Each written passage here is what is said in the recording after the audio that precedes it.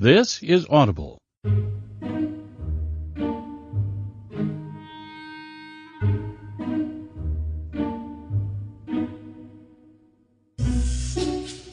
Brilliance Audio presents the unabridged recording of Fatal Frost, a Dewberry Farm mystery by Karen Macinerney, performed by Terry Clark Linden.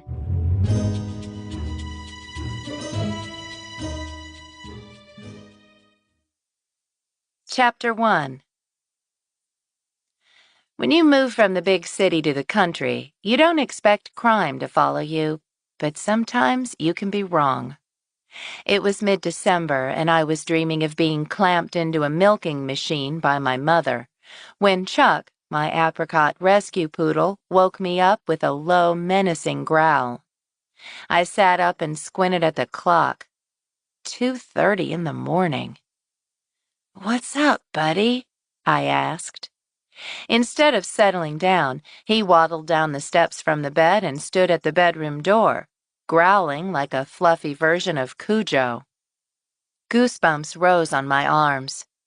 I listened but didn't hear anything. Still, I had a bad feeling. Chuck didn't usually growl at nothing. I pulled on my robe and walked through the dark farmhouse behind Chuck, who led me to the back door. I could see why he was growling. There was a light down by the creek, right by my burgeoning peach orchard. I opened the door a crack, letting a cold winter breeze swirl into the kitchen. There was the sound of metal scraping against soil. Chuck's growl intensified and I closed the door, adrenaline pumping. Unlike a good number of my neighbors, I didn't own a gun. Should I just let whomever it was be?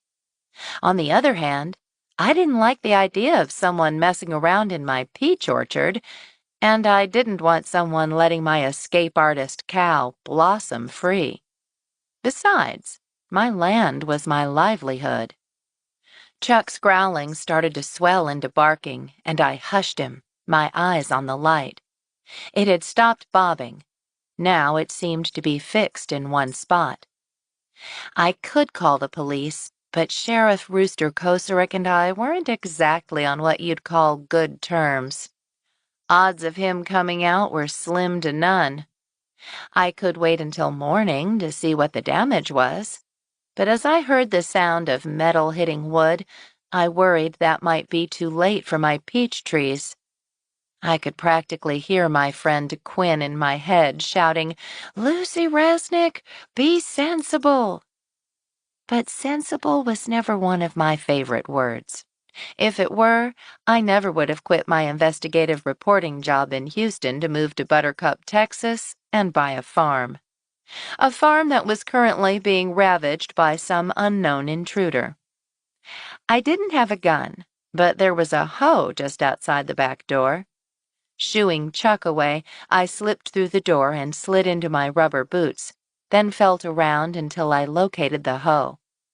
I wasn't going to announce my presence, but I was going to see if I could find out what was going on in my pasture. The chilly wind nipped at my bare knees as I padded across the yard to the gate. I unlatched it quietly, my eyes still on the light, which was moving again. My heart pounded in my chest as I stepped through the gate and closed it behind me. I was just going to find out what was up, I told myself. I wasn't going to get involved. As I got closer, I could hear a beeping sound. I paused. A moment later, there was another scraping sound and a thunk. After a moment, there was another one. Someone was digging down by the creek. On my property. I quickened my pace, feeling violated. In addition to my peach trees, there were dewberry vines down there and all kinds of vegetation I didn't want disturbed. Who had the nerve to dig up my creek bed? Sure enough, the light of a flashlight showed the shadowy outline of a person with a shovel. As I hurried toward the creek, there was a clinking sound, and the person with the shovel bent down to investigate. I was close now. I held the hoe in front of me and was steps away from confronting the intruder when my boot snagged on a tree root. I yelped and stumbled forward, dropping the hoe. Before I could get up, the light had snapped off, leaving me in darkness. Fear and anger flooded me as I fumbled for the handle of the hoe. There was a crashing sound somewhere to my left. "Hey!" I yelled. "You're trespassing!" The crashing stopped for a moment as I desperately felt the ground for the hoe. My arm scraped against something sharp, probably a dewberry branch, and I muttered a curse. Chuck barked from the house, sounding distant and anxious. I scrabbled backward, still searching for the hoe. Something exploded out of the bushes in front of me, and the glare of a flashlight blinded me. My hand closed on the hoe, and I raised it to shield my head, but I wasn't fast enough. There was a searing pain in my skull, and everything went black. It was still dark when I woke up. Chuck was snuffling at my face, whining with worry. "How did you get out here?" I asked as I sat up, my head throbbing. The wind ripped over the pasture, slicing through my bathrobe. I was chilled to the bone. I didn't bother with the hoe. Whoever had hit me seemed to be long gone anyway, and stumbled back toward the house, shaking with cold. The screen door had a new hole in it where Chuck had burst through. Yet another thing to add to my list of repairs. But despite the door being ajar, the kitchen felt relatively warm and cozy, thanks to the wood stove. I closed the door behind me and glanced at the clock. It was 4 a.m. I'd been out there for almost 2 hours. I stumbled to the bathroom where I examined myself in the mirror. My long, slightly gray-streaked hair was a messy halo around my face, and there was a huge purple bump on my left temple. Very attractive. I swallowed 2 ibuprofen and considered getting ice, but decided I was already cold enough. "Great way to start the Christmas season," I said to Chuck, who was sitting at my feet. Together, we adjourned to the bedroom, and I burrowed under the covers, trying to get warm, wondering who in the heck was digging on my land. And even more, who had hit me over the head. I felt as if I hadn't slept at all when the alarm went off at 6. I reluctantly left Chuck behind and crawled out of bed and into the kitchen to fix myself a pot of coffee. My head was still throbbing, but when I touched the bump, it didn't seem to have gotten any bigger. As the coffee brewed, I pulled on my boots and headed out to milk Blossom. It was too dark to see what had happened down by the creek yet, but I planned to investigate as soon as it was light. The coffee was ready by the time I got back to the farmhouse kitchen with a few eggs and 2 buckets of milk. I poured the milk into mason jars and tucked them into the refrigerator, then poured myself a cup of coffee and sat down by the stove with Chuck at my feet. He had finally deigned to get up, to wait for the sun to rise. "It's an ill wind that blows nobody good," my Grandma Vogel used to say when I visited her at Dewberry Farm as a young girl. I wondered what she would think of the blue norther that had blown in with a fury just 2 days ago, requiring me to cover all the cold season crops and put 2 extra quilts on the bed. Even after I weighed down the row covers, the wind had torn several of them up, and I still wasn't sure how many of my lettuce seedlings had frozen. It had blown in an intruder, too, I thought grimly. Who had been digging down by the creek? And why? I'd have to ask around at the Christmas market tonight, I decided as I poured myself a second cup, doctoring it with a dollop of fresh cow's milk and a spoonful of vanilla sugar. Somebody would know. In the meantime, I hoped they hadn't done too much damage to my dewberry vines. When it was bright enough to see, I tramped out the back door again, leaving Chuck curled up in front of the stove in a red and white argyle sweater and grumbling about the cold weather. He attracted burrs like Velcro in the summer, so I had to keep him trimmed, But now that the weather had turned chilly, I was experimenting with letting his fur grow out a bit. Unfortunately, it just made him look more sausage-like. It didn't help that his apricot fur was the color of a hot dog bun. "Want to go?"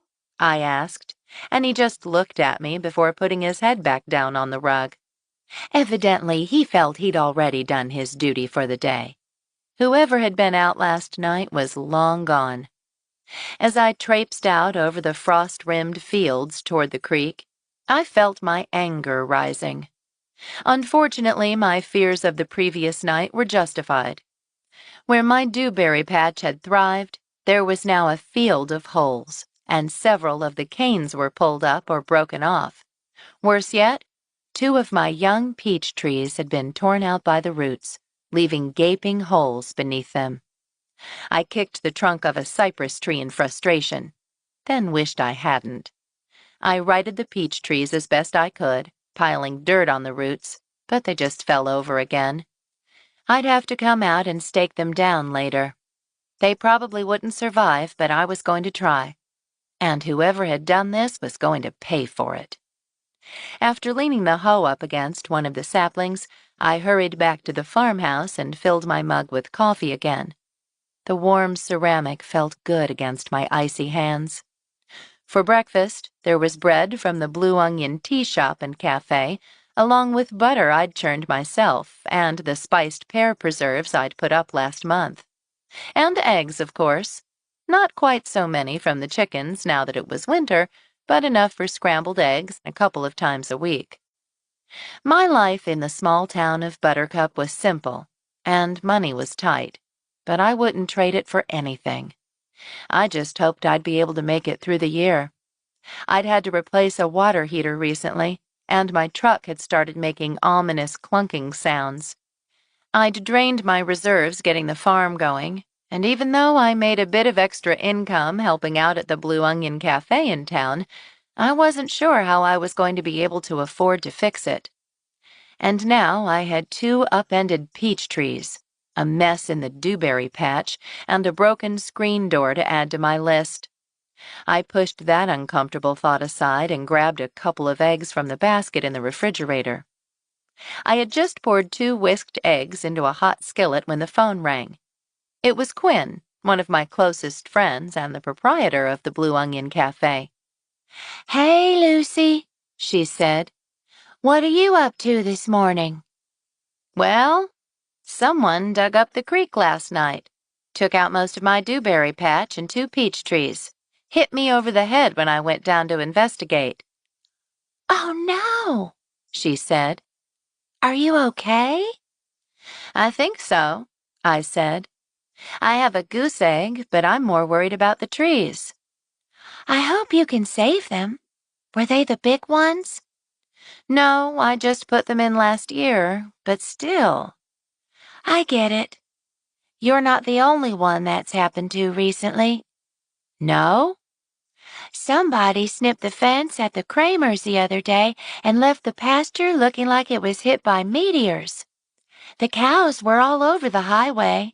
It's a miracle none of them got hit. Apparently the Bacas have had trouble too." "Why?" "Some idiot looking for treasure, probably," she said. "Lots of old lore about buried gold around Buttercup.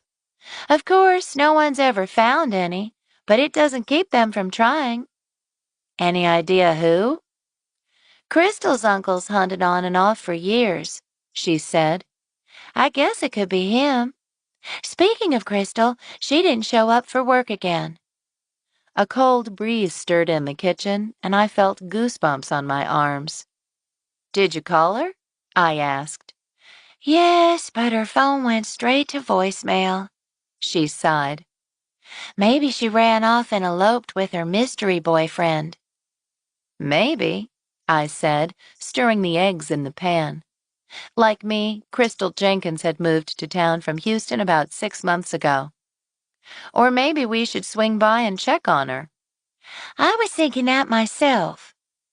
"Do you have enough coverage at the cafe?" "Actually, I was hoping you could spare a few hours to help me out. I have to make about 400 Christmas cakes by this weekend, she told me. I've got more orders than I know what to do with, and I still need to have some for the market. I'd love to, but I'm scheduled to pick up goats from Peter this morning. Maybe I can drop by after I get back? Are you going to get your head checked out? I'm going to see how it does for a day or two, I said. If you have any trouble at all, you get a doctor immediately, okay? Got it, I said. Oh, I've got some other news too, she said, and I don't think you'll like it. I glanced out the window. I knew it wasn't that Blossom had escaped the pasture and headed down to eat the ornaments off the Christmas tree in the town square. After all, I'd milked her in the barn only 20 minutes ago, and it took her at least an hour to make it to town. Tobias's ex-wife is in town, she said. I felt my stomach churn. Tobias was Buttercup's handsomest resident vet. He and I had been dating for about 6 months. We hadn't seen each other as much lately. Not only was he covering for a nearby vet who was on vacation, but his practice had been expanding and he'd been short on free time. I missed him. From what Quinn had told me, Mindy Flynn was gorgeous, successful, and charming. I wasn't sure why she and Tobias had divorced, but I knew it was still a sore spot. Could he still be carrying a torch for her? She got in yesterday. Apparently she's here looking for a weekend home. Entertainment law must be lucrative, I said, looking down at the eggs in the pan. They suddenly seemed much less appealing. Tobias hadn't said anything about his ex-wife coming into town. Did he know? I saw her coming out of the vet hospital yesterday, Quinn added, answering my unspoken question. I don't want to upset you, but I thought you should know. Thanks, I said, and we hung up, my stomach feeling a bit queasy. A moment later, I dished a bit of scrambled egg into Chuck's bowl. It was a good thing I'd already taken him out, or he might have had an accident out of excitement. I put the rest of the cooked eggs in a bowl and stuck them in the fridge. After the conversation with Quinn, I'd lost my appetite. Chapter 2. It was a short, picturesque drive to Peter Swenson's organic farm, Greenhaven. His hobbit-like rammed earth house was decorated for the season, looking warm and welcoming with red candles in the windows and a homemade cedar wreath adorning the wooden door. Peter was out tending to his goats when I pulled up next to his fry oil-powered truck, whose sides had been painted with a beautiful mural of his farm. He ambled over as I got out of the pickup, greeting me with a smile. Hey there, Lucy. Hi, Peter, I said, smiling at the lanky, bearded young man. He wore what appeared to be a hand-knitted hat and a tie-dyed sweatshirt, and his rubber boots were caked with mud. Hey, Lucy, what happened to you? He asked, squinting at the lump on my temple. Someone was digging down by my creek last night. I interrupted him, or her, before they pulled up my whole peach orchard, but they messed up my dewberry patch and uprooted 2 trees. Messed up your head, too, it looks like, he said, walking over and peering into my eyes. Any headaches? Dizziness? I'm fine, I said. And don't worry, my pupils are the same size. I'd checked for the obvious signs of concussion before leaving the house. I'd take it easy if I were you, he said. I will, I said, as soon as I find out who did it. It's a small town, Peter said. I'm sure it won't be a secret for long. It won't be, not if I have anything to do with it, I said. Quinn said there are treasure hunters in Buttercup. Know any? Just ask Bubba Allen, and he'll talk your ear off about the old treasure legends, he said. I'll ask him at the market tonight, I said. Will Quinn be there? Of course, I said, grinning. That meant Peter would be there too. They were smitten with each other. Anyway, he said, blushing, you're here for goats, aren't you? That's the theory. Follow me, he said. Together, we walked over to the enclosure where the two floppy-eared goats were housed. As we approached, they poked their noses through the fence. "Hi, girls," I said in a soft voice. One was brown, and the other was mottled with a pattern of white, brown, and black patches that reminded me of a calico cat. To my delight, they came over and nuzzled my hand. One of them even licked me, then sampled the sleeve of my jacket. "How are you going to get them home?" Peter asked, glancing back at my pickup truck. I was hoping you could help me figure it out. I'd been meaning to come up with a plan, but had spent so much time preparing for the cold front that I hadn't gotten around to it. "I have a few crates you can borrow," he told me. "That would be great." "They're so sweet," I said, reaching out to touch a velvet nose. I was rewarded with a warm lick. "This one's Hot Lips," Peter said, stroking the goat who had licked me. She was the one with the mottled coat. "The smaller brown one is Gidget." I laughed. Terrific names. You must have watched a lot of reruns as a kid. "I did," he confessed, looking a bit sheepish. "Did you put extra fencing on the pasture like we talked about?" "Just finished it last week," I said. "If you thought Blossom was bad about getting out, wait till you see what these gals can do," he warned me. "They go through fences like water, and they love fresh salad. I lost 2 rows of lettuce last spring when they learned how to unlatch the gate." I blinked at him. "They what?" "They're smart," he said. "They figure things out." "Good to know," I said, wondering what exactly I'd gotten myself into. Running Dewberry Farm was rewarding, but the learning curve was steep, and I was only just keeping up with the mortgage payments. "It's worth it, though," he said. "By the way, I ran into Mary Jane Heimer the other day and told her you were thinking of making goat milk soap. She offered to let you come make some with her if you're interested." "That would be terrific," I said, "but I won't have milk for a few months." Both goats had been bred.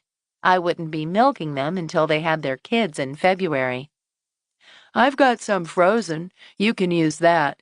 In fact, I think it needs to be frozen if you're making soap.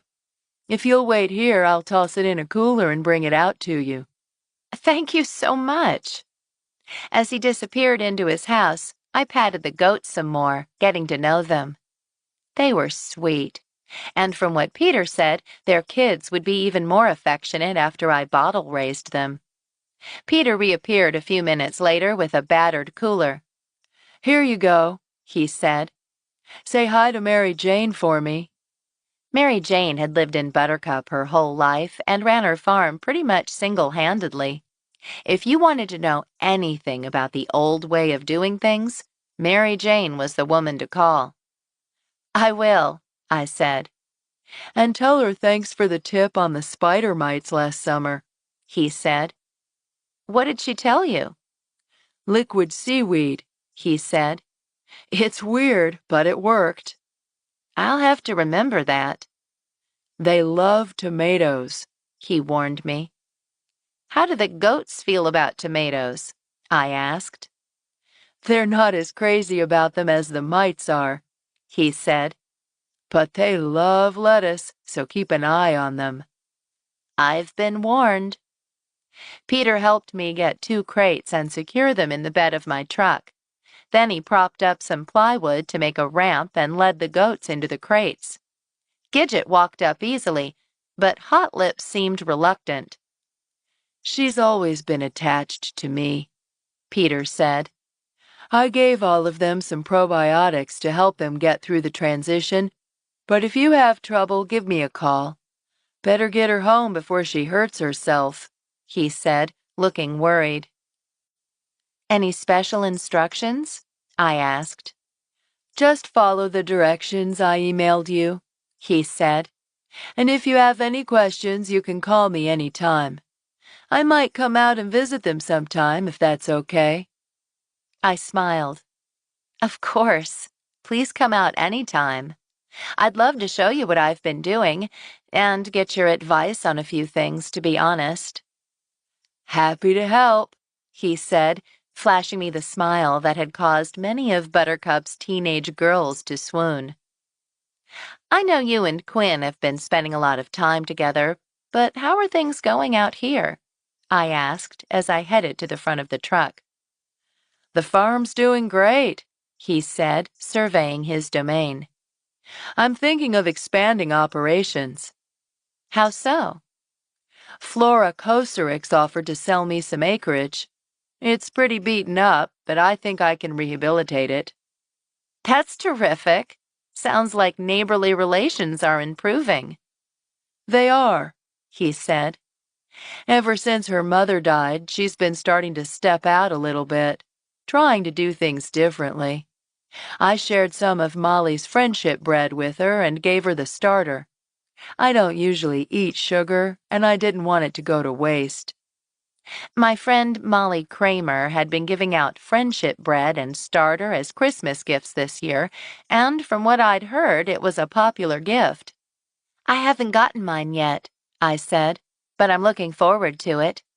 I'm glad you mentioned Flora. We had lunch together a few times in the fall. I glanced at the goats, making sure they weren't getting too anxious. I should probably ring her again sometime soon. I know it was a tough year for her, and the holidays can be difficult sometimes. Flora's overbearing mother, Nettie Kocurek, had been murdered over the summer, and it had been a tough adjustment. Now, for the first time in her life, at the age of 50, she was in charge of a large estate and having to make decisions by herself. She seems to be doing okay, Peter said, and then his nose twitched. Do you smell smoke? I sniffed. I do, I said, turning to look for the source. Think someone's burning a brush pile? It smells too much like plastic for that, he said. And it's close. He pointed to billowing plume of black smoke that looked to be right on the other side of a nearby hill. What do you think it is? A house or a car would be my guess, he said. I'll call the fire department, I said. I'm on the fire department, he said, sprinting toward his truck. Call and tell them it's near Skalicki Road, he called over his shoulder. And tell them I'm on my way. I notified the fire department, then hesitated as hot lips bleated from the back of my truck. Even though the goats needed to get home, I didn't feel comfortable leaving without making sure Peter didn't need help. So after a moment's indecision, Hot Lips, Gidget, and I followed his truck up the gravel driveway and turned left onto Skalicki Road. Within 2 minutes, we had arrived at the source of the black smoke. It was a small white frame house about 100 yards off the road. Half of it was engulfed in flames, and the fire was spreading fast. As I put the pickup in park, the gingham curtains in one of the windows began to smoke, then burst into flame. Peter jerked the truck to a stop about 30 yards away and hurled himself out of the cab, racing to the front door of the little house. I parked and leaped out of my own truck, running in the direction of the fire. I could hear the goats bleating anxiously behind me. I'm going in, he yelled. He tried the doorknob, but either the door was locked or the doorknob was too hot. He hurled a kick at the door, but it didn't open. He kicked it again harder, leaving a dent in the red-painted wood. It buckled and sprang open on the third blow, and a cloud of black smoke issued from the doorway. "Peter!" I called as he disappeared into the billowing cloud. There were sirens by now, but they were still in the distance. I approached the little house, frantic for something to do to help, and spotted a faucet attached to a hose. I turned the spigot and pointed the end of the hose at the doorway. A thin stream of water emerged. It sizzled and steamed as it hit the hot interior. "Peter, are you okay?" There was no answer. The flames had now engulfed 3/4 of the wooden house. Should I go in after him? I stepped closer to the doorway with the hose, hoping the water would buy him at least a few extra seconds. "Peter!" I yelled. I was about to follow him in when he appeared in the doorway, clutching a woman's body in his arms.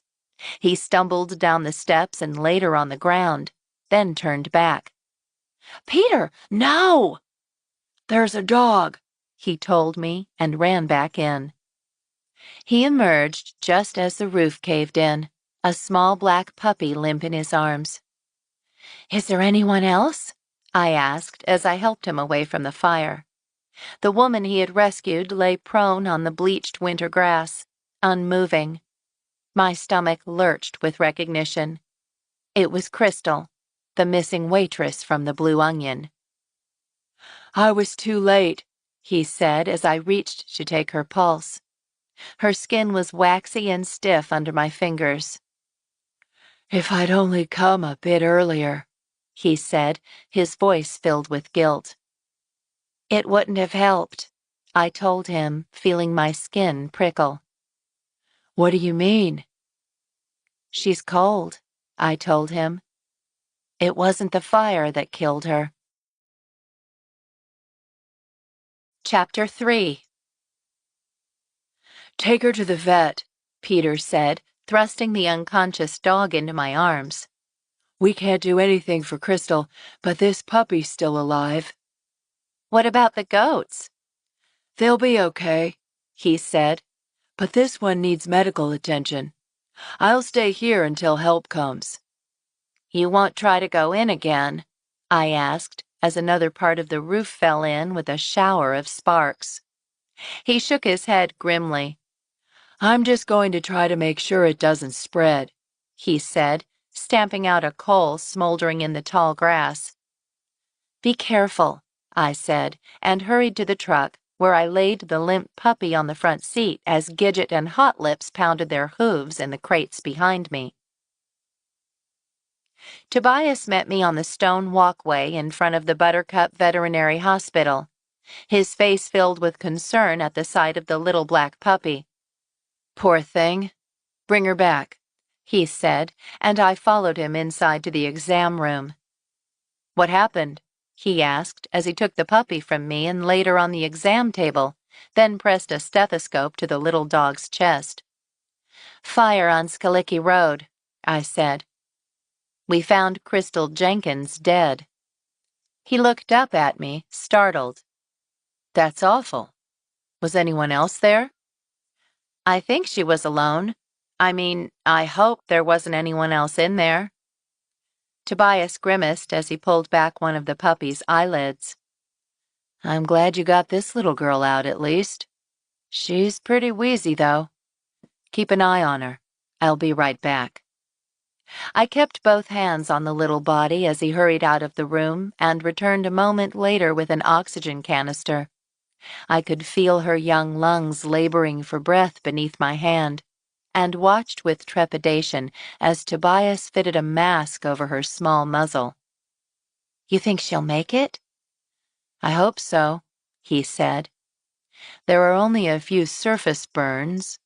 He pointed out raw spots on her paws and muzzle. "But I'm guessing her airways and lungs are pretty damaged from smoke inhalation." He grimaced.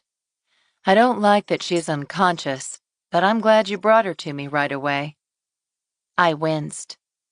He put an arm around my shoulder and gave me a squeeze. "I'll do what I can for her. It'll be a watch and wait kind of thing, I'm afraid."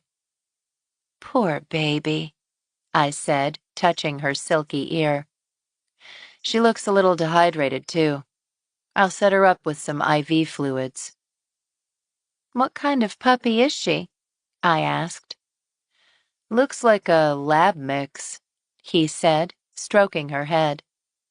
The tenderness in his strong, calloused hands tugged at my heart. "What can I do to help?" I asked.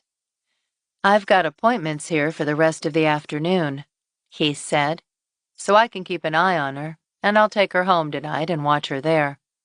Once she's ready to go, though, she'll probably need a lot of care. I'm happy to do it, I said. I hope she'll pull through. It's still early to say, he said, but I like to be optimistic. He glanced at me as he reached for a bag of saline solution. So you were the one who found poor Crystal. She was young, what, 25 or so? I think so, I said. So sad. I hope she didn't suffer too terribly. The thing is, I said, she was already dead when the fire started, I think. She was cold. Did you tell Rooster that? I'll tell him when I see him, I said. But you know how he is. Tobias sighed. Neither of us had high opinions of Sheriff Rooster Kocurek. Tobias hooked up the tubing and reached for a razor. Watch out, Lucy. There's no possible way Rooster could connect me to what happened, I said. I was at Peter's when the fire broke out, and besides, she was already long gone when we got there. If there's any hint of foul play, I'll bet he swings by to talk to you, Tobias predicted. Hold on to her paw for me, will you? He asked as he deftly shaved the little puppy's front leg, then swabbed it with antiseptic before inserting the IV. I kept both hands firmly on the puppy's body, but she didn't even twitch. Now what? I asked. I'll give her some bronchodilators. That'll help the wheezing. Is there anything I can do to help? Let me get her through the critical time first, he said. As he examined the burns on her paws, there was a thudding sound from outside. One of the goats doesn't seem too happy, I said. You should get them home before one of them breaks a leg. That's all I need, I said, glancing out the window at the crates tied to the back of the truck. I probably should drop off the goats and go back to where Crystal was found in case there are any questions. Be careful, Tobias warned. And as for the goats, I hope you added some new fencing. The guy who sold the fence to me told me water couldn't get through it, I told him, feeling confident. We'll see, he said, giving me a quick, distracted kiss on the forehead. Call me when you've got them settled. I will, I promised, then hesitated. The Christmas market is tonight. Are you going? Afraid not, he said. Sorry, it's been so busy lately that I need to catch up on paperwork. I'm sorry to add to your burden with the dog, I said. It was on the tip of my tongue to ask about Mindy, but before I could speak, one of the goats started making noise. Instead, I said, I should go. Then I turned and walked out to the parking lot and the two bleeding goats in my truck, feeling somehow deflated. I didn't call Quinn until I'd gotten home, maneuvered the goats out of their crates, and managed to persuade them to investigate the enclosure I'd made them. Gidget went willingly, but Hot Lips was reluctant to leave the crate without Peter to encourage her. I ended up luring her out with apple chunks, a process that took a half hour and 5 Macintosh apples, then dialed Quinn's number. What do you mean she's dead? Quinn asked when I told her what had happened. I was over picking up the goats, I told her as I cradled the phone against my ear and closed the gate of the goat's new enclosure. My cow Blossom, Tobias had told me that now she was pregnant with her second calf, I couldn't call her a heifer, or even a first calf heifer anymore, had sauntered over and was watching the new arrivals with interest. Peter smelled smoke and couldn't tell it wasn't an agricultural fire. He took off in the truck and I followed. It turns out Crystal's house was on fire. I heard the intake of breath.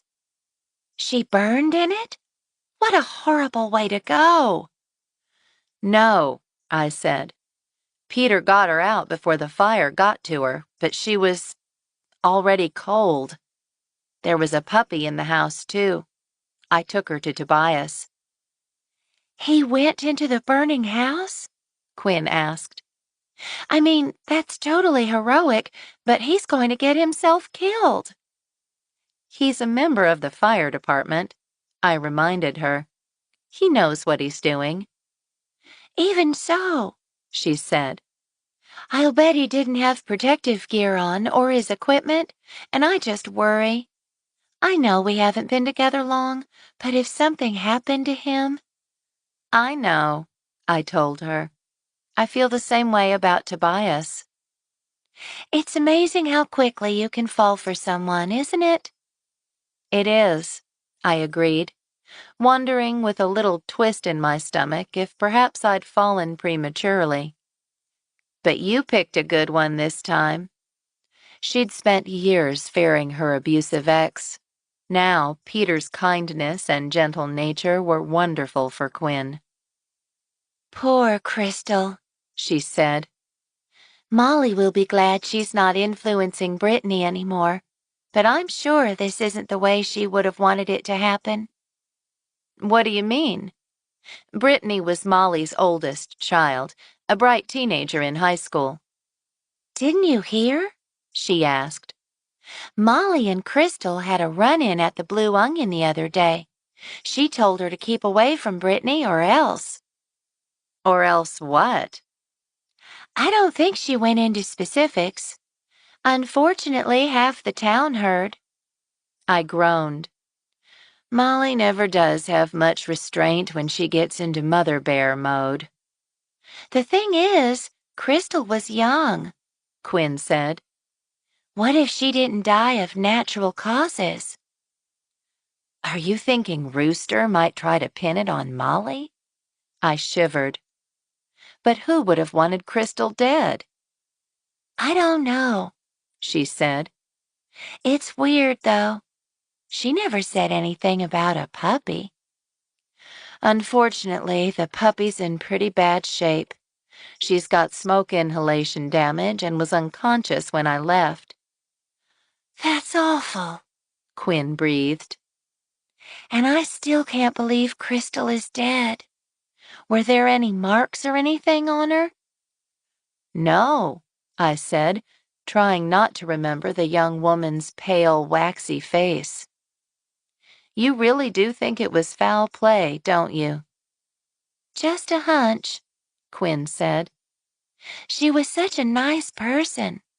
I never would have wished anything like this on her.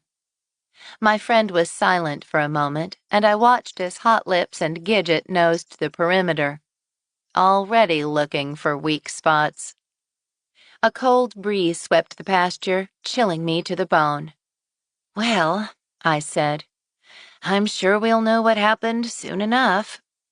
I just stopped by the farm to drop off the goats. I'm on my way back to her house now. You know what really makes me think it was something fishy? Quinn asked. If she was already cold, then how did the fire start? I don't know. An electrical short? I suggested. Or arson, Quinn said. You think? If you murdered someone and wanted to cover your tracks, how better than to burn the place down? The skin on my arms prickled. Why wait then? I asked. Wouldn't you burn the house down right away? True, Quinn conceded. Hopefully it was a freak thing, I said, not wanting to think about the alternative. I'd better get back there, I said, checking to make sure the gate was securely locked. Blossom was nosing the fence, and Gidget had trotted over to touch noses with her through the hog wire. I hoped they got along. Let me know what you find out, Quinn told me as I turned away from the goats and headed back to the truck. Will do. By the time I got back to the scene of the fire, they had whisked Crystal away, but the fire truck was still parked in the driveway. Rooster was standing near the smoking remains of the woodhouse, an annoyed look on his fleshy face, while Peter directed a stream of water into the structure, making blackish plumes of smoke and steam. The air smelled of burning plastic. As I hopped out of the truck, the sheriff adjusted his too-tight collar, his reddish wattle jiggling. "How's the dog?" Peter asked, almost yelling to be heard over the hose. "Not great," I called back. "Smoke inhalation. She's unconscious, but Tobias has her on an IV and oxygen. We're keeping our fingers crossed." Rooster swaggered over to me, squinting at me suspiciously. "Peter says you were over in this neck of the woods when the fire started." "I was at Peter's place, picking up some goats," I said, taking a small step back from the sheriff. He was clad, as usual, in his favorite brand of polyester pants, size 42, with extra room in the seat, which I knew from having to buy him a pair after Chuck put a hole in the sheriff's trousers last spring. We both saw the smoke, and I followed Peter over here. "How do you know Ms. Jenkins?" he asked me. "I've met her," I said, "but I didn't know her very well.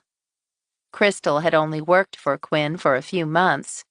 The few times we'd talked, she'd been pleasant enough, but we hadn't really gotten to know each other." Rooster said. "You might want to talk to Quinn, though," I suggested, intentionally leaving out any mention of Molly. Crystal worked at the Blue Onion.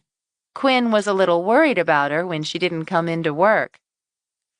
"How many days did she miss work?" "I don't know," I said. "Quinn would be able to tell you." "I hear your friend Molly had a spat with this young lady the other day," Rooster said. "Something about leaving her daughter alone or she'd do her in." My stomach lurched. "I didn't hear that," I said, and glanced at the charred remains of the small white house. A few flames were still licking at the siding, though Peter and another firefighter were attempting to quell them. The cheerful gingham curtains had gone up in flames, and the white siding, what was left of it, was blackened. The gray-green rosemary on the front stoop, fresh and unscathed, looked incongruous next to the destruction behind it. "But I'm sure that doesn't have anything to do with this. Any idea what started the fire?" I asked Rooster. "Can't get in to see it yet," he told me. "Still on fire." It was a valid point. The wind kicked up a little bit, cutting through my jacket as I hugged myself. "Anything else I can help you with?" I asked Rooster. "Not at the moment, but tell Molly I'll be wanting to talk to her," he said in a warning voice before swaggering back toward the smoldering house, where he stood looking officious in his polyester pants. It took another 15 minutes to fully extinguish the flames. Peter's face was grim as he and another firefighter returned the hose to the truck. "What do you think?" I asked, glancing over toward the sheriff. Rooster was out of earshot. He had ambled over to his Crown Victoria and was making notes on a yellow pad. "Arson?"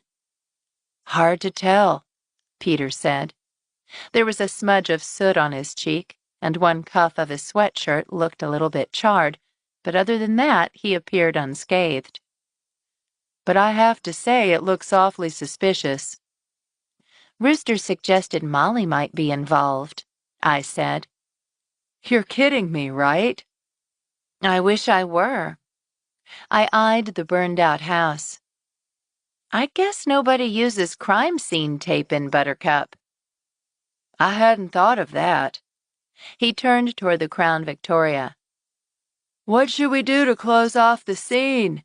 he called to Rooster. "We'll just lock the gate," the sheriff responded in a surly tone. "You're right," Peter told me, This isn't like the city. No crime scene tape. Probably invite more interest than not now that I think of it. True, I said, although I'm sure the news is halfway across town already. I surveyed the house and the field behind it. Several little hillocks of fresh dirt were scattered around, as if there were a family of giant moles living in the pasture. Think she was digging for buried treasure? It sure doesn't look agricultural, he said. Is this her property? Peter shrugged. I don't know who owns it. Why? Just wondering, I said. We were supposed to come and check on her tonight, you know. Quinn was worried. He looked back at the house. It's too bad what happened. She was awfully young. She was, I said, feeling my stomach wrench.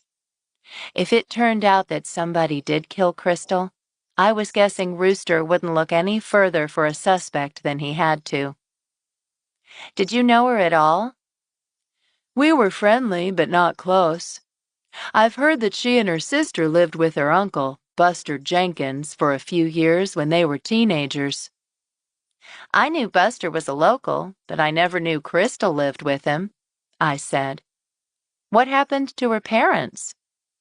Mom disappeared early and Dad died young, from what I hear.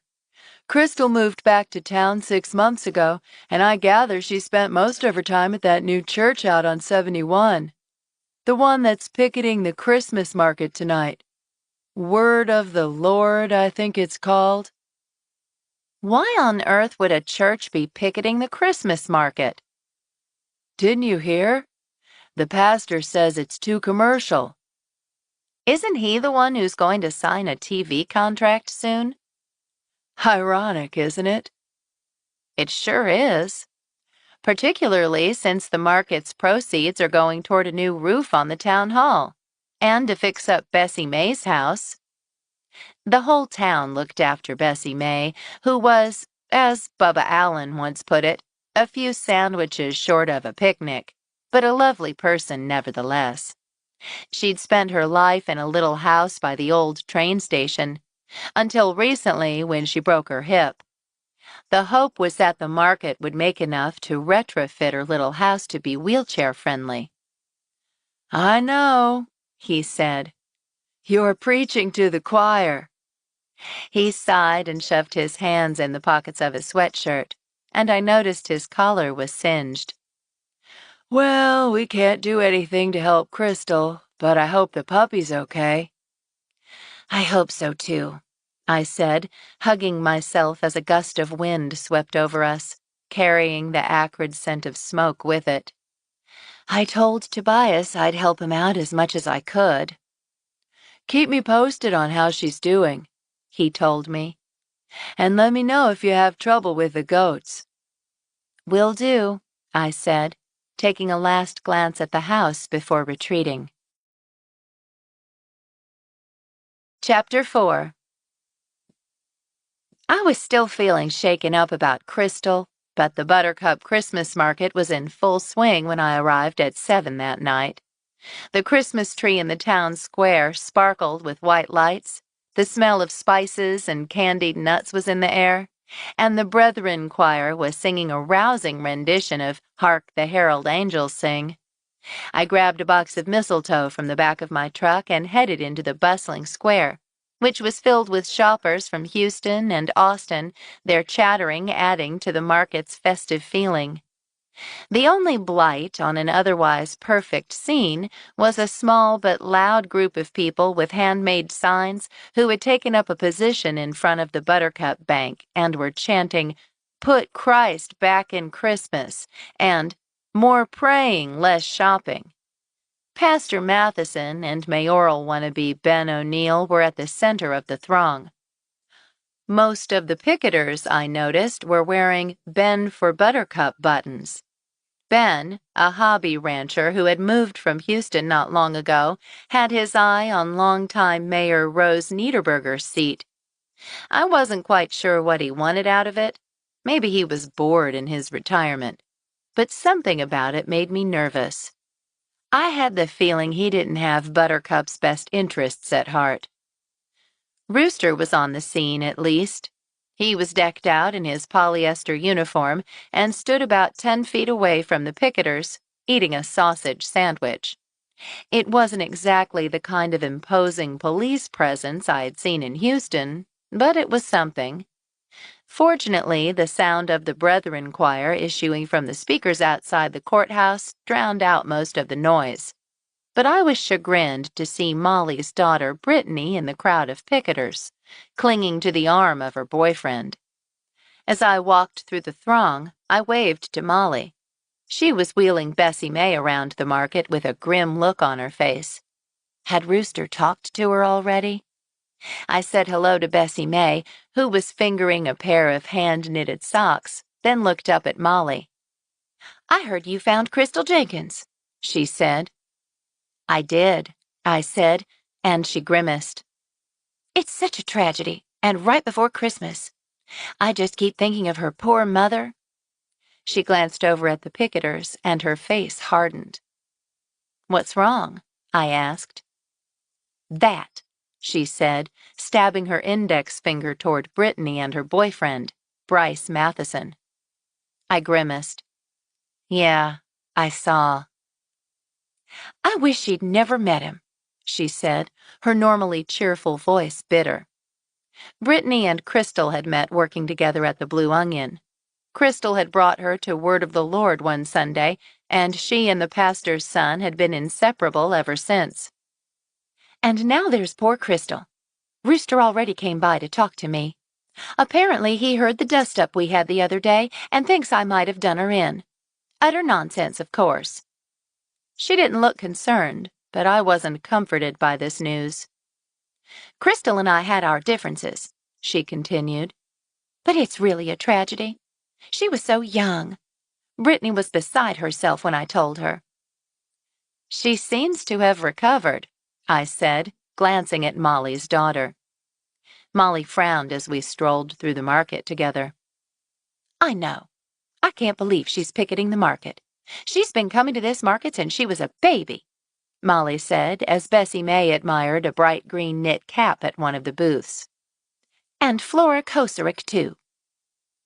Toward the back of the group, Flora was standing next to a slightly hunched man in his 40s, Dougie Metzger from the gas station. I was surprised to see them. From what I remembered, Flora had been a lifelong member of Brethren Church. "When did Flora switch churches?" I asked. "When Dougie Metzger moved over from the Lutheran Church," she replied. "Her mother would be rolling over in her grave to think of her dating another German. Not that they're dating. From what I hear, he's interested in a younger woman." Nettie Kocurek had forbidden her daughter to marry her fiancé the year before because he was of German descent. It turned out he hadn't been marriage material after all, but it hadn't seemed to keep Flora from falling for another German. Even though Dougie, with his somewhat vacant eyes, wasn't exactly GQ material. "I guess Brittany isn't the only one to be suckered in by a crush," Molly said. "I'm sure what Brittany's going through is just a phase," I said. Brittany was a straight-A senior with a bright future ahead of her. She'd wanted to be a vet since she was old enough to talk. She's a smart girl. "I wish Crystal and the Mathesons had never moved to town," Molly said with feeling. "Ever since Halloween, that church and Bryce is all she ever talks about." "He's the pastor's son, isn't he?" I asked. She nodded, and her hands tightened on the handle of the wheelchair. I could see her knuckles whiten. "This isn't how I raised her." "Can't you talk to her about it?" I asked. She looked at me with an expression of helplessness. "She's threatened to leave home and move in with him." "I thought the Word of the Lord Church frowned upon that." "You'd think, wouldn't you?" She sighed. "Alfie and I are hoping if we just ride it out, she'll forget about him when she goes to college." "That's still several months away," I mused. "I know," she said, looking pained. And she's got to graduate from high school to be able to go to college. I glanced over at the group of picketers again. Brittany was in the front row, pink-cheeked and beautiful, clutching the hand of a tall, slim boy with a shock of blonde hair. "I just can't believe my own daughter is standing in that line," Molly hissed through gritted teeth. She seemed more concerned with her daughter than with the fact that Rooster was eyeing her suspiciously from his position next to the picketers. I didn't want to mention it, though. "She'll get past it." "Let's hope she figures it out before it's too late," Molly said, as Bessie May put down the hat and smiled up at her. "First Brittany gets hung up on this church boy, and now Crystal? It's not shaping up to be a great Christmas." Molly sighed and looked at Bessie May. "Ready to move on?" she asked. The older woman nodded, blue eyes merry. It was good to see Bessie May. I missed seeing her at her usual post, watching the trains go by at the old depot. She'd been living at a nursing home in LaGrange for the last few months. I hoped the market would raise enough money to make her house accessible enough for her to move back in. I was more worried about Molly, though. "Are you coming for dinner tomorrow night?" Molly asked me as she wheeled Bessie May toward the candied nut stall. I walked beside her. "Are you sure it wouldn't be too much?" "To be honest, I'm hoping you can talk to Brittany. Ask Tobias, too. Maybe talking to a veterinarian will re-inspire her." "I'll check with Tobias, although you may be stuck with just me. He's covering for another vet over the holidays, so I hardly ever see him." I thought of Mindy, but didn't bring it up. Molly had enough to worry about without listening to me. "Let's shoot for tomorrow night," she said. "If Tobias can't come, then come by yourself. I need help." "Tell me what to bring and I'll be there," I said, and gave her a hug. She wheeled Bessie May off as I turned and headed toward the Blue Onion's holiday booth, savoring the festive scent of mulled wine and candied almonds as I made my way through the crowd. Despite the news about Crystal, Quinn was smiling as she sold another loaf of her famous Czech Christmas bread, Vanochka, from the Blue Onion stall, her cheeks pink under her bright red wool hat, a few red curls framing her face. The white tent was adorned with a lit garland and red bows, and the rows of baked goods with their red ribbons and glistening packaging looked irresistible. "How's it going?" I asked. "I've sold 30 loaves of Vanochka, and I'm going to have to restock the Christmas cakes." She nodded toward the display of candles near the register. "Your candles are a big hit, too. Putting raffia and a sprig of holly on the jars was a great idea." "I'm glad they're selling," I said. "Not much mistletoe left either," I noted. Since Thanksgiving, I'd been harvesting bunches from the oaks at Dewberry Farm and tying the sprigs with red ribbon. Quinn had hung them from a cord stretched across the front of the stall, and a good number had sold. I set the box I'd brought on top of the skirted table at the front of the stall and busied myself hanging fresh bunches. "It's a romantic time of year," Quinn grinned, but then the smile faded. "Except for Crystal. I keep thinking about her." "Me too," I said. "And I'm worried about Molly." "The whole town heard them arguing," she said, grimacing. I told Quinn what Molly had said about her daughter and Bryce. "Love is blind," Quinn said grimly. "I know better than anyone. Look at that jerk I married." We all make mistakes when we're young. I spent 3 years with a starving drummer from a band called the Cream Pies. "The Cream Pies?" "Should have hit him with one at the first show and skipped the next 3 years," I said. My drummer boyfriend had been a big fan of one of the band's groupies, as it turned out. Unfortunately, I had been the last to know. "You made a good choice this time, though," I said. "Peter is amazing." "I know." A dreamy smile drifted across her face for a moment. but I still regret getting together with Jed. I just hope Brittany doesn't make a mistake like I did. Hopefully it'll pass soon, I told her as I attached another bunch of mistletoe to the cord. Good thing I've got a lot of oak trees out at the farm. If this mistletoe keeps selling so well, maybe I'll be able to afford a Christmas bone for Chuck. Don't tell Tobias, Quinn warned me, grinning. One bone won't kill him, I said. Speaking of Tobias, have you talked to him? Not really, I said. I saw him, but we were worried about the puppy. Are you and Peter spending Christmas together? I asked, hoping to change the subject. She blushed. We've only been going out for a little while, she reminded me. It's quality, not quantity. Yes, but it makes Christmas kind of weird. You don't want to do too little, but also not too much. As she rearranged a stack of Vanochka, Fanny Pfeffer of Fanny's Antiques came by. I heard you found Crystal Jenkins, she said, looking at me. I did, I said. Any word on what happened to her? She asked. Not yet, I said. Why? It's funny. I haven't heard anything about the Jenkins family in months, and now they've come up twice in 1 week. What do you mean? Her uncle called the other day and said he wanted to get a couple of coins looked at, she said. Has he brought them in for you to look at? Not yet, she said. When did he call? I asked, thinking of the digger in my backyard from the night before. 2 days ago, she said. Why? There were holes all around Crystal's house.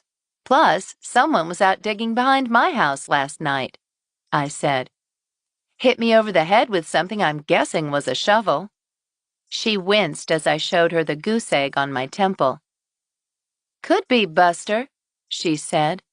Or Clyde Swartz, she said, scanning the crowd and pointing out a short, thin man with nervous eyes. He and Buster have been competing to find Confederate gold for years. She shrugged. He probably got lucky and turned 2 coins up while he was cleaning the junk pile in his backyard. She shrugged. It takes all kinds, she said. At any rate, I just wanted to stop by and say hello.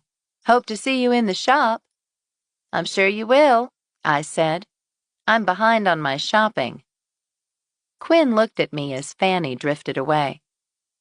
What are you giving Tobias for Christmas anyway? I still haven't decided, I said. I considered knitting him a scarf, but I'd like to get him something he can use for more than a month a year. Plus, I should have started in July. So no plans? None that we've talked about. It looks like Chuck and I will be on our own. Quinn gave me a sympathetic look. I'm sure things will be fine with Tobias. I know you're worried about Mindy, but there's a reason they divorced, Lucy. I hope so, I said, not feeling convinced. I popped a sample of bread into my mouth and turned my thoughts to my mental Christmas list. Money was tight since I'd moved to the farm, so I'd been making gifts by hand for the last month. I'd finished knitting a soft green tea cozy for Quinn just last week, and had been making special candles and batches of fudge for my friends and neighbors. I was hoping to get a small package out to my parents tomorrow. I just had to put the finishing touches on the scarf I'd made for my mother. One thing I loved about Buttercup was that people were more likely to gift others with things they'd made than things they'd bought. Molly had promised me a loaf of friendship bread and some starter, and there were a lot of talented people in town making all kinds of wonderful crafts, many of which were on display at the market and very tempting. Local artist Martin Shaw had made an enormous robin's egg blue bowl I'd had my eye on. It would make a wonderful pasta bowl, and although it was expensive, I would have bought it if my truck hadn't started making strange thumping noises. It wasn't time to treat myself, though, unfortunately. And speaking of treats, want some glühwein? I asked Quinn. Quinn's eyes widened. I'd love a cup, she said. I'll go get us some, I said, tucking the box of mistletoe under the table.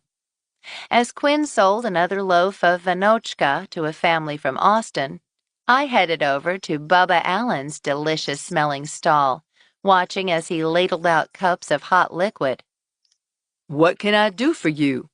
Bubba said, smiling at me. He usually made the best barbecue in Buttercup, but he'd traded in the smoker for a big pot of mulled wine, known as glühwein, for the holiday season. 2 glühweins, please, I said. "For you and Quinn?" I smiled. You guessed it. "With that rabble over there, you'll need it," he said, nodding toward the picket line. He looked back at me and peered at my temple. "That's a nasty lump. What happened?" Someone was digging down by the creek at my place last night. I interrupted them and they knocked me over the head.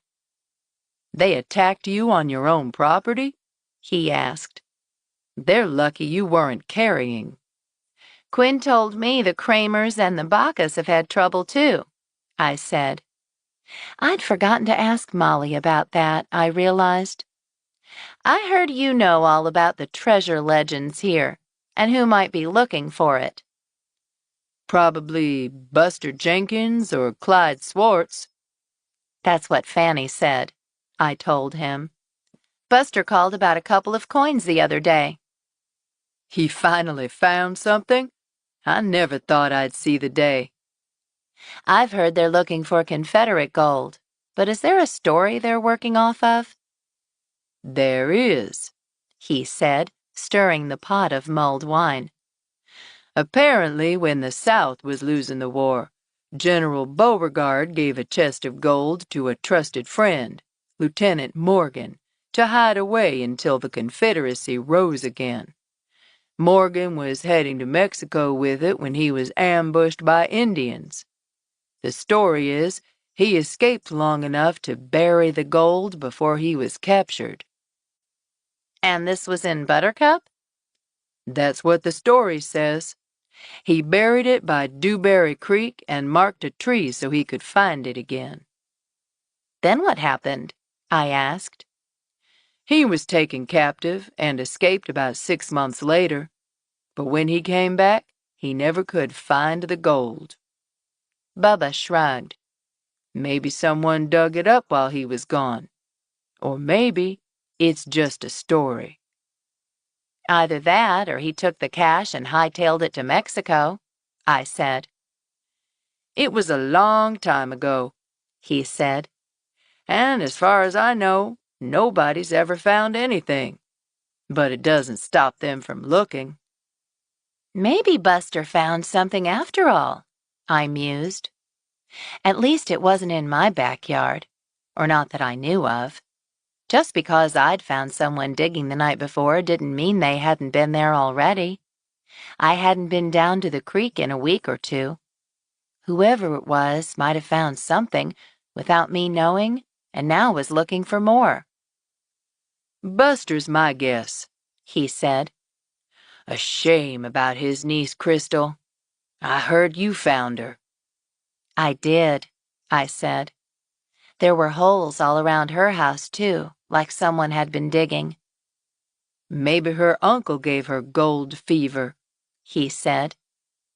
Or maybe her uncle found something and knocked Crystal off so he wouldn't have to share, I thought. The Brethren Church's choir launched into Holly Jolly Christmas just then. As they did, the chanting from the Word of the Lord contingent grew louder. "Look at that," Bubba said with chagrin. "And that Houston hobby rancher is smack dab in the middle of them." Ben O'Neill? I asked. He nodded. "That O'Neill ordered so many campaign buttons you could pave the square with them. I'm wondering what's in it for him," he said. I've seen him huddled with Faith Zappalak a few times, and that can't be good. I felt a twinge of misgiving. Faith Zappalak was Buttercup's rather crooked real estate agent. I'd blown up a shady deal she'd been trying to make last year. Were she and O'Neill trying to put together something else? I have seen a lot of buttons, I said. Mostly in trash cans, but there was no denying he'd spent heavily. Have you heard why he wants to win so badly? He wants to leave his mark, I heard him say the other day. What kind of mark? Wants to make Buttercup a tourist destination or something, I'm guessing. Probably change the name to O'Neillville while he's at it. Any idea what property he was thinking of buying? No, and Faith ain't saying. I've got a bad feeling about it. I looked over at the picketers, picking out Ben O'Neill's ruddy face. He sounds a little like Nettie Kocurek. Before her untimely demise, Nettie had considered herself the town's aristocracy and had treated everyone accordingly. At least Nettie was from here. He never set foot in this town before last year. I wasn't strictly from here either. Then again, I wasn't running for mayor. He seems to be popular with the church members. Give enough money and anyone is popular in that church, Bubba grumbled. They're starting a big bucks TV show, and they've got the nerve to come call the Christmas market too commercial. I know. Kind of ironic. He shook his head in disgust as he handed me 2 warm, full cups. Gonna be broadcasting all over the country and raking in the cash, I'm sure. I'm sorry to gripe at you. I didn't mean to go on. It just chaps me is all. I get it, I said. Speaking of cheerful topics, I feel real bad about that young lady you found. That must have been terrible for you.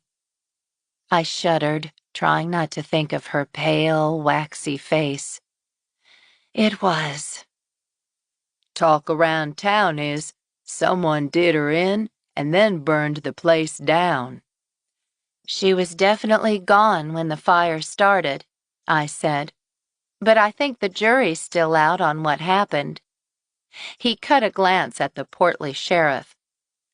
I saw Opal a few minutes ago. She told me Rooster got an anonymous tip. Opal womaned the front desk at the sheriff's office. What kind of tip? The caller said Molly poisoned Crystal with friendship bread and then torched the place to cover her tracks. I felt my blood turn to ice. Poisoned her with friendship bread? The autopsy isn't even done. I don't think Rooster cares much about that, he said darkly. If something did happen to that girl, I'll bet you dollars to donuts Molly Kramer's on the hook for it. I'm getting that impression, too. But why would she kill Crystal? Bad influence on her daughter to hear Rooster talk, he said. That's ridiculous, I said. I'm just telling you what's going around town. He shrugged. Hopefully nothing will come of it. Now, not to change the subject, but how's farm life treating you? We're still in business, I said, but my thoughts were on Crystal and Molly, who was still wheeling Bessie May around the market. I'm glad, Bubba said. It's good to see a Vogel back on Dewberry Farm. It's good to be back, even if it hasn't been the best week. I set the cups down and pulled out a 10, but he waved it away. Nah, this is on me. I know what it's like just getting started. Are you sure? Of course, he said. Tell Quinn to save me one of those Vanochka breads. Thanks, Bubba, I said. Need some mistletoe? He grinned. My wife might like it. Come get a sprig at the blue onion stall and surprise her. I just might do that, he said with a twinkle in his eye as I headed back to the booth with 2 warm cups of the spicy-smelling wine and a feeling of foreboding. Chapter 5. Yum, Quinn said, sipping the hot wine. Just what I needed. It's kind of cold out here. I got more than wine from Bubba's booth, I said, and relayed what he'd told me. I have a feeling if someone doesn't come up with an alternate suspect, it's going to be tough sledding for the Kramers soon. Maybe her uncle did find treasure and killed her so he could keep it, she said. At least it's something to go on. And then there's her mystery boyfriend. I sighed. We're looking for murder suspects, and we're not even sure she was murdered. Better safe than sorry, Quinn said. Unless you want to count on Buttercup's finest. I glanced over at Rooster. You're right, I said. I'll ask around, she said. I'm supposed to have dinner at the Kramers tomorrow, I said. Maybe Brittany will know something. And I'll keep an ear out at the cafe, she said with a sigh. I just hate all this. Me too, I said. We paused for a moment as another group of shoppers eddied up to the booth. By the time they'd drifted away, we'd sold a Christmas cake and 3 candles. On another note, how are the goats? Quinn asked. I've barely seen them, to be honest, I told her, taking a sip of the mulled wine. The flavor was complex, fruity, spicy, and a little bit citrusy. It warmed me from the inside out. Ooh, this is delicious. Have a bite of bread to go with it, Quinn said, offering me a piece from the sample basket. Don't mind if I do. I bit into the vinochka. The dried fruit was a wonderful counterpart to the sweet, moist bread and went beautifully with the glühwein. I think I've died and gone to heaven, I moaned. Just like Crystal, Quinn said in a mournful voice. I shivered and took another sip of mulled wine. Quinn scanned the market, her eyes drifting to the pottery stall, which was doing a brisk trade. Do you want me to cover for a bit so you can shop? I asked. Would you mind? She asked. I was hoping to buy my mother one of those pretty blue salt pigs, and I'm afraid Martin will sell out. Go for it, I said. Browse the whole market while you're at it. Take all the time you need. Thanks, Lucy, Quinn said and untied her apron. The price list is right there. You remember how to run the register, right? I've got it, I said, sitting down on the stool behind the register. Have fun. No sooner had Quinn drifted into the crowd than Peter Swenson walked up to the booth, his hands in the pockets of his brown field jacket. It was the first time I'd seen him since the fire. Quinn around? She just headed out to do some shopping. She'll be back in a bit. Shoot, I was hoping to see her. Have you heard anything more about the fire or Crystal? His smile faded. It looks like arson, he told me. I felt a coldness that had nothing to do with the crisp December evening. I was afraid of that. Someone emptied a gallon of gasoline inside and set it on fire. Which meant that whatever happened to Crystal wasn't an accident. I searched the crowd for Molly. I needed to warn her. Heard any rumors yet? I asked.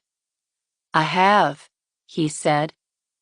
Molly's going to be in the hot seat soon, I think. That's what I'm afraid of, I said. Unless I managed to find the killer, I thought. I've been thinking about the puppy. Who's going to take her if she makes it, do you think? He asked. We'll figure that out when we get there, I guess. To be honest, I wasn't sure Chuck was up for a canine companion, and with my truck's ominous clunking getting louder by the day, I knew I couldn't afford 2 dogs anyway. But Crystal and Molly were my main concerns right now. I heard Crystal had a boyfriend, but no one seems to know who it is. Something told me the mystery boyfriend had a lot more to do with Crystal's death than Molly did. I was determined to find out who it was. I never saw anyone, he told me, but I did see a beat-up truck in her driveway from time to time. What kind? An old Chevy, he said. Half blue, half rust. That shouldn't be too hard to find, I said. At that moment, the sound of a "Put Christ back in Christmas" chant intensified, overtaking the sweet sound of Silent Night. Peter glanced over toward the group. At least Mayor Niederberger put some limits on their float in the parade. I just hope she doesn't get ousted by O'Neill. He and the pastor seem pretty buddy-buddy. Maybe we should take up a collection for her campaign, he suggested. The last thing we need is a Houston business tycoon in charge of Buttercup. We both lapsed into silence for a moment, watching the picket line. Was one of the men Crystal's mystery boyfriend?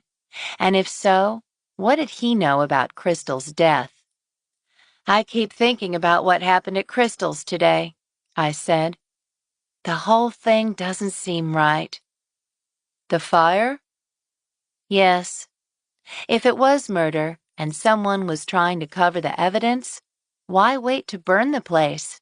I asked. It's a good question, he said. Hopefully someone in the sheriff's office will be asking the same thing.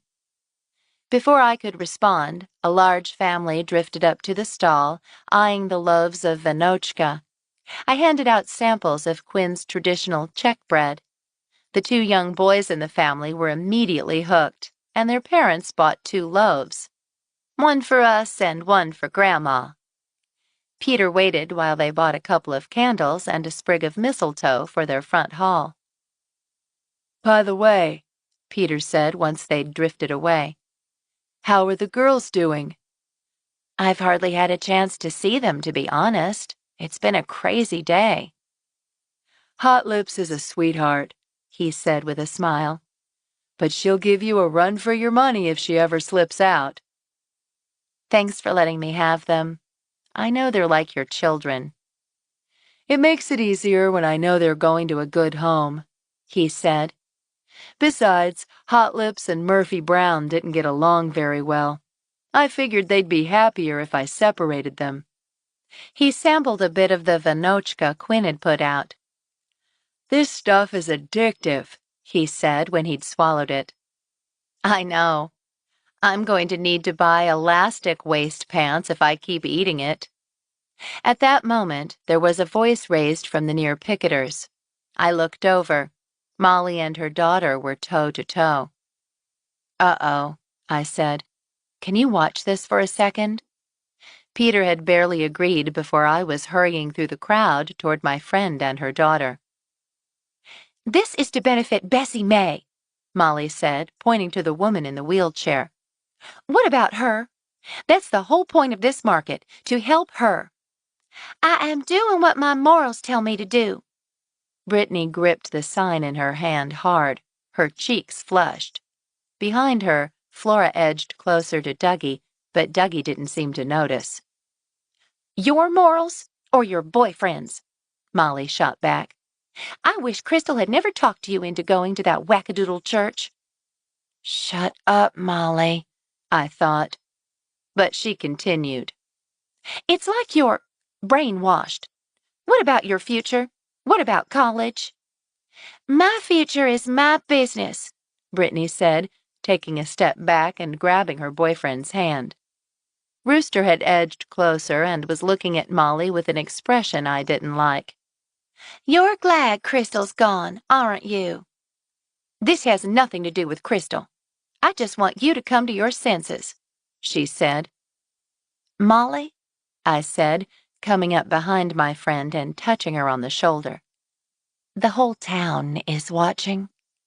She started, then turned and blinked at me. Then she surveyed the audience that had gathered to watch the drama. She took a deep breath, her cheeks flushed, and gave me a thin smile. Thanks, she said, and turned to her daughter. I'll see you at home, Brittany. She grabbed the wheelchair and swung it around so fast she almost ran over young Tina Marburger. Look under the flowers, Tina blurted, staring at me. What? I asked. I don't know, she said. I just need to tell you to look under the flowers. The skin prickled on my arms. Tina Marburger was known as something of a psychic around town. The last time Tina told me something, it had figured into a murder investigation. But what could flowers have to do with Crystal's death? And why tell me instead of Molly? Speaking of Molly, she was still pushing her way through the crowd ahead of me. Molly, I said, jogging after her to catch up. Are you okay? I need to be alone, was all she said, but I could see the tears welling up in her eyes as she hurried away. I looked back at Brittany. Bryce's arm was around her possessively, and she was leaning into him, but her face was troubled as she darted a glance at her mother's retreating back. Chapter 6. By the time Quinn returned to the booth, a wrapped package in one hand and a paper cone of candied almonds in the other, I had taken over the register and Peter had moved on. How's it going? My friend asked as she tucked her package under the front table. You missed Peter, I told her. And did you see the showdown between Molly and Brittany? I ran into the shop for a few moments. I must have missed it. What happened? I told her about the words they had exchanged. And the whole town, including Rooster, was right there watching. Quinn winced. That's all Molly needs, she said. I'm surprised Rooster hasn't arrested her yet. I know, I said. On the plus side, Peter said he'd come back in a little bit. And your Christmas cakes are selling so fast you might have to bake another 100 this week. Good news and bad news, I guess. Try a few of these, she said, offering me the cone of nuts. I took 2 and popped them into my mouth. They were still warm, and the spicy, slightly salty sugar crust was a wonderful foil to the almonds inside. These are amazing, I said. Aren't they? It's a good thing they're only here in December. No kidding, I said, popping another few into my mouth. By the way, Peter told me he saw a rusty Chevy out at Crystal's a few times. A rusty old Chevy truck? Quinn asked. Sounds like Buster Jenkins. It was Buster Jenkins, said a wiry man who had walked up to the booth. I recognized him as Clyde Swartz. How do you know that? I asked. He's been digging things up all over town. Convinced he's on to Beauregard's cash. Isn't that illegal? Quinn asked. Not if they don't find out, is his motto. I keep reminding him that people around these parts carry guns, but it don't stop him. Do you know if he had any luck? I asked. I heard he called Fanny's Antiques about a couple of coins he found. He claims to have struck gold so many times there's no telling, he said. But if he did find any, you could be sure it wasn't on his land. But he didn't say anything about a recent find? Not to me, he said. I saw him day before yesterday, and he didn't breathe a word. He's been over at Crystal's place a lot, though. Poor thing. Were they on good terms? I asked. Good as they ever were, he said. Not a lot of family affection. He was trying to talk her into helping him out with something, I heard. Don't know what that was all about. But if Crystal's place was on Dewberry Creek, you can bet he was out there with a shovel." "That explains the holes dug up around her place," I said. "At any rate, I'm just here for a sample of that famous bread of yours," he said. Quinn offered him a sample, and he took 3, then kept ambling on. "Well, we know Buster was over there at least. Did Peter say he saw any other cars?" Quinn asked. "He didn't mention any," I said. "Shoot. I was hoping if he did, it might help us figure out who Crystal's boyfriend was. He gave her a necklace as a birthday present," she told me. "The day after he gave it to her, she walked into the Blue Onion looking like Cinderella after she'd met her prince." "What kind of necklace was it?" "It was a small blue sapphire cross on a gold chain, and she was over the moon about it. She polished it with her shirt collar all the time." I wished we'd had a jewelry store in Buttercup. There was one in LaGrange, though. It was worth seeing if anyone remembered selling a sapphire cross. "Did she say anything that might help us figure out who he was?" "Only that he had a hard time getting away from work. I got the impression she didn't see him as often as she liked." "Not much to go on." "She talked with Brittany a lot. She'd be a good person to ask. And Dougie Metzger down at the gas station. He was incredibly jealous. If anyone would know who she was seeing, it would be him." "He was jealous of Crystal's boyfriend?" I asked, looking over at the picketers again. "I wonder what Flora thought of that." Quinn blinked at me. "I hadn't considered that," she said. "Crystal did turn Dougie down several times, the last time just a few weeks ago. And I have heard that Flora had a crush on him." "People do funny things around the holidays," I said.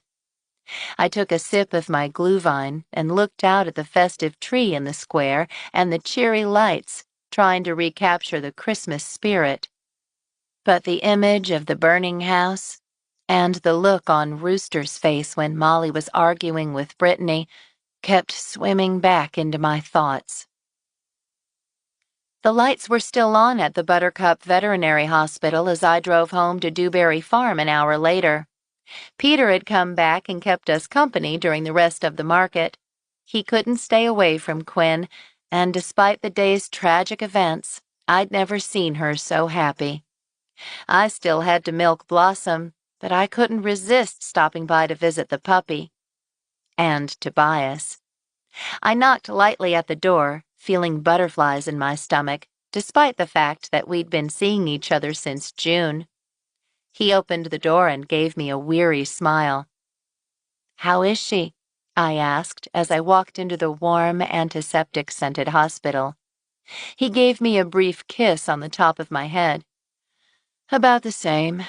It'll take time." I followed him through the waiting room to the back of the hospital, where the puppy was lying in a crate, covered in a red fleece blanket. I could hear her wheezing. Tobias opened the door to the crate, and I reached in to touch her silky head, avoiding the sores where the skin had burned. "She's so small. You really think she's a lap mix?" "I do, but her paws aren't huge. I doubt she'll get too big." The future tense was encouraging. "Is there anything I can do to help you out?" "I'm keeping her with me until the critical period is over," he said. "After that, though, if you'd like, you could take her home in the evenings, provided Chuck doesn't object." "He's pretty easygoing. Unless you're Rooster Kocurek." The sheriff was the only person Chuck had ever taken issue with. "By the way, I hear your ex is in town," I said in a breezy tone. At least I hoped it was breezy. He took a deep breath. "Yes," he said. "She is." "You didn't mention it to me," I pointed out. "I'm sorry, Lucy. She just turned up 2 days ago." There's still nothing between us. I promise. She's looking for a house, I said, unable to help myself. I thought she didn't like the country. I think she's here for more reasons than one, he said. Oh? I'm not supposed to say anything. I promise it has nothing to do with me. Or us, he said, looking at me from clear blue eyes. I wanted to believe him, but I also knew that old passions sometimes die hard, and Mindy was nothing if not beautiful. Okay, I said. Sorry, it's just a little weird. I've hardly seen her since she got here anyway, he said with a shrug. I spend half my time in barns, and the other half chasing cows down in pastures. There was a mischievous glint in his eyes. You've started calling Blossom a cow now, haven't you? Yes, I said, although I still think she's young enough to be a heifer. Greenhorn, he teased. I grinned and stroked the puppy again, feeling slightly better. About Tobias, anyway. She's so sweet, I said, playing with a floppy ear.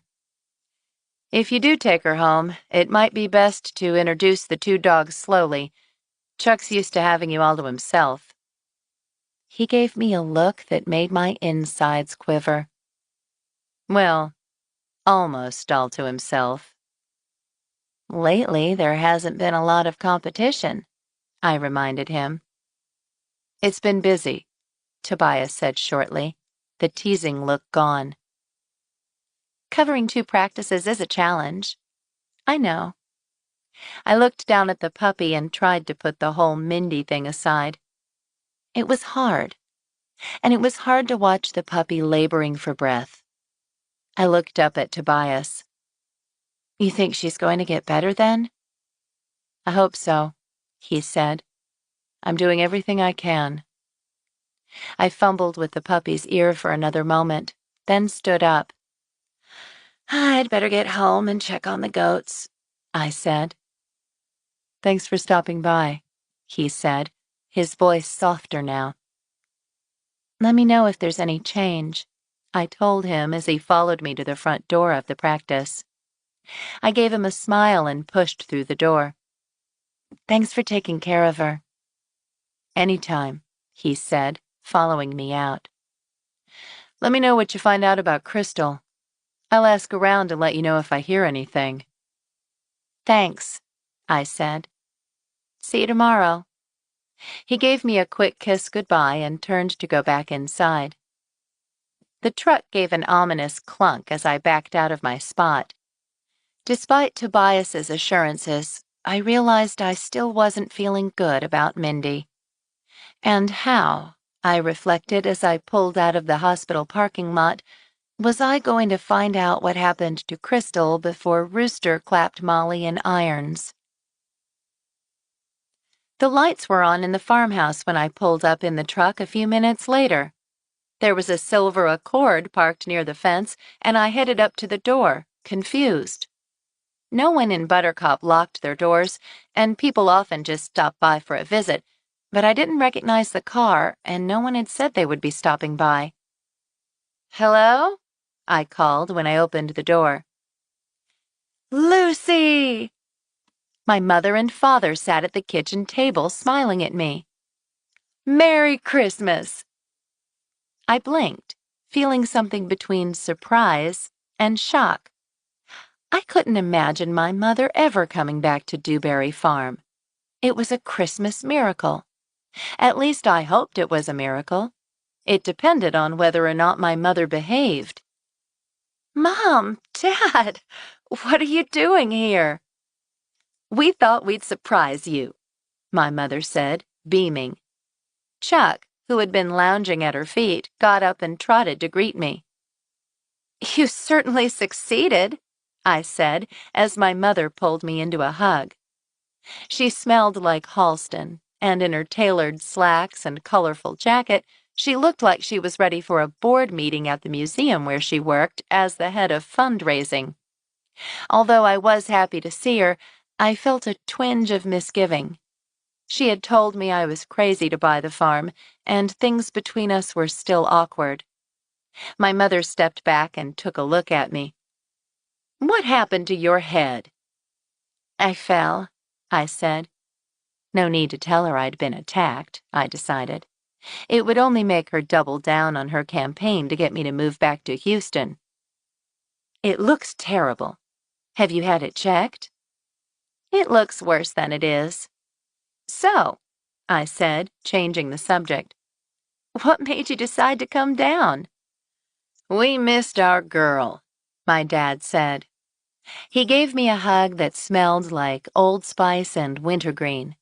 He was in slacks and a button-down shirt as usual, and his brown eyes twinkled. "Plus, your mom was homesick for farm life." "Ronald," my mother chided him as I bent down to rub Chuck's ears. "Did you hear? Lucy's got a cow, Linda. You could go visit the old stalls. It'll be just like old times." My mother gave him a playful swat, then looked around the kitchen. "I already did the rounds of the place. I hope you don't mind," she said. "It does bring back memories." She walked over to my grandmother's pie safe. "You still have this even," she said, her hand stroking the tin panel. Although she'd grown up in Buttercup, after 20 years in Washington, D.C., my mother had lost almost all trace of her Texas accent. "How's farm life treating you?" "It's been a challenge. There's a lot to learn. But I love being here," I told her. "The place looks terrific," my dad said. "You must have put a lot of work into it." "There's still a lot of work to do, I'm afraid," I told him, thinking of the newly replaced water heater, the gardens around the house, and the fields I still hadn't reclaimed. "There always is," my mother said. "It's a farm." I grinned at her. "True." "I'm so glad you're here. How long are you staying?" "We were hoping to stay for Christmas," my dad said. "I hope you don't mind. We just missed you." "Mind? I'm thrilled." I was, too. Particularly with things going as they were with Tobias. I hadn't been sure if I was going to have to spend Christmas alone. "I hope you'll come with me to the Christmas market this week. I'll bet everyone would love to see you." "I wonder how much it's changed," my mother mused. "We could head back tonight if you want. It's open for another hour or so. Did you eat?" I asked. "We stopped for dinner in LaGrange," my dad said. "Good," I said. "Can I get you guys something to drink while I take care of a few chores? I've got to go milk Blossom and check on the goats." "When did you get goats?" my mother asked. "Just this morning," I said. "We haven't had time to get acquainted yet, really." "Watch out for those," my mother warned me. "They get through fences like water." "So I've heard," I said, heading for the back door. "I'll go with you," my mother volunteered. "What about your shoes?" I asked, looking at her kitten heels. "I'll go change," she told me. "We put our stuff in my old room. Hope you don't mind. Got a spare pair of boots?" By the back door," I said. "Be back in a moment," she said, leaving me in the kitchen with my dad, who was looking amused. "Maybe she misses it more than she thinks," he suggested. "Maybe," I said. "Has she gotten over the fact that I've left my job and moved to the country?" The news had not been received well by my mother, who had always had great aspirations for me. "She'll come around," he said. I hoped he was right, but I wasn't optimistic. "Something got into your broccoli," my mother mentioned as she followed me to the barn. She'd changed into jeans and a tailored flannel shirt. The fashionable farm girl. "I'll check it in the morning," I told her. Are you checking for cabbage looper and cabbage worms too? I looked back at her surprised. I knew she'd grown up here when my grandparents owned the place, but she never talked about it. Most of her life had been spent distancing herself from her childhood. I had no idea my mother had even heard of a cabbage worm. Yes, I said. Since when do you know about cabbage worms? I know about lots of stuff, she said, squinting at the fence. You might want to shore that up. Goats lean against everything and knock it down. I thought you didn't want me buying the farm, I said lightly. What's done is done, she said. And you can always change your mind, right? The way the newspaper industry is going, I'm not so sure. Besides, things are really coming together here. She said in a tone that indicated just the opposite. It's hard keeping things going by yourself. What if you get sick? I've got lots of friends, I replied. Of course, one of them was likely to be behind bars soon, but I decided not to mention that. So want to do some milking for old time's sake? I asked. My mother shocked me by saying, Why not? I watched in awe as she expertly chivied Blossom into the milking parlor, swabbed down her teats, and filled a bucket. It took her half the time it took me. Have you bred her yet? She asked. She's due in a few months, I told her. She'd spent a bit of time with the Kramer's bull at the end of the summer. I was hoping for a girl calf. Are you still calling her a heifer? She asked as I strained the milk into mason jars. It cooled faster that way.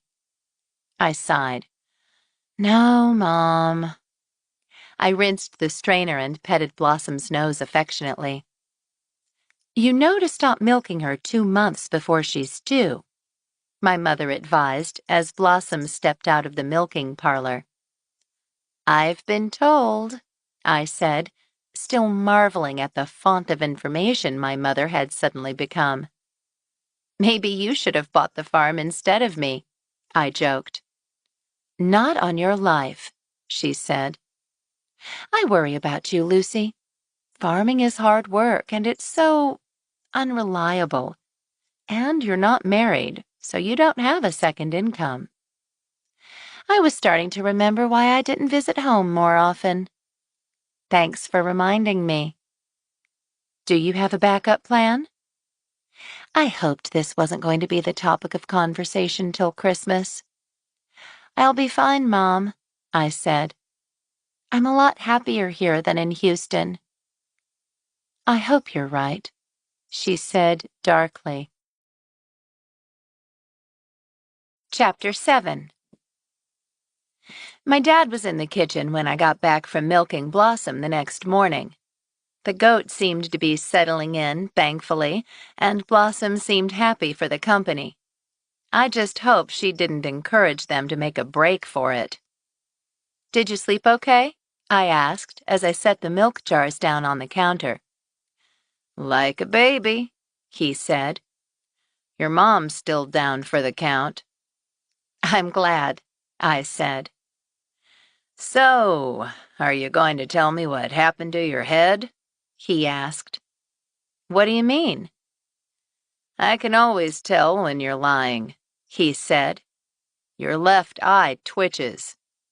It does? Always has. So what happened? I relayed what had happened 2 nights ago, and he shook his head. Where was Chuck? I left him inside. Lucy, next time don't leave him inside when you go down to check on strange lights in the middle of the night. Or better yet, stay inside and call the cops. But they were digging up my peach trees. Besides, clearly you haven't met our sheriff, I said. One of the Kocureks, right? Just like always, I said. He poured himself a cup of coffee and added a spoonful of sugar. Your mom's told me about them. Also, I didn't want to freak Mom out when I got home, but I found a young woman dead yesterday morning. I think she was murdered, and I think the sheriff is going to pin it on a friend of mine. Did you tell him about the assault on your property? No, it's most likely pointless, but I probably should. He cocked an eyebrow. You think? Why didn't you just leave the trespasser be and wait until morning to investigate? I was worried about Blossom, I said. Plus, I wanted to know who it was. Lucy, be careful. And next time, call the cops. Or someone, okay? I will, Dad, I told him and took a big sip of my coffee. Although, to be honest, I didn't know what good calling the cops would do. Rooster wouldn't even answer the phone. After we finished a big breakfast, my mother insisted on doing the dishes, so my dad and I walked down to the creek to stake the peach trees, a reluctant Chuck trotting along behind us. Frost sparkled on the grass, and the morning was crisp and quiet. I love the silence out here, my dad said. Nothing but the leaves rustling. I know, I said. I feel such a sense of peace out here. Except for 2 nights ago, my dad said as we got closer to the creek. I haven't told your mom what happened. I figured I'd leave that up to you. I know she's already giving you a hard time about moving out here. I'll tell her, I said. I don't want to keep secrets. She certainly doesn't keep her opinions secret from me. No, she doesn't, he said. But I'm proud of you. I looked over at him. Really? It takes a lot of guts to give up a job and follow your dream, he said. Thanks, I told him, feeling a flicker of pride. I just hope I can make it work. That bad? I had to replace the water heater last month, and now the truck's making weird noises. I should have more income from the goats in a few months, but money's pretty tight right now. It's hard starting a business, my dad said. Chuck growled beside us as we got close to the place where I'd been hit. He sniffed the ground intently and trotted ahead. The grass was still flattened from where I'd fallen. It looks like an army of moles moved in, my dad remarked. Large moles, with shovels. I kicked at a pile of dirt. They really messed things up down here. With the next big rainstorm, all this will just wash into the creek. The holes seem to be clustered near these trees, my dad said as he plunged a stake into the ground next to one of the fallen peach trees. Oaks, I said. And one of them has a mark on it, he commented, pointing to an X carved into the bark. Not recent, though.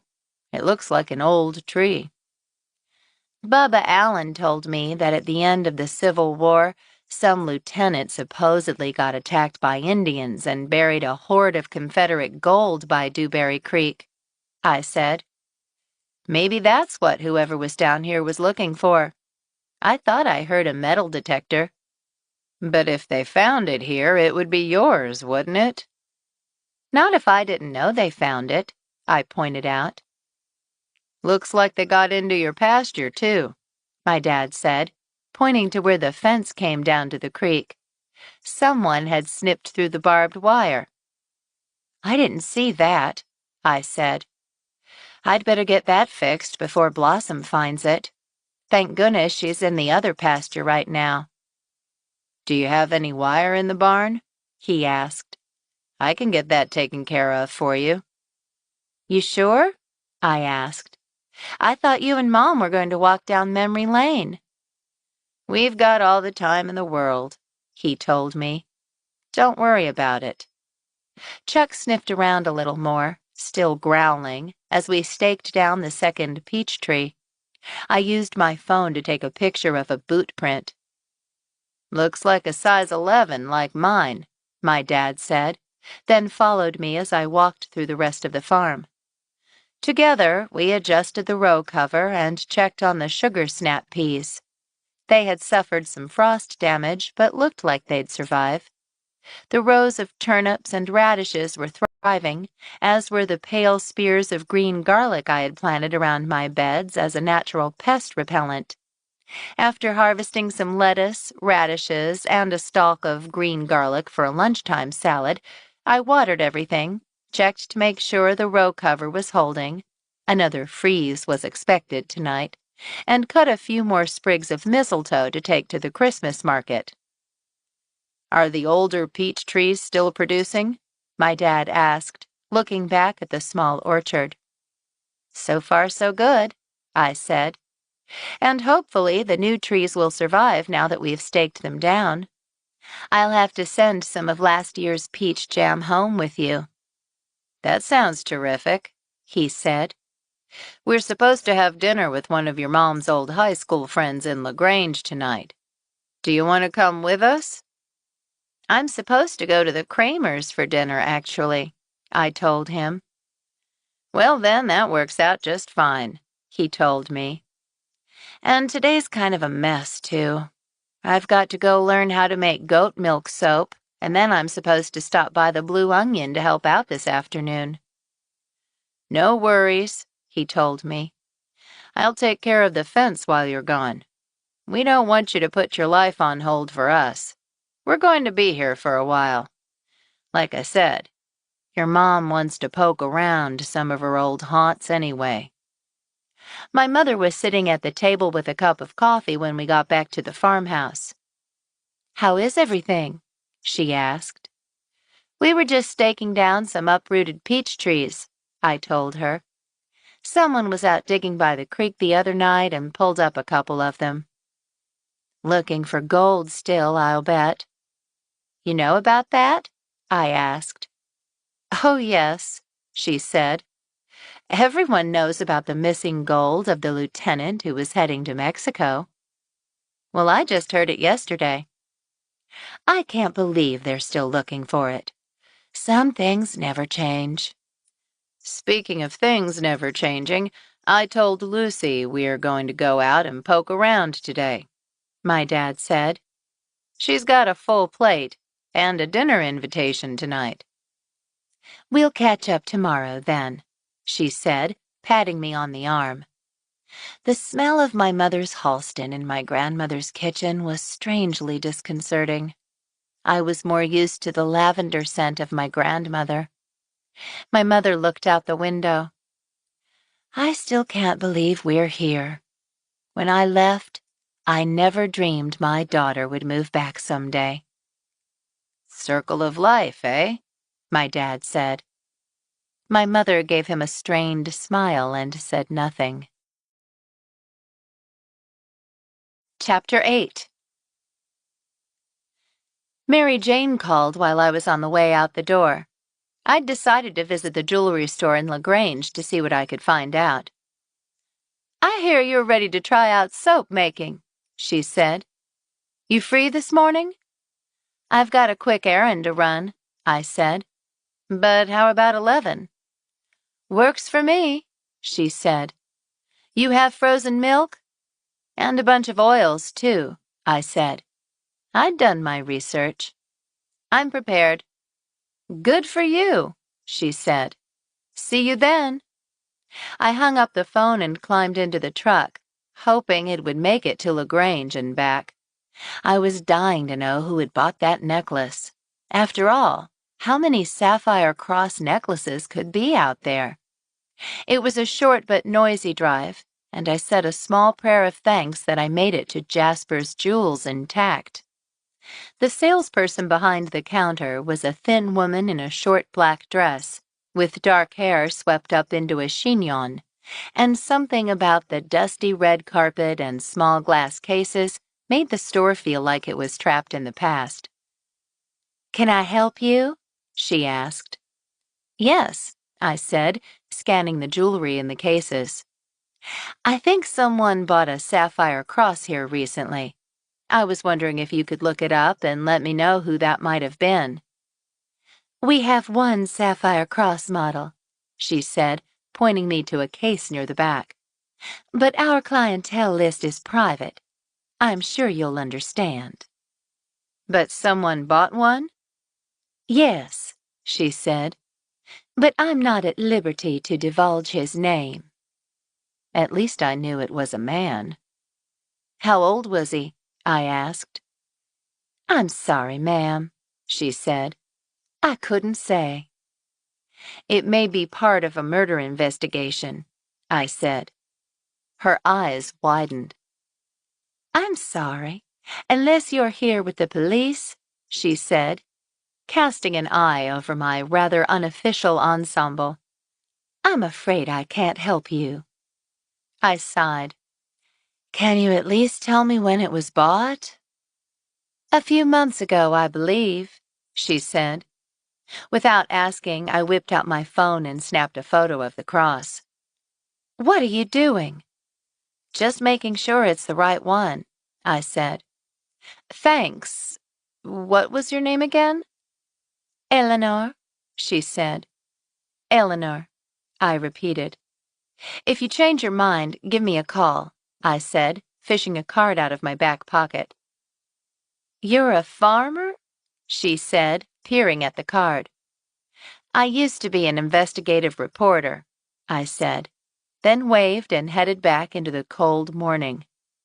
Quinn would at least be able to tell me if it was the same one, and then perhaps we could persuade Rooster to get a warrant. Or convince a pig to fly. I wasn't sure which would be easier. I was still thinking about the sapphire cross when I pulled up to the Heimers farm at 11 o'clock that morning, with frozen goat milk from Peter in a cooler in the back of the truck and some palm and coconut oils on the seat beside me. I felt a little guilty about spending the morning making soap when I could be looking into Crystal's death, or visiting Buster Jenkins and asking him a few pointed questions. But on the other hand, Mary Jane might know something helpful. Information sometimes came from the unlikeliest places, and Mary Jane had been in Buttercup a long time. I parked next to a sculpture of a cow that had been made out of what seemed to be a barrel, not far from the wooden farmhouse she had painted a rosy peach color.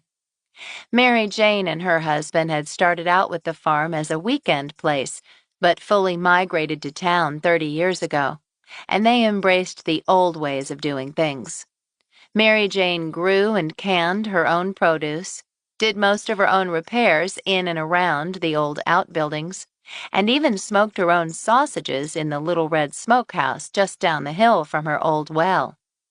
As I got out of the truck, I saw Mary Jane nailing a board to the bottom of the barn. "What happened?" "There's a rabbit family living under the barn, and Brooks keeps ripping off the boards trying to get to them," she said, hammering in the last nail and standing up. Brooks, the dog in question, came to nuzzle my knees, then sat with his head cocked, observing the proceedings. Mary Jane wore her long gray hair in 2 barrettes on either side of her head, and her blue eyes were bright under wire-rimmed glasses. "I'm just about finished up out here," she said. "Will you grab that board for me? I'll just put this up, and then we'll head into the house." I helped her put the wood and tools up in the dusty barn, then retrieved the cooler from the back of the truck and followed her into the house. Mary Jane and her husband were both artists, which was immediately apparent when I stepped inside. Mary Jane's beautiful stained glass adorned the kitchen windows, glowing in the frosty light, and the walls were covered in oil paintings her husband Clyde had painted of the Buttercup landscape. "Can I get you a cup of coffee?" Mary Jane asked as she washed her hands at the sink. "That would be great, thanks," I said, putting the cooler down on the floor next to the kitchen table. Mary Jane had laid out a number of wooden soap molds on the table. "These are beautiful," I said, inspecting the antique molds. "Where did you get them?" "I picked them up for next to nothing the last day of the antique fair," she said. I always get the best deals when the dealers are about to pack up and go home. I have a few more in the barn if you're interested." "I might be. Thank you," I said as she handed me a cup of coffee. She sat down across from me with her own cup and surveyed what I'd brought. "Looks like you've got everything," she said, nodding with approval. "Ever worked with lye before?" "No," I said. "I've got goggles, gloves, and an extra apron," she said. "That bad?" "It's not terrific," she said, "but the final product is well worth it." She grinned at me. "Let's finish up our coffee and then we'll get started. I need to sit down for a few minutes anyway." As I sat in her cozy kitchen, watching a cardinal visit the bird feeder outside the window, I felt peace steal over me, despite the turmoil I'd experienced the last few days. The open shelves were colorfully painted and lined with Mexican plates and glass, and the wind battered against the greenhouse Mary Jane had appended to the kitchen. It was filled with red geraniums and poinsettias which were blooming brightly.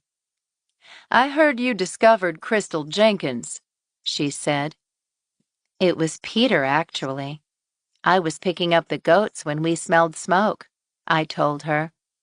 "We got to the house before it was totally gone, but Crystal was already dead." "She was renting the place from me," Mary Jane said with a grimace. "I hate that someone doused it with gasoline, but I'm glad it wasn't something wrong with the electricity. I'd feel awful about it." "I think someone was covering their tracks," I said. She nodded. "I got the impression Rooster thinks Molly did her in," she said.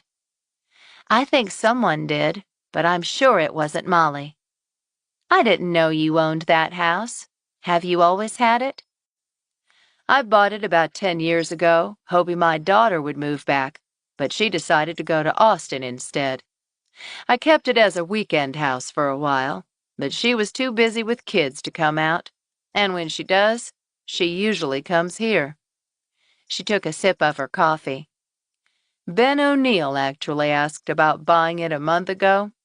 Faith Zapalak stopped by to say he was interested." "Did she say why he wanted it?" "She said he thought it was a pretty piece of property, and he liked the creek access."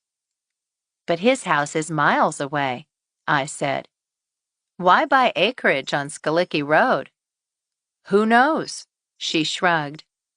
"Anyway, now that the house is gone, I'm thinking about giving Faith a call.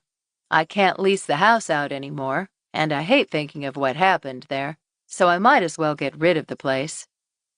"Was the house insured?" "It was.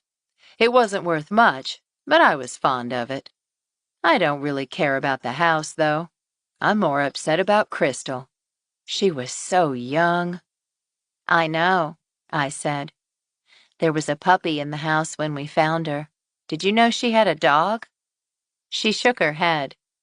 "Poor thing. Did it die too?" "No. Peter got her out in time, and she's at the vet hospital. Dr. Brandt thinks she'll pull through." "Crystal never said anything about a dog," Mary Jane said, looking perplexed. "She would have had to have a pet deposit." She sighed. "Stupid thing to think about. It doesn't matter now, does it? She's gone, and so's the house." "Did you ever get over there much?" I asked. "Last time I was there was a couple of weeks ago. There was a problem with the sink," she said. "She did seem jumpy, though." "Jumpy?" "When I knocked on the door, she only opened it a crack. She was relieved when it was me." "Why?" "She told me someone had been outside her window at night and had been leaving things on the front porch in the middle of the night. She was nervous about it." I felt my hopes rise. This was the first real lead I had. "Who was it?" "She didn't know," she said. "But whoever it was had been leaving flowers on her doorstep at night and love notes on her car, but without a signature. If you could find out who was leaving gifts, It might be a good place to start. Maybe that's why she got a dog, I suggested. Maybe, she said. She had no idea who the admirer was? When she dropped off the rent, she mentioned it might be Dougie Metzger, but she wasn't sure. Maybe Brittany Kramer knows more. They were pretty close. I'd ask tonight when I was at the Kramers for dinner. I can't believe the sheriff thinks Molly did in that young woman. Rooster doesn't know his back end from his front, Mary Jane said, getting up and reaching for the cooler I'd brought in. But I guess it will all work out. I wasn't so sure, so I wasn't going to leave it to chance. How are you doing with the goats? She asked. We're getting to know each other, I said. I'm a little worried about keeping them in, though. Better double-check your fence, she warned me, just like everyone else had. I ended up electrifying mine. I swear they can chew through wire. The last thing I need is to have to chase down goats, I said.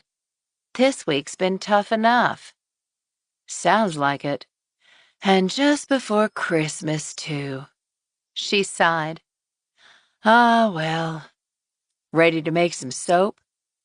I think so, I said, reaching for the goggles and gloves and giving the lie a sideways look. Should I be scared? You'll be fine, she said, tying on her old apron. Now let's get those oils melting, shall we? She said. After we weighed and measured all of our ingredients, Mary Jane dumped the oils into a pot on the stove and directed me to break the frozen goat milk into chunks with a mallet. Why does it have to be frozen? I asked. It keeps it from heating too fast and scorching, she said.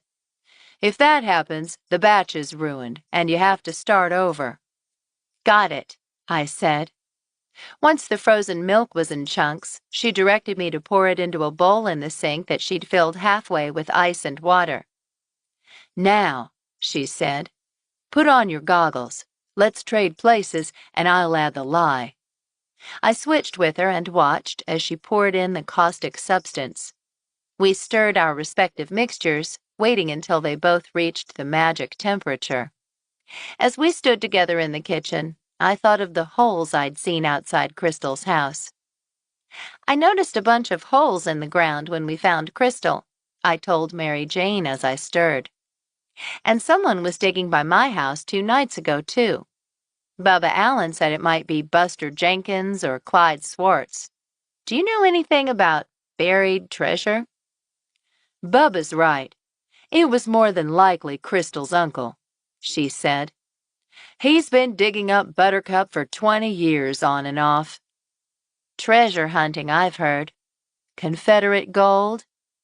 Oh, that old story about a Confederate lieutenant who got caught hightailing it to Mexico.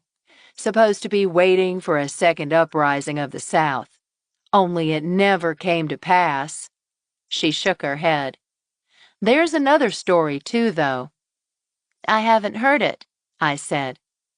Well, it's not a story everyone tells, she said.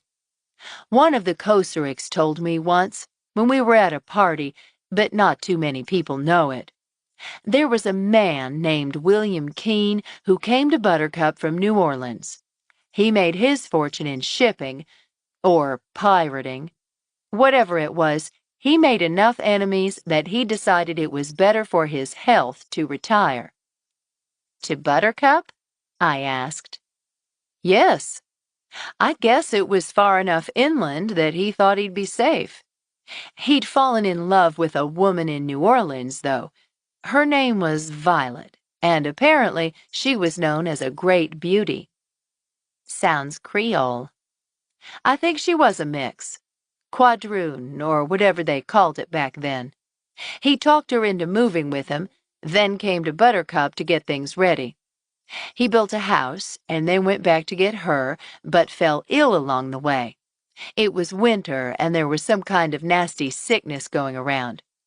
Anyway, before he died, he sent a letter telling her that if he didn't make it to New Orleans, She should come to Buttercup and look for a tree marked with a fleur-de-lis.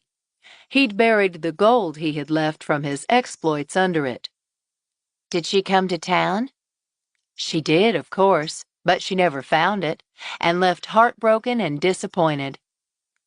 Sad, I said. Do you think it's true?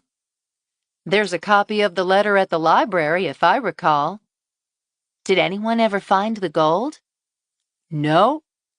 Even though there have been crazies tramping around in the woods with metal detectors for as long as I've been here. Good way to get bitten by a snake, I said. She grinned. That's the truth. Thing is, she said, most of the property here is owned by other folks. It's not public land, so the treasure hunters are trespassing. Whatever they find generally belongs to the landowners. Does anyone know where he lived when he was in Buttercup? I asked. He had a house somewhere along Dewberry Creek, but it's not in the records, and no one knows where he supposedly hid the gold. The house probably fell in years ago, or was moved, though. There's no telling. There are lots of old foundations around town, so it could be any one of them. There's the remains of an old homestead out behind Crystal's house, in fact. It probably got washed away during a flash flood. It was awfully close to the water. Do you think Crystal might have been involved in the treasure hunting? I didn't check up on her, she said. Maybe I should have, though. She probably let Buster dig on my land. And if they found something, he'd have a motive for getting rid of her, I mused. In case you can't tell, I'm looking for any suspect I can find. Any suspect other than Molly, that is. I'm with you on that, she told me, then bent down and peered at the soap mixture. Looks like it's about done. You have the essential oils ready? She asked. I pointed to the vial of lavender oil I'd gotten from the Hill Country Lavender Farm that summer. Let's mix them then, she said. Mary Jane poured the milk and lye mixture into the oils.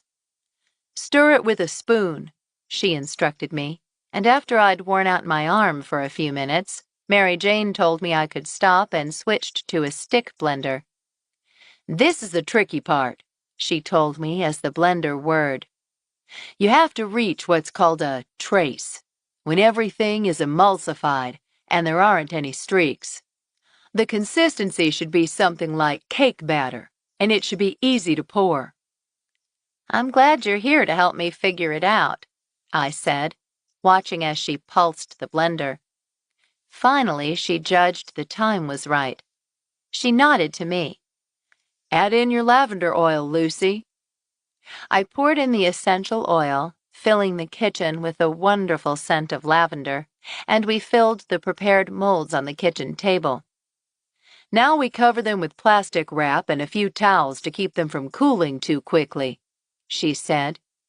In 24 hours, you can cut them into bars, then let them sit somewhere dry for about a month. No soap for the Christmas market, eh? Not this year, she said, smiling. But now you know what to do. Easy, right? Except for that whole trace thing, I said. You'll learn it with time, she told me. We can do another couple of batches together if you want, until you get the hang of it, she said. Your grandma taught me a few things when I first moved here. I'm happy to return the favor. I know she'd be thrilled you're living at Dewberry Farm again. How well did you know her? I asked as we laid towels over the molds. I moved back here after a long time in Houston, she said, taking off her gloves. And it was tough finding my place, but your grandmother just opened her heart to me. She taught me what she knew, too, which was quite a lot. Soap making? That I picked up later, Mary Jane admitted. But I learned the planting cycles and how to make cottage cheese. Your grandma's cottage cheese was the best. Really good in her kolaches, too. I remember, I said. Sometimes when I'm in my kitchen, I told her as I peeled off my gloves. I almost feel like she's there with me. I've had that feeling a couple of times, too, she admitted, replacing her goggles with her glasses. She was always such a warm, nurturing presence. Sometimes I feel like if I said something, she'd answer. I smiled at her. Me too. The sun streaked through the stained glass windows above the kitchen sink. Although there was still a hint of lye in the air, the smell of lavender filled Mary Jane's warm kitchen, combining with a loamy scent from the greenhouse and the spicy scent of oranges and cloves from a bowl of pomanders on the windowsill. "What else did she teach you?" I asked. She laughed. "How to cut the head off a chicken, for starters, and pluck it." I shivered. Haven't had to do that yet. "Wait till you have a few chicks grow up to be roosters." She grinned. "She also taught me how to use the smokehouse." I haven't tried, I confessed. Although I'd hung up onions and garlic to dry in the little wooden building next to the shed, I hadn't actually attempted to use it.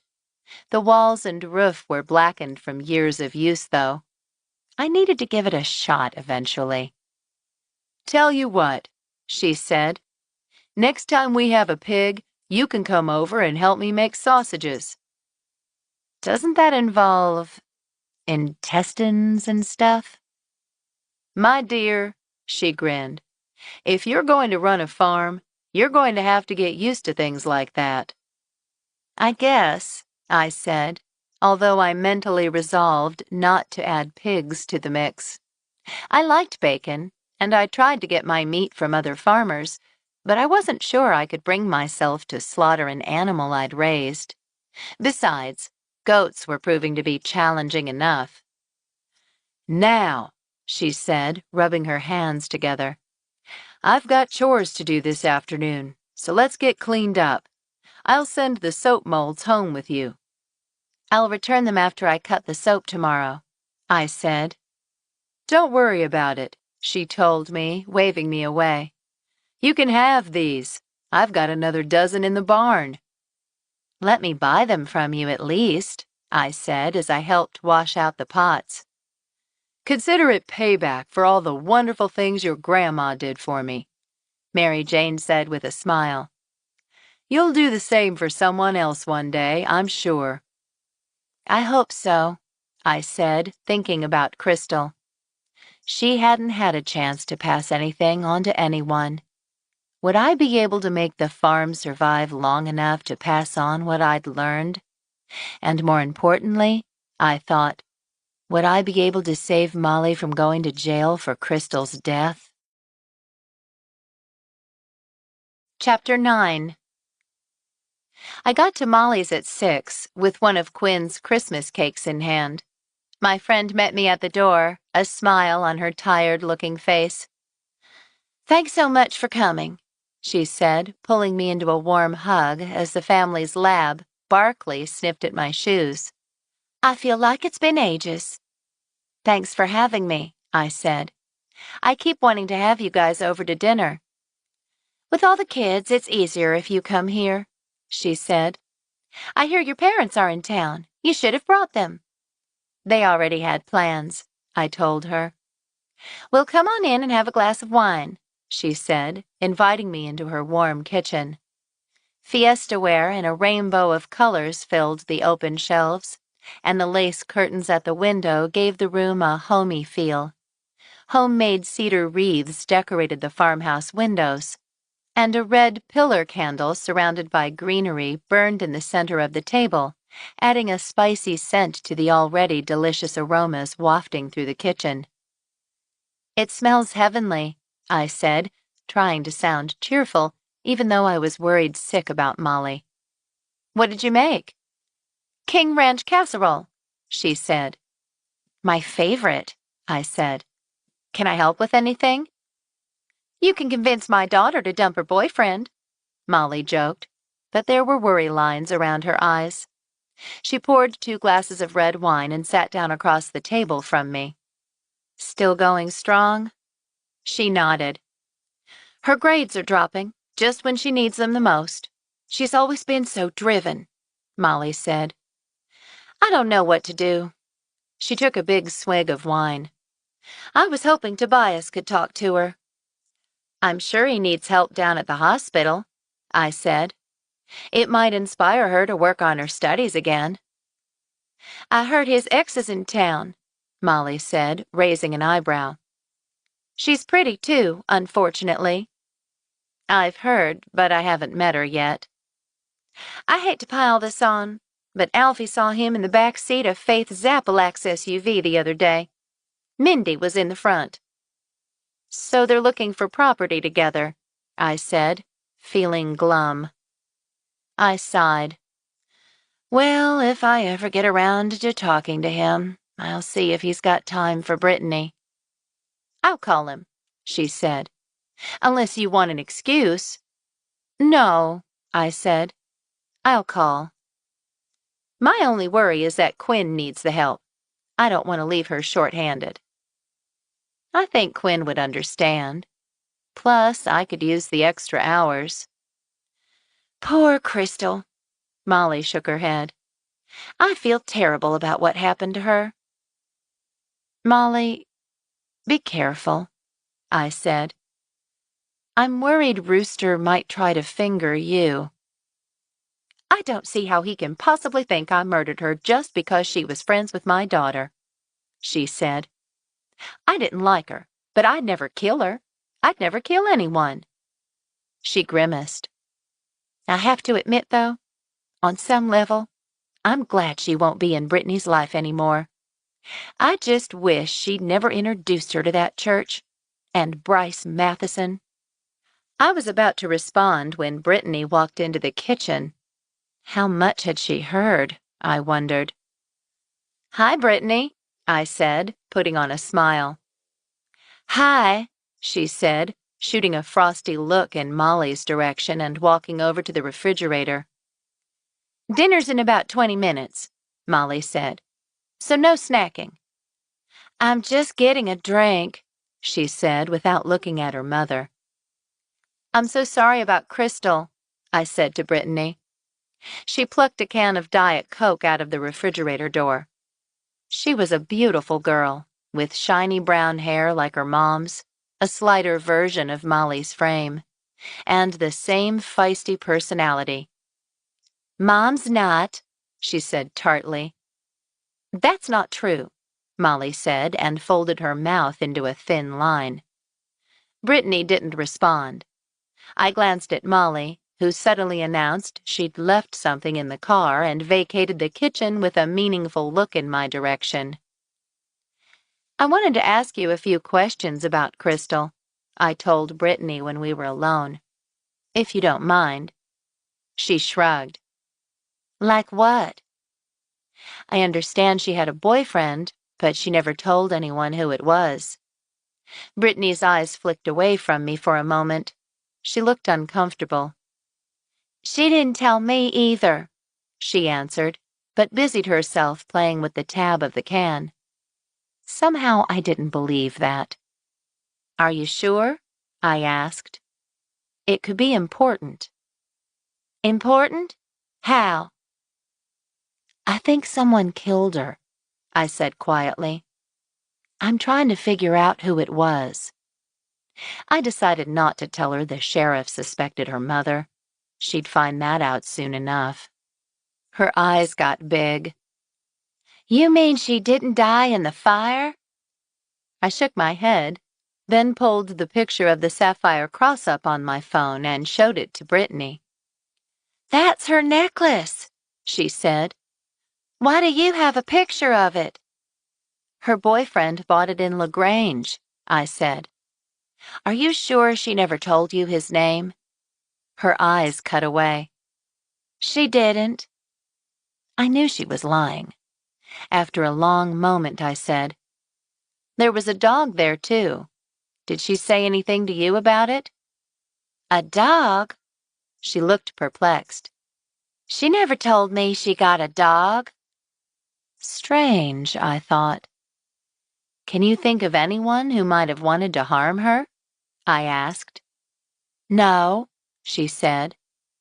I mean, I think some of the church ladies were jealous of her, but that's because she was such a free spirit. Wanda Carp couldn't stand her. Then again, she doesn't like anyone other than her best friend Ethel. They sit around and gossip about everyone. Christian of them, I said dryly. I know, right? She said, and for a moment I saw a spark of the old Brittany. Mary Jane told me someone was leaving gifts outside her house at night. Any idea who? Probably Dougie Metzger. He was ancient, almost twice her age, and I know he made her kind of nervous, hanging out at the cafe all the time. Did he ever threaten her? Of course not. Flora Kocurek was jealous, of course. She kept flouncing by in poofy skirts, trying to get him to notice, but he wasn't interested in anyone but Crystal. He proposed to her one day at the cash register. She laughed it off, but I think he was serious. Do you think he might have hurt her when she turned him down? I asked. I can't imagine him doing anything to her. I think he just thought he was going to wear her down. I hoped she was right. I just don't know what happened, Miss Resnick, Brittany said. I wish I did. I miss her. Her eyes filled with tears. Oh, honey, I said, and held out my arms. I was still holding her as she wept into my shoulder when Molly came back into the kitchen.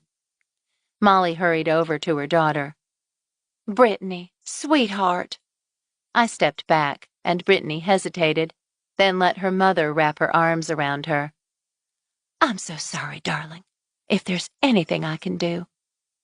It's just, she was my friend, Brittany sobbed. I know, Molly crooned, stroking her daughter's hair. It's not fair. Brittany buried her head in her mother's chest. She had her whole life in front of her.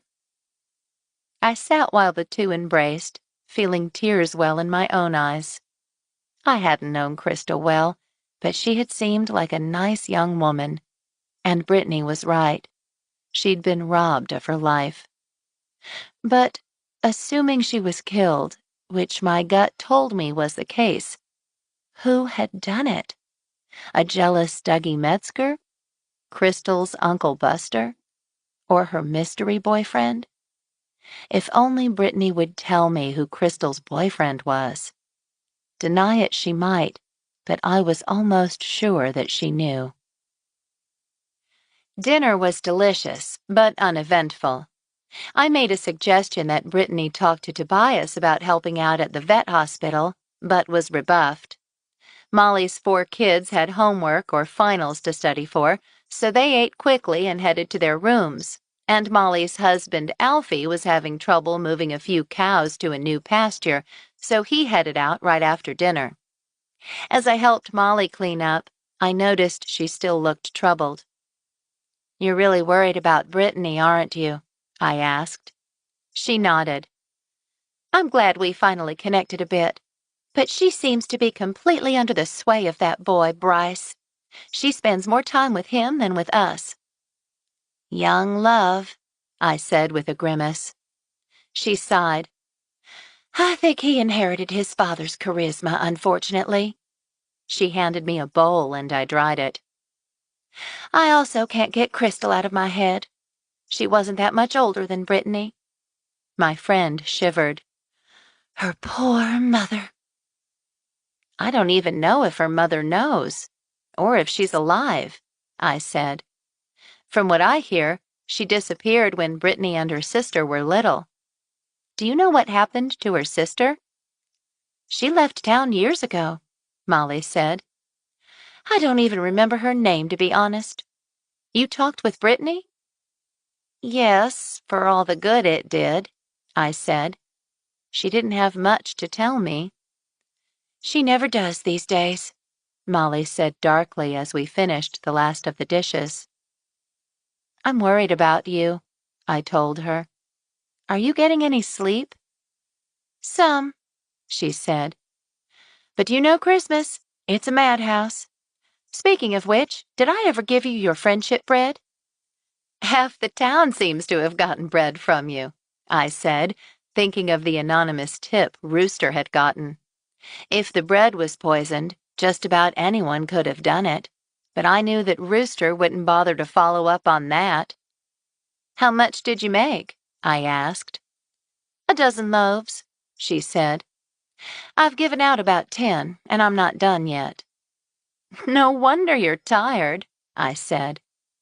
She disappeared into the pantry, returning to hand me a loaf of golden bread, then dug in the fridge and gave me a Tupperware full of starter. There's a card on the bottom with instructions, she said. I made it with poppy seeds and a bit of lemon, but you can do all kinds of things with it. Thanks, I said, lifting the loaf to my nose and taking a whiff of lemony sweetness. I can't wait to try it. Who all did you give them to? I asked. Oh, all kinds of people, she said. Apparently, someone called Rooster and said you gave Crystal poisoned friendship bread. What?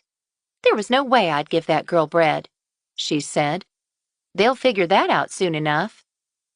Unless someone doctored a loaf you gave them. No one I gave bread to would do something like that, she said, dismissing the idea.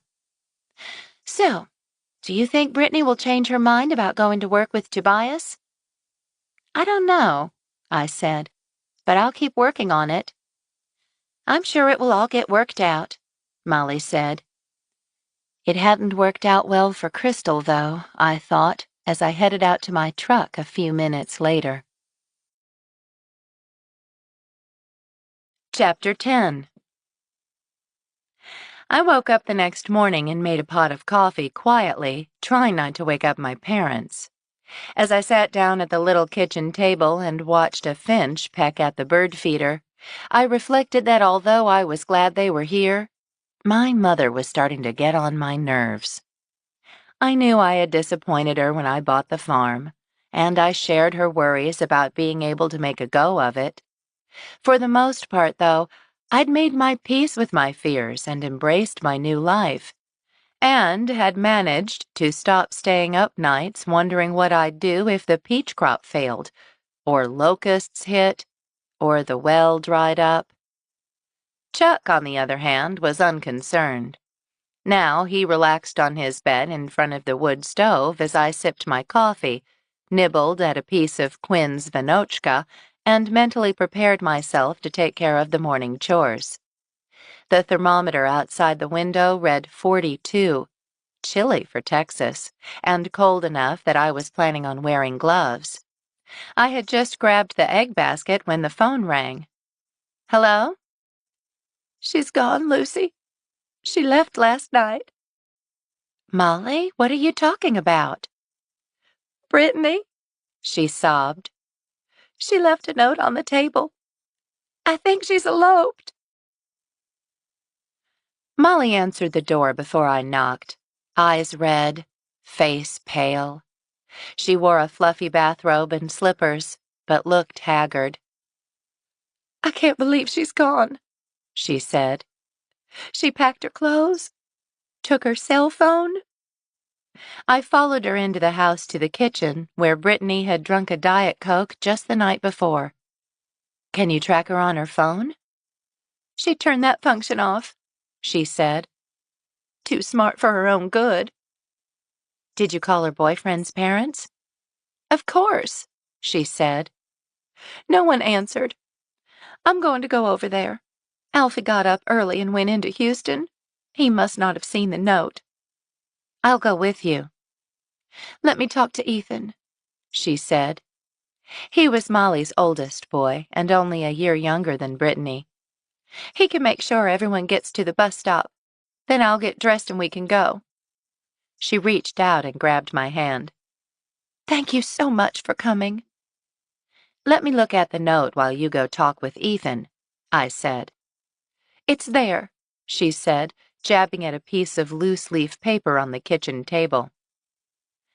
Dear Mom and Dad, I love you, but it's time for me to follow my own life.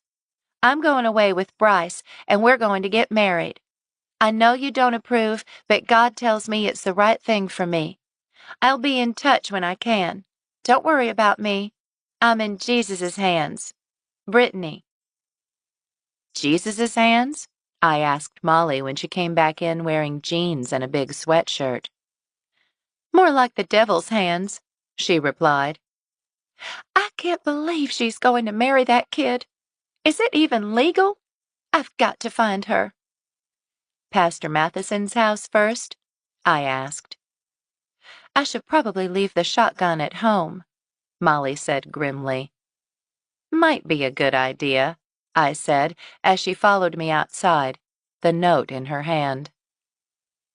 The Mathesons lived in a sprawling new ranch-style house that was anything but modest. The rectory is nicer than the church, Molly noted as we pulled up into the driveway behind a brand-new white Ford truck. Even if it does look like it belongs in a Houston subdivision rather than the outskirts of Buttercup. He does seem to be doing pretty well for himself, I agreed.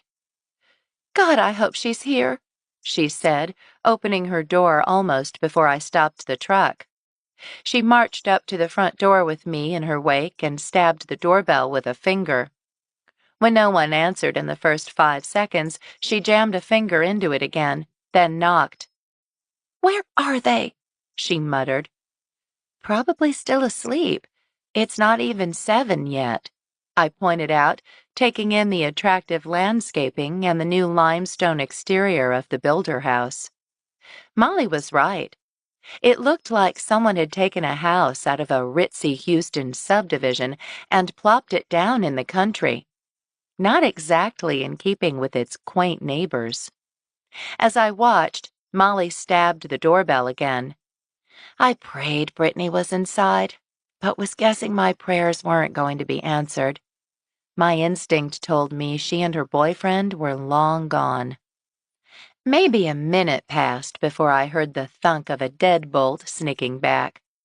A sleepy-looking Phoebe Matheson peered out, looking confused. Can I help you? She asked in a small, thin voice. I sure hope so, Molly said. Your son ran off with my daughter this morning. Brittany left this. She brandished the note. The woman blinked at her. He what?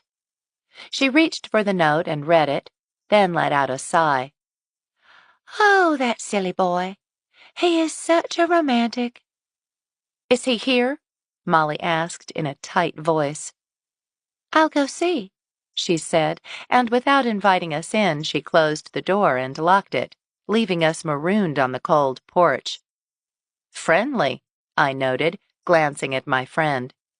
Her lips were a thin line, and her jaw was set, but what I saw more than anything was fear. I'm sure she's fine, Molly, I said, touching her arm. I knew I never should have let her go to that church, she said, tears welling in her eyes. She's throwing away her whole future. We'll find her. Let's take one thing at a time, I told her. For all we know, she's here. As I spoke, the deadbolt clicked and the door opened. It was Phoebe again, looking remarkably placid. He's not here, I'm afraid, she said. Molly seemed to shrink next to me. So they're gone. I looked at the woman, who seemed strangely unconcerned about her son's disappearance. Can we come in and talk about this? I asked, a little put out she hadn't already invited us in. Sure, she said. I should probably wake Pastor Matheson, too. Pastor Matheson? My eyebrows started up toward my hairline, but I reined them in as we followed her into the potpourri-scented front hall. That would probably be a good idea, I said politely, running an eye over the house's interior. Crosses covered the wall of the front foyer, which featured a double-height ceiling and an enormous crystal chandelier that looked like it had been lifted from a hotel ballroom. Why don't you come into the kitchen while I go and wake him? she asked, leading us through the cavernous front hall to a kitchen with a granite-topped island adrift in the middle of a sea of tile. We sat down at the pickled pine table as she disappeared into another hallway. Molly's eyes darted around the room, as if she thought Brittany might be hiding behind one of the enormous country-style platters displayed on the counter. The walls were covered with airbrushed portrait-style family photos. Pastor Matheson, Phoebe, and their 2 kids, Bryce and Andrew. One of those 2 kids had run off with my friend's daughter, though. Why did that not bother Phoebe as much as it bothered Molly? Was it the difference between having a son and a daughter? I wondered. "Expensive house," I murmured, taking in the decorator's fresh surroundings. I didn't know preaching paid so well. Molly was on her phone again, sending texts to Brittany. "She's going to miss her finals," she fretted.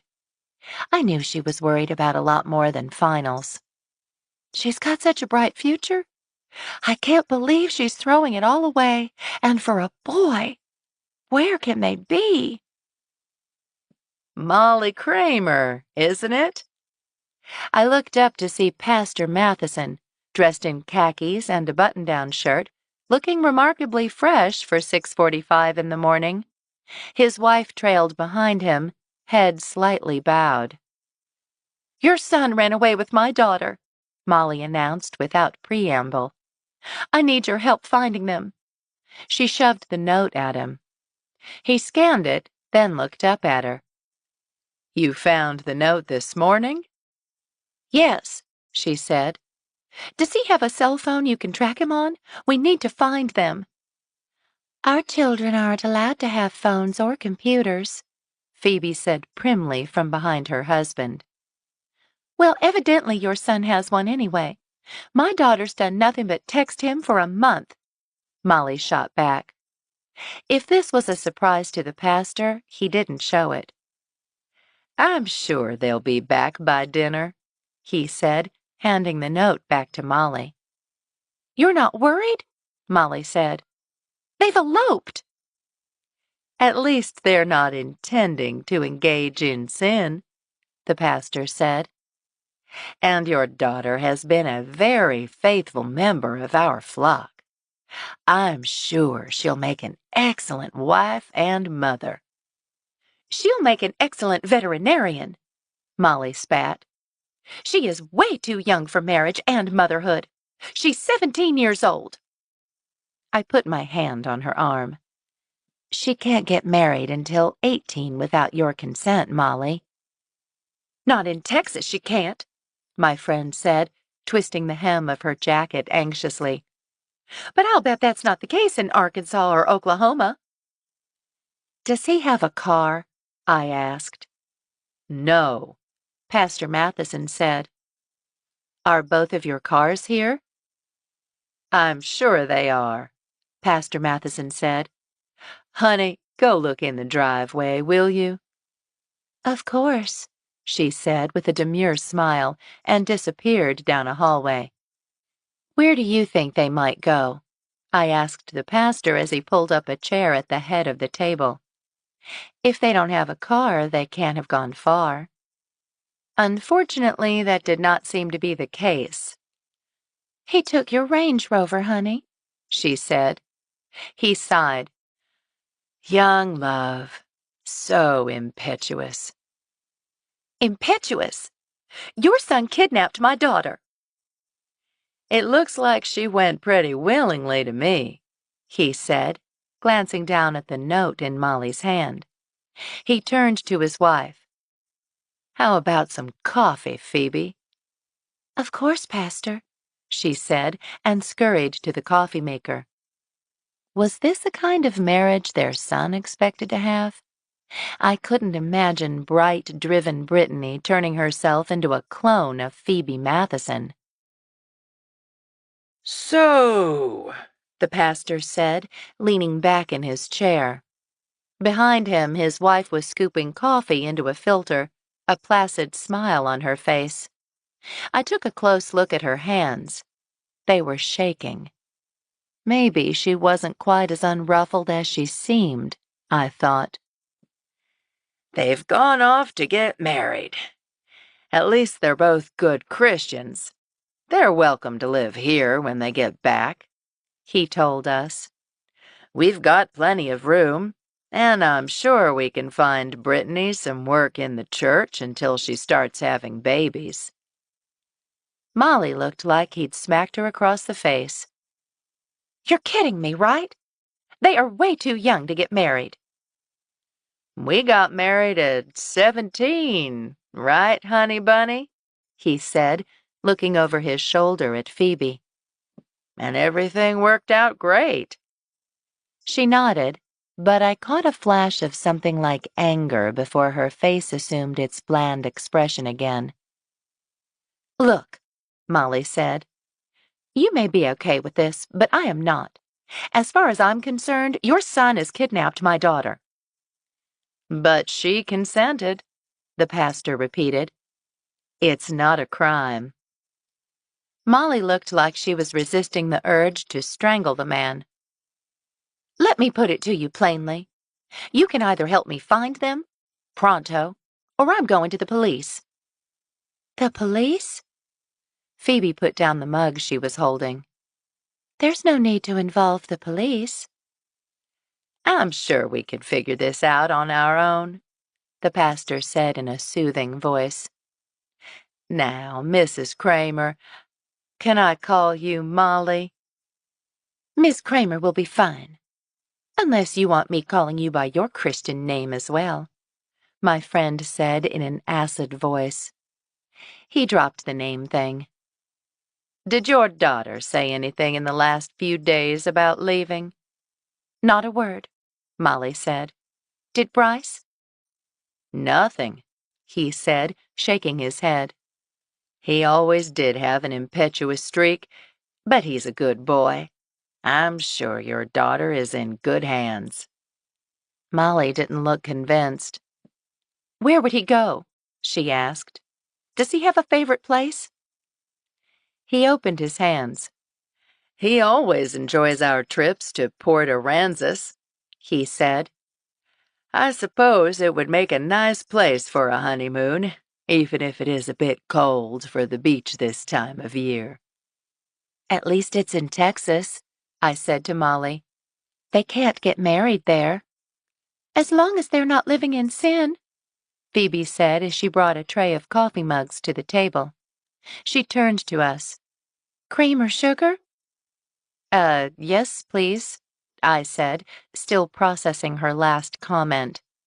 What was wrong with these people? They seemed totally unconcerned that two teenagers had run off to elope. Molly ignored the coffee order.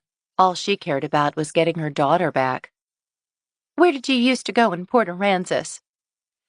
We stayed in a condo down there. I doubt he'd be able to afford it, though. Does he have a credit card we can track? Molly asked. We're a cash-only family, I'm afraid, the pastor said. The better to embezzle church funds with? I found myself wondering.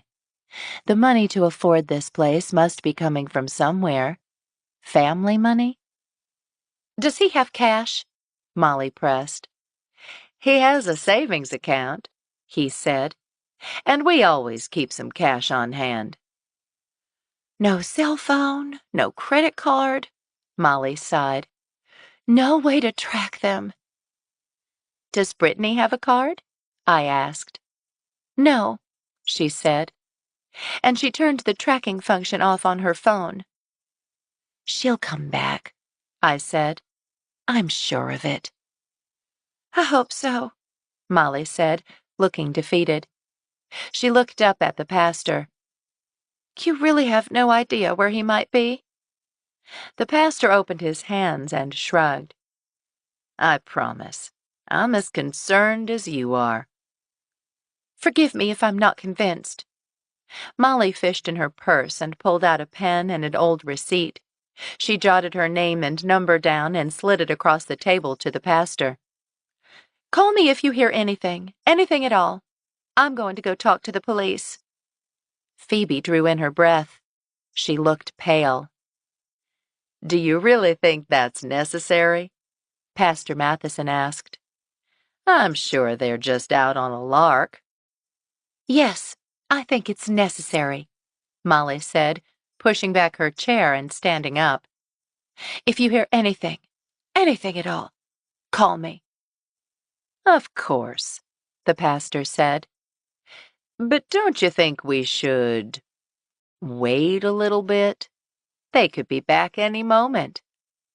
No, I don't, Molly said, snatching the letter back from the table. I'm sure we'll be in touch, she said, and marched to the door with me right behind her. She didn't burst into tears until we'd pulled out of the driveway. Rooster wasn't at the sheriff's office yet when we arrived. In fact, no one was at the sheriff's office yet. What kind of police force is this?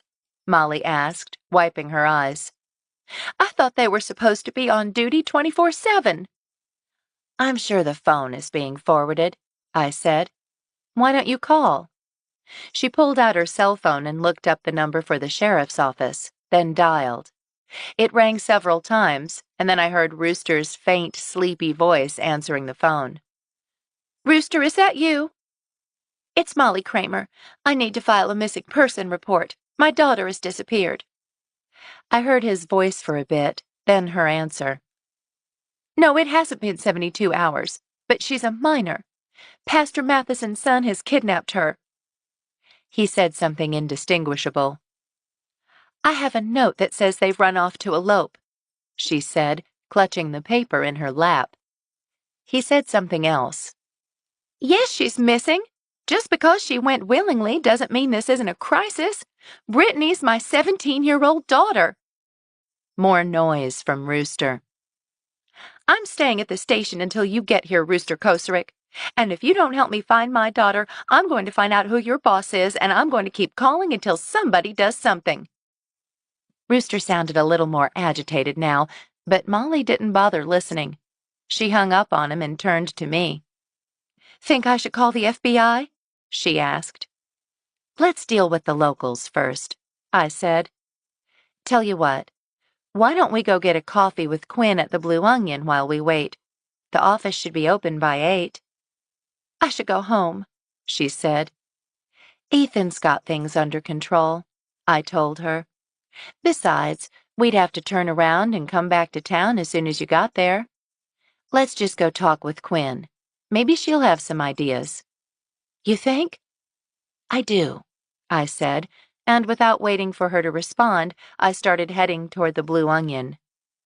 Quinn was already in the kitchen, up to her elbows in dough, when I knocked on the back door. Come in, she yelled, and we let ourselves in through the glass-paned door. Bing Crosby was crooning in the kitchen, which smelled like cinnamon and yeast. Brittany ran off with Bryce Matheson, Molly blurted before I closed the door behind us. Quinn paled. Oh, no! How do you know? She left a note, Molly said, and told Quinn about our trip to the pastor's house, and Rooster's indifferent response. What a jerk, Quinn said. Did she say anything about what she was planning to do or where she was going? They've eloped, Molly said, and burst into tears. Oh, Molly. Quinn washed her hands, then came and gave Molly a big hug. We thought we'd come keep you company and have a cup of coffee until the sheriff's office opens, I said. You know you're welcome any time, Quinn said as she stroked Molly's hair. And I'm sure she's going to be fine, she told Molly. She may be infatuated, but she still has a good head on her shoulders. I used to think so, Molly said, swiping at her eyes. But now, I just wish she'd never met Crystal or gone to that stupid church. There's got to be some way to track her down, Molly said. Even though she's got the tracking function off, maybe there's some way the police can locate her with her cell phone. It's worth asking. But she hasn't read any of my texts, Molly said.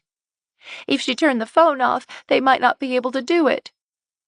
She's a teenager, Quinn reminded her. She'll turn it on eventually.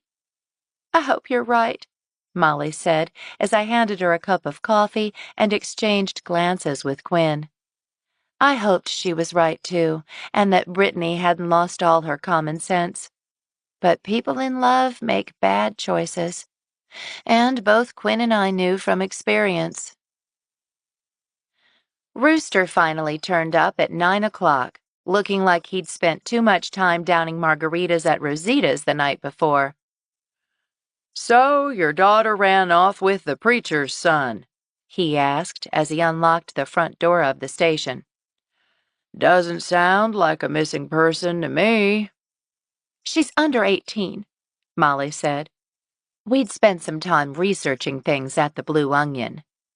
"We need to file a missing person report immediately and open an investigation." He grunted and opened the door. He didn't hold it for us, which was no surprise. "Where's Opal?" I asked. "Called in sick," he said. "Cedar fever, she said. I'm guessing it's because her grandbaby's in town. Anyway, speaking of investigations, I'm glad you're here, Miss Kramer." "Why?" "Recognize this?" he asked, retrieving a plastic bag from his desk. Inside was a half-burned index card with a friendship bread recipe. "Of course," she said. "That's one of my recipe cards. I gave a ton out for Christmas. Where did you get it?" "Crystal Jenkins' house," he said, eyeing her with suspicion. "But I never gave her a recipe card," she said. "No?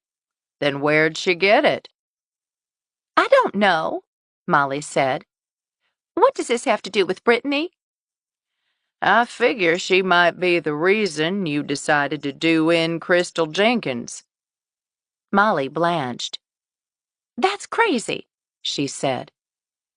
"There was a half-eaten loaf of poppy seed bread in what was left of the refrigerator, only it didn't have poppy seeds in it." "What are you saying?" "It had some of those ground-up jimson weed seeds. Miss Jenkins was poisoned," he said. "Poisoned?" Molly swallowed. "Wait. You think I poisoned Crystal Jenkins?" Rooster fixed Molly with beady eyes. "I'll file a missing person report for your daughter," he said. "But in the meantime, I think you're going to be staying here for a while." "What?" "You're under arrest for the murder of Crystal Jenkins." Chapter 11. It was almost noon by the time I walked through the door of the Blue Onion, still feeling like I'd been punched in the stomach.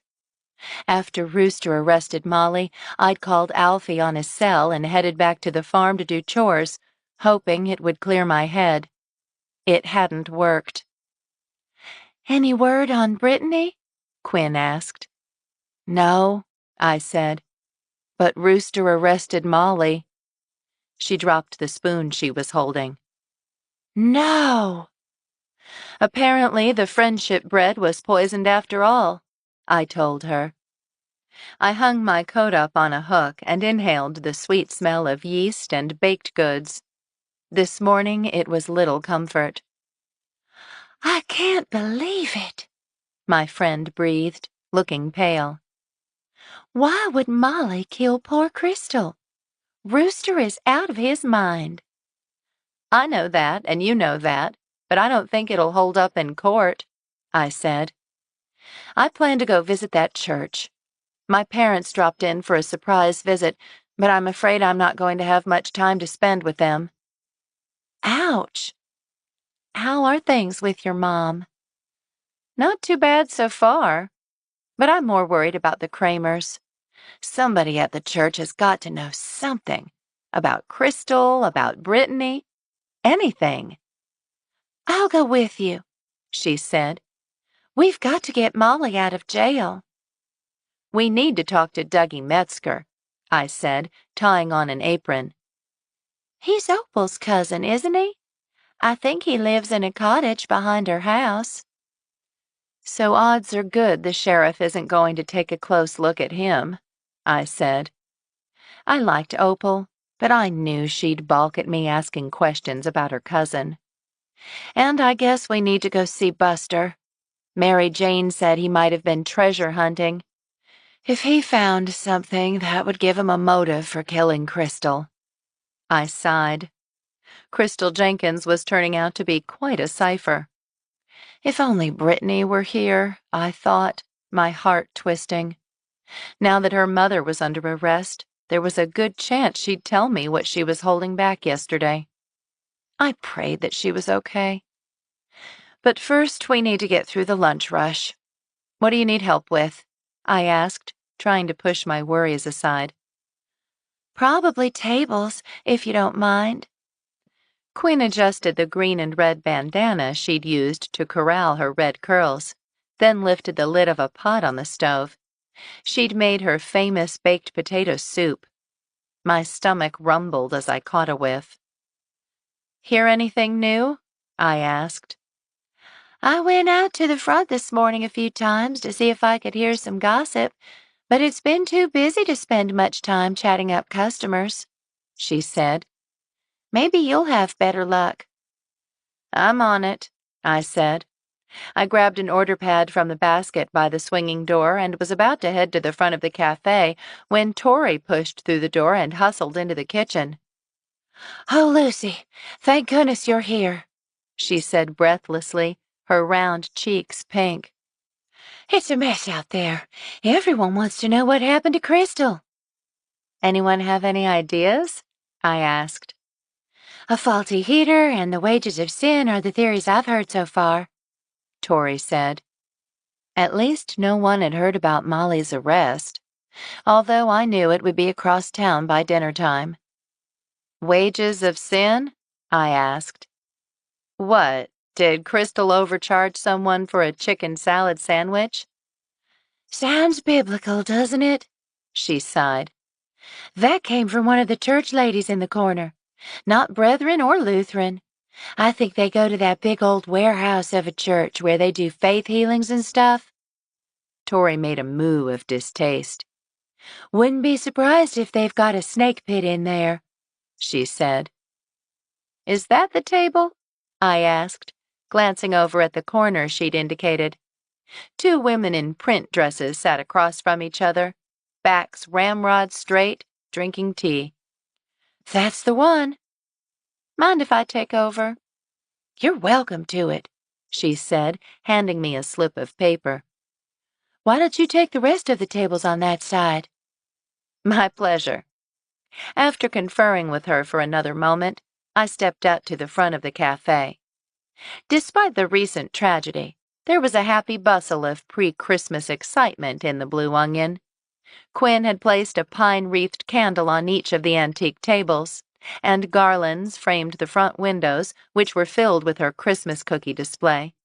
The cafe was packed with locals, most of them women, talking about holiday shopping, baking, travel plans, and, unless the Buttercup grapevine had dried up in the past 24 hours, the mysterious death of Crystal Jenkins. Ben O'Neill was here this morning, I noticed, tucked into a corner table with Faith Zappalak, their heads bent over a pile of papers that looked like property listings. Why could he possibly want to buy more property?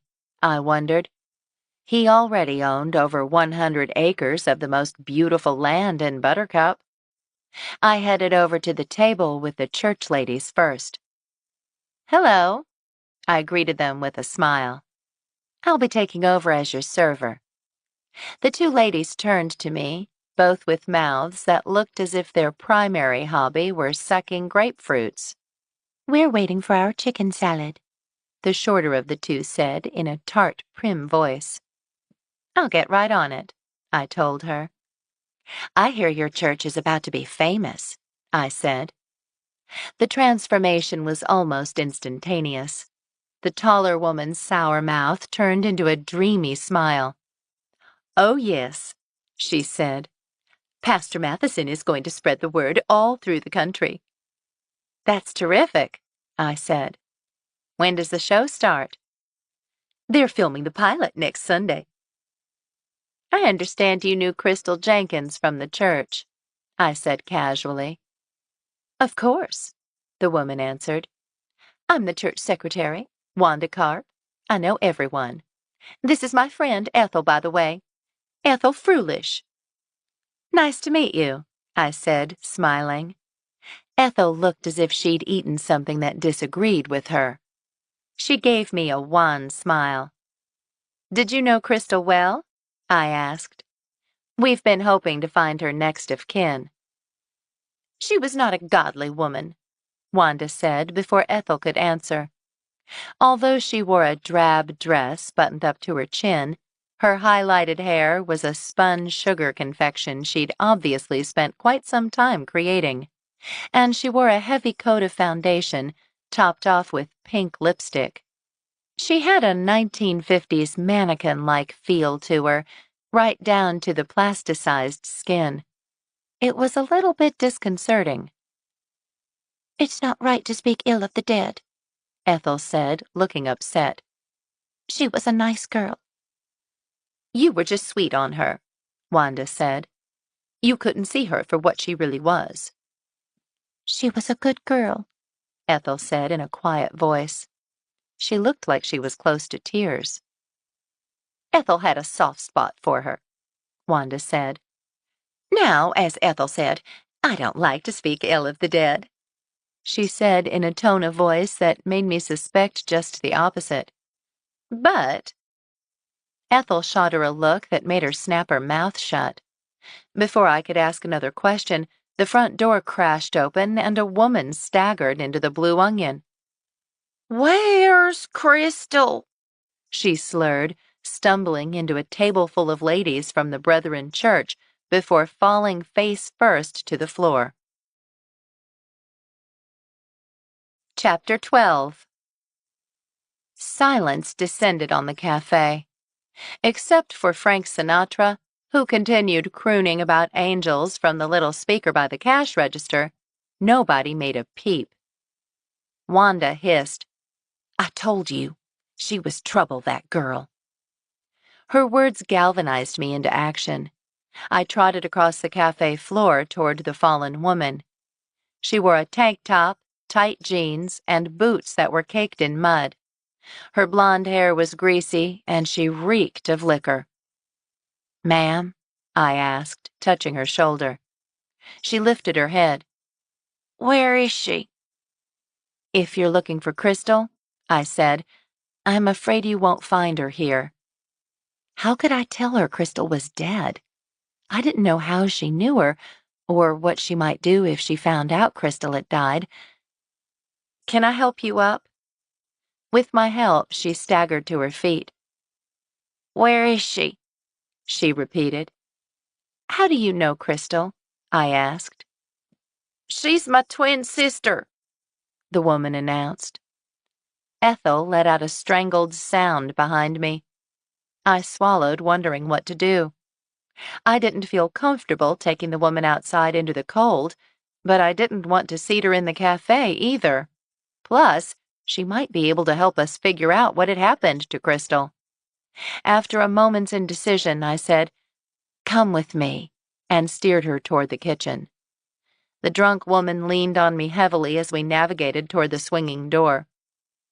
"Crystal," she moaned. "Gotta see Crystal." We pushed into the kitchen as Quinn finished ladling baked potato soup into a bowl. She looked up, startled. "Who's that? What are you doing?" "This is Crystal's sister," I told her as another wave of alcoholic breath broke over me. She appeared to have applied eyeliner at some point, but it had since migrated south. She looked as if she had two shiners. "Brandy," the woman supplied. She was appropriately named, I thought. Although the way she smelled, I thought, Whiskey might have been closer to the mark. Oh, Quinn said as the woman lurched toward the refrigerator. oh my. She's looking for Crystal, I said. Quinn's eyebrows rose as she figured out what I was saying. Then she leaped into action, grabbing a stool and hurrying over toward us. Can you cover the tables again for a moment, Tori? Of course, the young woman said, round-eyed. Quinn turned to Brandy. Sit down, Brandy. Where is she? She asked again when we had her sitting up, half-propped against a wall. She said she worked here when she called. Don't know why she'd still be working as a waitress, though. She slurred, looking around the kitchen. Said she hit the jackpot. Jackpot? I asked. That's right, she said. She told me she hit enough to take care of both of us. Quinn and I stared at each other. Had Crystal, maybe with the help of her uncle, found some kind of treasure after all? Even if she had, we still had some awful news to deliver. Your sister had an accident, Quinn said, touching her shoulder. Brandy squinted, looking confused. Accident? Yes, Quinn said. I'm sorry to have to be the one to tell you, but your sister's passed. The young woman blinked at her. She what? She died, Quinn said softly. The police didn't know where to find you, or they would have notified you sooner. I'm so sorry. Dad? She repeated. Crystal? She blinked a few more times, and a tear rolled down her mascara-streaked cheek. No, she said, trying to stand up. That can't be right. Do you have some place to stay in town? She was my twin sister, she said, her voice breaking. Tori pushed through the door and looked at Quinn. I knew the orders were piling up out there. Do you want me to take over? I mouthed to Tori. She shook her head and pointed to the weeping woman. Stay with her, she whispered to me. I turned back to Brandy, patting her shoulder as she cried. I can't believe she's gone, she said. I just talked with her a few days ago. She can't be dead. Were you and Crystal close? I asked gently. Used to be, she said, wiping her smudgy tears away. Back when we lived with Uncle Buster, had to stick together with that one. Why? She snorted. You think Buster was going to take care of us? He's too busy cleaning his guns and collecting junk. We were lucky he remembered to go to the grocery store. I heard he's a treasure hunter, too. You got that right. All he ever talked about was that old Confederate general and how they were millions right under our noses. Did he? I asked. Do you think that's what Crystal meant when she was talking about a jackpot? Brandy gave me a surprisingly shrewd look. Why do you care so much about the money? I took a deep breath. Because someone poisoned your sister, I told her. She blinked. Poisoned? What? Why? She was so nice. Too nice sometimes. Brandy burst into tears again. We were going to be together. Everything was finally going to be all right. And now this. I pulled her into a hug, letting her sob in my arms. I'm so sorry, I murmured as she cried. Finally, she pulled back and wiped at her eyes. If I find out who did this to my sister. Is there anything you can think of that might help us figure it out? I asked. All I know is she said she came into some money, she told me. And her boyfriend broke up with her. Quinn and I exchanged looks. We've been wondering about him, thinking maybe he had something to do with what happened to Crystal. Brandy looked up at me. You mean you think he killed her? I shrugged. Maybe. Did she mention his name? She shook her head slowly. No, only that he was the love of her life, except she said they met too late. Met too late? Why? Because he was already involved with someone else? He wasn't around for Thanksgiving, and the relationship was hush-hush. I was starting to think Crystal's boyfriend, ex-boyfriend that was, might be married. I didn't know of any divorces in progress, but it was always possible the mystery man was stringing Crystal along. Nothing else that might help us identify him? I asked. She shook her head. We hadn't talked much until she called the other day. She told me she'd tell me more when I got here. And now? I squeezed her shoulder. Did she say anything about a secret admirer? Quinn asked from where she was putting together a plate of chicken salad. She shook her head. Like I said, we were going to talk when I got here. A sob racked her thin body. Do you need a place to stay while you're in town? I asked. I don't know, she said miserably. Well, if you decide you do, I've got a room, I said. I'll give you my number. Thanks, she said. What I really need is a drink. I wasn't about to give her one of those. We should probably take her over to talk to Rooster, Quinn said. You think? I asked. If Brandy can tell him about Crystal's boyfriend, he might take it seriously. Maybe, I said. You're probably right. I turned back to Brandy. Plus, he can tell you more about your sister. Poor Crystal. Brandy looked miserable, mascara streaking down her cheeks. Ready? It's not far. I'll give you my number. You can call when you're done. I guess, she said. I levered the young woman up off the chair and toward the back door, thinking maybe if Brandy told Rooster about the jackpot Crystal had theoretically found, he'd be inclined to investigate further. I certainly was. Sorry to leave you in the lurch, I murmured to Quinn as she opened the glass door for me. Are you kidding me? Thanks for taking care of her, she said. Of course. I'll be back as soon as I can, I told her, and we stepped out into the wintry sun. Rooster wasn't in the office when we arrived, so Opal made a pot of coffee and plied Brandy with it, hoping to sober her up.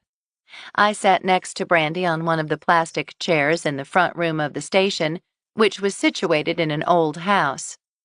Opal had the station tuned to Christmas carols, so as I helped Brandy to a plastic chair in the front office, Joy to the World played softly in the background. Unfortunately, I thought, as Brandy plunked herself down, almost missing the chair, this Christmas season had been anything but joyous.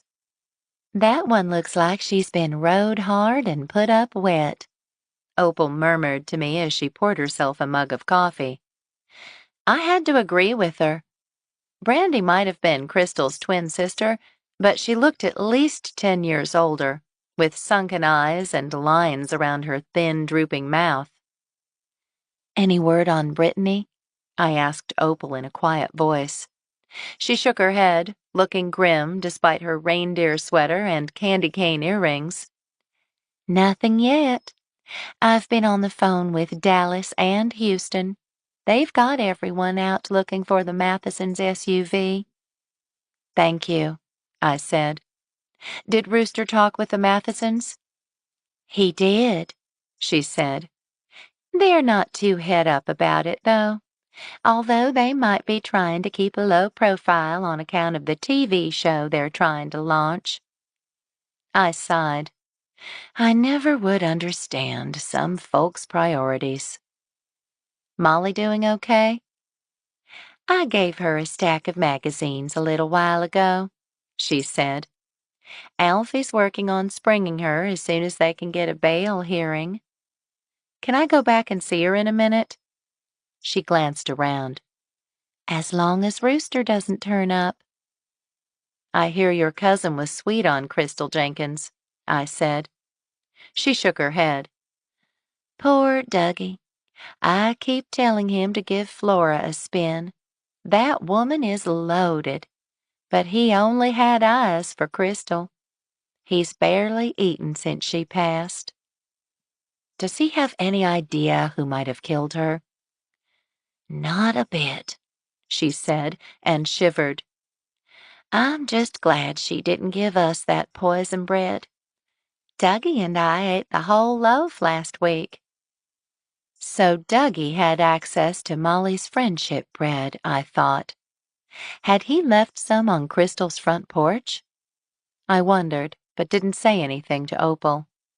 Opal adjusted a candy cane earring and grimaced. Not the best December for the Kramers, is it? You can say that again, I said as she poured 2 cups of coffee, and we walked back to Brandy. I handed the young woman the fresh cup and sat down next to her. When did Crystal call you? Day before yesterday, she said. Did she tell you how she came by this windfall? Just that she'd hit the jackpot, she said.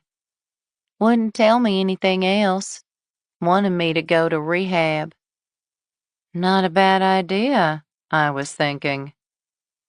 When was the last time you saw her? I asked. She squinted. Must have been, 2 years ago?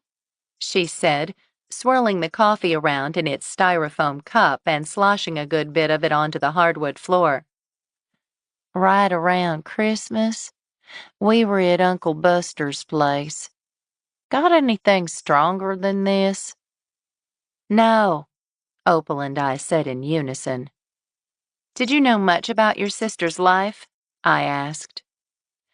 Like I told you, her boyfriend broke up with her, Brandy said, then slurped some coffee. She was torn up about it. He turned out to be married. Ah, I was right. She took another swig of coffee, and tears welled in her eyes again. I told her she'd find a good guy someday, but now she never will. At that moment, the door opened, and Rooster swaggered in. He took one look at me, and his beady eyes narrowed, his waddle jiggling under his fleshy chin. So much for visiting Molly. What are you doing here? This is Crystal Jenkins' sister, Sheriff, Opal said. Miss Resnick just walked her over from the Blue Onion. She's had a shock.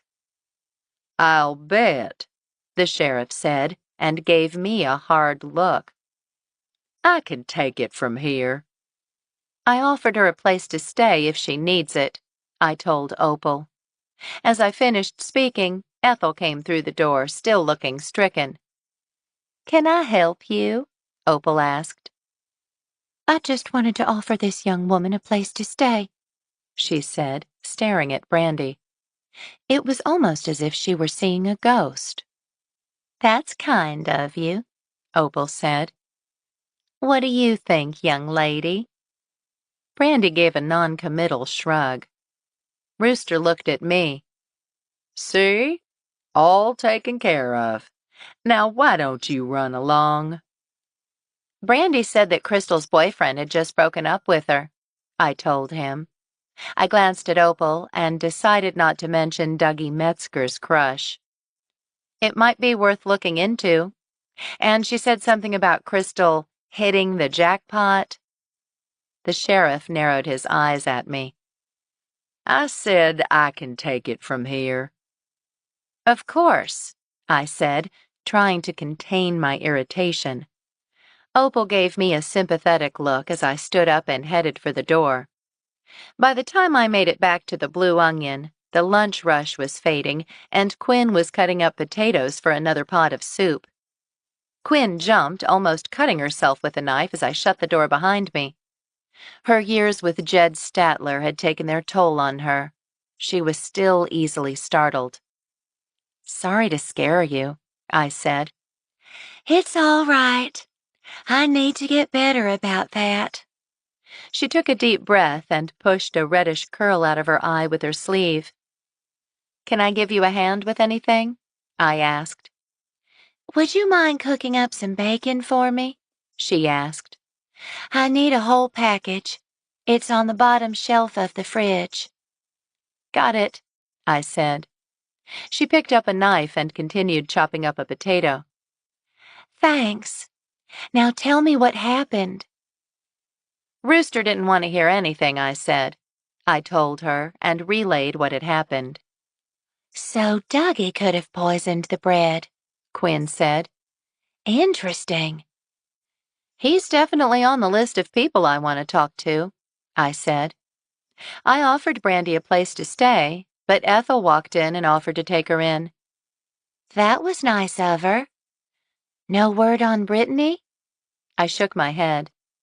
I didn't get a chance to see Molly either.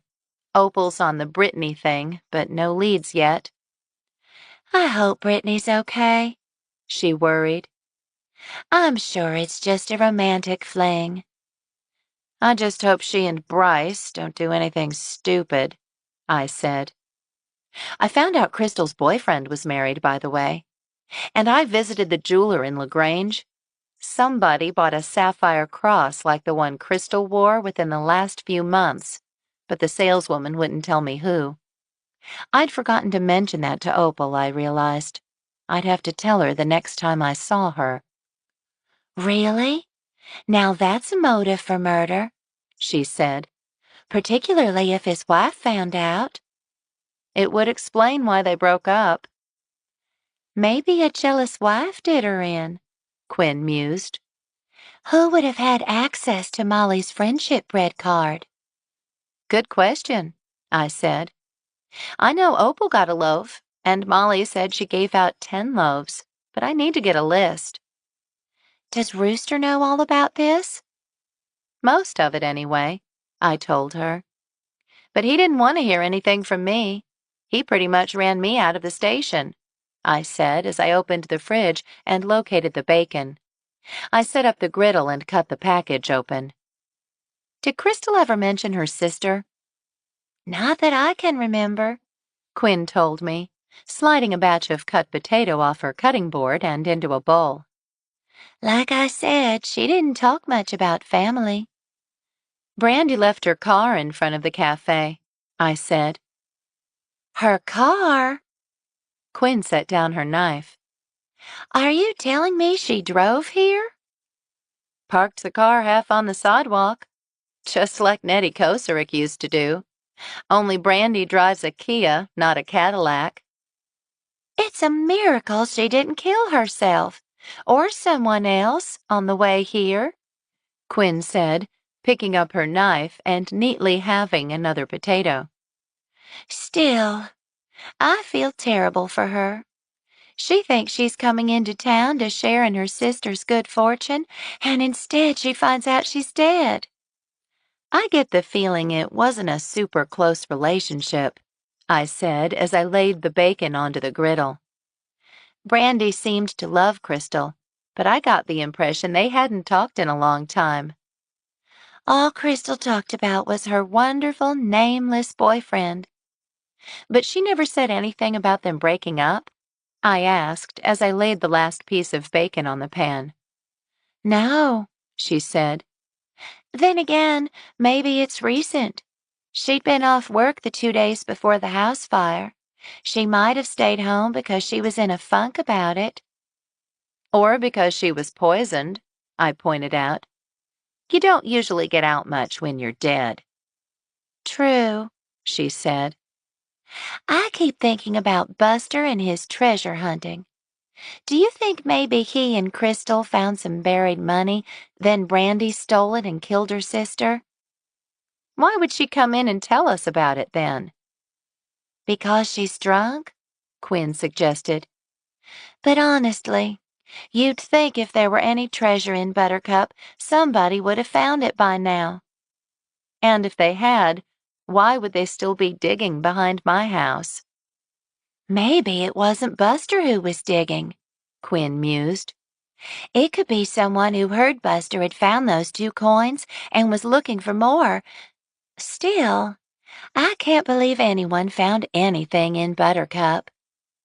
You never know, I said. They're still finding Roman antiquities in fields in England. Yeah, well, there aren't a lot of amphora turning up in Texas. She bit her lip and grabbed a bunch of the green onions I'd brought her yesterday and rinsed them under the sink. I checked the bacon. It was turning golden brown on the bottom. None of it makes sense. I just wish we could talk to her ex-boyfriend. You think he knows she's gone? If he did her in, I'm sure he does. Plus, if he lives anywhere nearby, he probably knew 15 minutes after I did. Did she ever say if he lived in the area?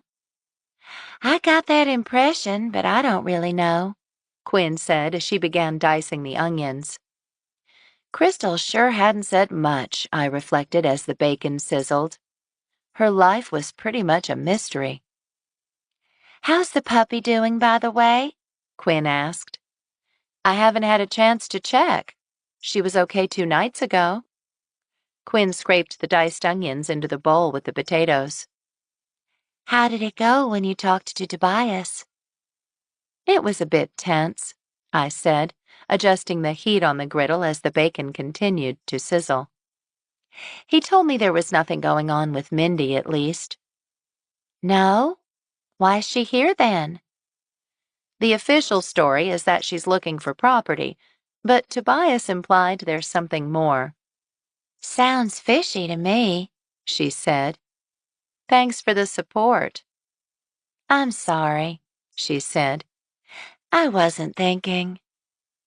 All of my worries about Tobias came flooding back. I sighed. At least the puppy seems to be stable.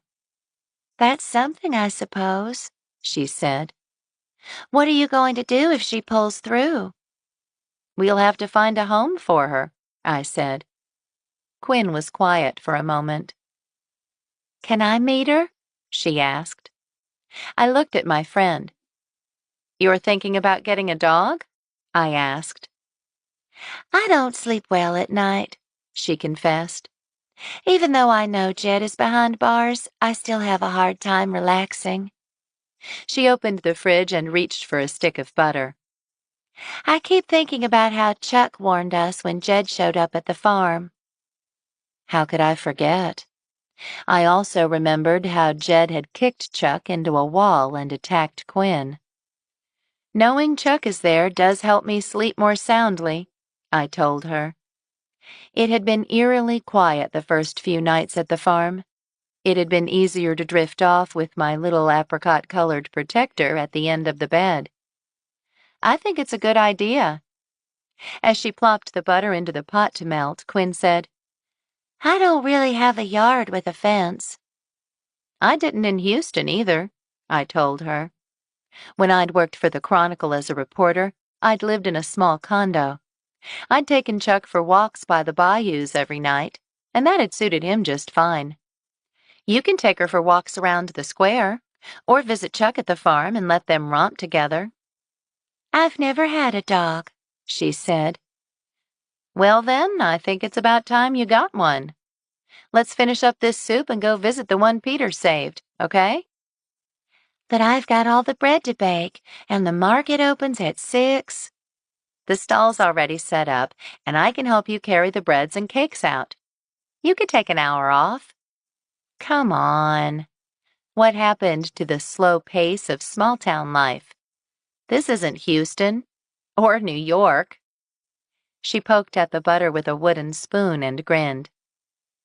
We'll finish this up and go visit the puppy. And then I think we should check out Crystal's house, or what's left of it." She looked at me and nodded grimly. Chapter 13. Tobias's young assistant, John, greeted us at the front door of the Buttercup Veterinary Hospital when we stopped by a half-hour later on the way to Crystal's house. "Is Dr. Brandt here?" I asked, feeling butterflies in my stomach. "He's out on call at the Havonics," he said, "but the puppy just woke up." "Can we go see her?" "Sure." We followed John to the back of the hospital. The little black puppy's nose was pressed to the front of the crate, and she was whining. "She's adorable," Quinn said, squatting down and touching her fingers to the front of the crate. The puppy's pink tongue popped through a hole in the crate, licking her fingertips. "I think she's going to be okay," John said. "She's still a bit wheezy, but she's doing much better." "Can I take her out of the crate?" Quinn asked. "Of course," John said. Quinn sat down and unlatched the front of the crate. As soon as the door swung open, the little puppy bounded out, then nestled into Quinn's lap. "She's so sweet," my friend said, caressing her silky ears. "She's got a great temperament," John told her, smiling. He'd recently moved from Houston, and Tobias had told me he was really happy with John's work. "And she seems to really like you." "You think?" "I do," he said. "By the way, I'm sorry about that young woman who worked at the cafe." "Thanks," I said. "I just wish we could figure out what happened to her." "Well, I've got to give some immunizations, but you're welcome to stay as long as you want." Quinn didn't even hear him. She was too busy baby-talking to the little black puppy who had turned over to present her pink belly to my friend. It was love at first sight, I thought, grinning. "She looks like a black lab, don't you think?" Quinn asked. As I was about to answer, the bell above the front door jingled, and I heard a woman's voice ask, "When's Tobias going to be back?" The hair on the back of my neck bristled. Quinn looked up at me. "I'll be right back," I told her and walked to the front of the hospital. It was Mindy, wearing a pencil skirt and a silk blouse that showed off her fit figure. John's eyes widened, and he looked back and forth from the blonde to me. "You must be Mindy," I said, extending a hand. "How did you know?" she said, shaking my hand. "I'm friends with Tobias." "Nice to meet you," she said coolly. "I hear you're looking for property." "Looking for a weekend place," she said. "I was thinking of staying for Christmas, just for old time's sake," she said. I forgot how cute the town is. She smiled, making fetching little crinkles at the corners of her eyes. "And it's been fun catching up with Toby." I smiled, but I don't think my eyes crinkled. "So," I said, trying to sound friendly, "it must be nice to have parted on such good terms." "Good terms? Of course we did. We didn't split because we didn't love each other. It was an acrimonious divorce. We just wanted different lifestyles." She turned slightly pink. "Why am I telling you all this anyway? I haven't even asked your name." "Lucy," I said. "Lucy Resnick."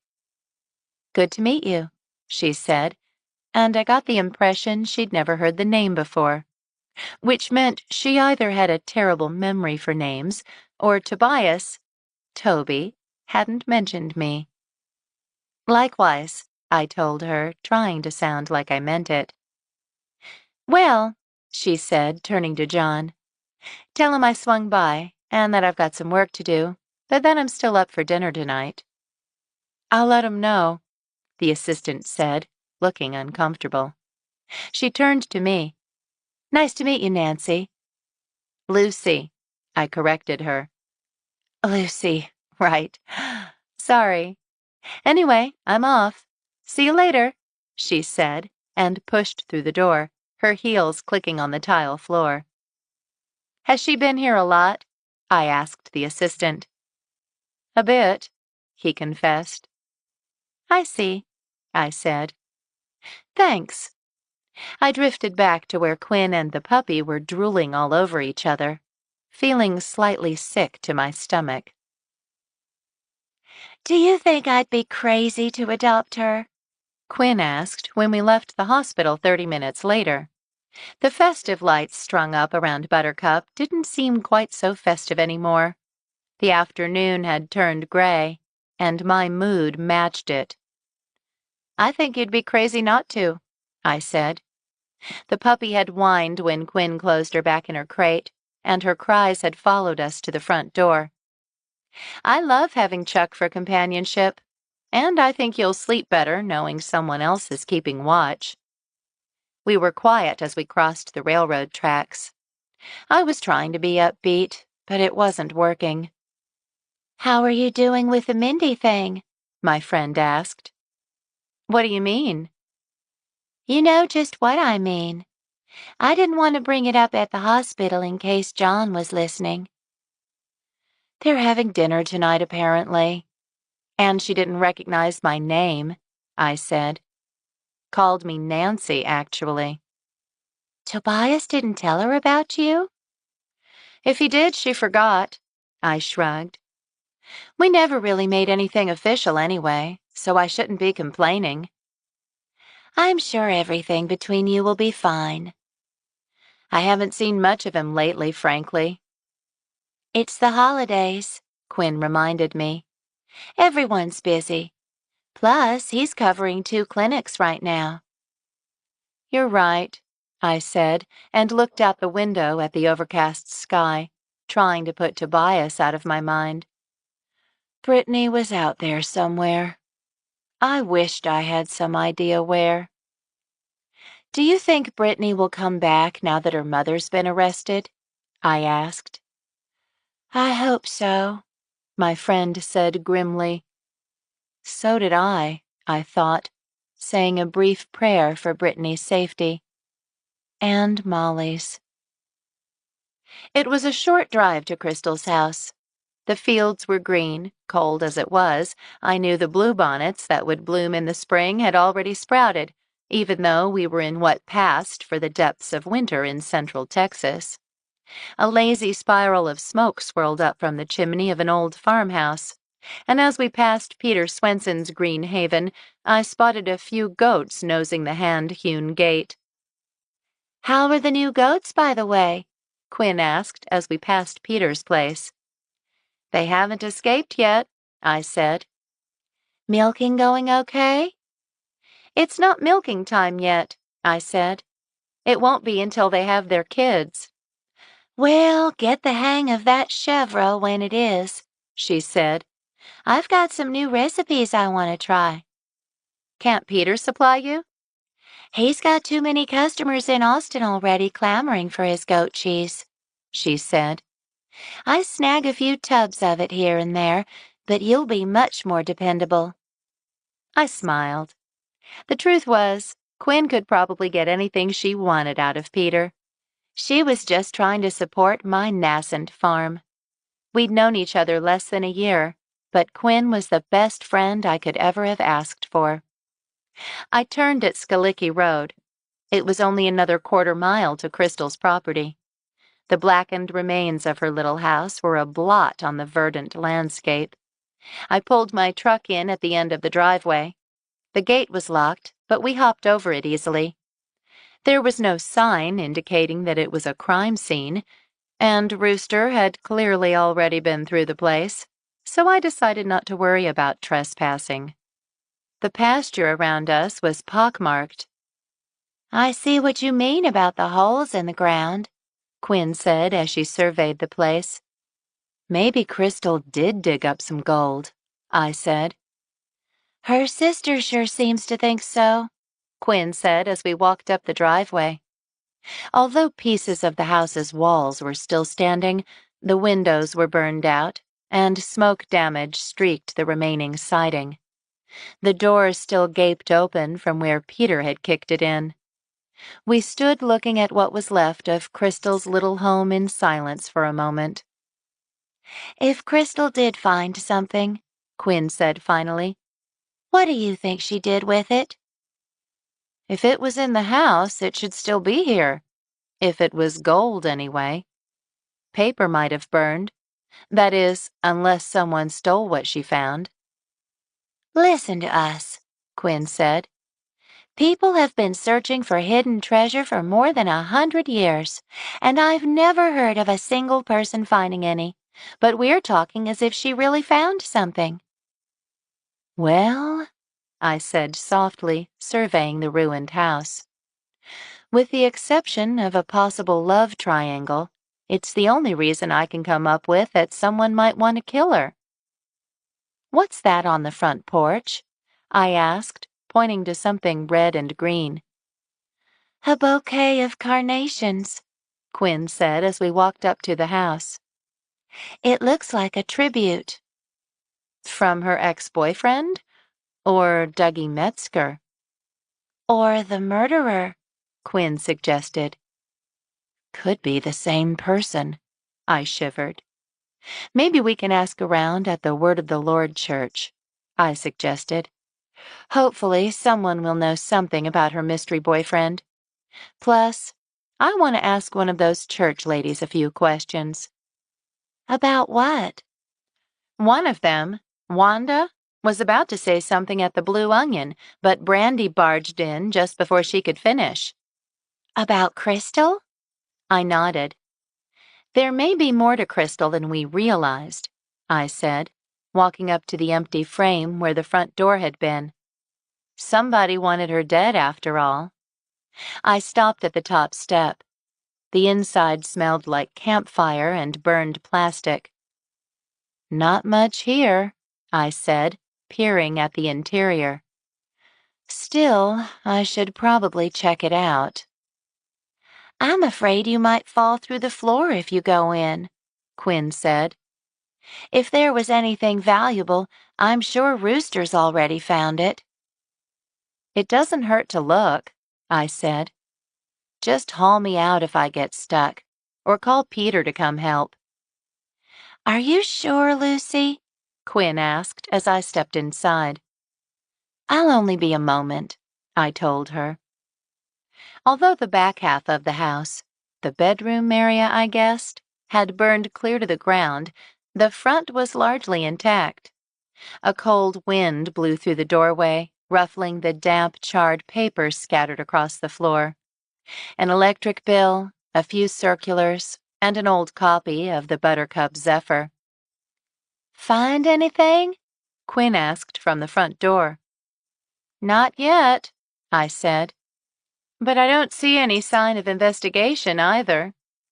The living room, what was left of it, was sparsely furnished.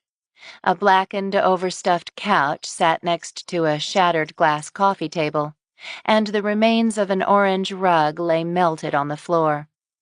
In the kitchen, the top cabinets had burned, but the counters, while a bit scorched, were largely intact. Miraculously, an undamaged mail sorter sat a few feet away from a plastic lump I was guessing used to be a phone. Not a cell phone, a landline phone. I took a step toward the sorter, wondering if there might be some clue to the identity of Crystal's boyfriend. "You okay?" Quinn asked. "I'm fine," I said, and took another step. No sooner had the words left my mouth than my foot plunged through the floor in a burst of splintered wood. I said a few colorful words and pulled my foot out as Quinn fussed from the door. "I knew this was a bad idea," she said as I inspected my leg. I had a few deep scratches on the back of my calf, and my ankle was twisted, but nothing was broken. "It'll be fine," I said, giving the hole a wide berth and limping toward the mail sorter. The floor held the rest of the way, thankfully, and I was able to look through the wad of damp papers that had been jammed into the plastic bin. Magazines, bills. She was a bit behind on the electric bill, it appeared, but nothing from a boyfriend. There was a big manila envelope, though, addressed to someone named James Smythe on Skalicki Road. Crystal's mystery boyfriend? I wondered, lifting the flap on the envelope and teasing out the damp papers inside. Stuck together was a stack of certificates of authenticity for gold dollars minted in 1862, all signed by a numismatist, which I presumed meant some kind of coin expert, named Kenneth Graham. The envelope was postmarked in Houston. "Looks like Crystal may have found something after all," I called to Quinn. "What did you find?" "Certificates of authenticity for Civil War-era coins," I said. I tucked all of the certificates except for one back into the envelope and slid it back into the mail sorter. "Huh, so maybe she did find treasure," Quinn said. I was about to make my way back to the front door when a crumpled ball of damp paper on the counter in front of the mail sorter caught my eye. The ink had run on most of the page, but a few words were visible. "Wages of sin," "out of wedlock," and "your mother would be ashamed of you" were quite legible. "Quinn?" I called, scanning the blurred page. "I think someone from that church sent Crystal a nasty letter." "Can I see it?" she asked. "Here it is," I said, avoiding the hole in the floor as I tiptoed back to the front door and handed it to her. She paled as she looked at it. "I got one of these too," she said as she turned the page over. "What?" "A nasty anonymous letter," she told me. "Why didn't you tell me?" "It was embarrassing," she said, her face flushing. "The handwriting's the same, though." "Did you keep it?" "No," she said, "but I remember what it said. All kinds of terrible things about Peter and me, and how we were, well, living in sin, which is ridiculous. We've barely started seeing each other. But it felt very invasive." She shivered. "Do you think it's possible that whoever wrote this might have killed Crystal?" "I sure hope not," Quinn said. "I don't want to be on the list of next victims." I looked down at the damp letter. "I should probably put this back." "Probably," she said. "I'm going to take a picture, though." "This place creeps me out," Quinn said as I snapped a shot of the letter. "Me too." I tiptoed back through the house and returned the letter to the counter in front of the mail sorter, then did one more brief scan of the interior, looking for anything I might have missed. There was no sign of a dog bowl or leash, I noticed, although it was possible it had burned in the fire. A few minutes later, I followed Quinn down the front steps. Together, we walked around to the back of the house, peering at the holes in the ground, which had been dug in regular increments along a series of lines. A wooden shed stood a short ways away from the house. "Maybe she hid something in there," I suggested. "Maybe," Quinn said, sounding doubtful. We walked over to the shed together. The door was ajar. "I wouldn't get your hopes up. Somehow I think she'd put a lock on it if there were anything of value inside." I pulled the shed door open and peered inside. There was a tangle of old farm equipment, rusted machinery, faded garden hoses, and empty bags of fertilizer were heaped in a pile in the middle of the bowed floor. Leaning up against the plywood wall by the door was a shovel, its blade coated in fresh-looking dirt. No treasure, but I'm guessing this was what she was digging with. "If she was the one digging," Quinn said. "It could have been Buster." Good point. I still needed to talk to him and warn him off my land, I thought to myself. I wanted to ask him about the certificates I'd found in Crystal's house, too. We closed the shed door and surveyed the property again. "Not much here, is there?" "Mary Jane told me the remains of an old homestead are back behind the house somewhere." I'm curious to see them.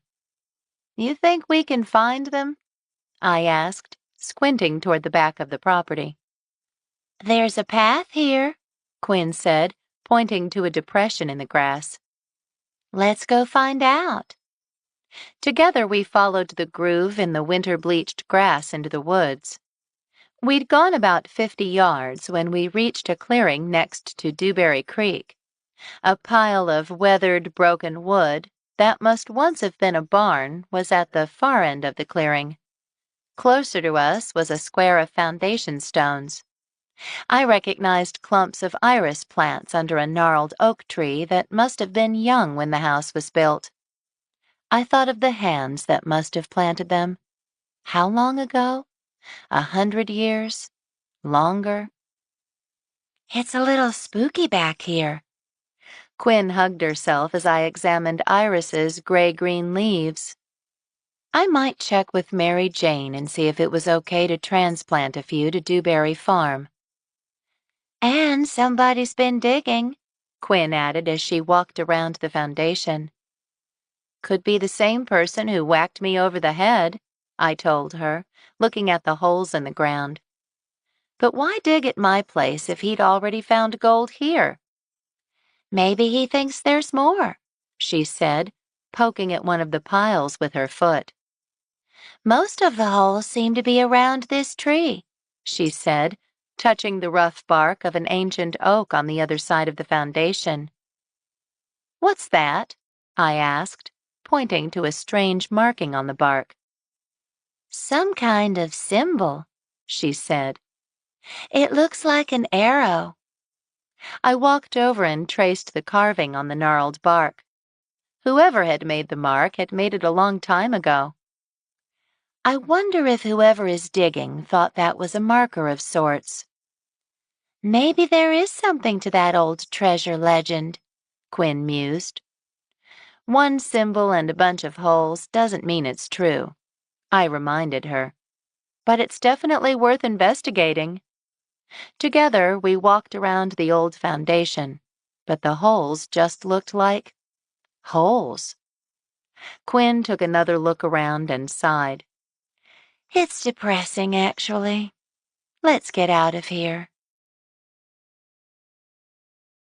Chapter 14. Where are your parents? Quinn asked as we sat down to tea in my kitchen a little while later. After our trip to Crystal's, she'd decided to come back to the farm with me to warm up and visit the goats. I guess they're out taking another trip down memory lane, I said. Since I'm never here these days, it's probably a good idea. Are you glad they're in town? I am, I said. It'll be good to have them here for Christmas.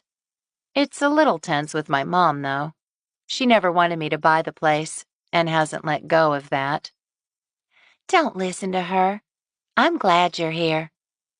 Thanks, I said, smiling at her and reaching for one of the ginger snap cookies I'd laid out on a plate.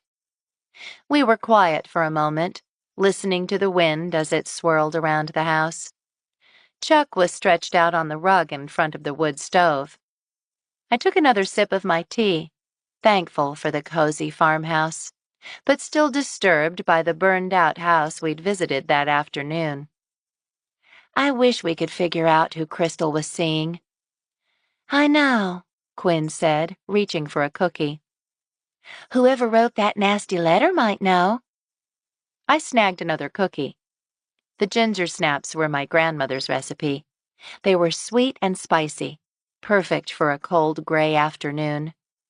Sitting in the familiar warm kitchen where I'd spent so many childhood mornings, I could almost sense my grandmother's benevolent presence. I wish we could find out who gave her that necklace, Quinn said. It looked expensive. I got the impression she wouldn't have been able to afford it on her own. The tag on it said it was $500, I said. It wasn't cheap. I took another bite of cookie and thought back to Crystal's body. She wasn't wearing it when I found her, I said. Quinn paused with a cookie halfway to her mouth. Really? She wore it all the time. Couldn't keep her fingers off of it. I shook my head. She didn't have a necklace on. I'm sure of it. Then again, maybe she'd taken it off to take a shower or something. Or maybe whoever killed her or burned the house down stole it, Quinn suggested. But why leave a defenseless dog? This whole thing is weird. She finished her cookie and took a sip of tea. Speaking of weird, I had a random thought, Quinn said. What if Crystal wrote the poison pen letters and someone killed her because of them? You mean she wrote but didn't send the one I found? I asked, pulling up the picture I'd taken of the crumpled page. I can't read the salutation, Quinn said, looking at my phone. Can you? I peered at the screen. Quinn was right. It was a blur. Do you have anything with Crystal's handwriting on it? I asked. She filled out an application, but I probably threw it out. I'll check, but we might have to go back and look through the house again to see if we can find anything with her writing on it, she said, and shivered. I feel like whoever wrote the one I got was jealous of Peter somehow. But Crystal had a boyfriend, so why would she be jealous of me? Tina Marburger has a crush on Peter, I pointed out. Tina, the local teenager with a psychic streak, had been enamored of the young farmer since he came to Buttercup, and had not been happy when he started seeing Quinn. I doubt Tina would write poison pen letters, Quinn said. Besides, if she's jealous about Peter, why send a letter to Crystal? I'm the one dating Peter. She sighed. I just wish I could figure out why someone would want to kill her. She was such a nice young woman. What do you know about the Word of the Lord Church? I've met the pastor, Vince Matheson. Good-looking guy, very charismatic. I think half his membership consists of love-starved pensioners. I met a few of them at the Blue Onion, I told her. Wanda Carp and Ethel. Ethel? She asked. She just moved to town a few years ago. Her last name means happy in German, but it doesn't seem to be working for her. She and Wanda seemed pretty close, I said. I saw Ben O'Neill looking at properties with Faith Zapalak, too. I wonder what he's up to. Our mayoral wannabe and our local real estate shyster, Quinn groaned. Just what Buttercup doesn't need. Did you talk with them at all? I didn't get a chance, I said. He's been a big supporter of the church. If he made a big donation, that would explain how Matheson built that new building so fast, Quinn said, finishing off her tea. Why would he donate to the church? To get the church's support, she said. He's going after Mayor Niederberger's seat after all. I think we should pay the church a visit, I said.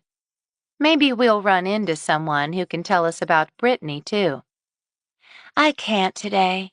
I've got to go to the market. How about tomorrow? 2 o'clock?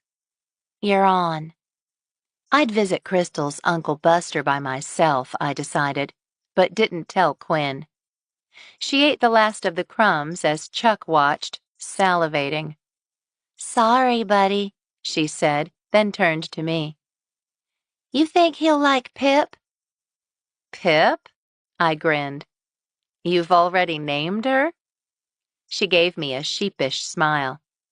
I want to, but it worries me that I don't have all the room you do, she said, glancing out the window at the long rows of my garden. She could always come and romp here, I suggested. Or at Peter's, I added. How's that going anyway? She flushed a little bit, and her smile told me everything I needed to know. He's amazing, she said. I can't believe I ever wasted my time with Jed. Peter's kind, he cooks, he's handsome. She bit her lip. Of course, Edna down at the Red and White was teasing me about robbing the cradle the other day. He's only what, 5 years younger than you? 7, she corrected me, blushing a little bit deeper. So what? I asked. It's just, I don't know, she said, shrugging. Silly is what it is. To worry about it, I mean. Before Quinn could answer, the phone rang. It was Tobias. Hey, I said, feeling a thrill at the sound of his voice, then a rush of insecurity. We stopped by the hospital, I told him. I was sorry we missed you. I hear Quinn is thinking of adopting the puppy, he said. We were just talking about that, I said. She's going to name her Pip. Great name, he said. I think so too, I said, then took a deep breath. I met Mindy while we were there, I said, glancing at Quinn, whose eyes had gotten wide. There was a long silence. Mindy? Before he could say more, Quinn sucked in her breath. Lucy! She was standing at the window. Hang on, I told Tobias and turned to Quinn. What? The goats are halfway done with your broccoli patch. It took 20 minutes and half a loaf of vinochka to round up the goats. I was thinking of Tobias and our unfinished conversation the entire time. How did they get out? Quinn asked as I finally closed the gate behind Hot Lips, who was smacking her lips and looking at me with a hopeful expression. I don't know, I said, scanning the perimeter of the fence. Everything looked intact to me. Thank goodness you saw them when you did, I said. Maybe the broccoli will grow back, Quinn said, although she didn't sound convinced. At least they didn't get to the lettuce, I said. Good thing I put the row cover on it. I guess that's positive thinking, Quinn said, walking the fence line with me. Ah, she said, reaching down and touching a loose wire. Here it is. How did that happen? Looks like someone managed to detach it from the fence post, she said, glancing over at the goats, who were nosing their food trough. Probably Hot Lips, I said. Let's get this fixed. Got a staple gun? As she stood guard, I hustled back to the barn and grabbed the staple gun. Quinn pounded a half-dozen staples in, just to be sure, and together we checked the rest of the fencing while Blossom looked on with interest. She seemed a bit disappointed to have missed out on the fun. Peter warned me, I said, surveying the repaired fence, then wincing as I took in the damaged broccoli patch. I just hope I haven't bitten off more than I can chew. Are you going to call Tobias? She asked as we walked back to the house together. Do you think I should? It's better to talk about it than let it fester, she said. You're probably right, I said. I pulled off my boots and set them by the back door, then went inside and picked up the phone, dialing the familiar number and trying to keep my heart from racing. John answered the phone.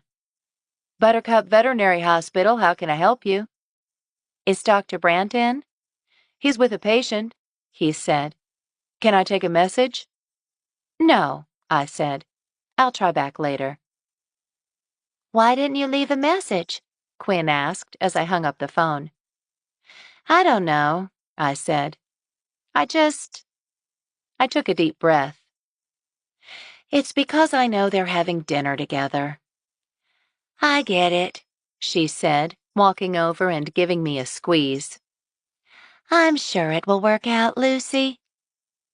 I hoped she was right. Quinn had just left when the phone rang again.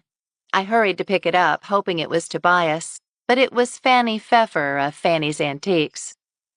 What's up? I asked as I looked out the window.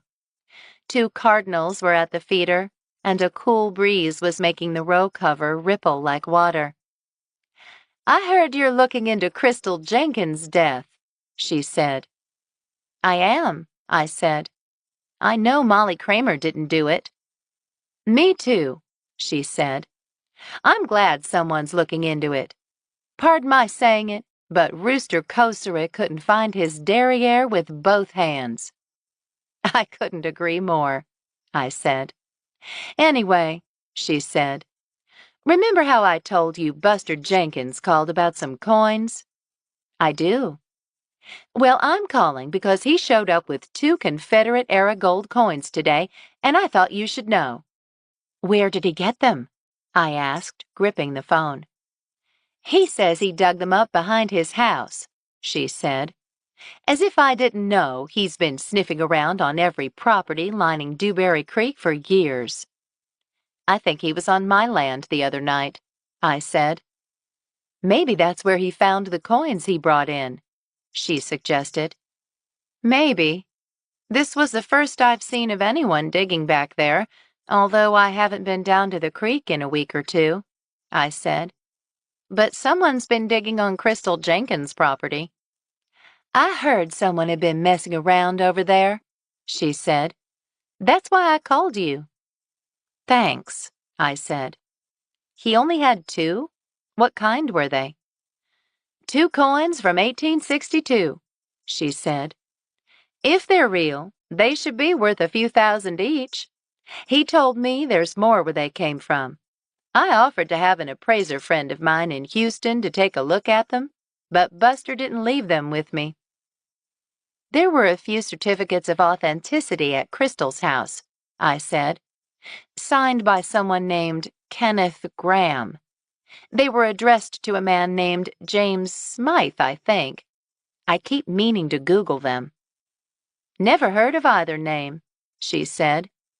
Maybe he got them appraised somewhere else. It's weird that they were sent to Crystal's address, but with a different name. I made a note to myself to ask Mary Jane about it. Maybe he was a former tenant? Anyway, I don't know if it means anything, but I just thought I'd let you know. Thanks, I said. You might want to tell Rooster, too. I will, even though I might as well spit in the wind, she said. Any word on Brittany Kramer? Nothing yet, I said, feeling my stomach twist. I'm keeping them both in my prayers. Me too, I said. Let me know if Buster comes in again, will you? Of course, she said. Merry Christmas. To you too, I replied, then hung up and grabbed my computer. I searched for Kenneth Graham first. Although there were plenty of entries, none were in Texas, and none were linked to gold coins. I came up equally blank on James Smythe. Curiouser and curiouser, I thought, glancing at the clock on the wall. Mom and Dad were out and about for the afternoon, but Dad said he'd grill steaks for dinner at 7. When I found out about Molly, I'd texted them to let them know I was going to be out of pocket. It was still only mid-afternoon. I still had plenty of time to visit Buster, and maybe swing by the filling station and see if Dougie was working. It took about 15 minutes to get to Buster's place, which was well on the outskirts of town, and as I passed the painted 1800s farmhouses and fallow golden pastures, I found myself trying to come up with a game plan that wouldn't end with me peppered by Civil War-era bullets. Although Buster's trailer was hidden from view behind a bunch of scrubby cedars, it wasn't too hard to figure out which property was his. The battered mailbox seemed to rise up out of a pile of tractor parts and what may or may not have been the remains of a spring mattress. A few yards away, a small oak tree was growing up through the rusted-out remains of an old combine, and a chained, padlocked gate blocked the end of the drive. The only thing that looked like it dated from later than 1955 was the Confederate flag, which hung limp and bright from a peeling flagpole attached to the gate. The hair stood up on the back of my neck as I pulled over on the shoulder and grabbed the package of fudge I'd taken out of the freezer. I crossed the road and was about to figure out how to get past the gate when my phone rang. I glanced down at the display. It was Quinn. Brandy was just in, complaining about Ethel trying to reform her, Quinn groaned. What are you doing? Taking some fudge to Buster, I said. I'd made a few batches the week before. I figured it might sweeten him up. Are you out of your mind, Lucy? What if he has a gun? I know he has a gun, I told her. He has lots of them, in fact. But I've got to ask him questions if I'm going to find a way to get Molly out of jail.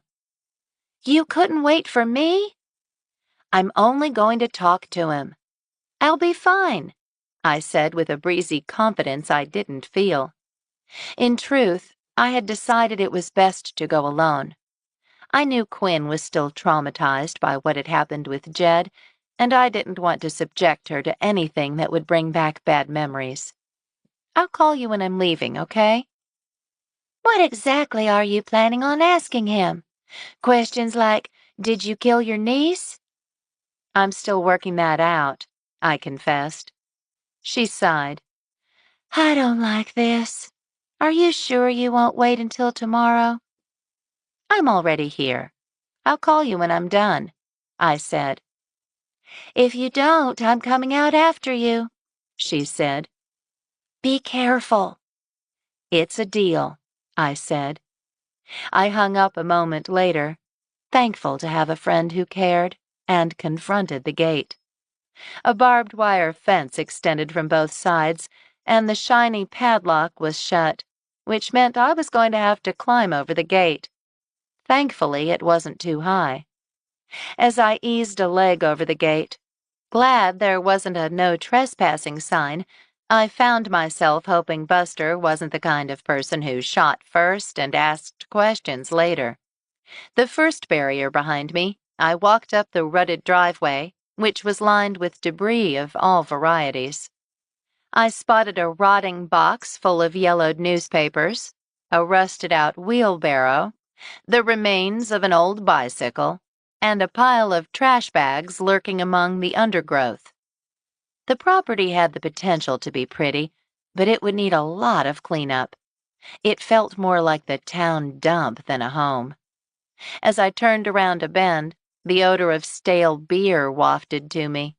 It smelled like Brandy might not be the only one with an alcohol problem. I stopped about 10 yards from the house. It was a wonder it was standing, since the whole thing kind of sagged to the left. In fact, it appeared to be held up by the piles of debris leaning against it. There were holes dug in a scattershot pattern here too, I noticed, but none of them were fresh. Hello? I called out, just to be sure he heard me coming. There was no response, so I said it again, louder. This time there was a loud thump from inside the house. It made me jump. I brought fudge, I announced, feeling adrenaline shoot through my body. Maybe it wouldn't have been such a bad idea to bring Quinn, I thought, pasting a smile on my face and trying to look non-threatening. A moment later, the rust-stained door banged open, and I found myself facing the barrel of a musket. What are you doing here? Chapter 15. I swallowed hard. I just brought you some fudge, I repeated. Buster scowled at me, but lowered the gun a fraction of an inch. He wore dirty jeans and a stained red sweatshirt with bleach spots. Didn't you see the no trespassing sign? No, I said. There wasn't one. He eyed the fudge in my hand. Why'd you bring that? I thought it would be a nice thing to do, I said. It's Christmas after all, and I know you just lost your niece. He grunted. I hear Brandy and Crystal used to live with you. Were you and Crystal close? I asked. Nope, he said shortly.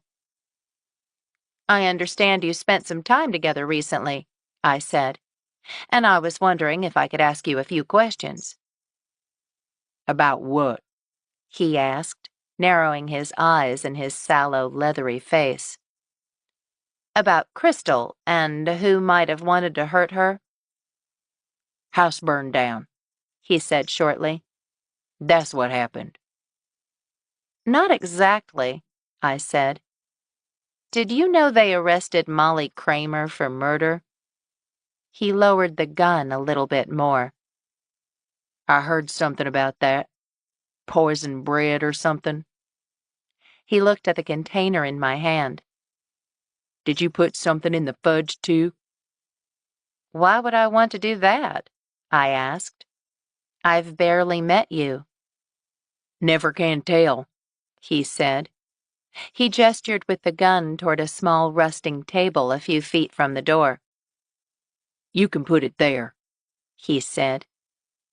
Gosh, I said, feeling irritable despite the musket being leveled at me.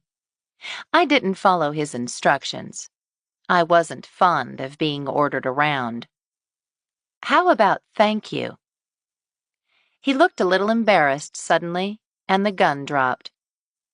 I'm sorry, ma'am. You're right. I should say thank you. You're welcome, I said, and walked over to set the fudge on the table he had indicated. The metal table had once been painted turquoise. Now it was rusted orange. I'm sorry about your niece. He shrugged. Happens, he said. I was hoping you might be able to tell me who her boyfriend was, I said. I'd like to get in touch with him, too. Do you know anything about him? The gun rose a bit. I don't know nothing about no boyfriend, he said. And why do you care? Because they arrested one of my friends, I thought. Just wondering, I said, letting my eyes rove over the cluttered front of his trailer. I hear you know a lot about the history of this town, I said, changing the subject. I know a thing or two, he said, the muzzle of the musket dropping another few inches. I understand you know a lot about the Confederacy. You're right about that, he said. I've been researching it for years. No one ever found the buried treasure? His mouth snapped shut. I don't know nothing about that, he said. Fanny said you brought a few coins in the other day, I said. You must know something about it. Found it on my land. Are you sure? I asked.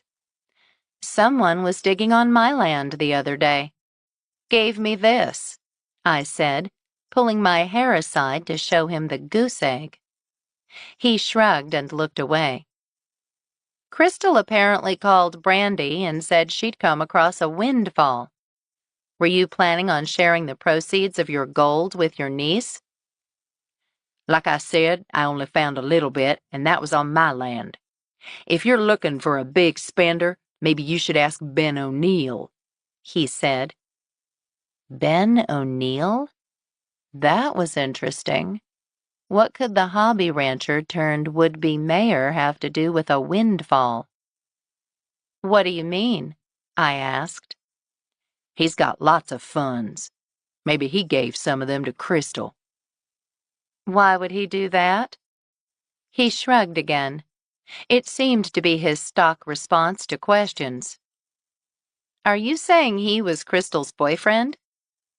I ain't saying nothing, he said. His hand twitched on the musket, and I felt my stomach twist. Crystal had a few certificates of authenticity for Civil War coins, I said. He blinked rapidly, but said nothing. They were sent to someone named James Smythe, I went on. Did she ever mention finding any coins to you? I wasn't into Crystal's business. I hardly saw her. Your truck was there a few times, I said.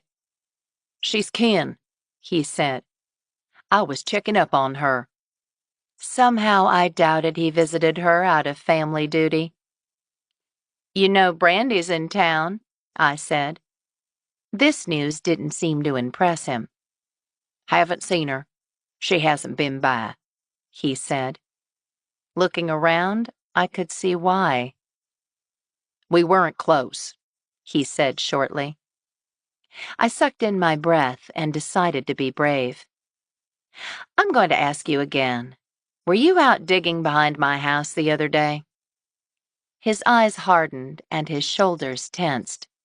I guessed the answer was yes. If so, I added, don't do it again. I have the right to protect my property, and I'll do whatever I need to. Strong words from a woman whose only weapon was a hoe, but I wanted him to know I meant business. I think it's time you headed out of here, he said. I took the hint and started backing up. If you happen to remember anything about those certificates, I told him, you know where to find me. I plan to do a little more digging myself. I turned around and walked down the dirt road, feeling his eyes burning into my back. There seemed to be no love lost between Buster and the rest of his family. Maybe he had killed Crystal after all. You are an idiot, Lucy Resnick. Thanks, I told Quinn on the phone as I pulled away from Buster's house. She'd called just as I got back into the truck. So was your visit worthwhile? He claims not to know anything about the certificates we found at Crystal's, but when I asked him about the windfall Crystal called Brandy about, he said that I should ask Ben O'Neill. Do you think O'Neill might have been her mystery boyfriend? Molly asked. He didn't elaborate, but I wondered that too. If she wasn't wearing that sapphire necklace when you found her, maybe she sold it. If it was the one I saw in LaGrange, it was worth only $500, remember? I said. Not exactly a fortune. Maybe he gave her a breakup gift, and that was what she meant. Do people do that? They do if they want people to be quiet, she suggested.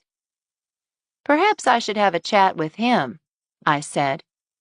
Oh, and I think Buster's the one who was digging behind my house, I said, reaching up to touch my temple. It still hurt, but it was healing. When I mentioned it, he clammed up. Jerk, she said. I told him he'd better not do it again, or I'd take any necessary measures to protect my property. I kind of insinuated I had a gun. You don't, do you? Not yet, I said. The way things are going lately, though, I might reconsider. It won't protect you from poison, Quinn pointed out. Thanks for the encouraging words. Any word on Brittany, by the way? Alfie says they still haven't heard anything. I wish there were something we could do to help. She pursed her lips. I think I'm going to ask around down at the high school. Good plan, I said. And I need to find out who Molly gave friendship bread to. I know Opal and Dougie had a loaf, so at least we have one suspect. Dougie? I guess it's something, Quinn told me. I told Tori to keep an ear out at the Blue Onion and see if she hears anything about Crystal or Brittany. Mindy was in this afternoon, by the way. Oh, yeah? She and Faith were chatting over chicken salad, and when they were done, Faith and Ben O'Neill had a hush-hush meeting in the corner. That's the second one I've known of between those two. What do you think they're meeting about? It looked like they were going through property listings. I don't trust either of them. Do you think it has something to do with the O'Neills' bid for mayor? I wouldn't be surprised, she said. Oh, Faith did mention that there was a squatter out on the Simpsons ranch. Not a surprise, I said. The Simpsons have had that place empty and up for sale for months. Do they have any idea who it is? Nobody was there when they got there. They must have moved on. There were frozen pizza boxes and empty beer cans all over the place. No whiskey? I asked. I guess that rules Brandy out. Have you seen Brandy, by the way? She was only in for a few minutes with Ethel, who was buying bread. She didn't look very happy, but I didn't get a chance to talk to her. I thought I'd swing by Ethel's this evening, assuming Brandy hasn't moved out by then," she said. "See what else I can find out." "Let me know how it goes," I said. I hung up a moment later and pulled into the filling station on the square with a loud thunk. Usually I did the self-service, but this time I pulled into the full-service pump.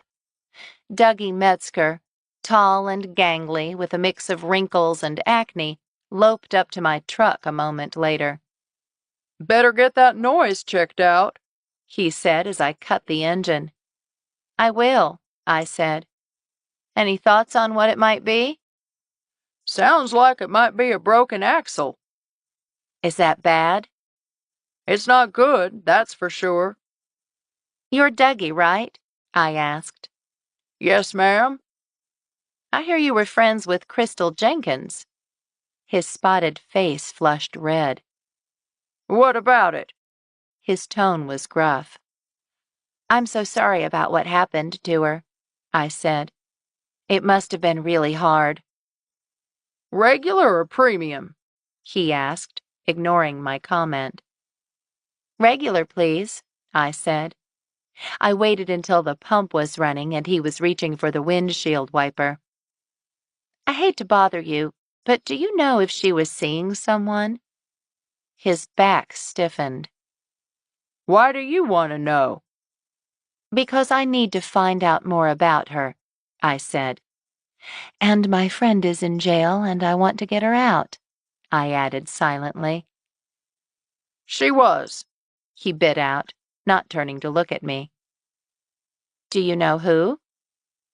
"I never saw him, and I don't know his name." "Married?" "Look, why are you asking me all these questions? I wanted to date her. She turned me down. I don't know who she was seeing." He turned to look at me, and there were tears in his eyes. "I loved her. She didn't love me." "I'm so sorry," I said. "I know how hard that is. I hate to ask, but did you ever leave anything at her house?" "That'll be 1853. he said, ignoring my question, but turning beet red, which I took as a yes. I fished a 20 out of my purse, along with one of the cards I gave out at the market. "Thank you," I said, handing them to him. "If you ever want to talk, or you think of anything, please get in touch with me." He took them both and started to fumble in his pocket for change. "Keep it," I told him. He looked up at me. "I left carnations after she died, and other things before." "Thanks for telling me," I said. "And you don't know anything at all about who she was seeing? Even a guess?" "I think it was someone from that church of hers," he said. "Drove a white truck. That's all I know."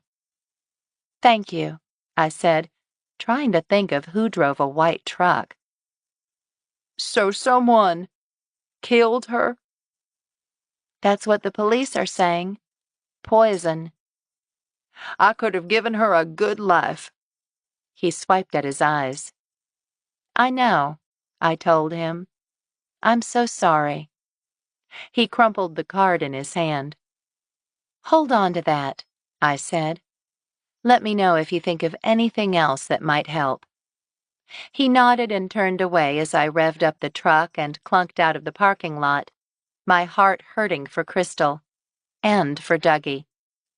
But I didn't rule him out as a suspect. The farmhouse was redolent of grilled onions and steak when I got back to the house. My dad was making dinner. "I'm sorry you had such a rough day," my dad said as he transferred onions to a plate. Chuck was drooling on the floor at his feet. I sank into a kitchen chair. "Thanks, it really was rough. I can't believe Molly's in jail for murdering Crystal Jenkins." "Do you think she did it?" "Absolutely not. I said. The problem is, how do I get her off? I've got a couple leads, but no solid motive. Good thing you've got those investigative reporting skills, he told me. From what your mother's told me, the police force in Buttercup has never quite been Texas's finest. That's an understatement, I said. I decided not to tell him that I had been a suspect a few short months ago. I'm probably going to be busy trying to figure out what happened over the next few days. I'm so sorry. Between everything going on and the Christmas market, I may not be around much. No worries, he said as he washed his hands at the sink. I'll make your mom take me for another tour of the area, so she can tell me stories. She really isn't happy with me buying the farm, is she? She isn't, he admitted, slipping Chuck a piece of steak. It disappeared in a flash. She was looking at the want ads in the D.C. papers the other day. Looking for a new job? For you, of course, he said. But I can tell you're happier here than you ever were working for a paper, even though I know things are tight. Although you might want to get your truck looked at. It sounds awful. I know, I said, but I don't want to spend the money right now. I'm hoping the finances will get better as I get more established. Where's Mom, by the way? Kibitzing with the goats, he said. For a woman so averse to farm life, she sure does seem to enjoy being here. I liberated a bit of your lettuce, by the way. I hope you don't mind. Of course not, I said. Glass of wine? He asked, nodding toward a bottle of red on the counter. Absolutely, I said, thankful for my dad's presence, and hoping the alcohol would dull my mother's barbs. I poured myself a glass and took a big swig. So far, Christmas in Buttercup was anything what I'd envisioned. Chapter 16. I finished my chores early the next morning and headed to the Blue Onion. After Quinn gave a few directions to Tori and Olivia, who were covering the cafe for the day, we piled into her car to head to the Word of the Lord Church. We'd decided she should drive, since there was less likelihood of her undercarriage falling out. You really need to get that fixed, she told me. I'm afraid to find out how much it'll cost. Did you see Brandy last night? I asked, changing the subject. I did, she said. She and Ethel Frulish are not exactly a fit. No?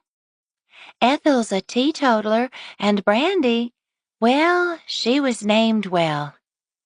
Did you find out anything helpful? She was still really upset about Crystal, she said. She told me a little about their childhood. Apparently, their mother lived in Buttercup and got pregnant in high school. She left town before anyone found out about it and had the girls somewhere else. Their father, Matt Jenkins, died in an accident when they were 14. That's when they moved back in to live with Buster. Poor things, I said. No wonder Brandy's got issues. And I'll bet Crystal was thrilled to have a boyfriend who loved her. If it weren't for the fire and the friendship bread, I'd wonder if the pain of the breakup didn't cause her to, well, take her own life?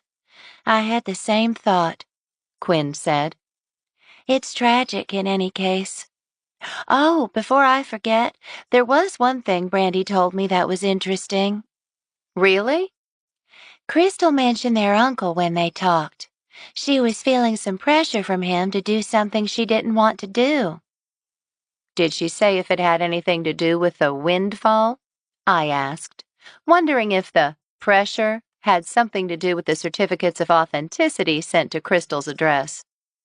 I'm not sure, but I also ran into Monica Espinosa down at the bank. She told me Crystal deposited a big cashier's check 2 days before she died.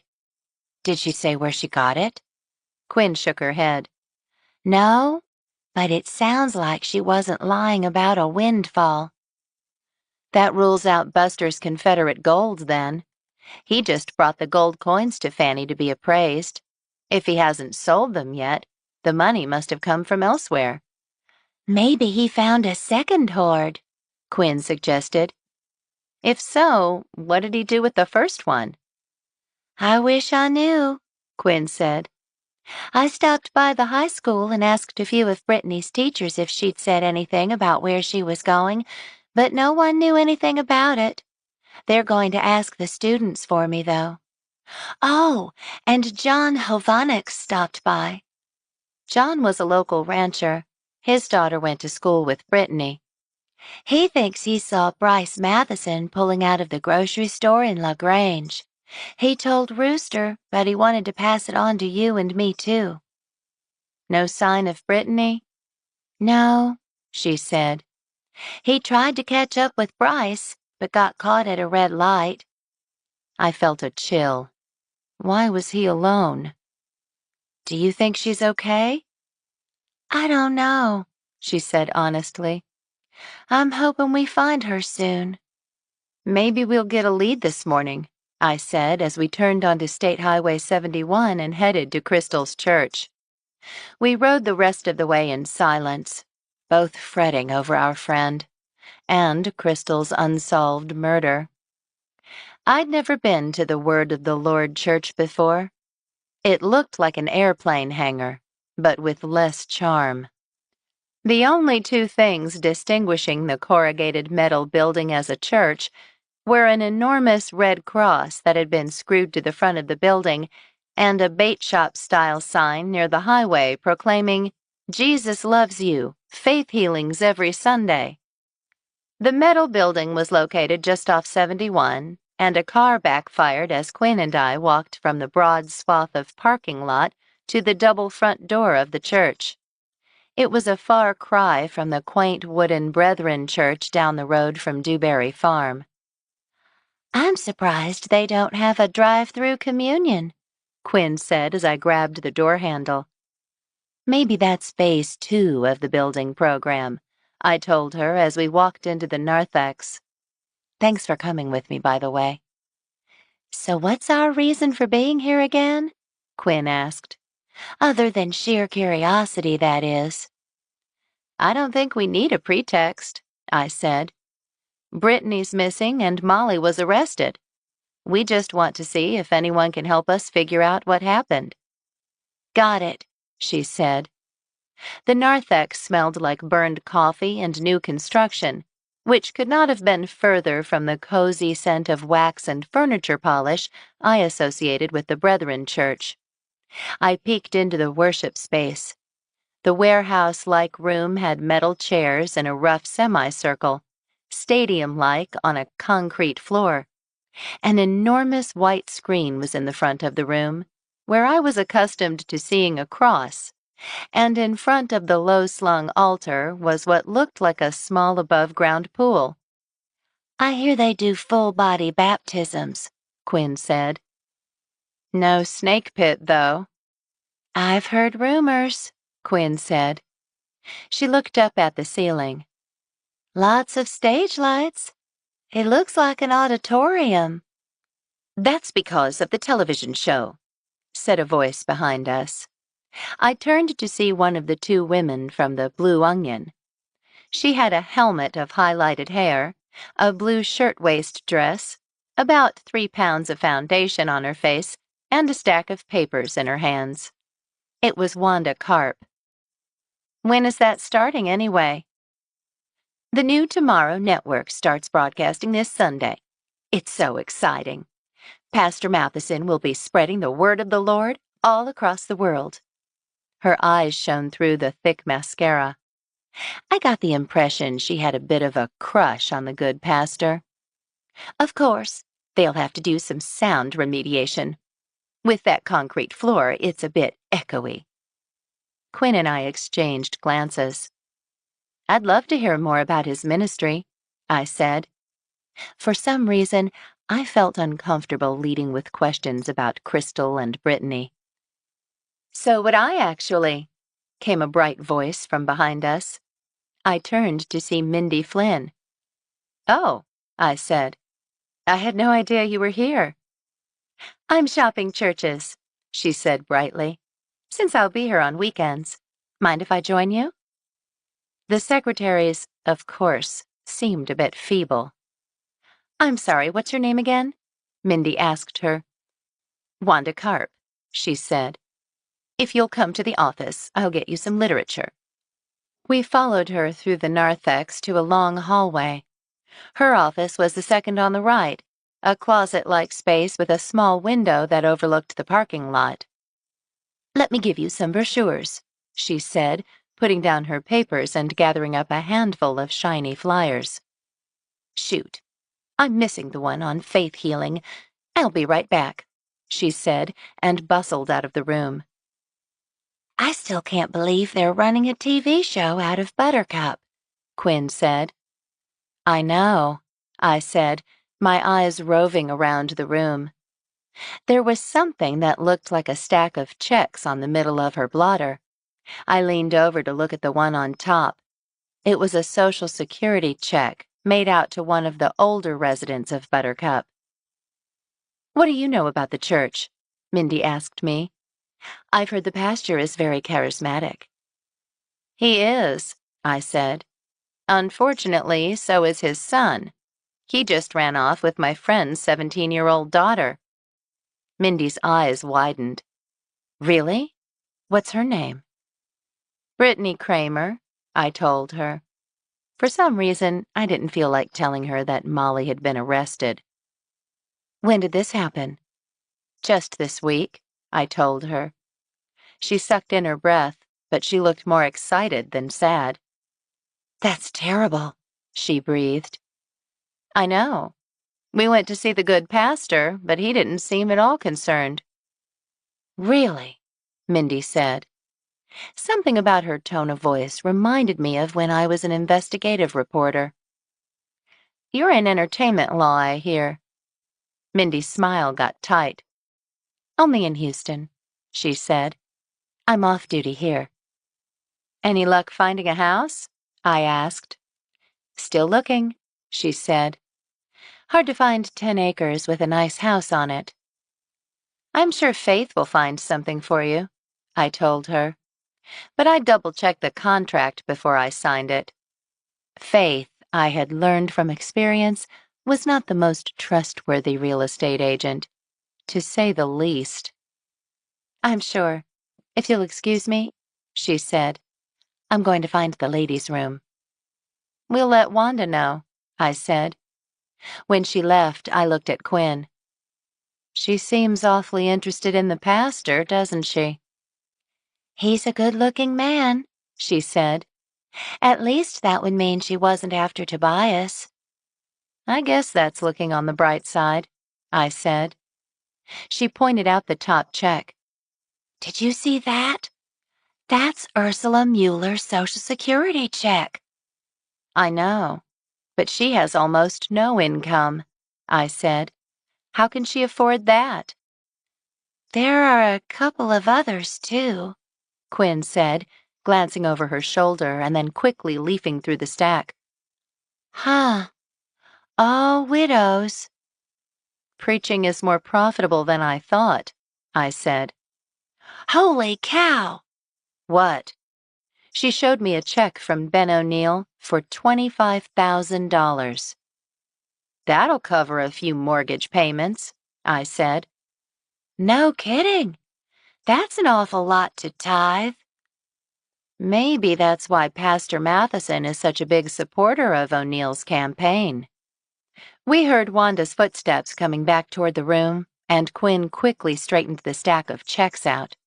When the secretary returned, we were both sitting with our hands in our laps. "Where'd the other lady go?" Wanda asked. "Call of nature," I said. "I'm sure she'll be back in a moment." "Well, here you go," she said. "I'm glad to hear you're interested in our ministry." "Crystal Jenkins always said great things about Pastor Matheson," Quinn said lightly. The smile froze. Crystal? She asked. Yes, Quinn said. She was an employee of mine until... Oh, yes, the tragedy, Wanda said. I heard she was poisoned by a local woman. That's one theory, I said. That's what the police are saying, she said, the sugar gone from her voice. Do you know who she was friendly with?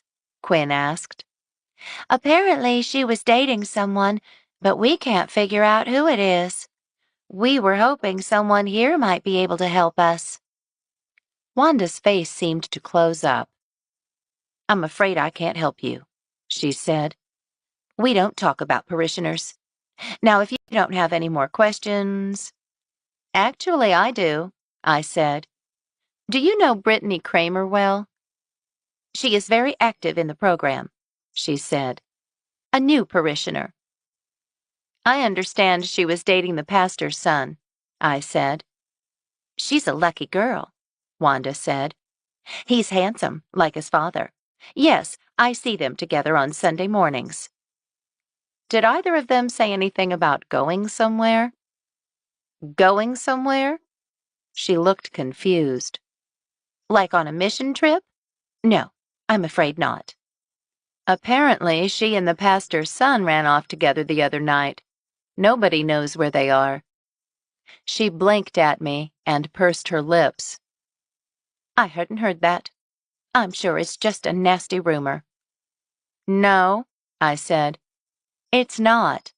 I saw the note myself. I'm sure it's just a misunderstanding. She began shuffling papers. Our interview, it seemed, was over. Are there ever snake handling Sundays? Quinn asked. I turned to blink at her. Wanda was blinking at her, too. Snake handling? Goodness gracious, of course not. It might make good TV, Quinn said. I stepped on her toe, and she yelped. We have faith healings, but no snakes, Wanda informed her. Thanks, I said. We'll think about it. The phone rang and she picked it up. Word of the Lord Church, can I help you? A moment later, she smiled. Yes, Mr. O'Neill, of course. If you'll drop them off, we can have the campaign buttons in the narthex for Sunday services. I know you wanted to talk to him about... Her eyes darted to us. That other matter, she said. I'll have him call you when he gets back. She hung up a moment later. Mindy appeared at the door. Everything okay? She asked. Fine. Wanda practically barked. Sounds like the church is a big supporter of Ben O'Neill, she commented. Mr. O'Neill is a God-fearing man, she said shortly, handing Mindy a stack of brochures. I noticed a red flush rising from her tight collar. Now, if you'll excuse me, I have a lot of work to do. She stood up, dismissing us. Maybe we'll see you some Sunday, she said with a weak smile that I wouldn't call welcoming. Before you go, I heard that one of your parishioners recently died in unfortunate circumstances, Mindy said, echoing what Quinn and I had said. Yes, she said, looking wary. I heard her house caught fire. Tragic. Have the police been by to talk to you? She asked. Before she could answer, Pastor Matheson walked in. He looked a bit pale, and his chiseled jaw was clenched. When he spotted us, there was a brief flash of emotion before he arranged his features into a charismatic smile. Ladies, are you interested in the church? He asked. Why, yes, Mindy said, practically fluttering her eyelashes. I was hoping to run into you. Well, then, it's my lucky day, he said, brightening. Once he saw Mindy, I got the impression that he'd forgotten about the rest of us. I glanced at the secretary, whose mouth was a disapproving moo. It hadn't escaped her notice either. Jealous? I wondered. We're starting live broadcasting this coming weekend, he said. If you come and sit in the front row, your beautiful smile might make national TV. Maybe you can talk another time, Wanda interjected. We have a meeting now? He looked startled. Meeting? But it's about the programming for this Sunday. Don't you remember? Her voice was strained. Of course, he said. Sorry we couldn't talk more. What's your name again? Mindy, she said. Mindy Flynn. Mindy, he repeated. Lovely name. If you'll leave me a card. Shoot, I don't have them with me. Why don't I write down my number? That will work, he said as she scrawled a number on a scrap of paper. He smiled when she handed it to him. Hope to see you Sunday, he said, glancing over his shoulder as Wanda ushered him into the adjoining office, like a shepherd herding a wayward sheep. The three of us walked into the hallway, which was festooned with invitations to hand our troubles over to Jesus and our paychecks over to the Word of the Lord Church. Mindy hurried past us. Good to see you, she said. It's probably best he had a meeting. I've got another appointment with the real estate agent. Wish me luck. Of course, I said. She didn't say what kind of luck, Quinn pointed out as Mindy hurried out of the building. What did you think of all that? I asked Quinn. Pastor Matheson's a whiz at fundraising, I'll give him that. And he certainly has an eye for the ladies. You're right. He sure seems to know how to get big donations, I said. Is that in return for campaign support? It seems like an awful lot of money for a small-town election. I wouldn't be surprised, Quinn said as we walked down the hall. We'd almost reached the end when something caught my eye. Look at this, I said, pointing to a Bible verse printed on a piece of construction paper. Charming, Quinn said, scanning the verse. I don't mean the verse, silly. I mean the handwriting. She stared at it, looking puzzled. Look familiar? Her eyes widened as she realized what I was saying. It's just like the handwriting in the letter I got. And the one Crystal got, too, I said. Think Wanda knows who wrote out the verse? Think she'd tell us if she did? I pulled up the picture of the letter at Crystal's on my phone and compared the two. The handwriting on the wall was less jagged and had been written with less pressure, but was markedly similar. See the hook on the T? I asked. And that weird G, Quinn pointed out. I unclipped the page from the wall. Shall we ask? I'll bet her meeting's over now that we're gone, I said, grinning. We walked back to the secretary's office together. She was talking on the phone. I put a hand up to stop Quinn, and we paused outside the door to listen. Yes, she said. You can have the microphone at the next rally, and Pastor Matheson told me he'll find a way to work you into the sermon. She paused for a moment. Hold on, and I'll put you through. We waited a moment, then walked back into the office. Wanda's lips thinned when she saw us. Short meeting, Quinn remarked. Wanda just pursed her lips tighter. This may seem like an odd question, I said, holding up the piece of paper. But do you know who wrote this? Why? She asked.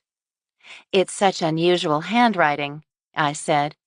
I'm interested in handwriting analysis. She squinted at it. It must have been done by one of the Sunday school teachers, she said. How many of those are there? 20, she said. And no idea who wrote this? No, she said shortly. Do you have a list of teachers? Like I said, we don't talk about parishioners. Now, if you'll excuse me, I'm very busy. Her friendly demeanor had been replaced by iciness bordering on rudeness. She didn't like questions, that was for sure. Was the church this secretive about everything? Thanks, I said, taking the page with me as we walked out into the hallway. Maybe someone else at the church would recognize it. Maybe this Sunday. Well, that was a dead end, I said when we were out of earshot of the office. Not completely, Quinn said. We know the poison pen writer is a Sunday school teacher. And we also know Mindy's up to something, I reflected. You think? She looked like an investigator on a trail, I said, which at least gave her a reason other than Tobias for being in Buttercup. I was glad to get at least a bit of confirmation for what Tobias had suggested to me. I'm wondering who hired her, and why. Chapter 17. Opal Gruber looked unusually rattled when we walked into the little house that operated as the sheriff's office. How's Molly doing? I asked. Poor thing hasn't slept a wink, she said, and I'm still trying to figure out where Brittany went. I heard someone saw Bryce in LaGrange, I said. I heard that too, but I'm coming up blank, Opal said, adjusting her cat-eye glasses. And I still think Sheriff Kocurek's got the wrong woman. Like I said, Molly brought me a loaf of bread just last week, and we ate the whole thing. Don't see anything wrong with me, do you? So Dougie shared it with you? I asked. He did. Did you make any more with the starter? She squinted at me. Why? I was just curious what it tasted like is all. I've heard it's delicious. It is. Anyway, I can't seem to convince the sheriff to look any further than Molly, Opal said, her round face looking grim. He said the instructions that came with the loaf were from her. Molly copied the instructions onto cardstock, I said. Anyone could have used the starter and baked a new loaf to give to Crystal. I was hoping to get a list of people she gave it to. Well, I didn't do it, Opal said, so you can count me out. Of course not, I said, not mentioning my suspicions about her cousin Dougie. Sheriff Kocurek thinks Molly's gone round the bend, but I don't buy it, Opal said. She was upset about her daughter gallivanting around with that Matheson boy, and she blamed Crystal for introducing them. I've heard that, but I still can't believe he's taking that seriously, Quinn said. I know. You'd think she'd poison the boyfriend instead, wouldn't you? As Opal finished talking, Rooster strode into the room, his thumbs in his belt, his prodigious paunch spilling out over the silver buckle. He squinted at us as if we were two flies who had showed up on his barbecue sandwich. What do you gals want? We're here to see Molly, I said, and find out if you've made any progress on finding Brittany. He shrugged. Nothing yet. Do you really believe Molly poisoned Crystal? Quinn blurted. What are you, the FBI? He asked. Little lady, if I were you, I'd get back to your kitchen and mind your own business. I resisted the urge to take the letter opener off of Opal's desk and plunge it into Rooster. Instead, I smiled and said, I'm curious. What was Molly's motive? Rooster reached for a handful of M&Ms from the bowl on Opal's desk and dismissed the question. That's police information. A woman's life is at stake, I said. I think it's a reasonable question. Did you talk to Buster Jenkins about the coins he found? I asked. His infuriatingly blasé look was temporarily replaced by a flash of mild confusion. What coins? He brought them into Fanny at Fanny's Antiques. And Monica Espinosa said Crystal deposited a big cashier's check a few days before she died. You might want to talk to the folks at the Buttercup Bank. How do you know that? Word travels in a small town, I said vaguely. There was a nasty letter in her house, too, I told him. I have a picture of it on my phone. Whoever wrote it is a Sunday school teacher at Word of the Lord Church. The writing matches up. Quinn got one from the same writer, anonymously, also. How do you know Crystal Jenkins got a letter? I found it when I was trying to find information on the puppy we found in her house. There were some certificates of authenticity for some Civil War-era coins, too.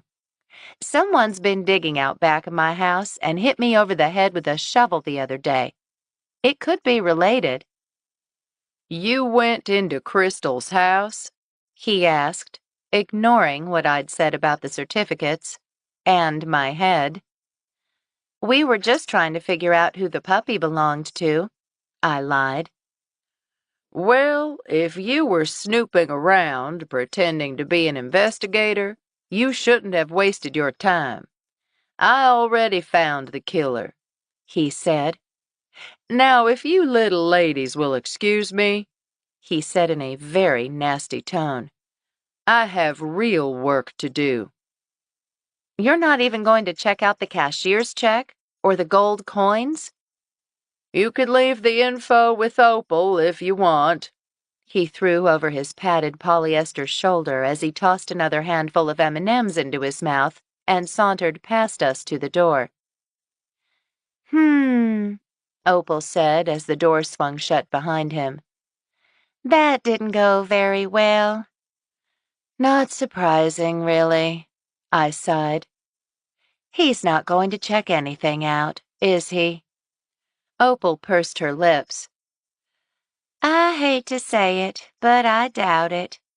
I'll keep pestering him, though. I promise. Thanks, I said. Can we see her? She glanced toward the door Rooster had just walked through. Officially, Rooster told me no, but what he doesn't know won't hurt him. She opened a desk drawer and pulled out a key, then led us to the back of the station. She's in here, she said, unlocking a door at the end of the hall. The cell was a small white room with a high barred window. Molly sat on the narrow bed in the corner, looking like she hadn't slept in days. She rose as soon as she saw us. Did you find her? Not yet. Oh, Molly. I sat down next to her and hugged her solid shoulders. I wish I could do more to help. You could find Brittany, for starters, she said with a forlorn look. I'm working on that, I said. I just want my baby back, Molly said, her eyes filling with tears. I'd never seen my perky, can-do friend look like this before. It made my heart twist. Molly, I said, taking her gently by the shoulders. We'll find her, but we also need to find out who killed Crystal so you can get out of here. She sniffed, and Quinn fished in her purse for a tissue and handed it to her. Molly wiped her eyes and blew her nose, then apologized. It's just, I can't believe all this has happened. I know, I said, squeezing her shoulder gently. We're going to do everything we can to solve this, but we're going to need your help. Okay? She nodded. Now, I said, do you remember who you gave bread to? Why? Because whoever gave that poisoned bread to Crystal had access to your recipe card. Her face lightened a fraction. Oh, she said. Why didn't I think of that? You've had a bit on your mind, my friend, I said. The list is on the computer, Molly said. But I remember. I turned to Quinn. Do you have a pen in that bag? And paper, she said, producing an empty envelope. Okay, Molly said. Let's see.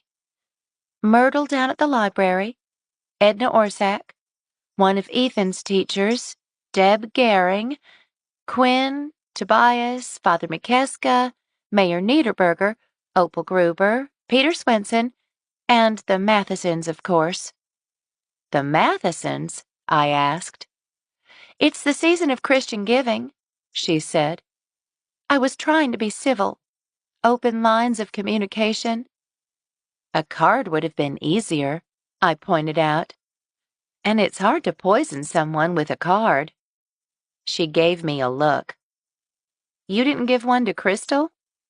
No. I didn't know her that well, to be honest. She only came over to the house once. When was that? I asked. She came for Thanksgiving dinner, actually. Buster wasn't exactly rolling out the red carpet for her, so I told Brittany to invite her to join us. No turkey with Uncle Buster? I get the impression he's not much of a cook, Molly said. From what I'd seen of his place, I was guessing she was right, which didn't bode well for my suspect list, although maybe he made an exception for poisoned friendship bread. She did say she'd seen him recently, though. I got the impression it didn't go well. What do you mean? He was trying to talk her into something, I think. Brittany would know more.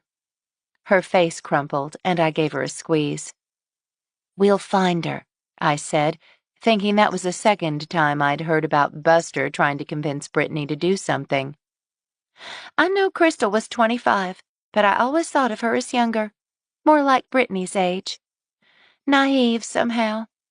I guess that's why she was taken in by the whole church thing. She's not the only one. A lot of women, of all ages, seem to be drawn to Pastor Matheson, Quinn said. And a lot of people seem to be donating a lot of money, too, I said. Unless he's got a trust fund, that is.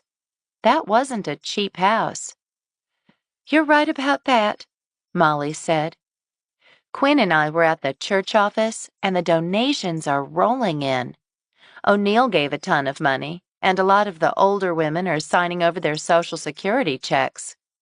O'Neill gave $25,000, Quinn said.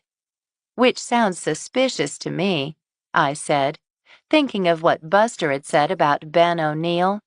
He seemed to be throwing around an awful lot of money. But why? I still can't believe someone put poison in my friendship bread, said Molly, and I put my thoughts about O'Neill aside. I keep going through that list in my head. I can't think of anyone who would want to kill Crystal. I liked all those people, except the Mathesons, and I can't think why they'd want to poison anyone. Just a thought, I said. But what about the Mathesons? Is it possible Crystal was seeing the pastor? If his wife found out about it, or he was worried about the scandal, that would explain why he called it off, Quinn suggested. But why kill her? Molly asked. Maybe she threatened to talk about it, I said. That would kill the TV contract, and maybe his position as pastor. Not to mention his marriage, Quinn added. Although having met the woman, that might be considered a plus. Besides, I said to Molly, there's no love lost between you and the Mathesons. Why not frame you? That's terrible, Molly said. But it makes sense. So who do you think is most likely? The pastor or his wife? Quinn said. Molly's brow furrowed. It could be either one. I didn't leave it at their house. I dropped the bread and the starter off at the church, she said. The secretary put it on the pastor's desk. If he brought it home, either one of them could have used the starter to bake the poisoned loaf, Quinn said. Except I'm not sure the pastor knows how to operate an oven, I pointed out. Or a coffee maker, Molly said. Assuming it was the Mathesons, I'd put my money on Phoebe. She looked more hopeful than I'd seen her. The thing is, how do we prove it? Quinn asked. She must have bought the datura, Jimson weed seeds, somewhere, I said. Maybe check down at the red and white, Molly suggested. They have all kinds of seeds. What does datura look like anyway? Quinn asked. I've seen the plants. They're called angel's trumpet or Jimson weed. They've got beautiful trumpet-like flowers. They do pretty well around here, I said. The whole plant is poisonous. I'm guessing whoever made the bread may have substituted the seeds for poppy seeds. I just wish we had a starting point for finding Brittany, Molly said. We're still working on that, I told her. But John Hovanix thought he saw Bryce in LaGrange, so they may be close by. She sagged back down. All I want is for her to come home, she said in a low, defeated voice. We'll find her, Quinn said. Any word on when you'll get out of here? I asked. There's a bail hearing today, Molly said. Alfie's ready to cash out our retirement. I told him not to, but he's insisting. He loves you, I said. You'll get the bail money back. It's better for you to be at home. I'm so worried about Brittany, she said. I know, and we're worried about you too, I said. Remind Alfie to make sure Ethan's getting his homework in, okay? And give the kids a big hug for me. Of course, I said. Can we get you anything? A file? She said wryly, glancing up at the barred window. We'll get you out of here, Quinn said. No files needed. I hope you're right, she said. And I hope Brittany comes home soon. So did I thought, trying to stay optimistic. Chapter 18.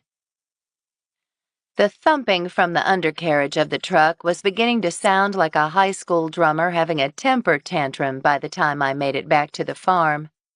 I rolled up to the driveway just as the mail carrier, Alma Holtz, was pausing at my mailbox. She waved to me. I slowed down to greet her. I liked Alma. She was just a few years older than me, and despite the rather punishing temperatures she endured, she always had a smile on her broad, tanned face. She lived with her father, Gus, whose passion was the birdhouses he made and sold outside the post office. I'd bought one for the back fence. I was hoping a bluebird would take up residence this coming spring. What's up with your truck? She asked. I'm afraid to ask, I said. It sounds too expensive. I'd get it checked out before you get stranded, she warned. I heard about Molly Kramer, by the way, she added, grimacing. Bad news. I know, I said. Unfortunately, I've got more bad news, she said, handing me a stack of mail. Bills? I said. Always, she said. But it looks like you got one of those poison pen letters. My stomach sank as I looked down at the handwritten letter on top of the stack of seed catalogs and bills. How did you know that's what it is? I've delivered about 10 of them, she said. Any idea where they're coming from? She shook her head. They all get sent from the box at the main post office, she said. I haven't gotten one yet, but we'll see. Whoever it is seems to be targeting every woman in town. Only women? I asked. So far, Alma said. I only found out what they were when Quinn mentioned it to me. I looked down at the letter as if it were a dead mouse. Wonder what's in it? I asked, feeling a bit of foreboding. Nothing good, that's for sure, she said and glanced at her watch. I've got to push on, but I hope your day improves. Thanks, I told her and turned into the driveway before ripping open the letter. It was every bit as nasty as Alma had suggested. To the new harlot in town. You are living in sin and living a lie. You're Boyfriend is just using you.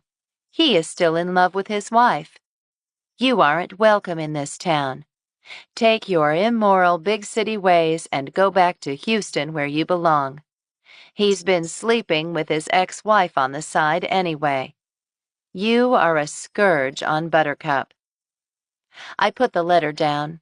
The anger and hatred bled through not just in the words, but in the slashing letters and heavy pen strokes. No wonder Quinn had been so upset. As I shoved the letter back in the envelope, I got a whiff of lavender. I might have been imagining things, but it comforted me all the same. I jammed the letter into the glove compartment. I didn't want it in the house, and carried the rest of the mail inside to where my mother was busy putting up the dishes.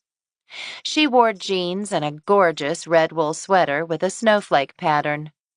Christmas carols played on the radio I kept on the shelf above the microwave, and Chuck came over and wagged. I noticed when I reached down to pet him that he smelled suspiciously like bacon. "Hey, Mom," I said. "You look festive. I love the sweater." She smiled. "Thanks. I didn't know if I'd get to wear it, but it's pretty chilly this year." "Where's Dad?" "Out checking your fence," she said, then gave me a compassionate smile. "He told me it's been pretty awful for you. I'm so sorry about everything that's going on with your friend." "It hasn't been the best," I agreed. I decided not to mention the letter I'd just gotten. She poured herself a mug of coffee and offered me one. I took her up on it. We adjourned to the kitchen table.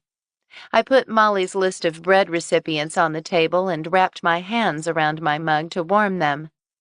The heat was another thing that was going out in the truck. "How's your head?" she asked. "Better," I said. "No headaches, no focus issues, no more absent-minded than normal, which isn't saying much, but it probably means I don't have a concussion." "That's good, at least." "I guess." Again, I got that whiff of lavender. My mother seemed to smell it too. She sat up a little bit straighter and looked around. "Did you smell lavender?" she asked. I nodded. "Happens sometimes," I told her. As I spoke, there was a sudden breeze, and the list I'd put on the table wafted to the floor. "You should get that door weatherized," my mother said as I bent to pick up the paper. Was Grandma Vogel sending me a message? I shivered. "It's almost like Grandma's here sometimes," I said as I looked at the paper in my hand. "It'd be nice to think so, wouldn't it?" my mother said dismissively. She never was one for superstition. "By the way, you got a call from Margaret Marburger. Unfortunate name, isn't it?" "Hard to forget," I said. "Anyway, she called to invite us to a cookie exchange," she said. "Us?" "Yes," she said. "I'm in the mood to make Grandma Vogel's Lebkuchen, but I don't have the recipe." "That's one of my favorites, too. I was planning to make some this week, actually," I said, opening the pie safe and retrieving my grandmother's cookbook from the bottom shelf. "I haven't seen that in years," my mother said in a soft voice. "Where did you get that?" "It was here when I got here," I said. "Sometimes it just shows up on the kitchen table." "Weird," she said, flipping through it. "Ah, here it is. Do we have everything?" "I think so. I'd picked up the ingredients last time I was in Austin. The recipe was one of my favorites. I was going to make some fudge balls, too. Give me a few minutes and I'll join you." I wanted to look through Molly's list of friendship bread recipients again before I did anything else. I loved my mother, but my friend was in trouble. As my mother began assembling ingredients for the Lebkuchen, I reviewed the list of names, wondering if the murderer's name was on the list. Other than Dougie, and possibly the Mathesons, there were no other obvious suspects. Had Buster somehow gotten his hands on some friendship bread? Buttercup was a friendly town. It was always possible that someone had been feeling charitable and passed it on. I set the list down on the table and walked over to join my mother, my thoughts still on Crystal's murder and Brittany's disappearance. "Why don't you heat the honey and molasses, and I'll get going on the lemons?" I asked my mother, who had assembled all of the ingredients on the tile counter. I felt guilty for taking time away from helping Molly, but I couldn't think of anything else to do. Besides, how often was my mother in town? "It's going to smell great in here," she said. "You know, from a practical standpoint, I still wish you were in Houston. But I have to admit I'm enjoying being here. Farm life is not my cup of tea, but I have fond memories of this kitchen." "I was always jealous of the way you grew up, to be honest," I said. "Not that we didn't have good times in Houston, but it always seemed magical out here." "That's because you weren't mucking out the chicken coop on Saturdays and getting up at the crack of dawn to milk cows and weed the garden," my mother said with a grin. "I spent half my childhood knee-deep in animal manure. I didn't want you to have the same experience." "The funny thing is, that's what I crave," I said as I reached for the lemon zester. "Animal manure?" I laughed. "You know what I mean. But you're worried I'm going to end up a bag lady, aren't you?" I asked. My tone was light, but the truth was, the thought had occurred to me more than once. In fact, if I had to replace the truck, I wasn't sure how I was going to manage. "I do worry about your financial security," she admitted. "And if you're thinking of getting married, well, the pickings can be slim in a small town." "I'm seeing someone, actually." "I heard. The vet, right?" "How did you know?" "It's Buttercup, Buttercup," she teased. "I also hear his ex-wife is in town, looking for property." "Yes," I said, feeling deflated. "And to be honest, Tobias and I haven't seen much of each other lately. It is the holidays, and he's covering a second vet practice. Why don't you invite him over to dinner?" "You don't think it would be too much pressure, the meeting the parents thing?" "We'll stay out of your hair," she said. "You can always suggest the two of you have dinner at Rosita's. The tamales are to die for, and they're only around through Christmas." "That's a great idea," I said. I put down the bowl and reached for the phone. "I'm going to call now." "Good for you," she said as I picked up the phone and dialed the vet hospital. Tobias's assistant, John, answered the phone. "Hi, John," I said, feeling butterflies in my stomach. "It's Lucy. Is Dr. Brandt around?" "He's in surgery right now. Can I take a message?" "Could you tell him I called?" I asked. "Actually, he just finished," he said. "Hold on a moment." Without waiting for me to respond, he put me on hold, and I stood in my kitchen listening to the tinny sound of Jingle Bell Rock. It seemed like forever before there was a click, followed by Tobias's deep voice. "This is Dr. Brandt." "Tobias, it's Lucy." "Hey, Lucy," he said, sounding tired. "Calling about the puppy?" "How is she?" I asked. "She's doing great," he said. "Full of beans. If Quinn adopts her, she's going to have her hands full." "I'm glad to hear it. I'll let her know," I said.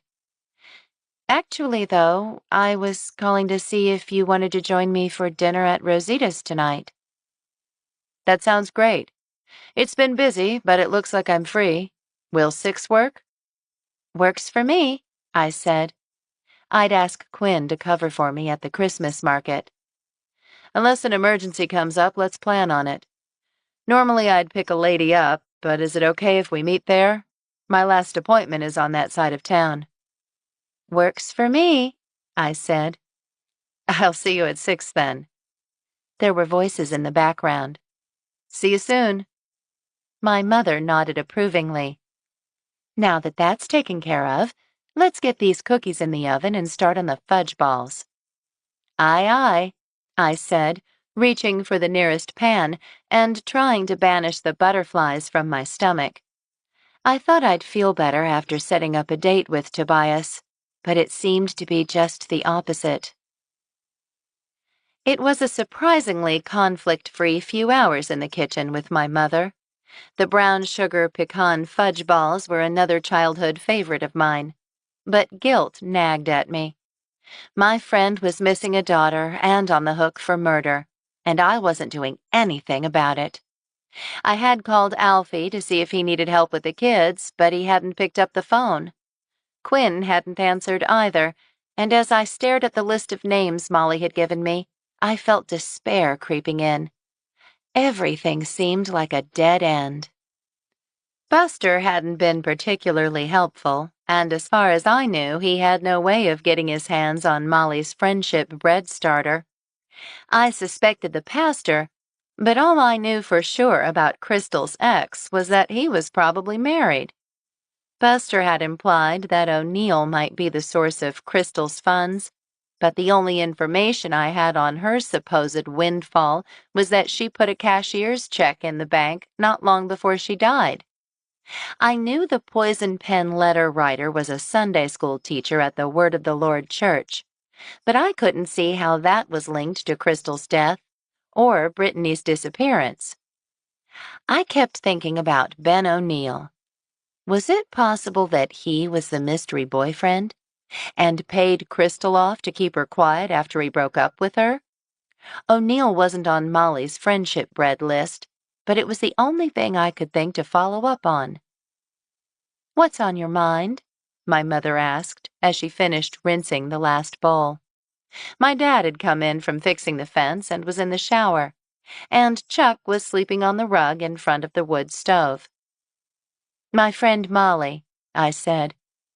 "I only have a few potential leads, and they're flimsy at best. I feel like I'm not helping at all." "Then all you can do is follow the leads," she said.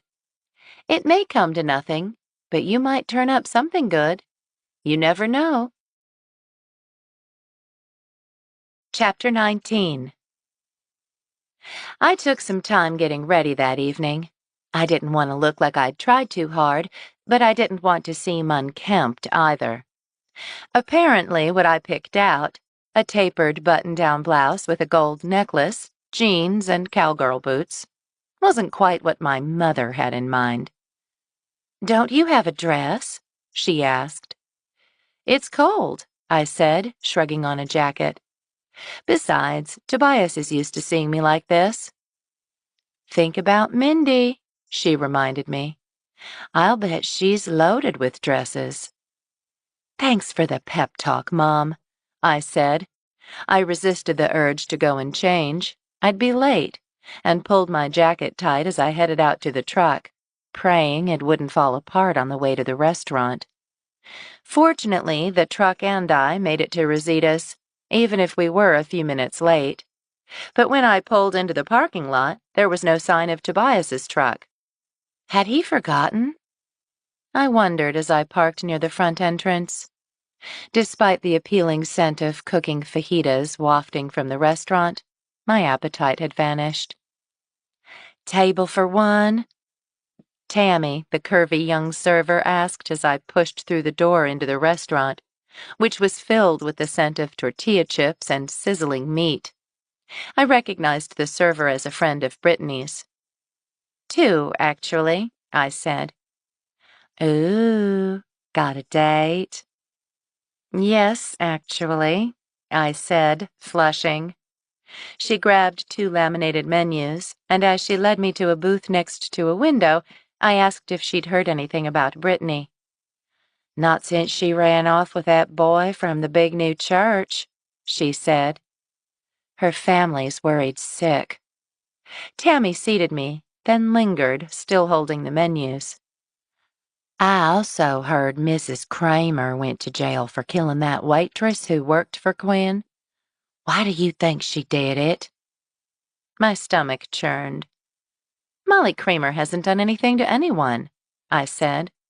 But she's worried sick about Brittany. Has anyone at school heard from her? Not that I know of, she said. It's scary, really. You don't think Mrs. Creamer did in her daughter, do you? Of course not, I said, shocked. Are people suggesting that? She shrugged, which meant the answer was yes. Is there any gossip about where they might have gone? Not really, she said. Just then a server put a basket of chips and a bowl of salsa on the table, and she put her hostess smile back on. Can I get you something to drink? A margarita, I said. With everything that had been going on, not to mention my impending date with Tobias, who was late and still hadn't called, I needed one. Maybe more than one. I'll be right back, she said, and trotted back to the kitchen, leaving me alone with my thoughts and the basket of chips. Despite my fluttery stomach, I'd managed to make my way through half a margarita and 2 baskets of chips before I saw Tobias pulling into the parking lot. I glanced up at the clock by the door. He was 20 minutes late. I'm so sorry, he said as he hurried to the table. It was a more complicated case than I expected.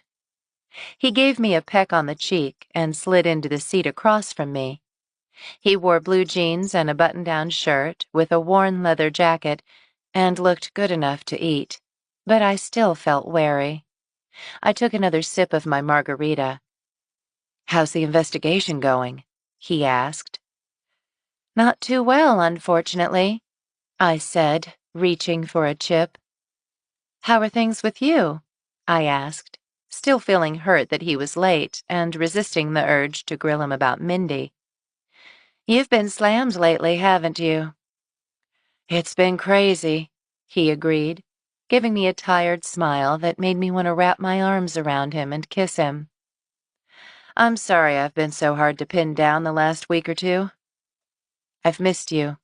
Are you doing okay? I've missed you too, I told him. I guess I'm okay. Any word on Brittany? I was about to answer when Tammy arrived at the table. She gave Tobias a big smile. Can I get you something to drink, Dr. Brandt? A strawberry margarita like you had the other night? Actually, I think I want a shiner, he said. Got it, she said and sashayed away. I looked up at Tobias. The other night? I asked, unable to resist. Mindy and I had dinner, he said. She wanted to talk over some property she was looking at. Oh, I said, looking down at my drink. Lucy, he said, reaching for my hand. I looked up into his blue eyes, feeling uncomfortable and wishing he looked a little less handsome. There's a reason she's my ex. Things between us are over. They have been for years. Are you sure? Even though she's buying a place in Buttercup? Positive, he said, giving my hand a squeeze. Where's she staying anyway? I asked, feeling a little bit better. The hotel on the square? He gave me a rueful smile. My guest bedroom, actually. The hotel was booked up. Something inside me curdled. Ah, I said, looking down at my margarita. Why hadn't he told me this before? What else was he keeping from me? I know I should have told you earlier, Lucy, but really, there's nothing more to it than friendship. Right, I said, forcing a smile as I poked at my drink with a straw and stared unseeing at the menu. So, are you going to get the tamales? Of course, he said. But I don't really care about tamales right now. He reached out and lifted my chin. Lucy, please believe me. There's nothing between Mindy and me. I swear it. I took a deep breath. Okay, I told him, but I still didn't feel any better. "Have you two decided?" Tammy said, appearing at the table with a pad in her hand. "I think we're going for the tamales," Tobias said, looking at me. "2 orders?" "Yes, please," I said. As she sauntered away, I turned back to Tobias. "I'll call Fanny tomorrow," I said. "See if Buster's come by again." "Let me know what she says. How's Chuck, by the way? Getting along with your parents?" "Yes, but my dad keeps slipping him bacon." "Bad habits run in the family," he replied, grinning. For a moment, I almost forgot Mindy. Almost. "How's his weight?" Tobias asked. Chuck had been on a diet food for more than 6 months now, but he still retained his roundish profile. "The light and lean doesn't seem to be working out too well." Tobias fixed me with a hard look. "Are you sure you're not giving him too many treats?" "He doesn't like carrots," I said, "or vegetables in general." "But still fond of cheese, I'll bet." "I don't give him much," I protested. "You have to be strong, Lucy," he said with a grin. "More exercise, then." He reached out for my hand. His touch felt electric, and for a moment I forgot all about Crystal and his ex-wife and the Christmas market. I leaned forward over the table. Our lips were just about to touch when my cell phone rang. "Hold that thought," I said and grabbed my phone. "Lucy, is that you? It's Quinn." I could hear the sound of Christmas music in the background. "What's going on?" I asked. "I think Hot Lips just stole a packet of burnt almonds out of Bessie Mae's hand and climbed a tree." Chapter 20. "But I just checked on them 2 hours ago," I said. "2 hours is a long time," she said. "And apparently they cover a lot of ground fast. They made it to the Christmas market. Gidget's heading for the roasted corn stand now." "I'll be right down," I said. "What's wrong?" Tobias asked as I hung up.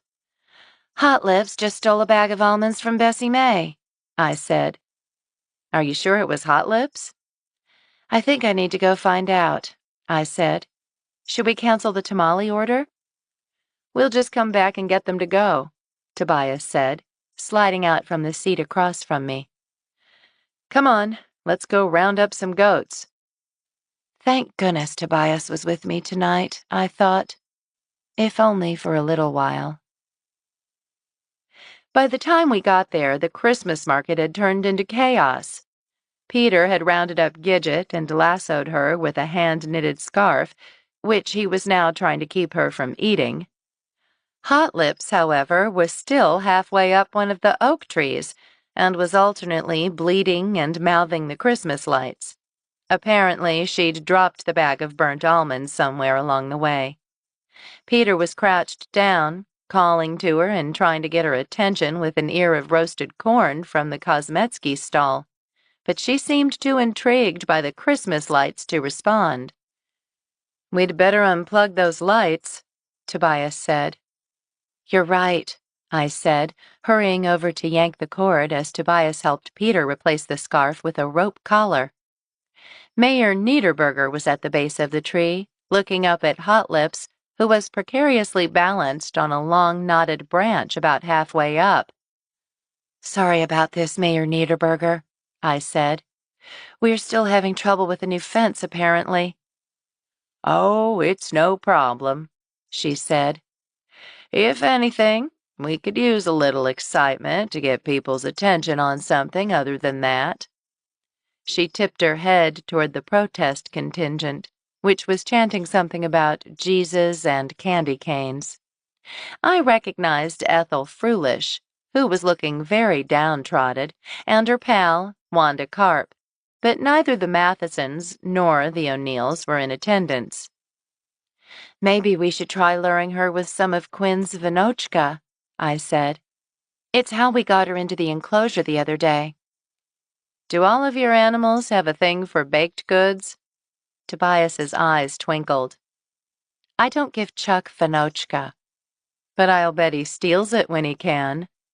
Tobias grinned, then waved to Quinn, who was watching the action from her stand.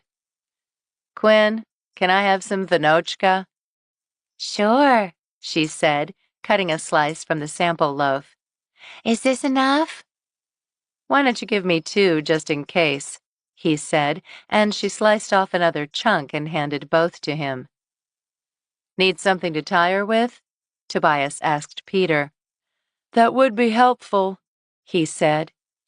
Here you go, Tobias said, handing him the bread and some more rope. Maybe if we can get everybody to back off a bit, she'll stop freaking out and come down. She's crafty, Peter warned. She'll make a break for it if you let her. I'll help corral her if she does, Tobias assured him. He turned to the crowd that had gathered. Would you all step back a bit, give her some space?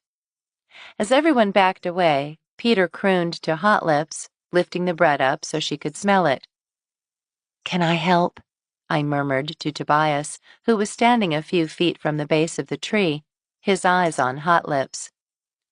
If she runs, see if you can help me box her in, he said quietly, as the goat took a tentative step toward her former keeper.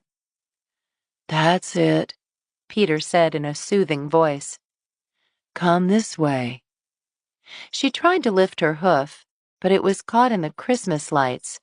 She reared up, almost losing her balance, and backed up a few more feet. It's okay, girl, Peter said, proffering the bread again. She tossed her head a few times, but then took another step forward. See? Here is proof that Satan is in league with this commercial Christmas market, someone bellowed. Hot Lips backed up, agitated, as I looked over to see Wanda Carp, thin lips pressed together. If baby Jesus had been the parade marshal, none of this would have happened. What? The mayor asked in her soft drawl. I don't know about you, Wanda, but I'm getting a real kick out of watching 2 grown men trying to coax a goat out of a tree. In fact, I could go for another glue vine. Bubba, she said, addressing the proprietor of the mulled wine booth. Do you mind getting me a cup? Bubba beamed at her. Coming right up, Mayor. Wanda drew herself up and attempted to look down her nose at the mayor, which was a challenge, since Mayor Niederberger was at least 6 inches taller. You're in league with Satan, then? I am a card-carrying member of the Brethren Church, Mayor Niederberger said, steel in her voice. The whole point of this market is not just to celebrate Christmas, but to make it possible for a member of our community to continue to live in the house she's been in her whole life. She looked down at Wanda, who had tilted her head back and was still trying to look morally superior. If helping out a disabled woman means being in league with Satan, then I guess I'm guilty as charged. The entire square burst into applause, and Wanda turned stiffly and marched back to the picket line, looking like someone had rammed a broom up the back of her brown dress. Well done, Mayor Niederberger, I said. I don't much hold with the old ways, she said, as Bubba handed her a cup of mulled wine. But there are moments when I wish tarring and feathering were still legal. I glanced up at Hot Lips, who, thanks to Wanda, had climbed farther up the tree, and then at the cluster of sign-carrying people over on the corner of the square. Not quite sure how they were planning on getting baby Jesus here for the parade, but I guess they have First Amendment rights. I know. And so does Buster Jenkins, who keeps flying that Confederate flag and blabbing on about Civil War conspiracies. She sighed. I just have to tell myself it adds to the local color. You know Buster? We've had a few run-ins over the years, she said. He behaves, most of the time. Still, I wouldn't be sorry to see him move out of town. Shame about his niece, though.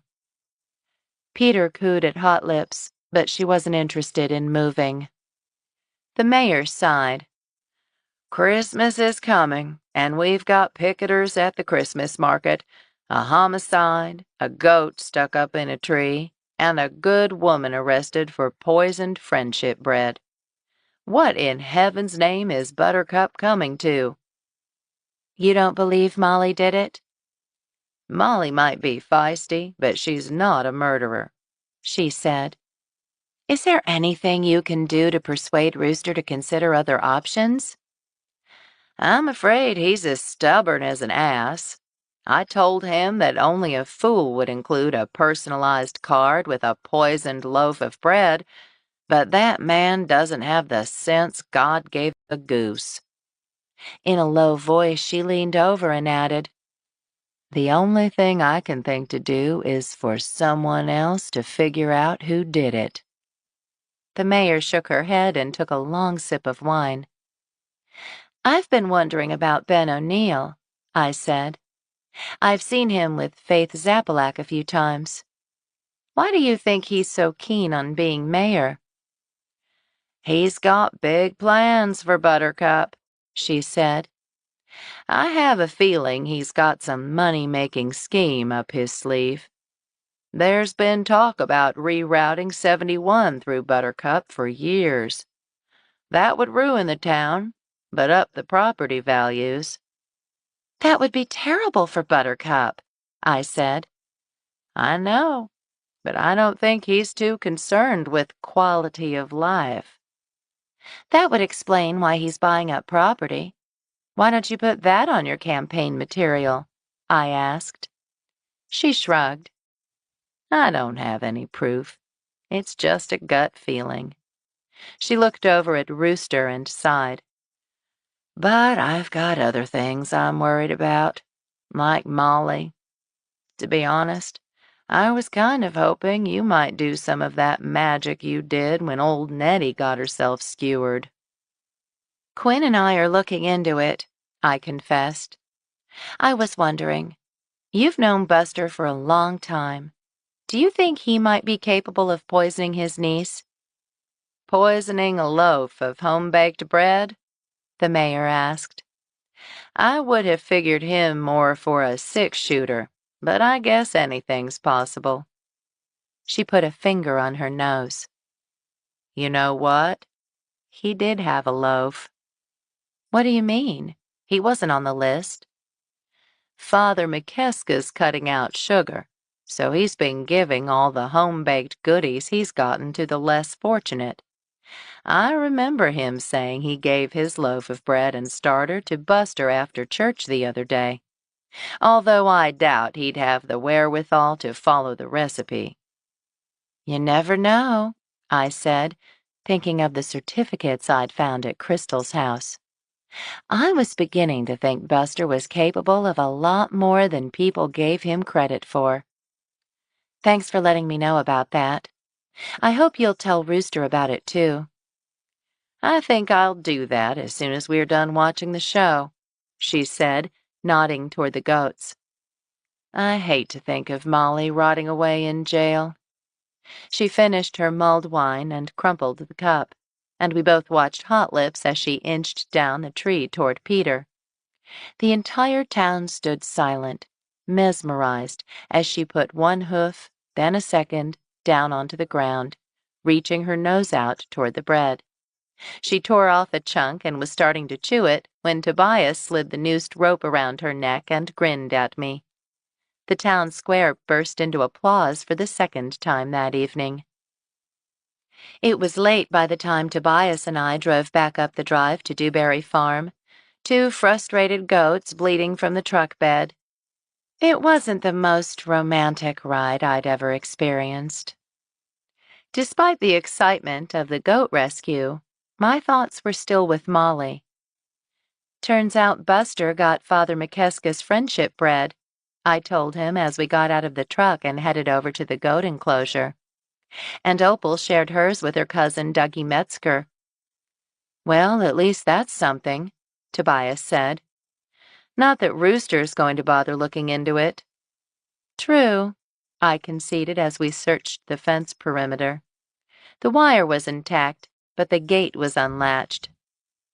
I'm sure I latched it, and I can't imagine my mother didn't.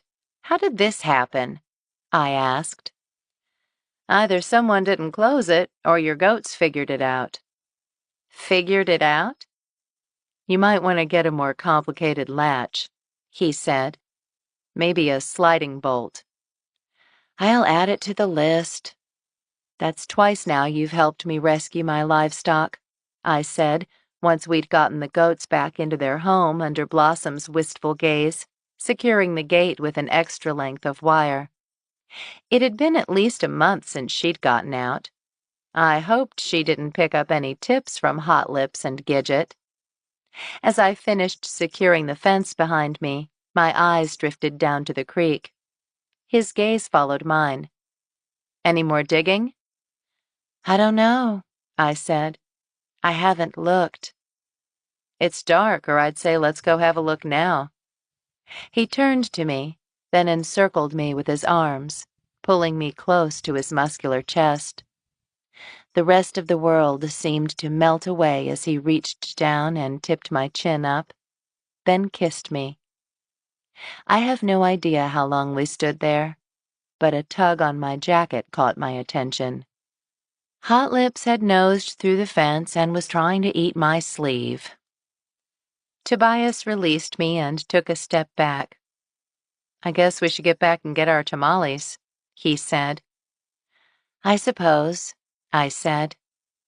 I'd almost rather stay here.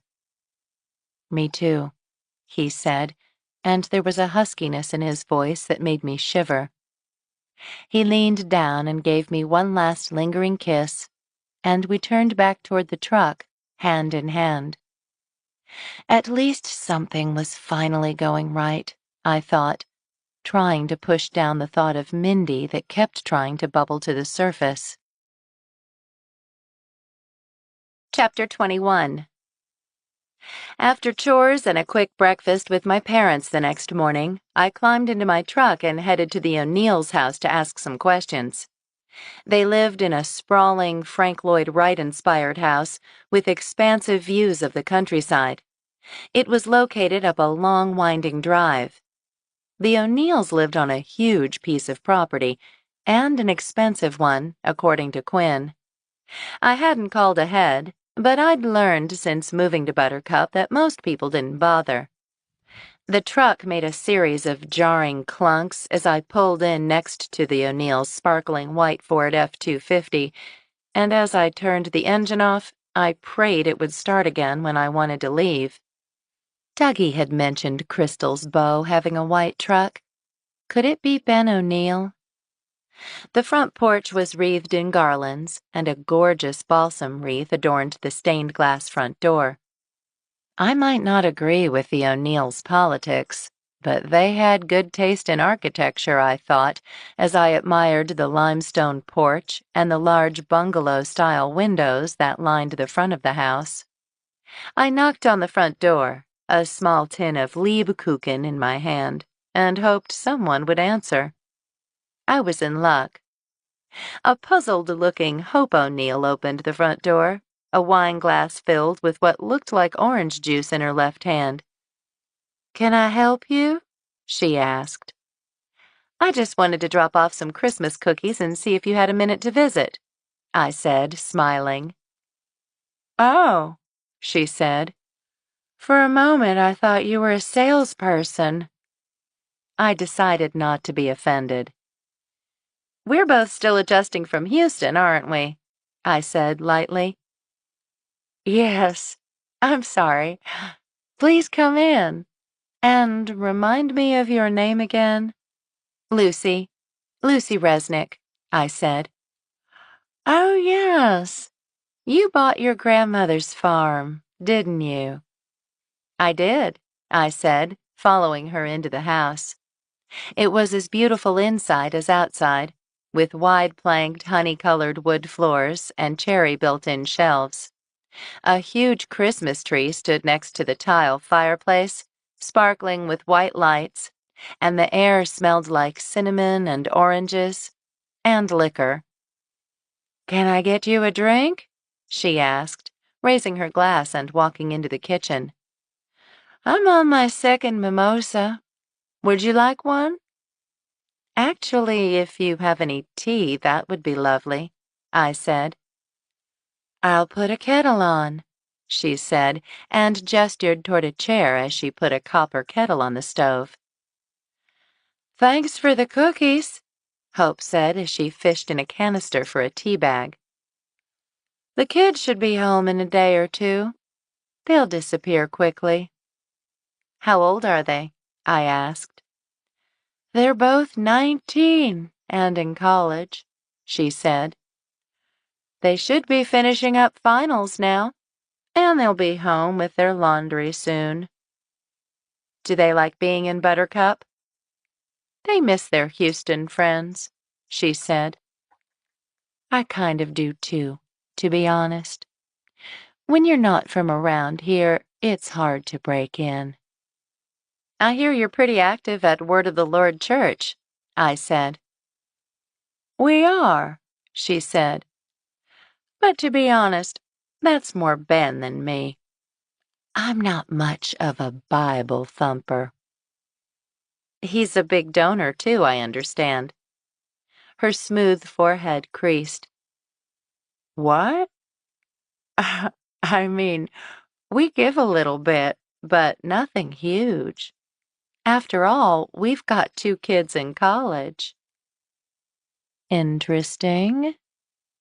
"How did you two meet?" I asked.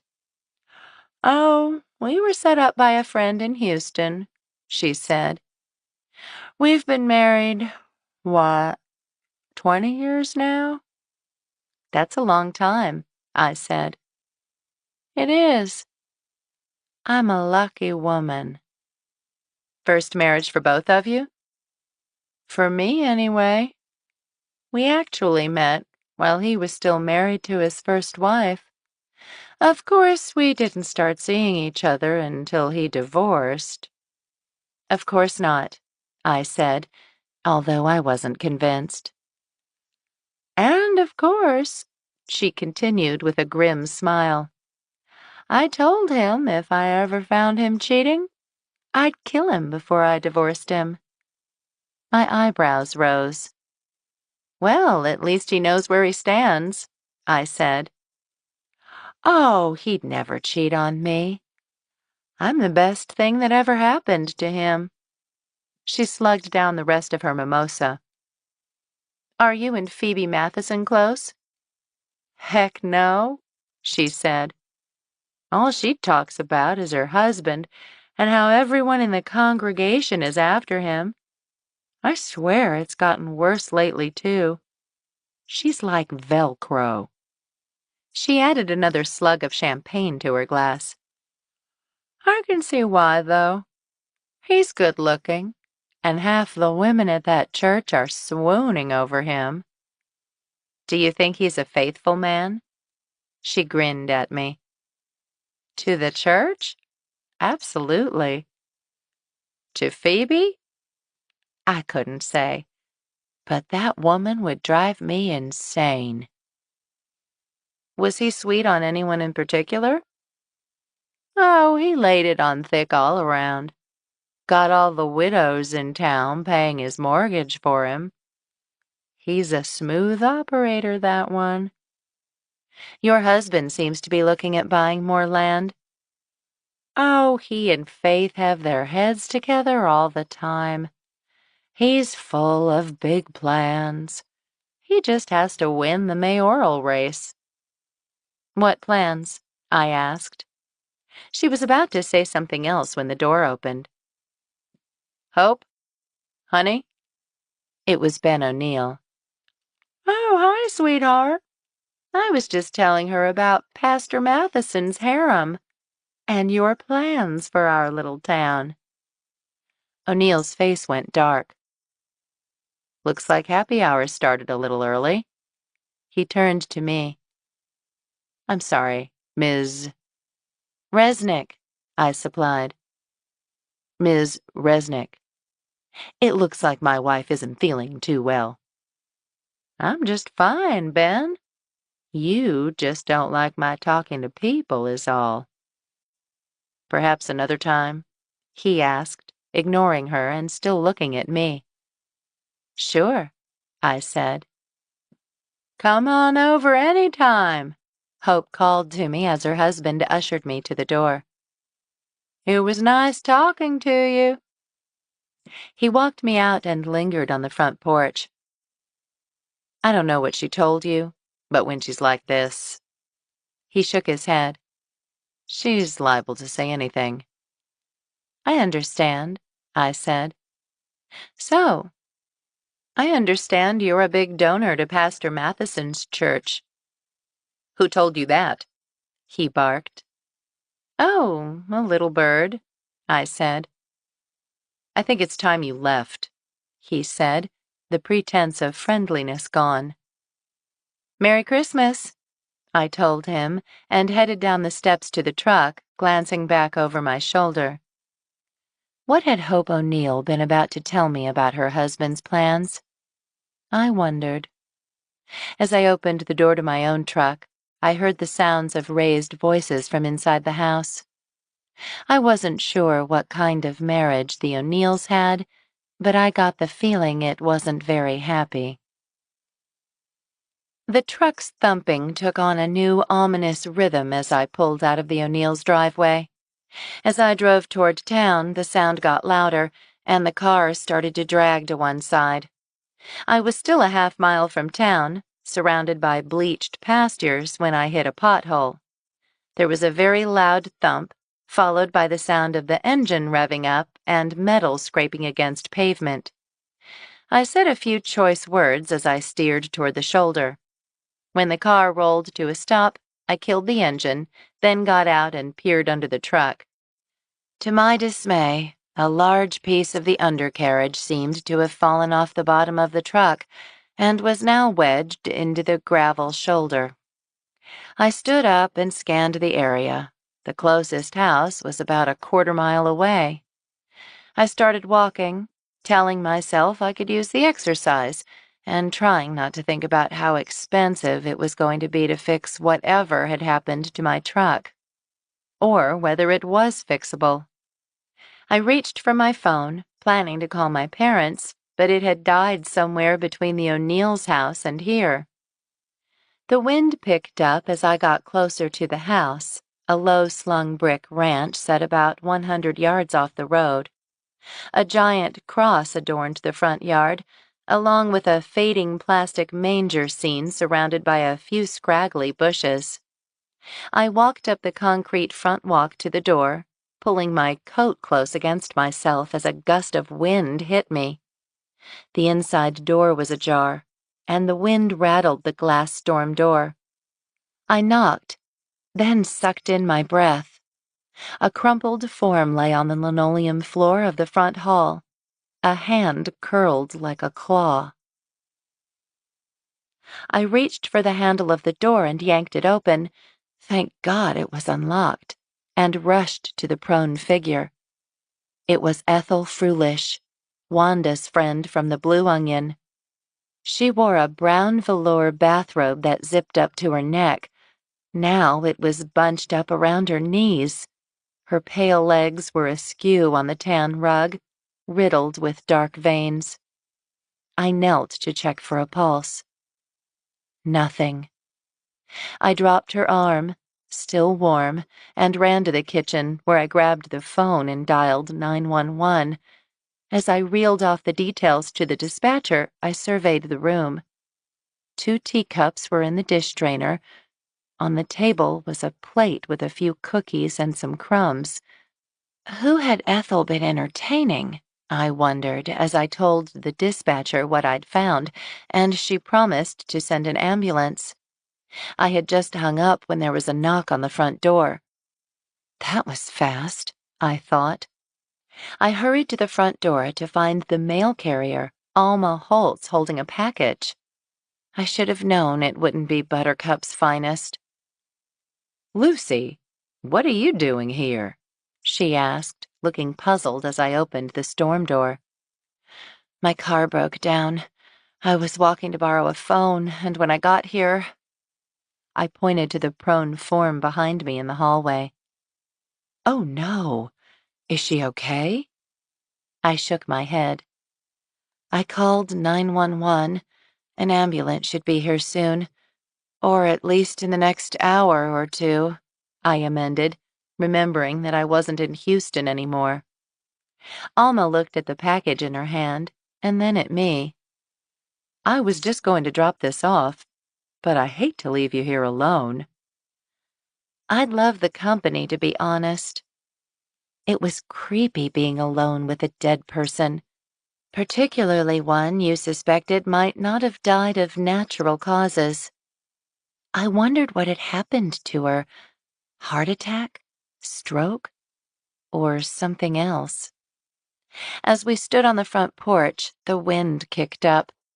I hadn't put a jacket on, and the chilly air cut right through my cotton shirt.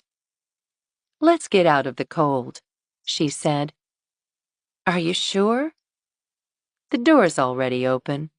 As long as we don't touch anything, I'm sure we'll be fine." As I followed her into the mothball-scented front hall, a cold breeze followed us. "When will they be here?" Alma asked. "They're sending someone from LaGrange," I said. "It'll be a few minutes." "What should I do with this, do you think?" Alma held up the Harry and David box. "Put it on the hall table, I guess," I said, pointing to the chunky oak table just inside the door. We both gasped at the same time. A letter addressed to Brandy Jenkins lay propped up against a porcelain angel. I recognized the jagged script immediately. And so did Alma. "So that's who's been sending them," she said. I looked back down at the prim-looking woman on the rug. I never would have guessed. "Me neither," the mail carrier said. My eyes were drawn to a writing desk tucked into the corner of the living room, which opened up off the front hall. "Think that's where she composed them?" "I'm guessing so. Looks like she was working on one when she died," Alma said. She was right. There was a half-full page on the desktop. I walked over and looked at it. "This one's to Hope O'Neill," I said. It suggested, as usual, that her husband had not been particularly faithful, and chided her for not being a good wife. It seemed to be a common theme for Ethel. Her last name might mean happy in German, but she seemed to be anything but. "Spreading the Christmas cheer, wasn't she? Look," Alma said, pointing to a half-crumpled sheet addressed to Phoebe Matheson in a trash can next to the desk. "I just delivered one to her last week." The pastor's wife, too? I glanced down at the page. Several words had been crossed out. The letter looked like a draft. I skimmed the text. Evidently, Ethel felt that Phoebe had been an inadequate wife, and that because of her, the good pastor was being tempted into sin. I wondered if she was referring to Crystal. "Because when a husband strays, of course it's his wife's fault, right?" Alma said sarcastically. "That's what she seemed to think," I said, looking at the letter. "It doesn't go into specifics, though." "At least not in the draft," she said. "What a piece of work. Sending nasty letters anonymously isn't exactly the most Christian thing to do. And wasn't she picketing the Christmas market just the other day because it was immoral?" I glanced back at the prone figure in the front hall. "Think she died of natural causes?" Alma's eyes widened. "Do you think someone killed her?" "Someone killed Crystal," I said. "It might be a heart attack, or it might be because she knew something she shouldn't have. Or maybe one of her letters hit a little too close to home." What do you mean? Maybe someone found out who was writing them and killed her because she knew something she shouldn't have, I suggested, thinking of the 2 cups in the kitchen. Someone had been here, and Ethel hadn't put away the cups or picked up the cookie plate. Had she fallen sick while her guest was still in the house? That would explain why the plate was out when everything else in the house was neatly tidied away. I wondered if she was poisoned. Poisoned? That's how Crystal was killed, I said. I heard it was Molly Kramer's friendship bread. It was somebody's friendship bread, I said, but I doubt it was Molly's. Did Molly get any letters? No, Alma told me. but her daughter did. My heart sank. I looked over at Ethel. I was fairly sure what had killed her wasn't natural causes, and it wasn't Molly either. I looked down at the desk again. There was another piece of paper, one that had been covered in strange doodles. The numbers 1-2 appeared again and again, along with the initials BK inside a heart. Was she in love with a man with the initials BK? If so, who? I turned to Alma. Know anyone with these initials? She reflected for a moment. Not offhand, but I'll think about it, she said. What do you think the numbers mean? I don't know, but she seemed pretty obsessed with them. I looked back at Ethel. She was full of secrets, it seemed. Will you come with me? I asked Alma. I want to look at the kitchen again. Is that okay? I mean, if what you're saying is correct, this may be a crime scene. We won't touch anything, I said. I just want to look. With Alma trailing behind me, I walked through the living room into the dining room, which was furnished with dark oak antique furniture, and into the small, brightly lit kitchen. There was no friendship bread in evidence, thankfully, or much of anything else outside of the plate of cookies on the table. 4 ceramic canisters were lined up neatly against the back of the green Formica backsplash, and a dish drainer sat next to the sink. With the exception of the plate on the table, the kitchen was spotless. She was a good housekeeper, I'll give her that, Alma said. Brandy Jenkins was staying here, I said. Do you think... That she killed Ethel? I mean, staying with her would probably be a nightmare, but other than that, what's her motive? Alma asked. Maybe Ethel found out Brandy had killed Crystal, so Brandy poisoned her to keep quiet, I thought. But how had Brandy gotten a hold of Molly's recipe card? I didn't say what I was thinking. Ethel got the cups, but she forgot the cookies. And this, I said, grabbing a napkin and using it to pick up a flowered ceramic teapot on the counter. I didn't want to leave fingerprints. Still using the napkin, I opened the top and looked inside. This doesn't look like black tea to me, I said, pointing to the murky dregs of whatever was in the teapot. Probably herbal tea, she said. I bent down to sniff it. It had a minty, almost medicinal smell. I hope they analyze it, I said. You think it's poisoned? I have no clue, but it wouldn't be a bad idea to find out, I said, just as an ambulance pulled up outside. Chapter 22.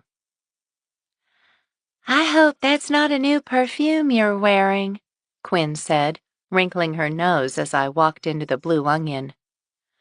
No, my new scent is a perk of using Fred Sanger's loaner, I said. Alma had given me a ride to town in the mail truck, and I'd arranged with Fred to tow my truck. He'd taken pity on me and loaned me an old Ford pickup that smelled like gasoline and cigars, which meant that I now smelled like gasoline and cigars. I found another body, I said. Her hand leaped to her throat. "Oh, no," she breathed. "Who?" "Ethel Frulish." She listened wide-eyed as I recounted what Alma and I had found. "So Ethel was the poison pen letter writer?" Quinn exclaimed. "How did she know all that stuff?" "Nosy, I guess. Maybe too nosy." "You think someone killed her?" "If she found out something someone wanted under wraps, I can see a good motive. I hope Rooster looks into it. There were a lot of drafts at the house." "Does he even know about the letters?" "I mentioned them to him, but I doubt he paid any attention to me." I hung up my jacket and reached for an apron. "What can I help you with?" "Just keep me company," Quinn said as she heaved dough onto a floured board. "You think the murderer struck again?" "I think there's a good chance of it." "You said she had company before she died. Any sign of who it might have been?" "Nope." "Brandy, maybe?" Quinn asked. "Although I heard she moved out. Is Rooster checking it out?" One of his deputies showed up. He asked if we'd touched anything and told me he was viewing it as a crime scene for now. "I hope they don't find any friendship bread." I didn't see any, but I thought the same thing. There were a few drafts of letters on her desk, including one to the good pastor's wife. "Really? Did it accuse her of sleeping with half the church's congregation?" Actually, it accused her of being such a bad wife that her husband was tempted to sleep with half the congregation. "Nice. But no specifics?" No names mentioned. I was hoping it would call out Crystal. "You really think the pastor and Crystal were together?" I don't have any proof, but I have a hunch. Who else but a pastor would get his girlfriend a sapphire cross? "True," she admitted. Speaking of poison pen letters, I got one yesterday too, telling me that I was a harlot. "Ouch. Don't tell Rooster that, or he'll think you're the one that killed her." At least it would get Molly off the hook. "Your letter sounds like what I got, by the way," she said.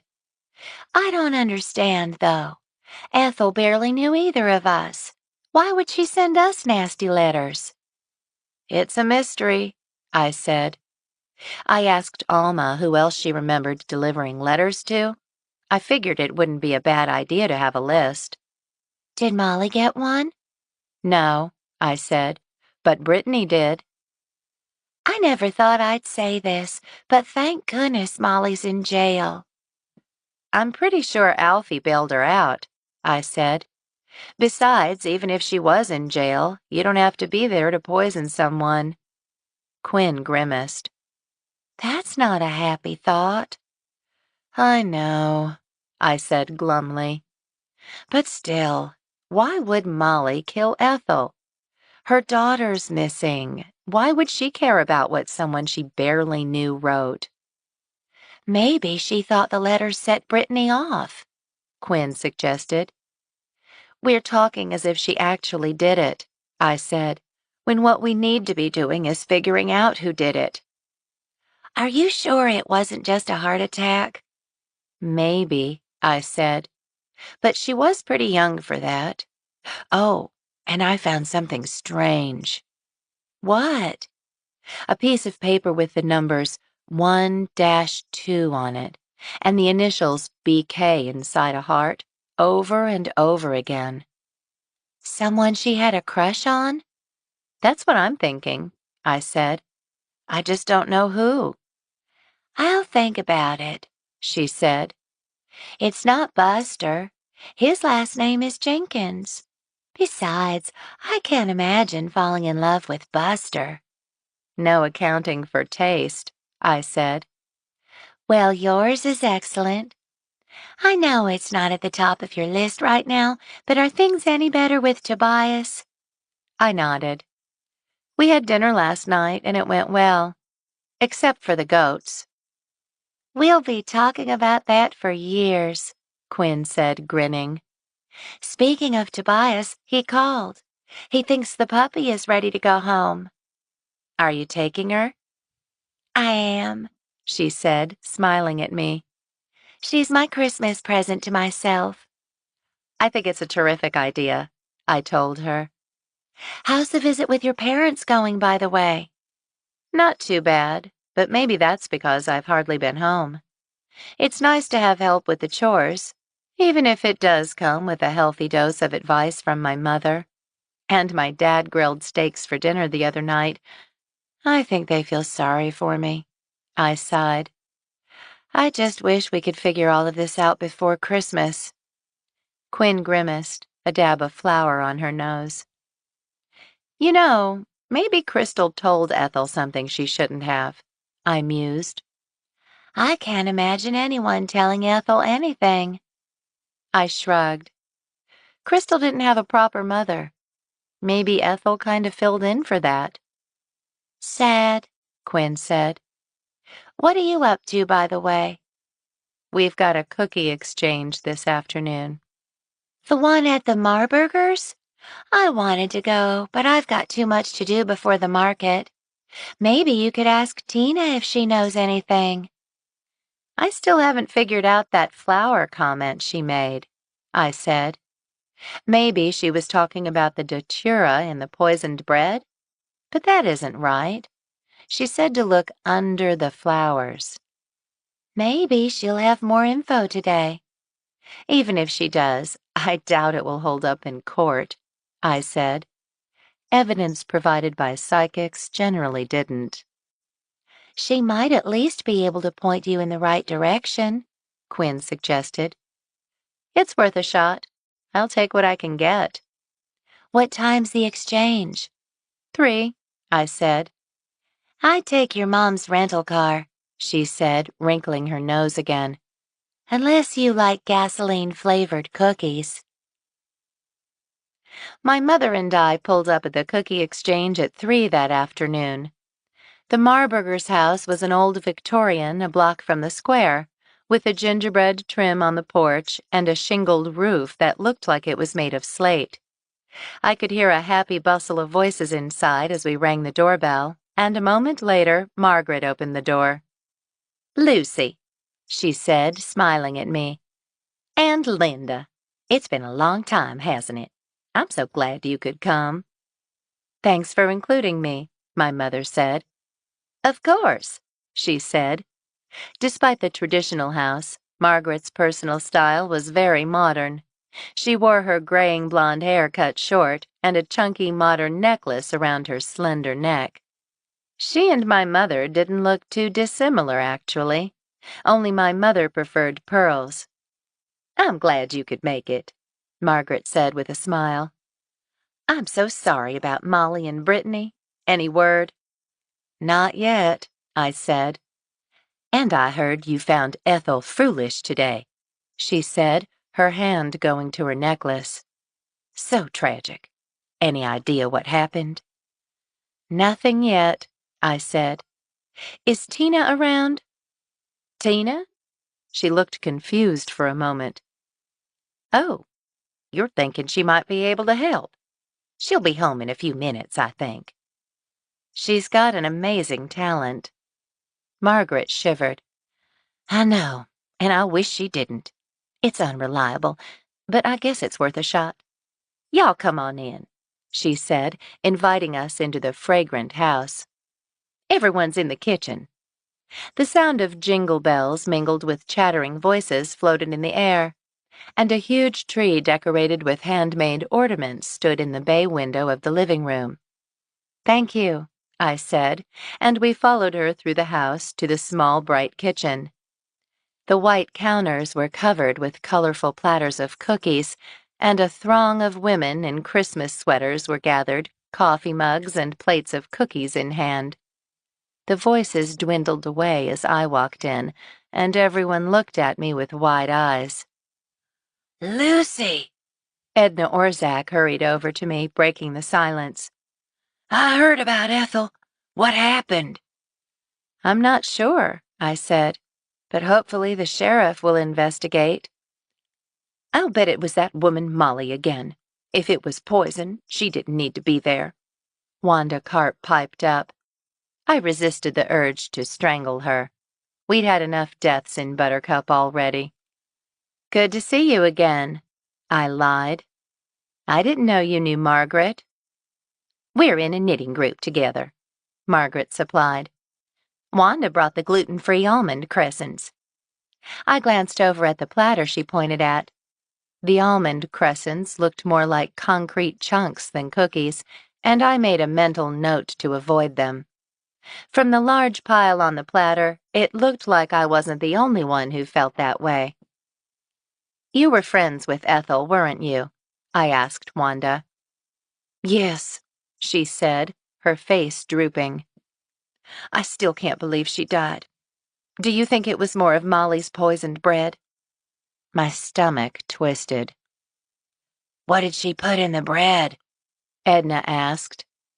Jimson weed seeds, from what I hear, Wanda said. I've been trying to remember who had some growing in their yard last year. I guess we should steer clear of poppy seed cookies, Ursula Mueller joked, but there was a brief, uncomfortable silence as we all looked at the home-baked goods. Molly might not have poisoned Crystal, and possibly Ethel, but someone had. You don't think Molly did it? Wanda said, looking at me. She wasn't very happy with her daughter hanging out with that girl. Maybe Brittany disappeared, so she would have to testify against her mother. There's something funny about that church, Edna Orszak said. 2 parishioner deaths in a week now? I can't believe they're filming a television show there. Wanda's mouth puckered, but she didn't say anything. Maybe, maybe not, Betty Zapp chimed in. I think there's some kind of investigation going on. Investigation? Wanda asked. What kind? My daughter works for the network in Dallas. She told me the company got burned a few shows ago, and now they're being super careful, Betty said. What do you mean burned? I asked. Big scandal with the priest. Apparently he had a second wife up in Arkansas. The show went under after only about 4 episodes. The network pulled it. So now they're being extra careful. They're investigating Pastor Matheson? I asked, thinking of the family's low-key response to their missing child, and Mindy's interest in Word of the Lord Church.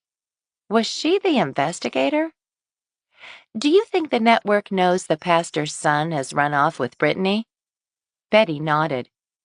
All of Buttercup knows. It's not exactly a state secret. True, I said, feeling a twist in my stomach at the thought of Brittany. Where was she? Was she safe?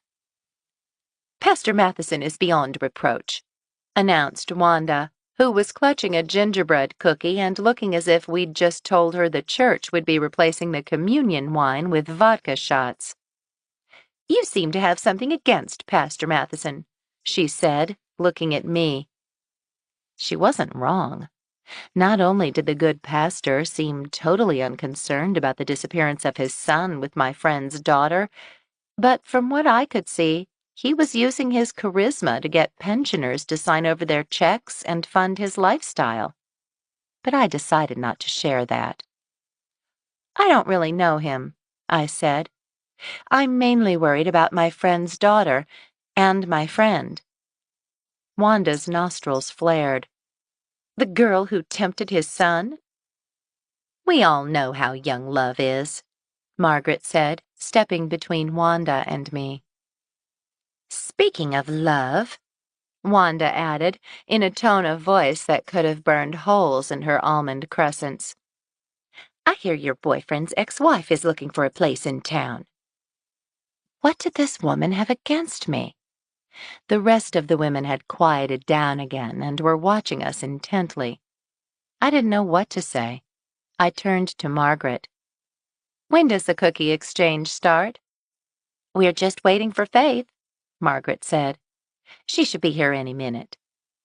We'll ask her about the house hunt then, Wanda said with a malevolent look. I hear Mindy's been spending a lot of time with Dr. Brandt lately. Wanda, Margaret said sharply, let's remember the reason for the season. Wanda pursed her lips tightly, but she kept them shut. I reached for 2 coffee mugs, wishing there were something a little stronger available. Thankfully, the conversation had started again, although I could feel a few curious glances darted in my direction. What did you bring, by the way? Edna asked. My mother's Liebuchen, my mother said, taking the wrap off the tray. And Lucy made some pecan brown sugar fudge balls. Ooh, Ursula said. Liebuchen with the icing? My mother used to make that. I haven't had it in years. Why don't we head into the dining room? Margaret suggested, herding Wanda and the other ladies away from me. A moment later, Tina burst into the kitchen, cheeks pink from the chill outside. Thankfully, my mother and I were the only 2 still there. Oh, hi, Ms. Resnick. And Ms. Resnick, she added, looking at my mother. I smiled at her. Hi, Tina. Her mother came back in. Tina. She gave her a proud smile and said, How did your chemistry final go? She groaned and reached for a cookie. Don't ask. But the worst is over. All I've got left is English and PE. I'm sure it went better than you think, her mother said. Let's hope so. She took a bite of cookie and turned to me. You're here about Brittany, aren't you? Well, officially I'm here for the cookie exchange, but... I nodded. Yes. I can't believe she missed finals, Tina told me. It's not like her at all. I know. We're all worried about her. Miss Resnick was wondering if you had any inkling of where she might be, Margaret said. Tina pursed her lips. Actually, every time I think of her, I get an image of a fireplace. A fireplace? She nodded. I don't know what it means either. I don't get the feeling she's in danger, though. I get a sense of confusion. Not in danger is good, but you have no feeling for where she might be? She's not far, but she feels very far away, she said and pursed her lips. I wish I could be more helpful. That's the frustrating thing. I have no control over what I see or don't see. My great-grandmother had the sight, too. Anything about Crystal or Ethel? Tina was silent for a moment. I got the impression she was far away somehow. There's love, she said, her eyes looking blank. Secret love, hidden for a long time. It was going to come out. That's why they both died. Her brow furrowed. But there are 2 loves, not one. Can you be more specific? One feels passionate, tortured. The other, protective, like an umbrella. I see lots of hearts. Hearts? I thought of the paper on Ethel's desk. Do the initials BK mean anything to you? She was quiet for a moment, her eyes still staring into the middle distance. Nothing, I'm afraid, she said. Just a feeling of love and loss. I stifled a sigh. Thanks, Tina. If anything comes to you, will you let me know? Of course, she said and turned to leave the kitchen. I hope you find Brittany soon. She cocked her head as if listening. And don't forget the flowers. Flowers? What does that mean? Was Tina talking about the jimson weed seed? Whatever it is, it's under them, she told me. I think it's your grandma who keeps bringing it up. I glanced at my mother, whose hand was at her throat. My mother? She said in a soft voice. Can you talk to her? I can try, she said, Tell her I love her, my mother said, her eyes looking misty, and that her granddaughter's doing a great job with the farm. My own eyes stung a bit as Tina smiled and said, I'll do my best to pass it on. I squeezed my mother's hand, but then Ursula called from behind me, Do you have the recipe for these fudge balls? They're amazing.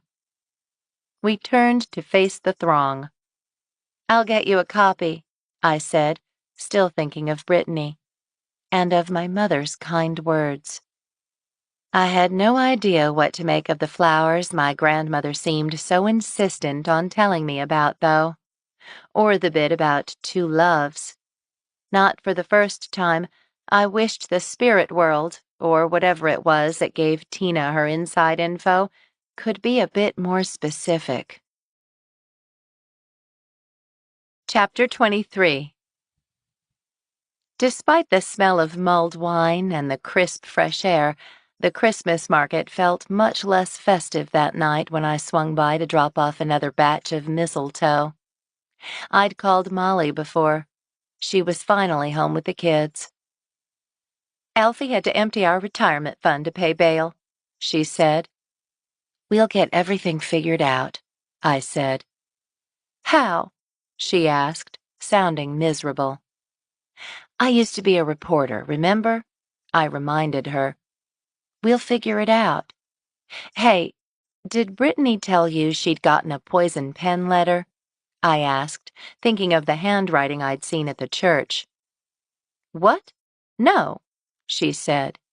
Why? There have been a lot of them going around, I said, and the writer just turned up dead. I found her in her house today. What? Who? We've been so caught up in the bail thing that I haven't talked to anyone today. It was Ethel Frulish, I said. Poor thing, she breathed. I met her a few times, but I didn't really know her. I'm so sorry to hear it. Me too. I'm hoping she died of natural causes, but... I shivered, thinking of her claw-like hand. She was pretty prolific. Crystal got one, Quinn got one, Brittany got one, and so did I. How do you know she sent them? She asked. I told her about the handwriting we'd seen on the wall, and what I'd found at her house that afternoon. Very Christian of her, Molly said tartly. Of course that doesn't mean I wanted her to die. I know, I reminded her, hoping Rooster wouldn't accuse her of murdering Ethel Frulish too. Anyway, Quinn and I are planning to visit the church again and see what we can find out. Do you think someone there might know where Brittany went? I'm hoping, I said. I did talk to Tina, though.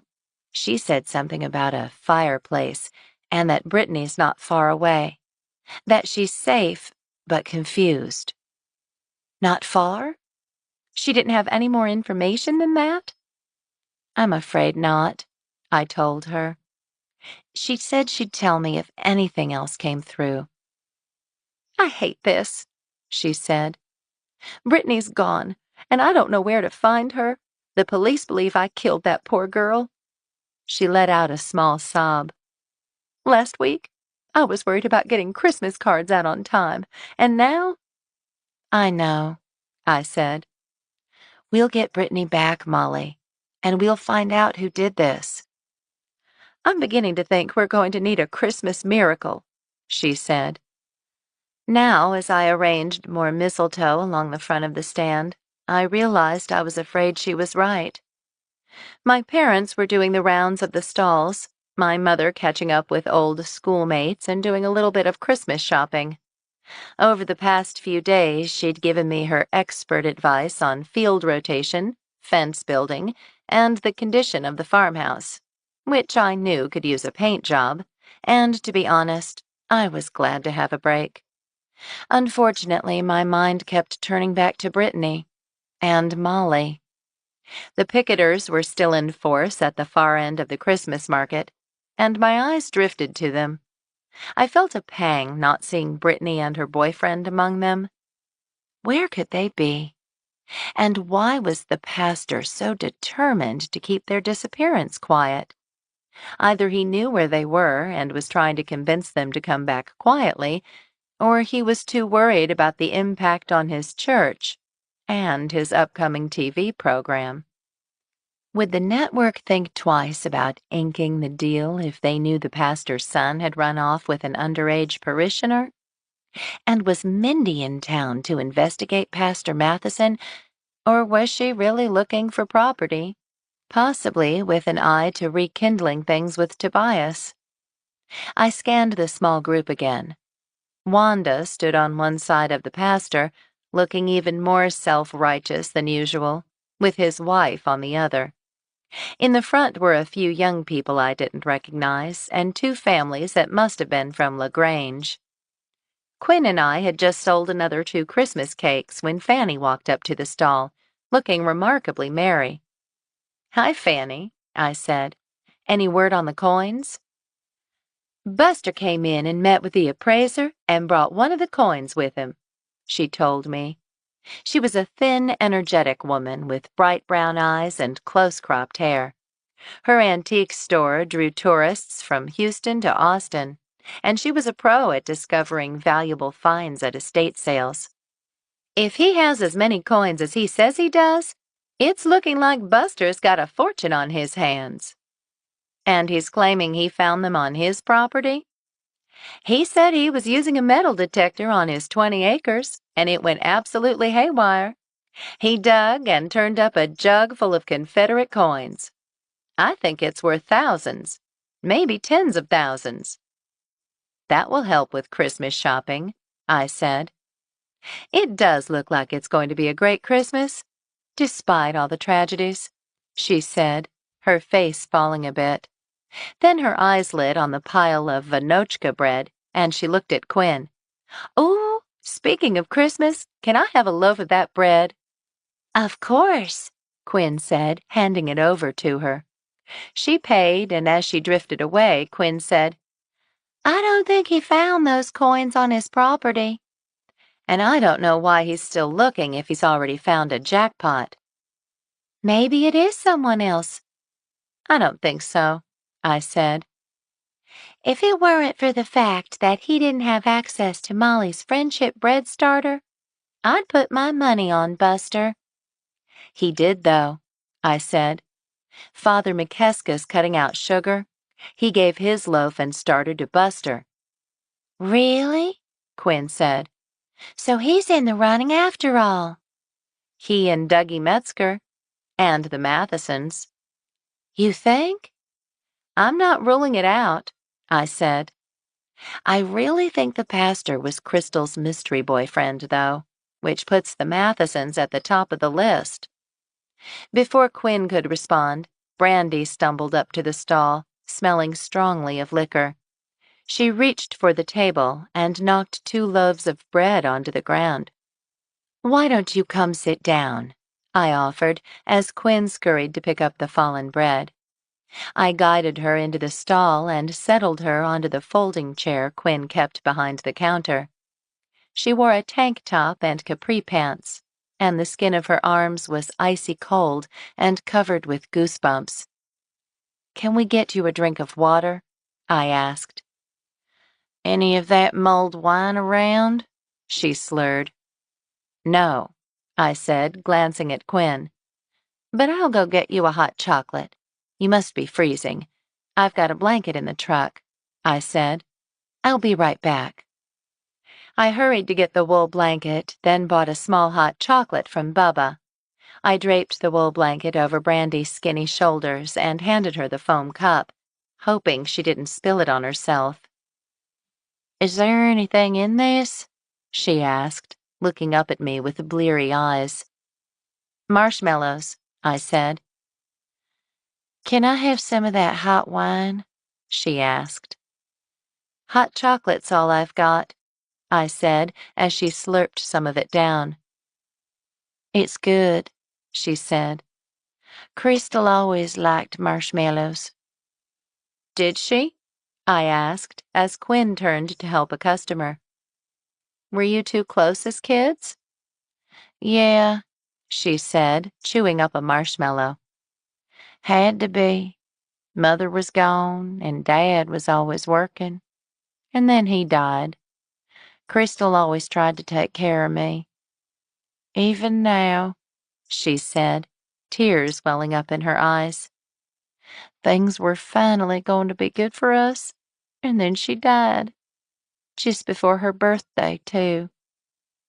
I'm so sorry, I said. When is it? The day after New Year's, she said. That's gotta be so hard, I said. It's not awesome, she agreed, taking another sip of hot chocolate. As she lifted the cup, some of it sloshed over the side, splattering the blanket. You stayed with Ethel for a bit, didn't you? I asked. Yeah, but I moved out. It was terrible. No liquor and nothing but oatmeal and meatloaf. I'm sorry she died, though. She took another swig of hot chocolate, giving herself a foamy mustache.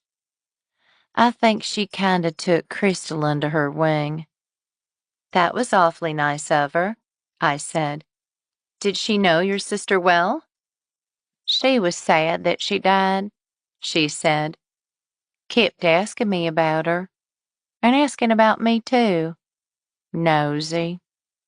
Brandy took a swig of hot chocolate. Sure I can't get some of that wine? I ignored the question. Have you talked to your uncle about a memorial service? I asked.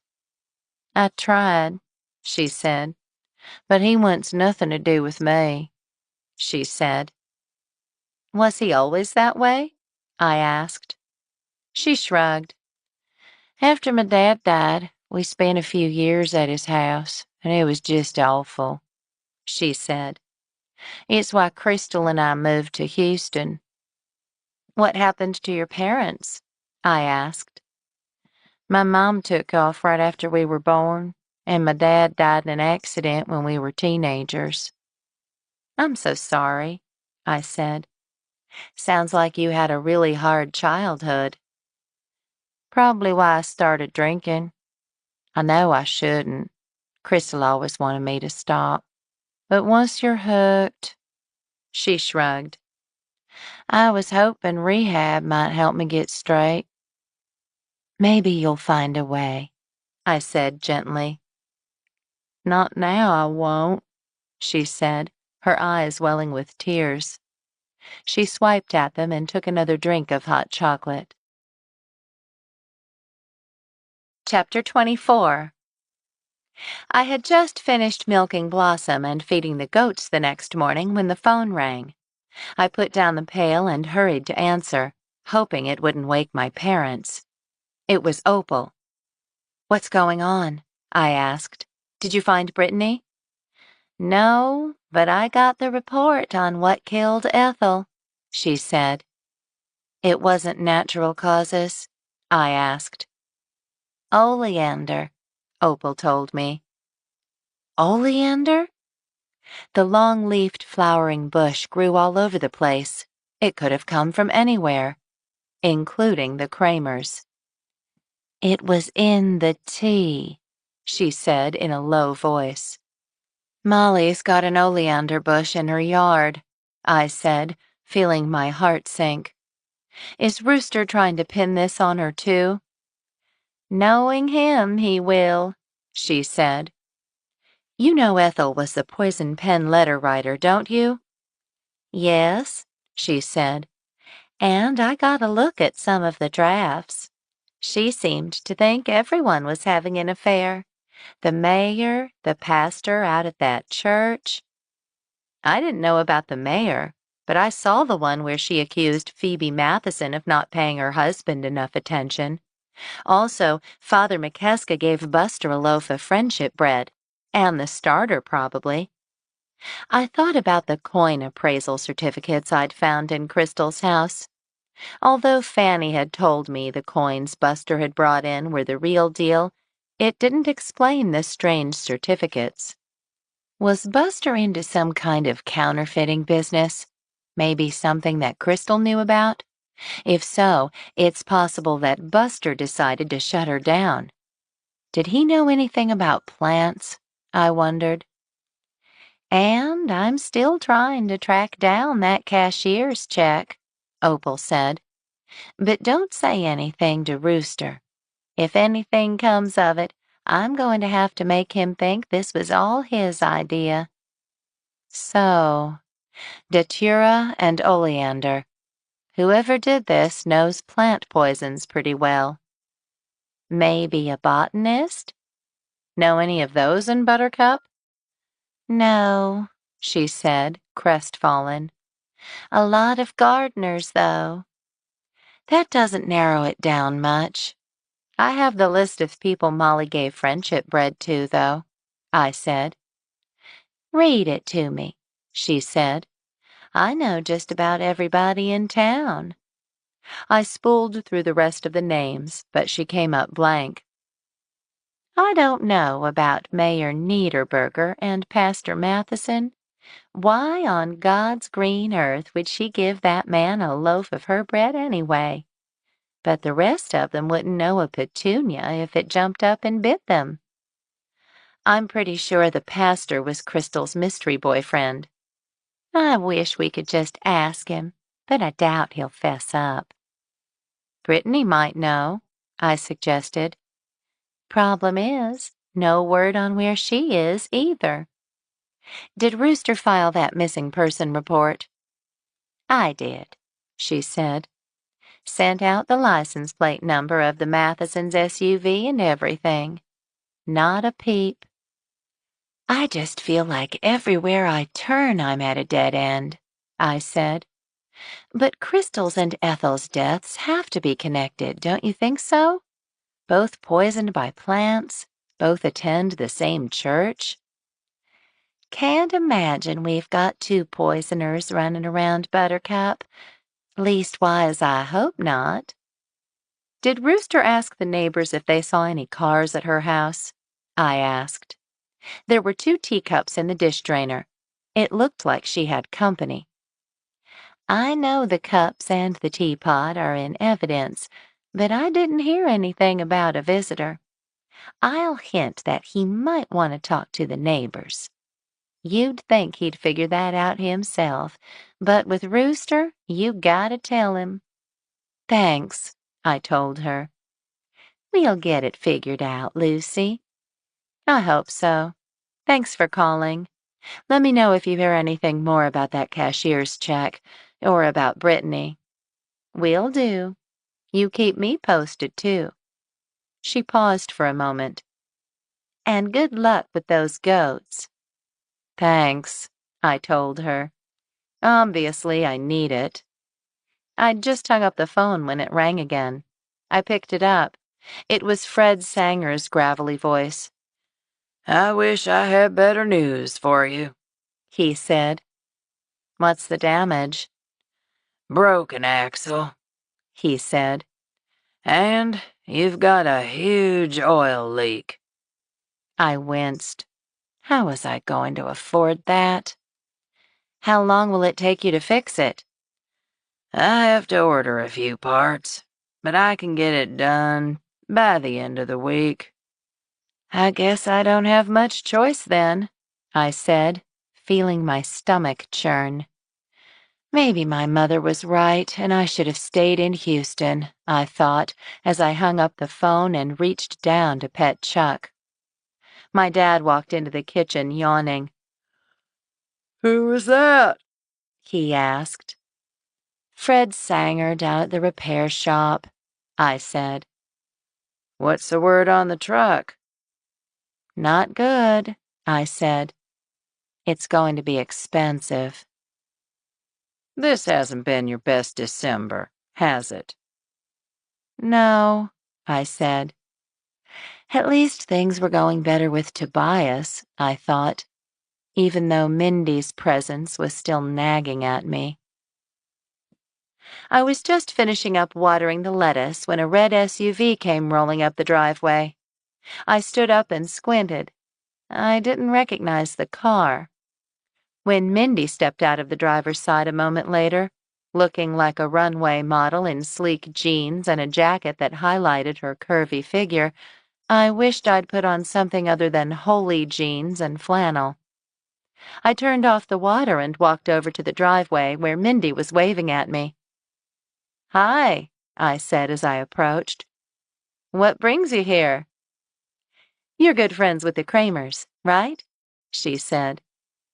"Yes." "I went by their house, but they're not home, so I came here." "Why?" "I think I know where their daughter is. Hop in and I'll take you to her." Mindy's Lexus was a far cry from Fred's loner. Instead of gasoline and cigars, it smelled like mint gum and perfume.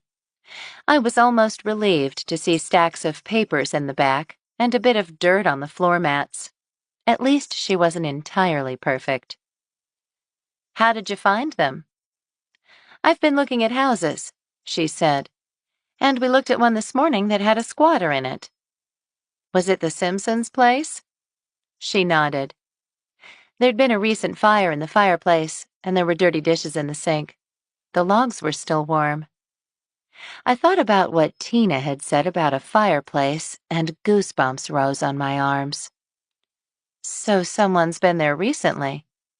Why do you think it's Brittany?" "The boy she was with was driving a Range Rover, right?"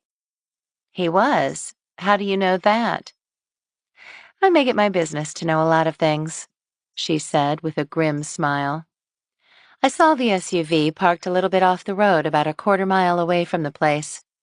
The house has been vacant for 4 months, and it's out of the way, so I'm sure they thought no one would be by."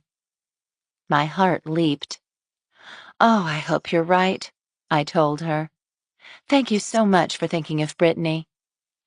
"Well, I still haven't seen her, but I think the odds are good that she's there.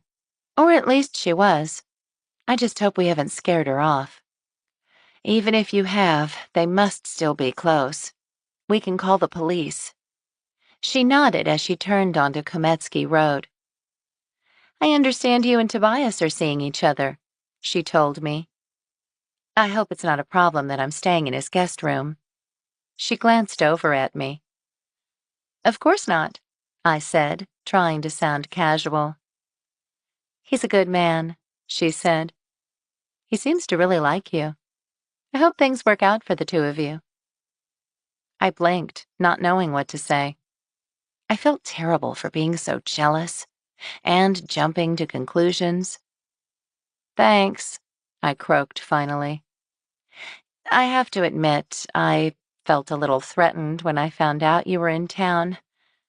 You're gorgeous, accomplished." She laughed. "Thanks, but I'm also a pain in the neck to live with." "No, Tobias and I had a good run, but we're better not together." She glanced over at me again.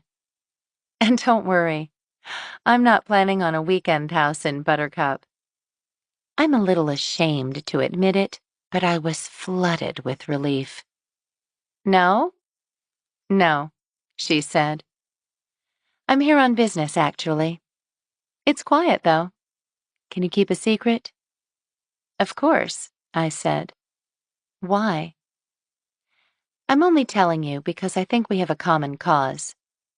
You want to find out who poisoned Crystal Jenkins and Ethel Frulish, and I want to find out if the murders are linked to Pastor Matheson." "You're working for the network, aren't you?" "I'm in entertainment law," she said. "You can connect the dots." Well, now I knew who was investigating Pastor Matheson, and I had confirmed why Mindy was in town, a reason that, thankfully, didn't have to do with Tobias. "What do you know about the pastor?" she asked. "You can't say anything, though. I don't want anyone to know what I'm doing." "Well, I know lots of widows are signing over their Social Security checks to him," I said. "I also know that would-be Mayor O'Neill gave the church a very big donation recently." "How big?" $25,000. "That seems like an awful lot to give to someone to support your political campaign," she said. Unless you were planning to use the office to make more money somehow, she mused. Like getting Highway 71 diverted to Buttercup and selling off a lot of land? That's a pretty good reason. Could there be another? Good question, I said. Could it be blackmail? That's definitely a possibility, she said. I keep looking for reasons someone might want to blackmail the good pastor, too. I get the impression that he's a big hit with the ladies, and that he's pretty fond of them, too. I remember how he'd lit up when he met Mindy. Do you think maybe he took things a bit too far with someone? I don't want to talk out of school, but I'm beginning to suspect he and Crystal Jenkins were together. That's what I'm hoping Brittany Kramer will be able to tell us, she said. We're both trying to figure out what's going on, and I thought we'd do better if we worked together. You used to be an investigative reporter, didn't you? I did. I think we might be able to figure this out then, she said, slowing down as we approached the house. Look, she said, pointing to a narrow driveway leading into a copse of trees. It's still parked there. And somebody's got a fire going, I said, looking at the smoke spiraling from the chimney. Let's go find out who it is, shall we? She asked, parking at the end of the driveway. Together, we walked up the gravel drive. The curtains were drawn in the windows of the house, a 60s ranch, and as we approached the front door, my nerves started to act up. What if it wasn't Brittany and Bryce? Ready? Mindy asked when we got to the front door. I nodded, and she knocked. Nothing. She knocked again, and I heard the sound of footsteps from inside. Brittany? I called. Are you in there? Still nothing. Your mom is worried sick about you, I continued. She's been arrested for Crystal's murder. I just want to ask you a few things. Silence. Mindy and I exchanged glances. Please, I said. I need you to help me save your mom. There were a few more footsteps. We waited. A moment later, we heard the sound of a deadbolt snicking back, and Brittany opened the door. Chapter 25. Brittany, I said, feeling a rush of relief. Miss Resnick, I'm so happy to see you. Is my mom okay? She asked. Her face was wan, and she looked like she'd lost weight. She's worried to death about you, I said, and pulled her into a hug. Her thin frame relaxed in my arms. Brittany? She tensed as a male voice called her name. I'm here, she said. It's my mom's friend, Ms. Resnick. Bryce Matheson walked up behind her, looking rumpled and angry. You weren't supposed to answer the door. Who's this? Brittany asked, suddenly noticing Mindy. A friend of mine, I said without thinking. Can we come in? It's chilly out here. She looked back, uncertain, but then said, Yes.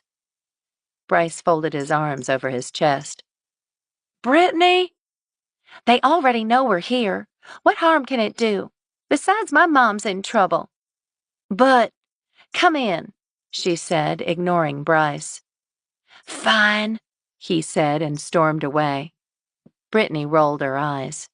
It looked like a few days in close proximity had swept away some of the magic. Thanks, I said, and Mindy and I stepped into the musty-smelling house. How's my mom? Brittany asked as we followed her to the kitchen. Rooster thinks she killed Crystal, I said. That's ridiculous. My mom would never do something like that. I know that, and you know that, I told her. But we need to know more about Crystal so we can find out who really did kill her. How did she die?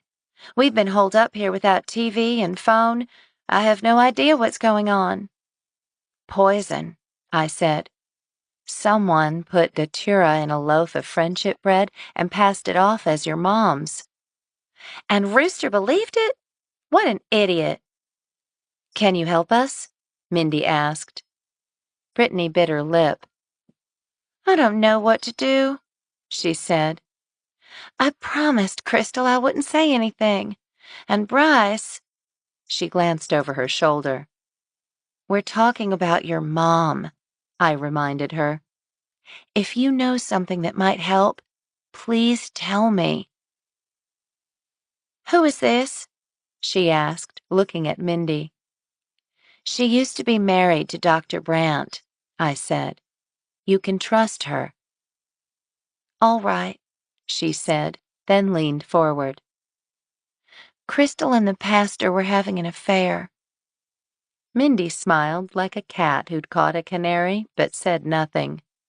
I wasn't surprised to have my suspicions confirmed.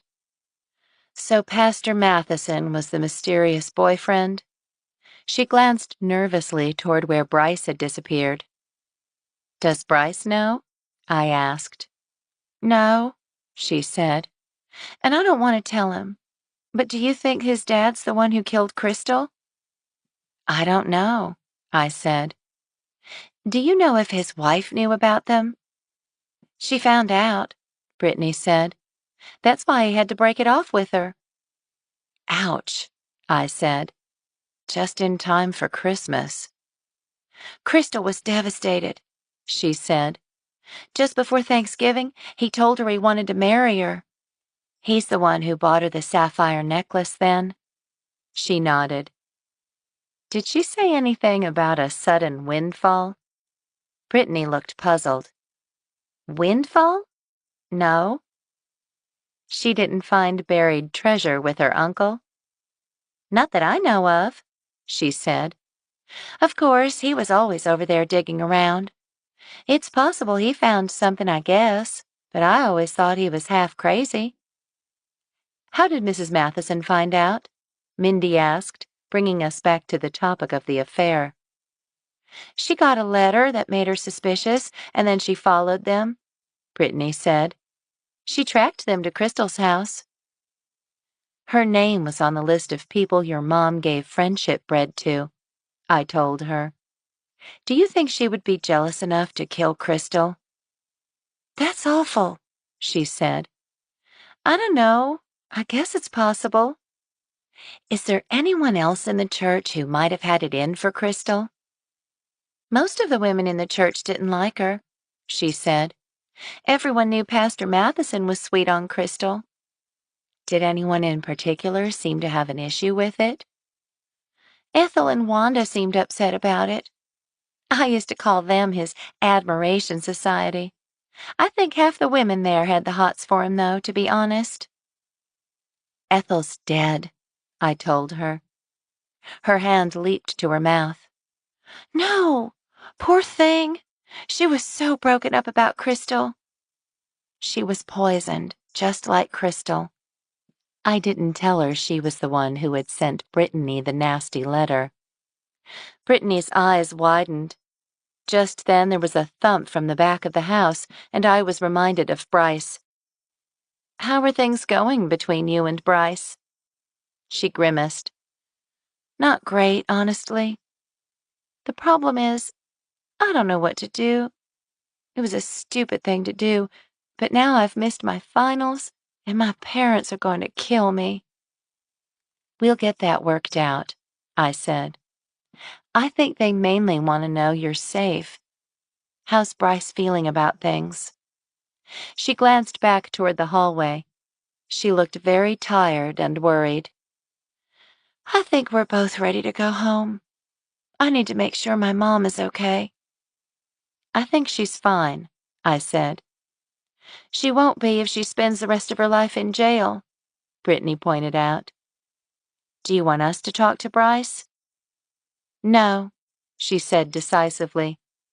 Let me talk to him. As Mindy and I waited in the rundown living room, she disappeared down the hallway. There was an urgent-sounding exchange of words. then silence. A few minutes later, Brittany reappeared, trailed by Bryce, who looked like a sullen 12-year-old. They weren't holding hands anymore, I couldn't help but notice. "We're ready," she said. Alfie was beside himself with relief when Mindy and I rolled up the driveway with Brittany in tow a while later. Bryce had taken the Range Rover home. I had some qualms about sending him home to a suspected murderer, but I figured the odds were low that the Mathesons would do in their own child. As Brittany stepped out of the SUV, Alfie rushed out of the house and pulled his daughter into a hug that lasted longer than any hug I'd ever seen. Then he stepped back and took her by the shoulders, peering into her eyes. "Are you okay? He didn't hurt you, did he?" "I'm fine," she said. "And you're not married?" "No," she said. "We're not married. And nothing happened. Don't worry." She gave a little shrug. "It was a dumb idea. Is Mom okay?" "She's been better," he said. "But she'll be happy as a hog in mud now that you're back." He hugged her again. "Head in and give her a hug." "She's not in jail?" "Out on bail," he said with a grimace. As Brittany headed into the house, he turned to us. "Thank you, Lucy. And Mindy, is that right?" Mindy nodded. "How on earth did you find her?" Mindy realized there was a squatter in one of the properties she and Faith were looking at, and scouted around. She found the Range Rover and figured out whose it was. "I can't thank you enough, ma'am." "My pleasure," Mindy said.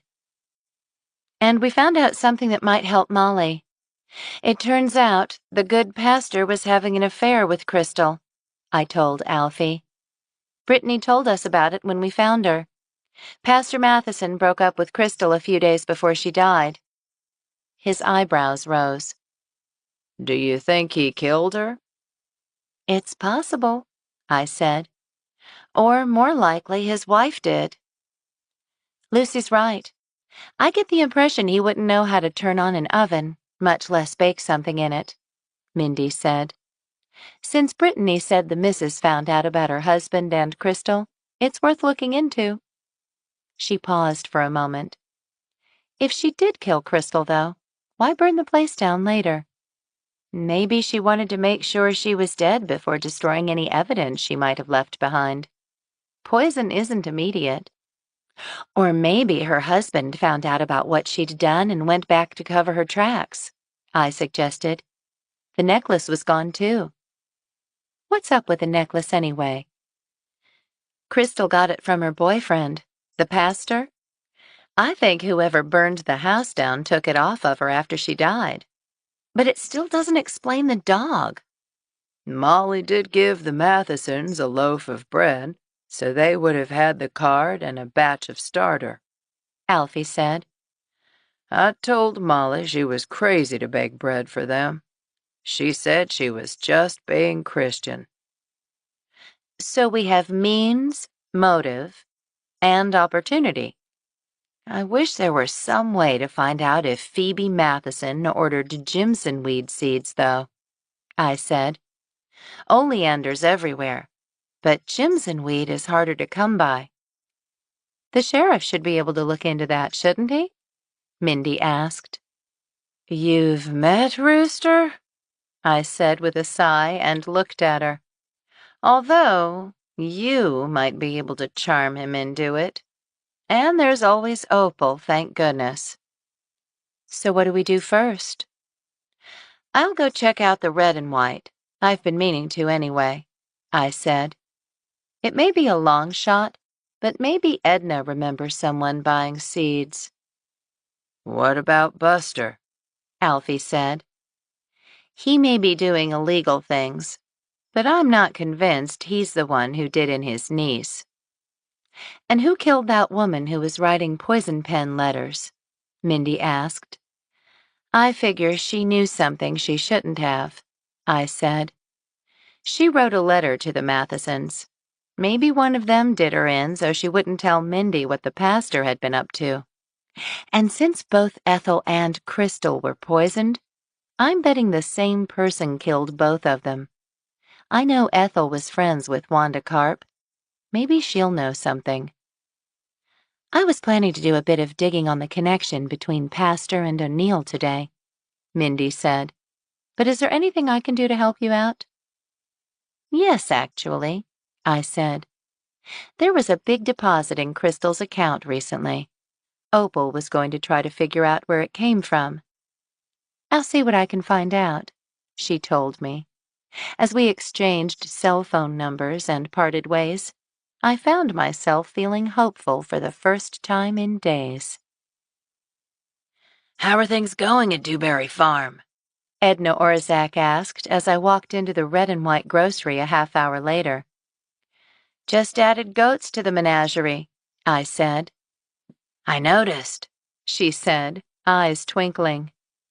They're regular party animals just like your cow. And big fans of Quinn's Vinochka, too. Oh, that's right, I said, blushing as I remembered their Christmas market outing. Hopefully, I've got them under control now. We'll see about that, she said as I drifted over to the seed rack. What can I help you with? I was wondering if you remembered anyone buying Angel's trumpet seeds, I said, inspecting the rack. Sure enough, the slot was empty. Are we out? She asked. Looks like it. Do you remember who bought it? I don't think I was here when it sold, she said. I can ask Milt, though. She gave me a curious look. Why are you so interested?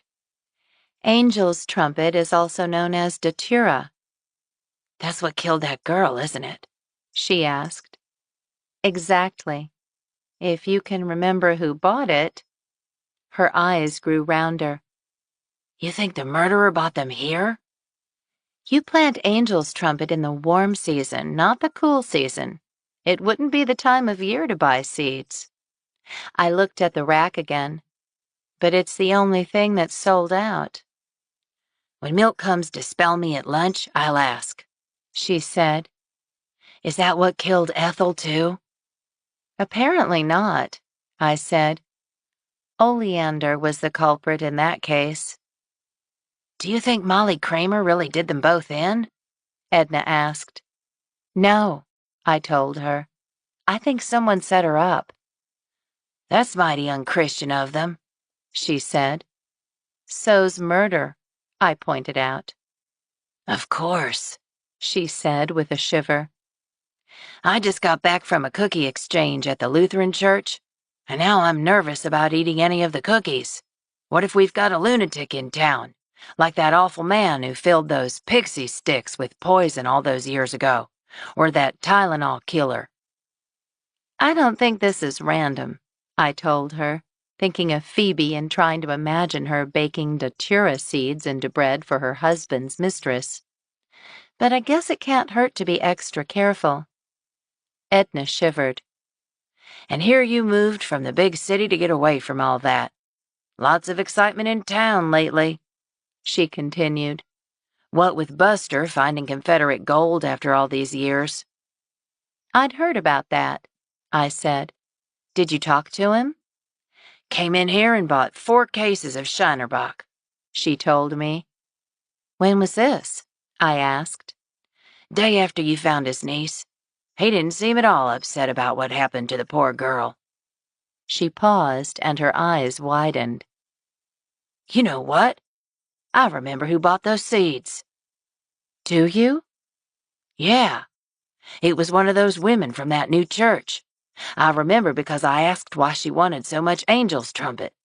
She told me it was for the church grounds. They were going for a Christian theme in the landscaping. Do you know who it was? That's the thing. I know it was a woman, but she had on sunglasses and a hat and a big coat. I thought it was kind of funny, like she didn't know if it was going to rain or shine, so she just got ready for both. Anything else? Not super young, but that's all I remember. I didn't know her. She's not a regular. My memory isn't as good as it used to be. Although I was pretty sure I knew who it was, I still had one more person to talk to, just to confirm my suspicions. If you think of it, will you let me know? Of course, she said. Still thinking, I said goodbye to Edna and headed out to the truck. Chapter 26. When I pulled up outside Wanda Karp's house a few minutes later, I found myself thinking that it looked like something out of a storybook. Roses climbed over a trellis surrounding the front door. In season, I could tell they would be beautiful. Calendula bloomed along the front walk, interspersed with Johnny jump-ups, and I recognized the gray-green leaves of poppy plants. The gardens were lush despite the winter weather. They looked like they'd been transported from England. There were a few dug-up spots here and there. She must have been working in the garden recently. I wished I had the time to make the front of my house look so beautiful, but between the livestock and the veggies, landscaping would have to wait. I knocked on the door, hoping I'd find her home. I was in luck. A moment later, the sour-faced church secretary answered. Something about her reminded me of the witch in the gingerbread house in Hansel and Gretel. "Can I help you?" she asked, in a tone that sounded like she'd like to help me by directing me back to my truck at the end of a pitchfork. "I was hoping to ask you a few questions about Ethel and the Mathesons," I said. I was hoping she could confirm that Phoebe Matheson had taken the bread and the starter home with her. "And I have to say, your garden is just gorgeous. I'm jealous." "Thank you," she said, softening a bit. "Do you have a few minutes to talk? I know you and Ethel were close." "I have an appointment soon," she said, her eyes shifting to one side. "But I guess I have a minute." "Thanks," I said. She opened the door enough to let me in, and I followed her through a dim, dusty-smelling front hallway into her Laura Ashley-esque kitchen. She sat down on a ruffled chair and gestured to one across the wooden table. Like the Mathesons' house, one wall was adorned with crosses, but although homey lace curtains framed the windows and flower pots with herbs sat in the kitchen windowsill, there was little in the way of Christmas decor. An antique hutch displaying crystal vases stood at the end of the homey kitchen next to my chair. On the wall beside it was a framed picture of Wanda with the pastor. She had a smile on her face, and it made her look softer somehow, younger. "Why are you concerned about the Mathesons?" Wanda asked. She didn't look particularly soft now, I noted, in her buttoned-up blouse, SAS shoes, and dark A-line skirt.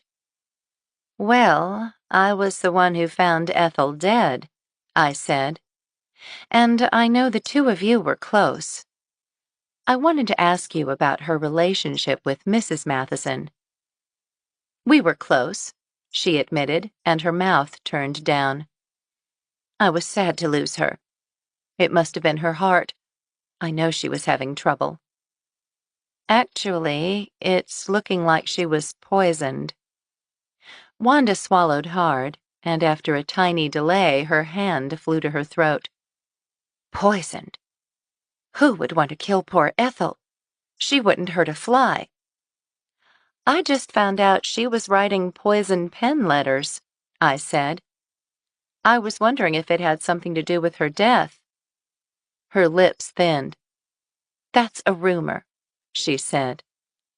"I found drafts of the letters in her house," I said. "I think it's more than a rumor." She sighed. "If people followed the Lord's commandments, she wouldn't have had to write them." That was one interpretation.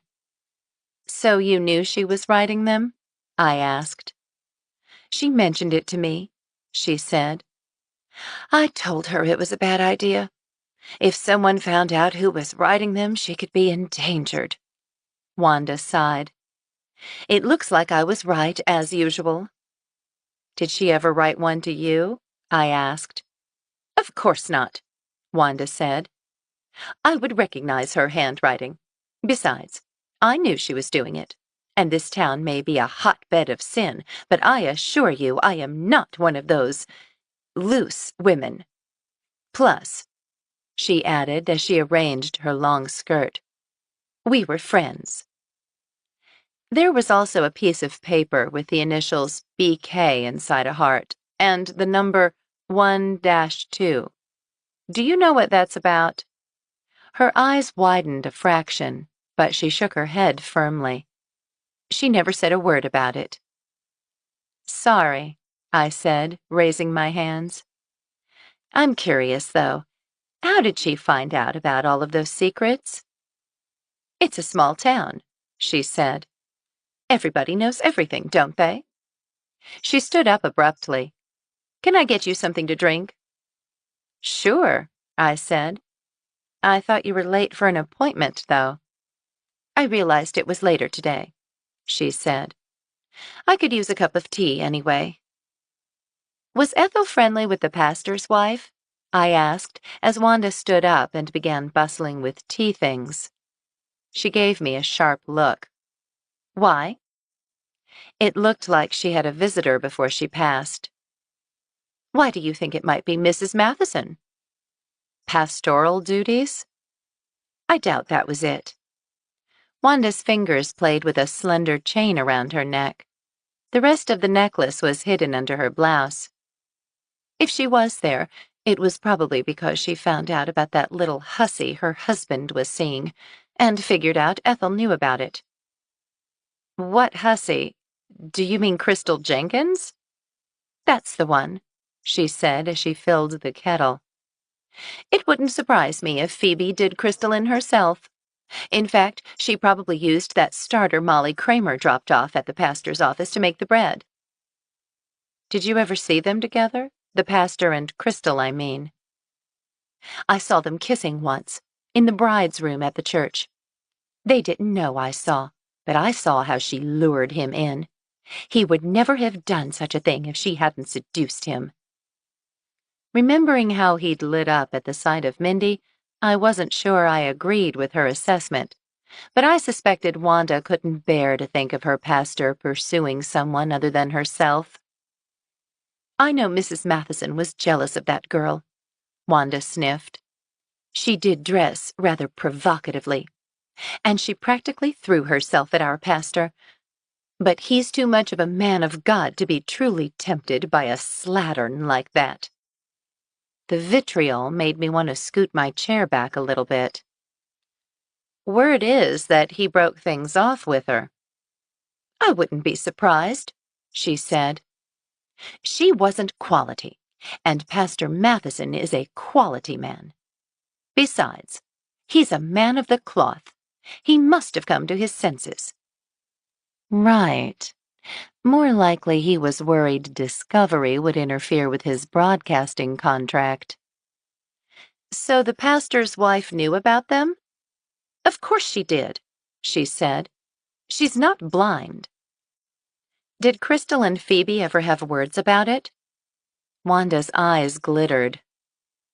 I did see them arguing, now that I think about it. Yes, Mrs. Matheson told Crystal if she didn't keep her hands off her husband, she'd make her regret it. So she threatened her, I said. When was this? Oh, a few weeks ago, Wanda said.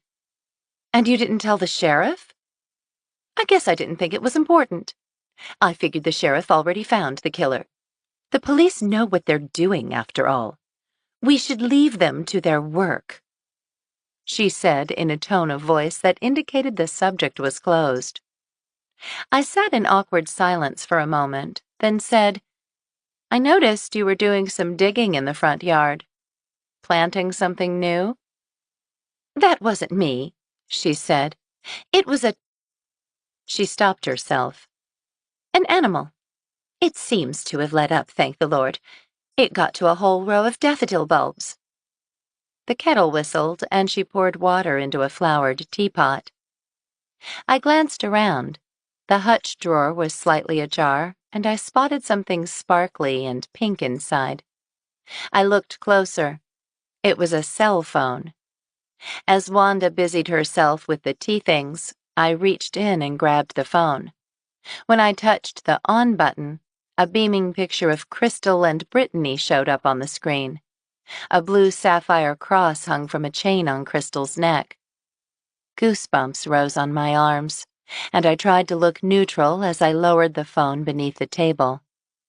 I watched Wanda squeeze half a lemon into 2 cups before bringing them and the teapot to the table, along with a plate full of cookies from a foil packet. I'd been barking up the wrong tree all along. "Thanks," I said, eyeing the cookies and trying to act as if I just hadn't found a dead woman's cell phone in Wanda's hutch. A moment later, Wanda poured tea into the cups and pushed one over to me.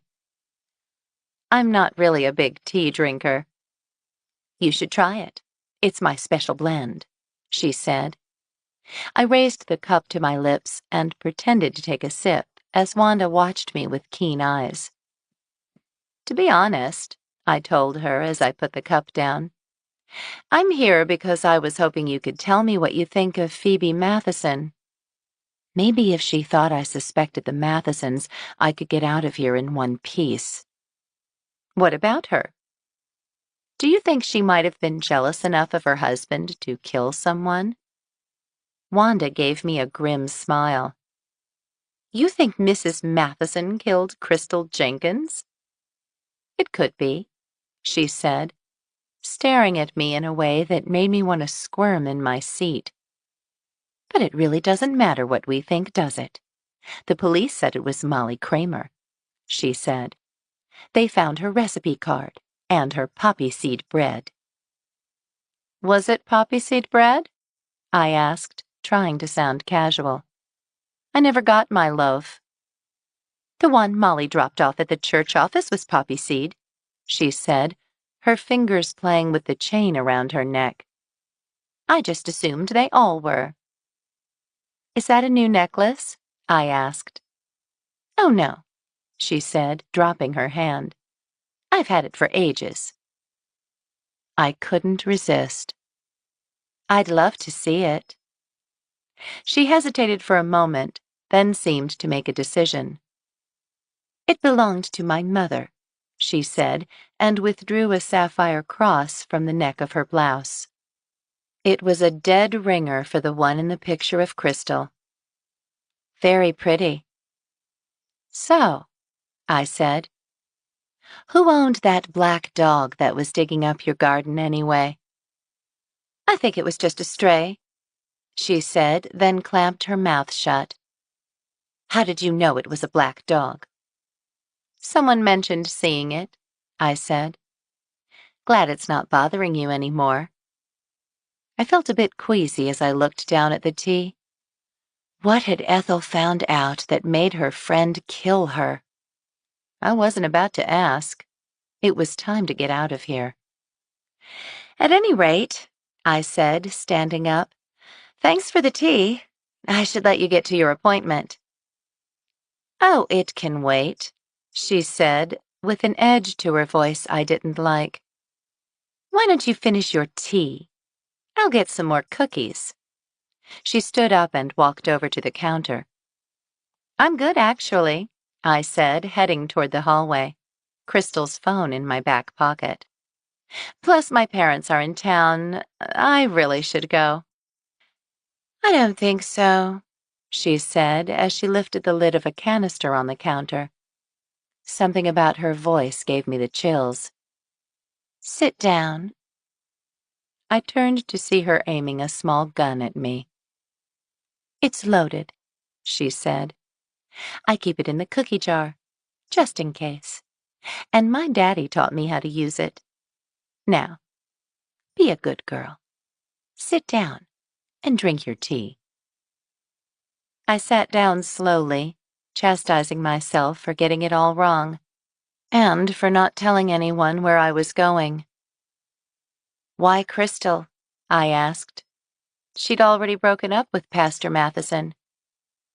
"She was planning to tell that Mandy Vargas at the Zephyr that Ben O'Neill had an affair in Houston.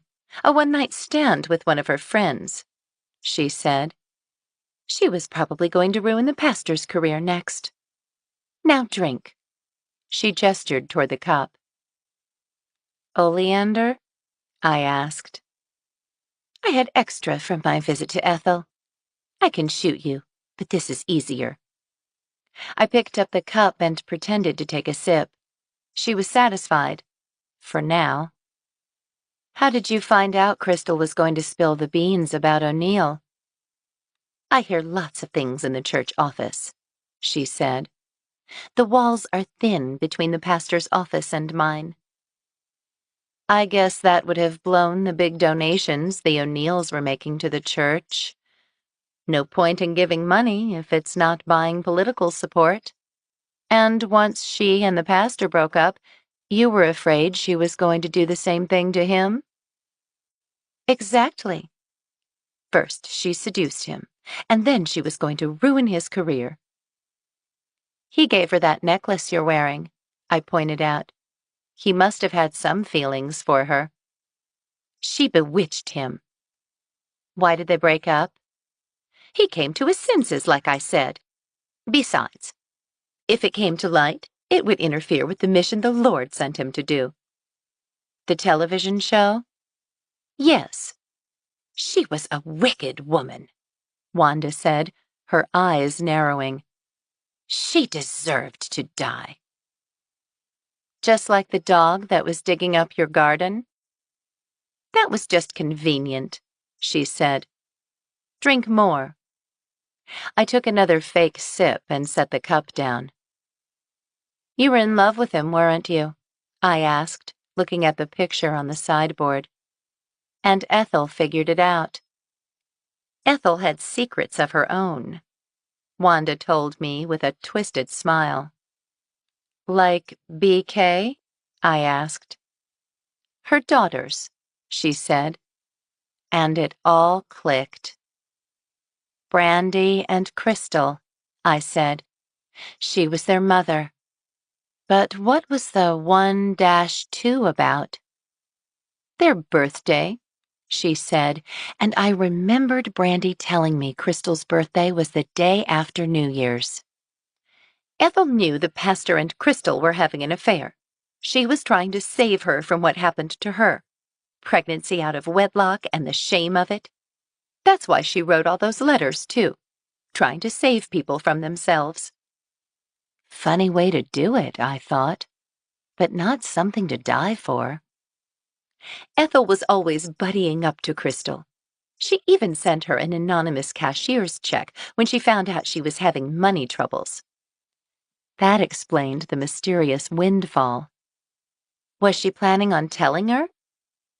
I think the shame was too much for her, to be honest. Why did you kill her? Did she figure out you'd poisoned her daughter? At first, she thought it was Phoebe who did her in, just like you. But she saw the friendship bread in my kitchen and found out the pastor hadn't gotten his. She invited me over to ask me what I knew. And you poisoned her. I didn't plan to, she said. But she figured things out. She knew about the dog digging in my garden. When she found out there was a dog in the house that burned, she put 2 and 2 together. She was going to tell the police. But she didn't. Fortunately, I brought some oleander with me just in case. I sensed she might be a problem. I had to stay for hours until she passed, though. Had to keep her from calling anyone. Why did you go back to Crystal's to burn the place down? I asked. I dropped off the bread, but I didn't know when she'd eat it. I stole her cell phone when she was at church, and I'd cut the phone line at the house. Another thing Rooster hadn't figured out, or bothered to look at. It takes a few hours to kick in, she said, so I had to keep checking back, just to make sure it did its job. Thorough, I said. Always. Drink, she ordered. As I reached for the cup, I pretended to accidentally knock the handle, tipping the contents out onto the table. She tightened her lips and raised the gun, training it on my head. I can see I'm going to have to take a firm hand with you, she said. She refilled my cup from the teapot and handed it back to me. Drink it, she said, or I'll shoot you now. That would be hard to explain away. I'll figure something out, she said, nodding toward the cup. You can shoot someone for breaking and entering, you know. I'll say you were trying to steal my spoons. I didn't have much choice. I drank it, letting as much as I could spill down my face. I put the cup down with about 2 inches left in the bottom. Finish it, she said. I swallowed more, slopping it around, and put the cup back down again. She peered into it. That was enough for Ethel, so it should be enough for you. What now? I asked, feeling my heart beat fast. How long does it take to work anyway? A few hours, she told me. So we just sit and chat? No. She opened the back door and waved me toward it. Let's go. I was wondering if I could get back to the loaner truck before she shot me when I felt the cold gun barrel nudge my back. The answer, evidently, was no. Where are we going? I asked as I stepped out into the cold December afternoon. There were no other houses in sight, unfortunately, and a good portion of the fenced yard was ringed with oleander bushes. She hadn't had to go far for materials. The shed, she told me, pushing me toward a small gingerbread-decorated structure in the corner of the fenced yard. I walked over slowly, wishing I'd brought my jacket. If the poison didn't get me first, hypothermia might. She opened the door. It was a gardening shed.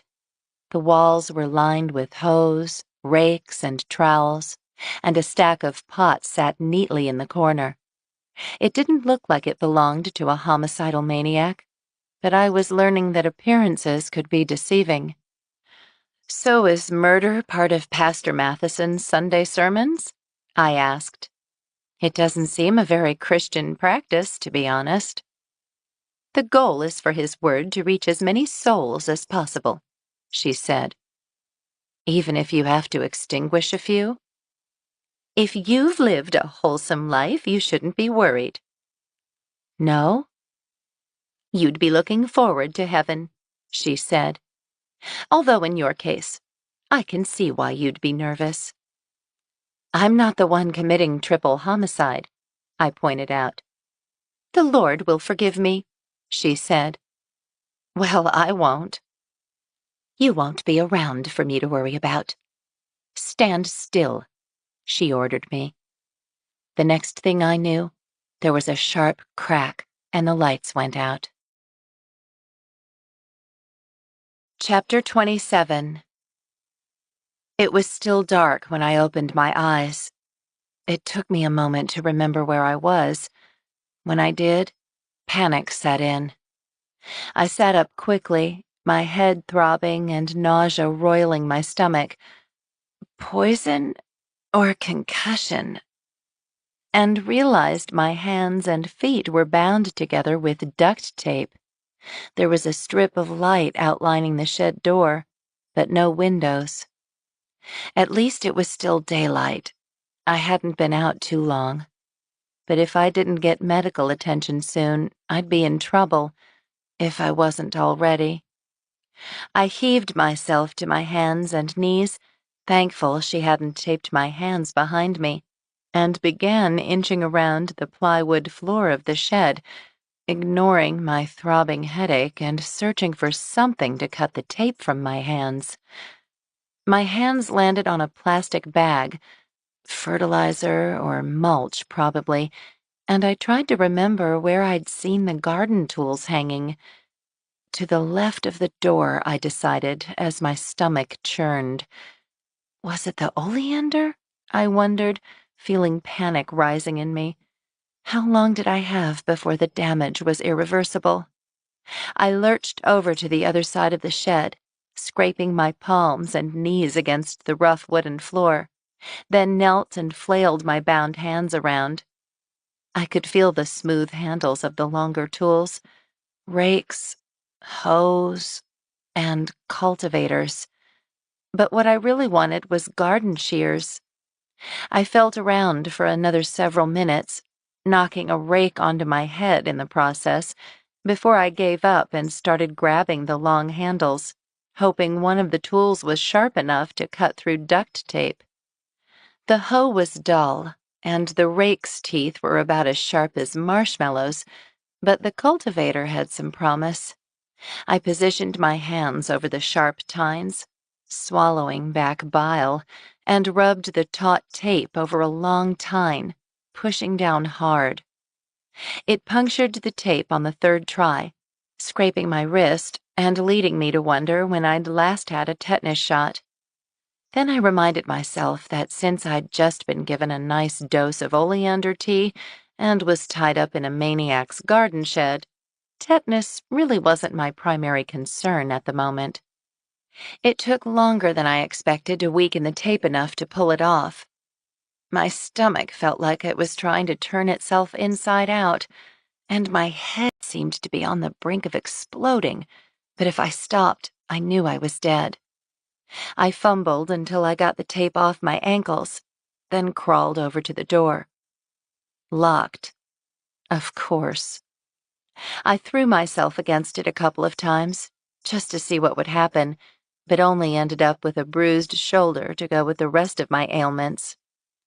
I gave up after a few minutes and paused to think, picking bits of adhesive off of my skin. I could wait for Wanda to come back and bean her with a hoe, but there was no guarantee that the poison wouldn't kick in first. Ideally, I'd call 911, but my purse and my phone were still in Wanda's kitchen. As I sat back down on the wood floor, I realized something was still in my back pocket. A moment later, I pulled out Crystal's phone. The battery had been low, 5%, when I'd opened it in Wanda's house, but maybe there was enough juice to call for help. I gripped it hard and touched the button, hoping the screen would light up, but nothing happened. It was dead. I squeezed my eyes shut, ignoring the shivers that had begun to course through my body. The poison was setting in. Please, God, get me out of here so I can get Molly off the hook and spend Christmas with my parents, I prayed. A moment later, I caught the familiar scent of lavender. The hair stood up on my arms. I knew my grandmother was here. What now? I asked the darkness. All of a sudden, the phone in my hand vibrated and lit up. Thank you, I whispered and dialed 911 with a shaky hand. Emergency services, can I help you? A human voice had never sounded so sweet. Yes, I breathed. I told her my location and what was going on, hoping someone would get here in time to save me. How long ago did you ingest the oleander? I don't know, I told her. We'll send the police and emergency services right out, she said. Hang in there. There was just enough time to say thank you before the phone went dead. I tucked the phone back into my pocket and sagged against the wall of the shed. Help was coming. I just hoped I'd make it to the hospital in time to counteract the poison. Less than 5 minutes had passed before I heard the sound of a door slamming shut. It was too soon for EMS to have arrived, and if Wanda discovered I'd pulled off the duct tape, she might go ahead and shoot me to be on the safe side. As the sound of footsteps approached, I fumbled around the floor for the cultivator. I could hear the sound of a chain rattling against wood before I found it. As quietly as I could, I stood up and crept to the wall beside the door. When it swung open, I pressed myself against the rough wood. She stood outside the door. I couldn't see her, but I could hear her, and her voice made my skin crawl. I was right about you. You are trouble. she said as I stood with the cultivator raised over my head. After a long moment, she extended the gun into the space. I didn't wait for the rest of her to follow. I brought down the cultivator on her hand as hard as I could. She swore, a most unchristian oath, and the gun went off as it clattered to the floor. I felt a sharp pain in my leg as a bullet bit into it, but before I could do anything else, the door swung shut again, and I heard the click of a padlock. I fumbled on the floor for the gun, trying to ignore the pain in my leg. A moment later, my hand grazed cold metal. I picked up the gun, wondering what to do with it. I couldn't shoot my way out of here. Even if I did hit the lock on the other side of the door, the bullet might ricochet. And now that I was armed, she wasn't coming back anytime soon. EMS was coming, I told myself. All I had to do was wait. As I leaned against the wall again, I heard shuffling from outside.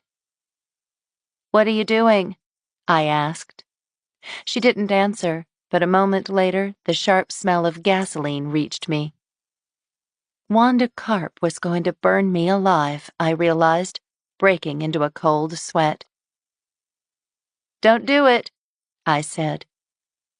"The police are on their way." "Please. If you let me go, I'll tell them it was an accident." She didn't answer, but kept shuffling around. The smell of gasoline was stronger now. "Please," I begged, but it was no use. There was a scraping sound, then the rushing sound of flames. A moment later, the scent of gasoline was eclipsed by the hot, sooty smell of smoke. I banged the cultivator against the door as hard as I could, hoping I could knock the door off its hinges, but it held fast. Wanda had lit the far corner of the shed. As I watched, the wall turned orange, silhouetting the shelves leaning against it. Was there fertilizer in here? I wondered. Was it explosive? I didn't know, but I didn't want to find out. I crouched down in a corner of the shed by the door, trying to avoid smoke inhalation and hoping I'd find a way to get out of here before the ceiling came down on my head. Already flames were licking the top of the shed's back wall. What should I do? I wondered. I began beating the wall to my left with the cultivator, hoping it would knock it down so I could get out. It would probably bring the flaming ceiling down onto my head, but if I did nothing, the ceiling would come down anyway. I hit the wall as hard as I could, but nothing happened, and the flames grew closer. "Help!" I called out as the air around me grew thicker. My lungs burned. I knew how the puppy must have felt, I realized. All of a sudden, I heard a voice that wasn't Wanda's. "Is anyone in there?" "It's me!" I called, hope flaring. "Please, help me!" "Lucy?" It was Peter. "Get me out of here!" I yelled. A moment later, there were 3 sharp blows, the ringing sound of metal against metal, and the shed door burst open. I took a step forward and filled my burning lungs with cold winter air as Peter stood in the doorway, the light shimmering like a halo around him. I'd never been so happy to see anyone in my entire life. "Lucy," he said, only his voice sounded warped and strange. My stomach heaved, and the world seemed to spin around me. I let the cultivator slide from my hands and fell into Peter's arms. "She poisoned me," I gasped. "Oleander." "When?" he asked, but before I could answer, the world went black for the second time that day. Chapter 28. Lucy. I swam up from a dream involving Wanda wearing a frothy dress and goat horns, chasing me around Dewberry Farm with a tea kettle, and opened my eyes to Tobias. "Oh, thank God," he breathed. "Where am I?" I asked, moving my hand to touch him. I was attached to a tube. More than one, in fact. I was trying to remember what had happened and why I was here. There was tea and something about a dog. "You're at the hospital," he said. "Peter brought you here himself when he found you in Wanda's shed. She poisoned you, then tried to burn the shed down with you in it." It all came back to me. Thank God Peter had shown up, I thought. And Wanda? In custody. "Rooster knows Wanda killed Crystal and Ethel?" He nodded. "She was raving about it when he came to pick her up." I felt tension I didn't know I was carrying seep out of me. "I'm just glad you're okay," he said. "If you'd had any more of that oleander, or gotten here any later—" He shivered. "She's awake," my mother sang out from behind him as she and my dad squeezed through the door. "Oh, thank goodness! We were so worried about you." "I seem to be doing okay," I said, "except for all these tubes." "We had to keep you hydrated," Tobias said, "but you should be out of here in time for Christmas." "I didn't have time to finish making presents or shop," I said, struggling to sit up. "You've had enough on your plate," my mother said. "How long have I been here?" I asked, suddenly realizing I had no idea how much time I'd spent away from the farm. "Is Chuck all right? Are the goats and chickens okay, and Blossom?" "You've been out for about 24 hours, but don't worry about the farm. Your mother and I have been taking care of everyone," my dad said. "Oh, thank you," I said, sagging back into the pillows. "It's kind of fun being on the farm when you're an adult," my mother said. "I can see why you like it out here." "Really?" I asked. "Really," she said. "And to see the community rally around you." She turned to point at the shelf, which was covered with vases of flowers and plates of baked goods. "Wow," I said. "Those are all for me? Everyone is so kind." "They all want you well," Tobias said. "And we checked them all for poison, don't worry," he added with a grin. "Mindy says thank you, by the way. She headed back to Houston with enough evidence to make the network have second thoughts." "No TV show?" "It's not looking like it. Mindy discovered Pastor Matheson was using much of the church funding to support his personal lifestyle. Plus, the network didn't want the scandal of his affair to hit the news." "I wonder if the church will survive." "A few folks are talking about returning to the local churches," Tobias said. "And some of the pensioners are looking to get their donations back."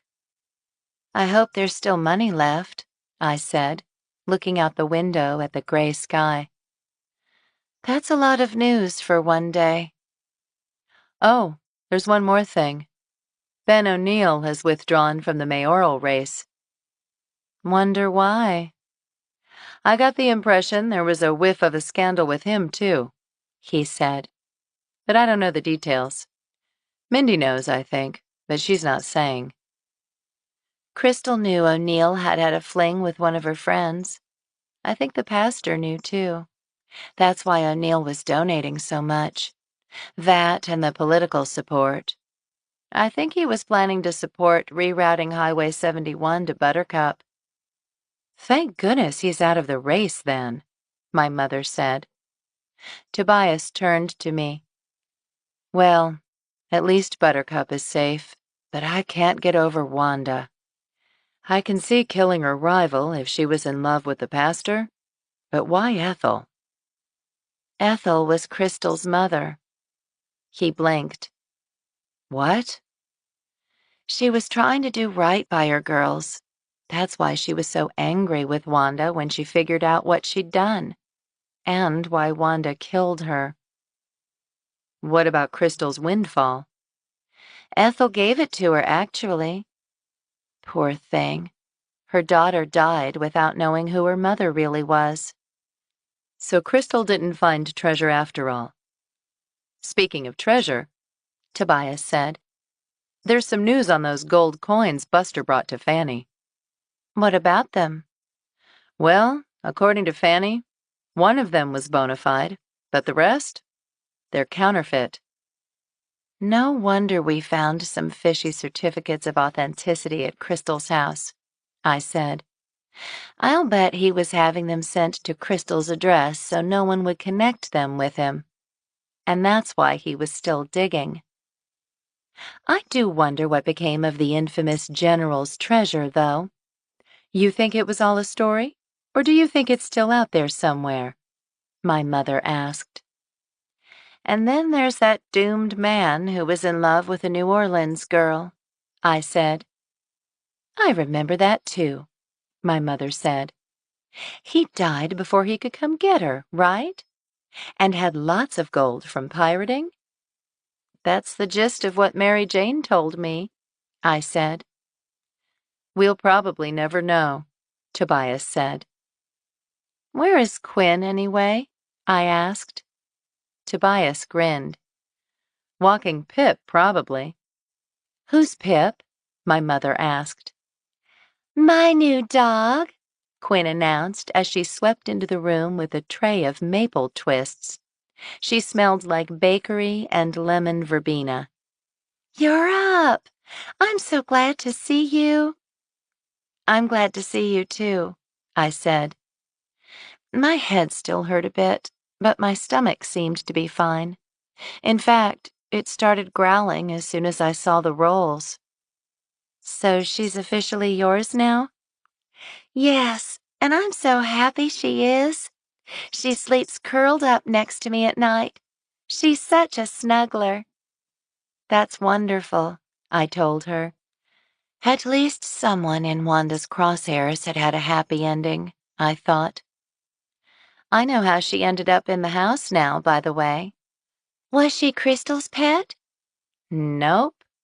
She was a stray who was digging up Wanda's garden. When she went back to burn the evidence, Wanda put her into Crystal's house before she set it on fire. That's terrible. I know, I said. But what do you expect from a woman who thinks it's okay to poison a young woman and frame a mother? Not to mention murder her friend, my mother added. Or so I've heard. Why did she kill her after all? Because she was onto her, I said. I relayed what I had told Tobias earlier. Ethel knew about everyone else in town, too, from what I hear, Tobias said. And sent lovely little missives to them. But in a weird way, she was trying to help.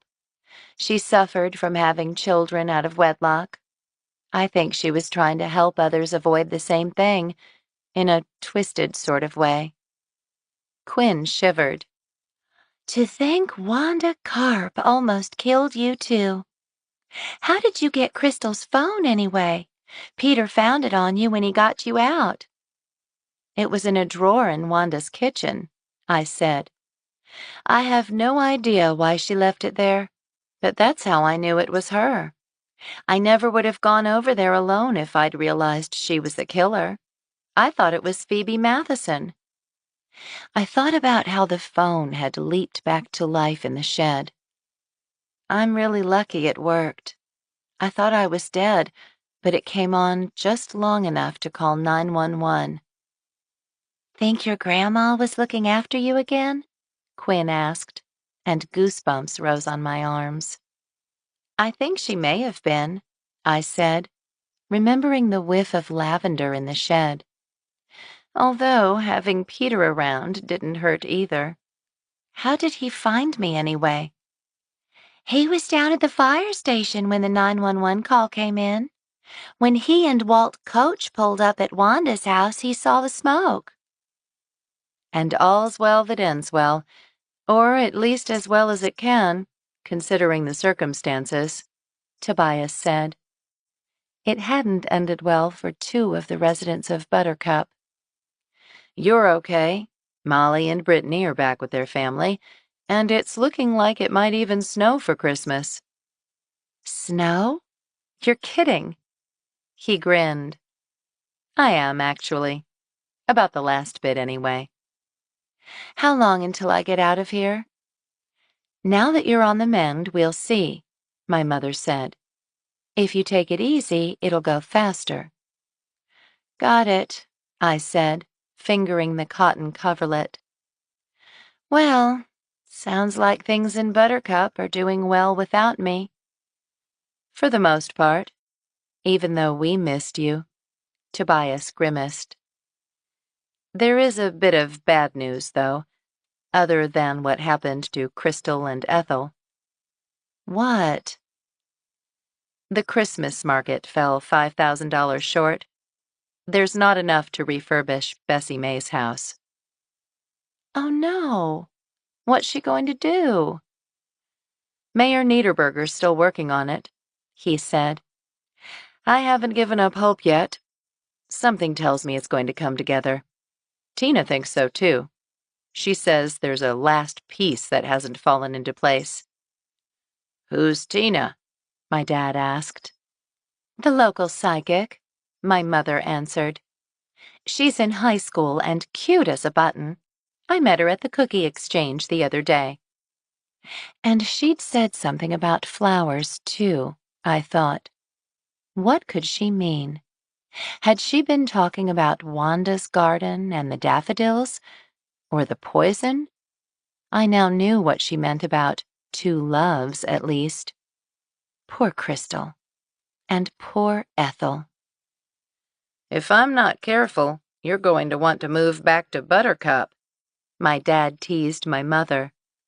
Why move back when I can just visit my daughter? She reached out and squeezed my hand, and I smiled at her, a bit baffled. I'll have to get poisoned more often, I joked, although I was still rattled by how close I'd come to sharing Crystal's fate.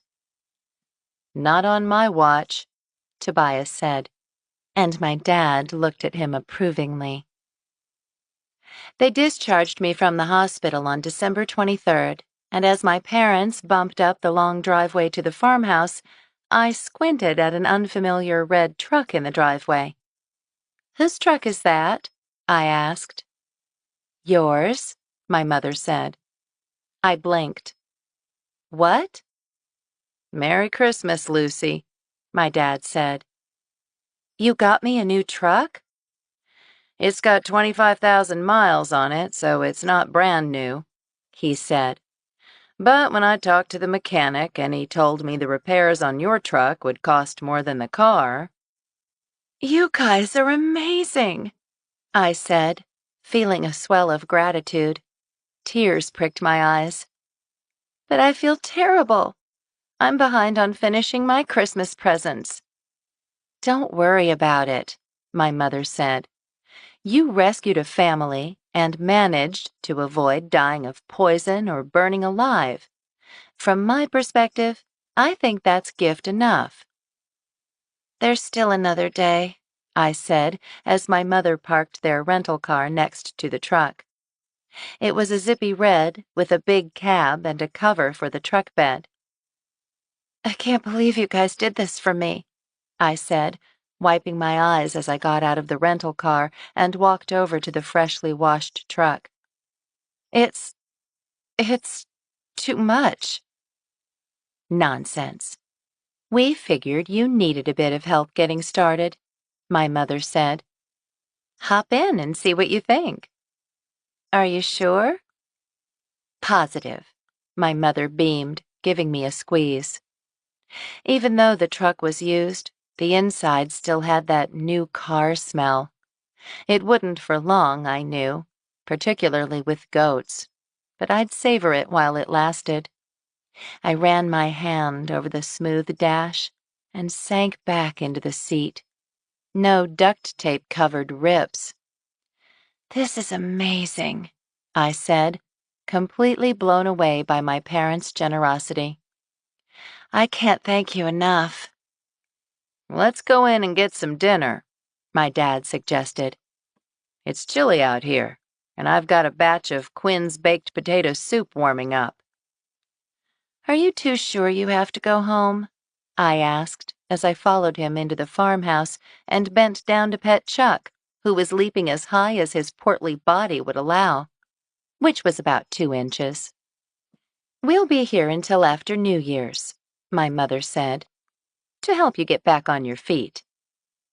As I stepped inside, I smelled the scent of pine needles. A tree stood in the corner of the living room, right where my grandmother used to put hers. "It looks just like it did when I was a kid," I said, admiring the familiar ornaments. There was a felt cardinal on a holly branch, a wooden Christmas tree, a rotund porcelain Santa. "Where did you find these? I haven't seen these in years." "I found the box tucked away in the attic yesterday," my dad said. "While your mom was with you at the hospital, I went out to get a tree and some lights." "It's beautiful," I said, admiring the twinkling tree. "Tobias should be here in a few minutes. I hope you don't mind," my dad said. "Mind? Of course not. Although I look awful." "Nonsense," my mother said. "He's a really nice man, by the way. And he seems totally smitten with you." I felt my face heat up. "You think?" "She's right," my dad agreed. The phone rang before I could answer him. I grabbed it on the 3rd ring. It was Molly. "You're home!" "I'm home, and thanks to my parents, I have a new truck." "I wish I could buy you a new truck. I can't thank you enough for finding Brittany, and for getting Rooster to drop all the charges against me. But why on earth did you go over there all alone?" "I didn't know she was the killer until I got there. I thought it was the pastor's wife. After all, you gave friendship bread to her, not to Wanda." "How did she get it anyway? Didn't you drop it off at the church office?" "Of course," she said. "Duh." "How's Brittany?" "Just fine. Apparently she and Bryce got into a big fight the first night, and neither of them could figure out how to call it off. They were embarrassed." "So that's one more worry off the table," I said. "I'm so glad everything's working out. And in time for Christmas, too.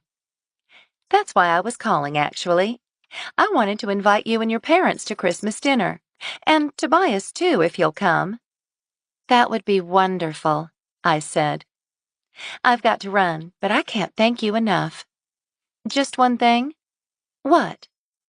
"Don't give any more friendship bread out, okay?" She laughed. "As long as you don't drink any more tea." "It's a deal," I said, and we hung up. The next morning dawned cold and clear. Frost sparkled on the tree outside my window, and the house smelled like bacon and coffee. I slipped on my bathrobe and slippers and padded downstairs to where my dad was making breakfast. As I entered the kitchen, my mother came in from the back door carrying jars of milk, her cheeks pink. "Did you just do my morning chores?" I asked. "Knock 'em out before breakfast is what your grandpa used to say." She grinned. "Milking's done, and I've got more eggs if you need them, Ronald." "I could use a couple," he said, and turned to me. "Scrambled or fried?" "Scrambled, please." I sat down at the table and did a mental survey of my Christmas gift situation. I had a tea cozy for Quinn, an unfinished scarf for my mother, and nothing for my dad, Molly, or Tobias. I was looking around the place the last few days. "What happened to the clump of irises that used to be near the front door?" my mother asked. "That's what I meant to do," I said. "There are a whole bunch of irises by the old homestead behind Crystal Jenkins' house. I asked Mary Jane when she stopped by the hospital, and she told me I could go dig some up. I'll bet if we get them in now, they'll bloom this spring. And I could give a few as gifts," I said. It might not be fancy, but it was in my budget. And if I added some homemade soaps and some jams, it would make a nice basket.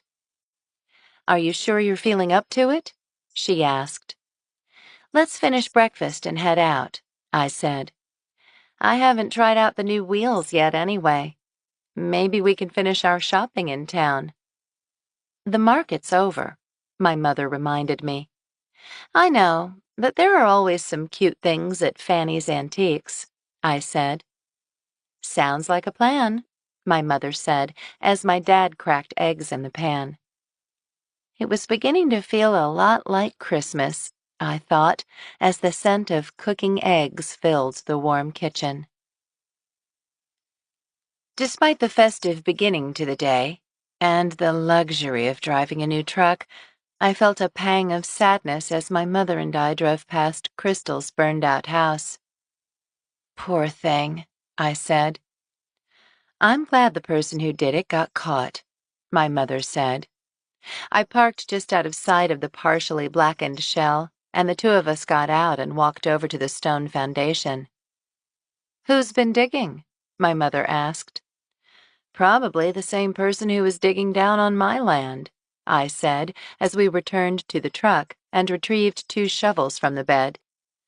Buster Jenkins is my guess. Isn't he the one who tried to pass off counterfeit coins the other day? The same one, I said, handing her a shovel. He was Crystal's uncle, I told her as we approached the clump of gray-green irises by the remains of the foundation. See that oak over there with the weird symbol in the bark? I pointed to a tree about 10 feet from the house. What about it? See the holes all around the bottom? I'm guessing he thought that was a clue. The story is that it was buried by a tree marked by a fleur-de-lis. Well, I don't see any markings, my mother said. It was a long time ago. Who knows? We turned our attention from the oak and looked at the broken stone foundation. Wow, my mother said. When was this house built? I have no idea. Late 1800s, maybe? It could be earlier, even. I have no idea. These irises must have been here ever since, my mother said. These plants are probably older than your grandmother would be. Isn't that weird? At the mention of Grandma Vogel, I thought again of the phone and that whiff of lavender. I wonder if whoever lived here brought them from wherever they came from. They might be from Germany or Czechoslovakia, I suppose. I think we should leave some of them here, don't you? She asked. We should probably divide them, though, so they have a bit more space. I think you're right, she said. I'll go from this end if you'll take that end, she said, positioning herself at the far end of the clump. Together we dug, being careful not to cut through the rhizomes, which was challenging, because the plants were very dense, and separated the plants by hand. We'll have enough for every house in Buttercup, my mother said as I gently lined up the irises I had dug up and picked up my spade again. Do you mind if I take some with me? I hope you will, I said. I wonder what color they'll be. It'll be something to look forward to, my mother said, just as my spade hit something hard. What's that? A rock, I'm guessing. I knelt down and used a trowel to clear away the dirt. It didn't look like a rock. That looks like a jar, Lucy, my mother said as she peered into the hole. Maybe someone was making sauerkraut and forgot, I joked as we cleared the dirt away from around it. Together, we levered it out of the hole. It wasn't sauerkraut. Is that what I think it is? My mother asked as we gaped at the dirty jar. I looked at the irises. Fleur-de-lis, I realized, was another word for iris. That's how William had marked the treasure, not with a carving, but with flowers.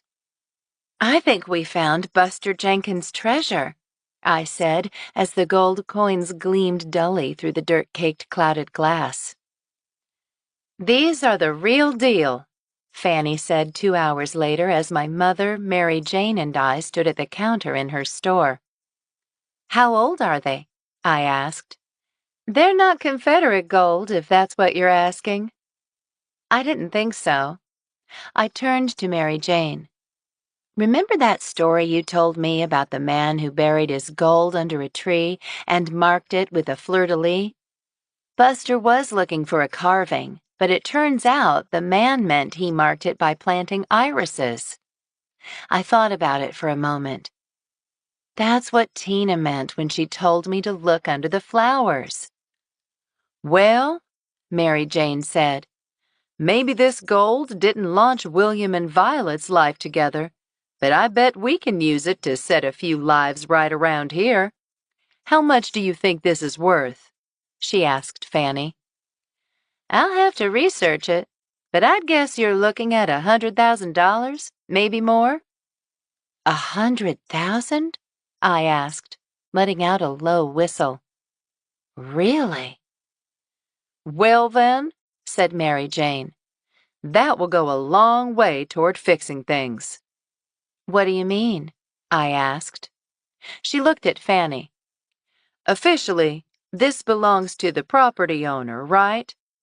From what I understand, yes it does. Well then, it's mine to do with as I please, right? That's the general idea. I think we should split it 3 ways, Mary Jane said. A third to you, Lucy, as a finder's fee. A third to the town. That should take care of Bessie May's house and put a new roof on the town hall besides. I'll take a third and salt it away for my grandkids' college education. A third as a finder's fee? That's way too much, I said. She gave me a look. I know how hard it is to start a farm from scratch. Take half to pay down your mortgage and put the rest in a savings account for the lean years. I'm still not sure I can accept it, I said. It's not mine. It belongs to you. Your grandmother wanted you to find it, Mary Jane said. That's why Tina was telling you to look under the flowers. It's what she would have wanted. I feel guilty taking it, I said.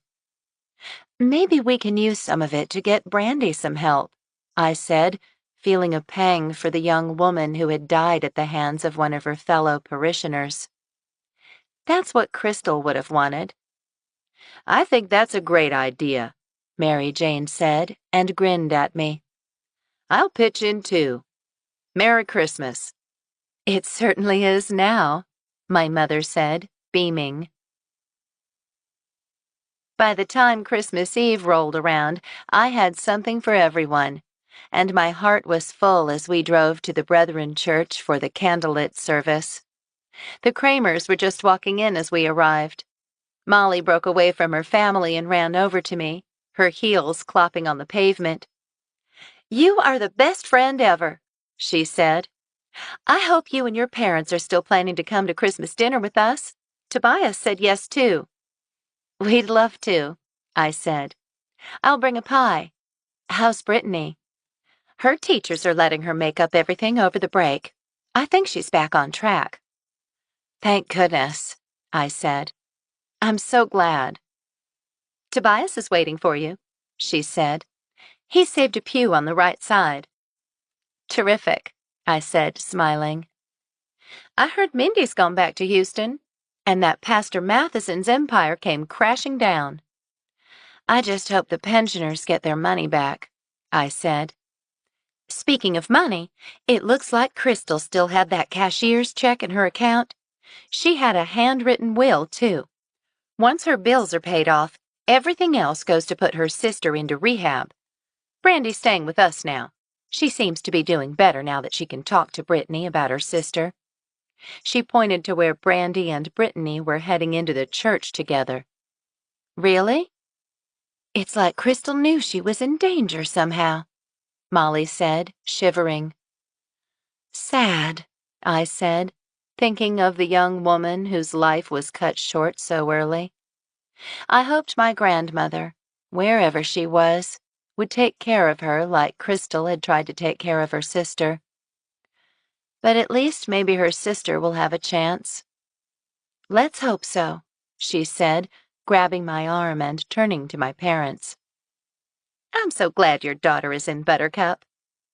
"Me too," my mother said as we stepped through the door of the church together into a room filled with greenery, candles, and Tobias's welcoming smile from a pew on the right. It was going to be a Merry Christmas after all. Grandma Vogel's Lebkuchen bars. Dough. Half cup roasted hazelnuts. Half cup almond meal. 2 3/4 cups sifted all-purpose flour. 2 tablespoons unsweetened cocoa. 1 1/2 teaspoons baking powder. Half teaspoon baking soda. 2 teaspoons cinnamon. 1 teaspoon ginger. Half teaspoon nutmeg. Half teaspoon cloves. Half teaspoon allspice. 1/4 teaspoon cardamom. Half teaspoon salt. Half cup tightly packed chopped candied orange rind. 1/4 cup tightly packed chopped crystallized ginger. 4 tablespoons unsalted butter. 3/4 cup dark brown sugar. 1 cup honey. 2 large eggs. 1 tablespoon pure vanilla extract. Glaze. 3 cups confectioner's sugar. 1 tablespoon kirsch, rum, or vanilla extract. 3 to 4 tablespoons warm water. Combine hazelnuts, almond meal, flour, cocoa, baking powder, baking soda, cinnamon, powdered ginger, nutmeg, cloves, allspice, cardamom, and salt in a medium-sized bowl. Put the candied orange rind and crystallized ginger into a food processor along with 1 cup of the dry ingredient mixture and pulse until very finely chopped. Add the remaining dry ingredients and pulse to combine. In a large bowl, cream butter with brown sugar at medium speed, then add honey and beat until smooth. Beat in eggs and vanilla to combine, then add dry ingredients by the heaping spoonful and beat at a very low speed until combined. A paddle attachment on a standing mixer is ideal for this. Scrape sides and bottom of bowl and beat again until evenly combined. Line a half-sheet pan, 13 inches by 8 inches, with parchment paper, extending paper a few inches over the short sides. Lightly spray the unlined sides of the pan with nonstick cooking spray.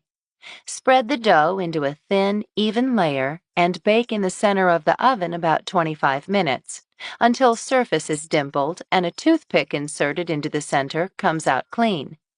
The cake should be springy but firm. Cool on a rack. While the cake is cooling, whisk confectioner's sugar with kirsch, vanilla extract, or rum, and add enough water to make a thin but spreadable glaze. Spread glaze on just warm cake and let cool completely. When cool, slide the cake, with parchment, from the pan onto a cutting board and cut into bars. Ideally, leave the Lebkuchen in an airtight container at room temperature for at least 1 day before serving to let the flavors meld. It will keep up to 2 weeks. Quinn's Vinochka, Czech Christmas bread. 1 package of yeast. 1/4 cup warm water. 1/2 cup sugar. 1/4 cup butter. 2 teaspoons salt. 2 eggs. 5 1/2 to 6 cups all-purpose flour. 1 cup warm milk. 1 teaspoon lemon zest. 1/4 teaspoon mace. 1 cup light raisins. 1/2 cup nuts, Quinn likes pecans, chopped.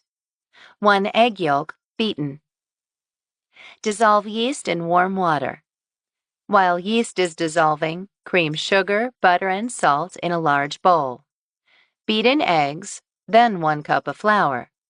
When the mixture is smooth, beat in milk, lemon zest, mace, and the yeast mixture, Then stir in as much flour as you can with a spoon. You'll add the rest later. Stir in raisins and nuts and turn dough out onto a floured board. Knead in enough of the remaining flour to make a fairly soft dough that is smooth and elastic. This should take 3 to 5 minutes. Place the dough in a lightly greased bowl, turning once to grease the entire surface of the dough, then cover and let rise in a warm place until doubled. When dough is ready, divide the dough into 2 equal sections. Divide one section of the dough into fourths. This will be the bottom braid. Cover and let rest 10 minutes. While the first section is resting, divide the remaining dough into 5 sections. Then cover and set it aside. On a lightly floured surface, form each of the first 4 sections into 16-inch long ropes. On a greased baking sheet, arrange the 4 ropes 1 inch apart. Beginning in the middle of the ropes, braid the dough ropes toward each end.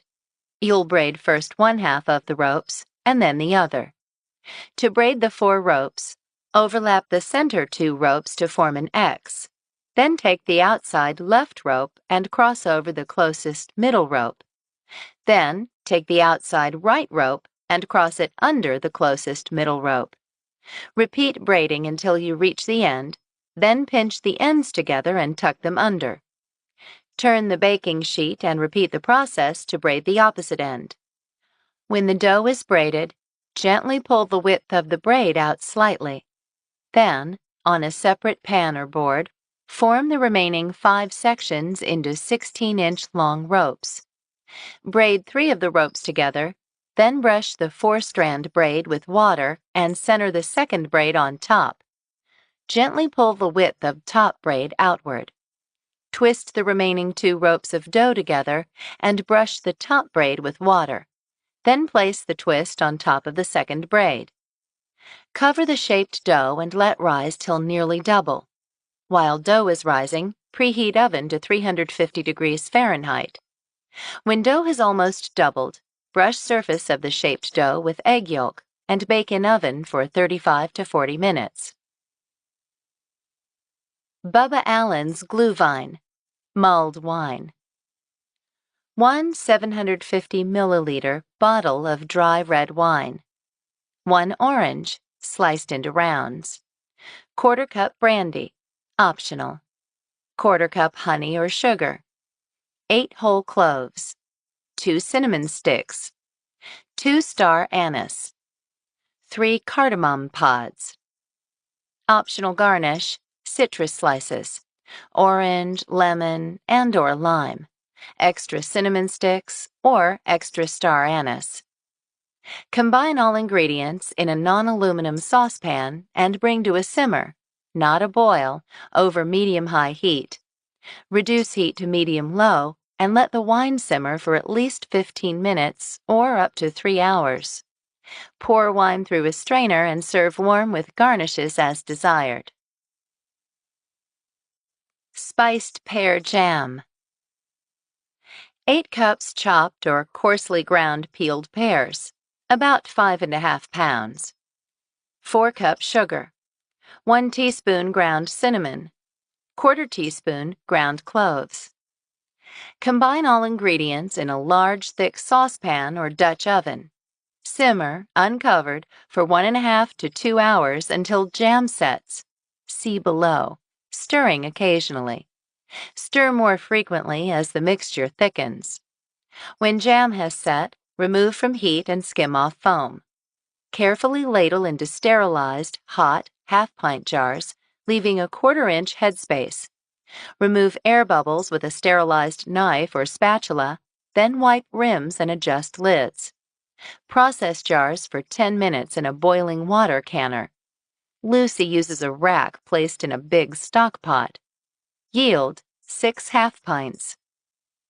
How to tell if jam is set. Put a plate in the freezer for about 15 minutes.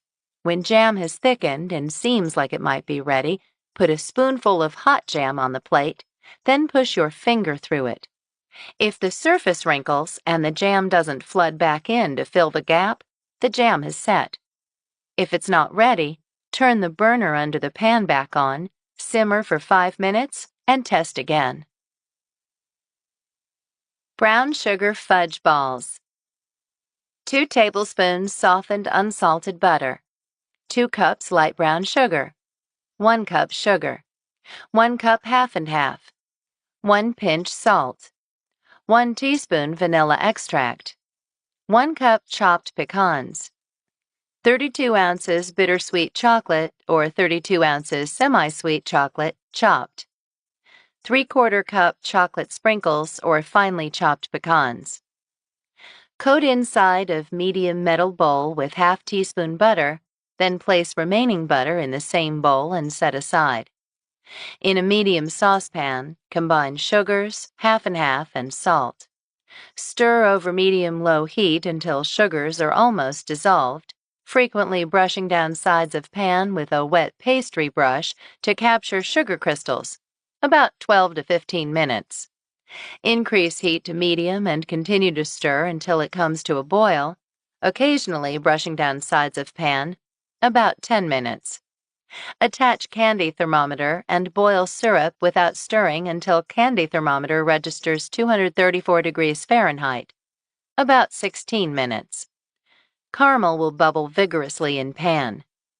Move the thermometer to the bowl with the butter and pour caramel over butter. Do not scrape pan. Add vanilla, but do not stir. Cool caramel until it reaches 112 degrees Fahrenheit, about 1 hour 30 minutes. Using an electric mixer, beat caramel until sheen just begins to disappear and mixture thickens slightly, about 4 minutes. Stir in chopped pecans. Cool mixture until thick enough to roll into balls, about 2 hours. When mixture is cool, line 3 baking sheets with waxed paper. Using about 1 tablespoon of mixture for each mound, spoon mixture into 48 mounds on 1 sheet. Press or roll each mound between palms of hands into a ball, then refrigerate 30 minutes. When balls are cool, stir chocolate in medium bowl set over saucepan of barely simmering water until smooth and candy thermometer registers 115 degrees Fahrenheit. Do not allow bottom of bowl to touch water. Remove bowl from saucepan and drop 1 ball into chocolate, using a fork to turn it and coat all sides. When ball is coated, lift ball from chocolate, allowing excess to drip into bowl, and slide ball off fork onto second waxed paper-covered sheet. Repeat with 15 balls, rewarming chocolate as needed to maintain temperature of 115 degrees Fahrenheit. While chocolate is still wet, sprinkle with 1/4 cup sprinkles or chopped pecans. Repeat with remaining fudge balls and sprinkles or nuts in 2 more batches, placing 16 balls on each of remaining 2 unused sheets. Chill balls until coating is firm, about 30 minutes. Can be made 2 weeks ahead. Refrigerate in covered containers and let stand 20 minutes at room temperature before serving. Mary Jane's Lavender Goat Milk Soap. 13 ounces goat milk, frozen for at least 24 hours. 6 ounces lye. 12 ounces coconut oil. 15 ounces olive oil. 13 ounces palm oil or vegetable shortening. 1 ounce essential oil. Lucy likes lavender. pH strips for testing. Break up frozen goat milk into chunks and pour into a large glass or stainless steel bowl. Then put the bowl in a sink that is half full with cold water and ice. It is important that the milk remains very cold. Very slowly, add lye and mash it into the milk with a fork or stainless steel potato masher. Keep adding the lye until it is all incorporated, replacing the ice in the sink if it melts so that the milk/lye solution stays very cold.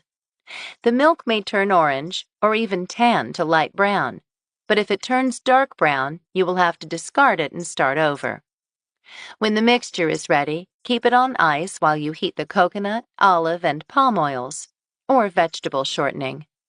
Measure them on a kitchen scale, Then heat them slightly until they are about 110 to 125 degrees Fahrenheit. When the oils are ready, slowly pour the lye milk mixture into them. Mix by hand for the first 5 minutes, then use an immersion blender until the consistency is like cake batter or pudding. When it comes to a trace, when everything has emulsified and there aren't any streaks, add your essential oils and any additives and pour into molds. Wait 24 hours or more, then remove from molds and cut if desired. Let it cure for 3 to 4 weeks, turning the soap every so often so all sides have been exposed to air. The pH needs to drop to 8 to 10 so that it is gentle on skin. You can test the pH with test strips. Wrap soap when completely cured. Notes: always keep goat milk frozen and the lye milk mixture cold to keep it from scorching, turning dark brown. Lye is caustic and can burn your skin. Wear long sleeves, gloves, and goggles if you have them, and keep a bit of white vinegar handy in case you get any on your skin. The vinegar will neutralize the lye. Use only stainless steel or glass bowls as plastic can pick up smells.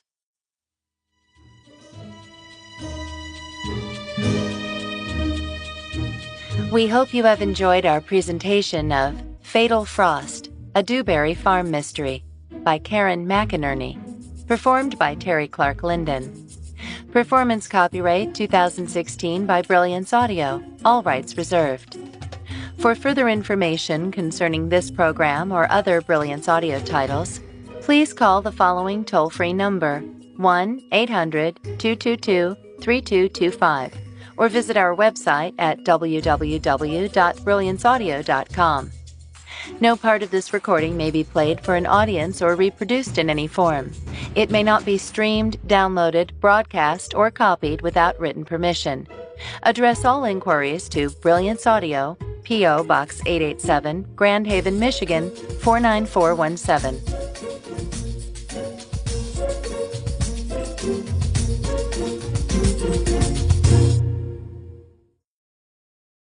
Audible hopes you have enjoyed this program.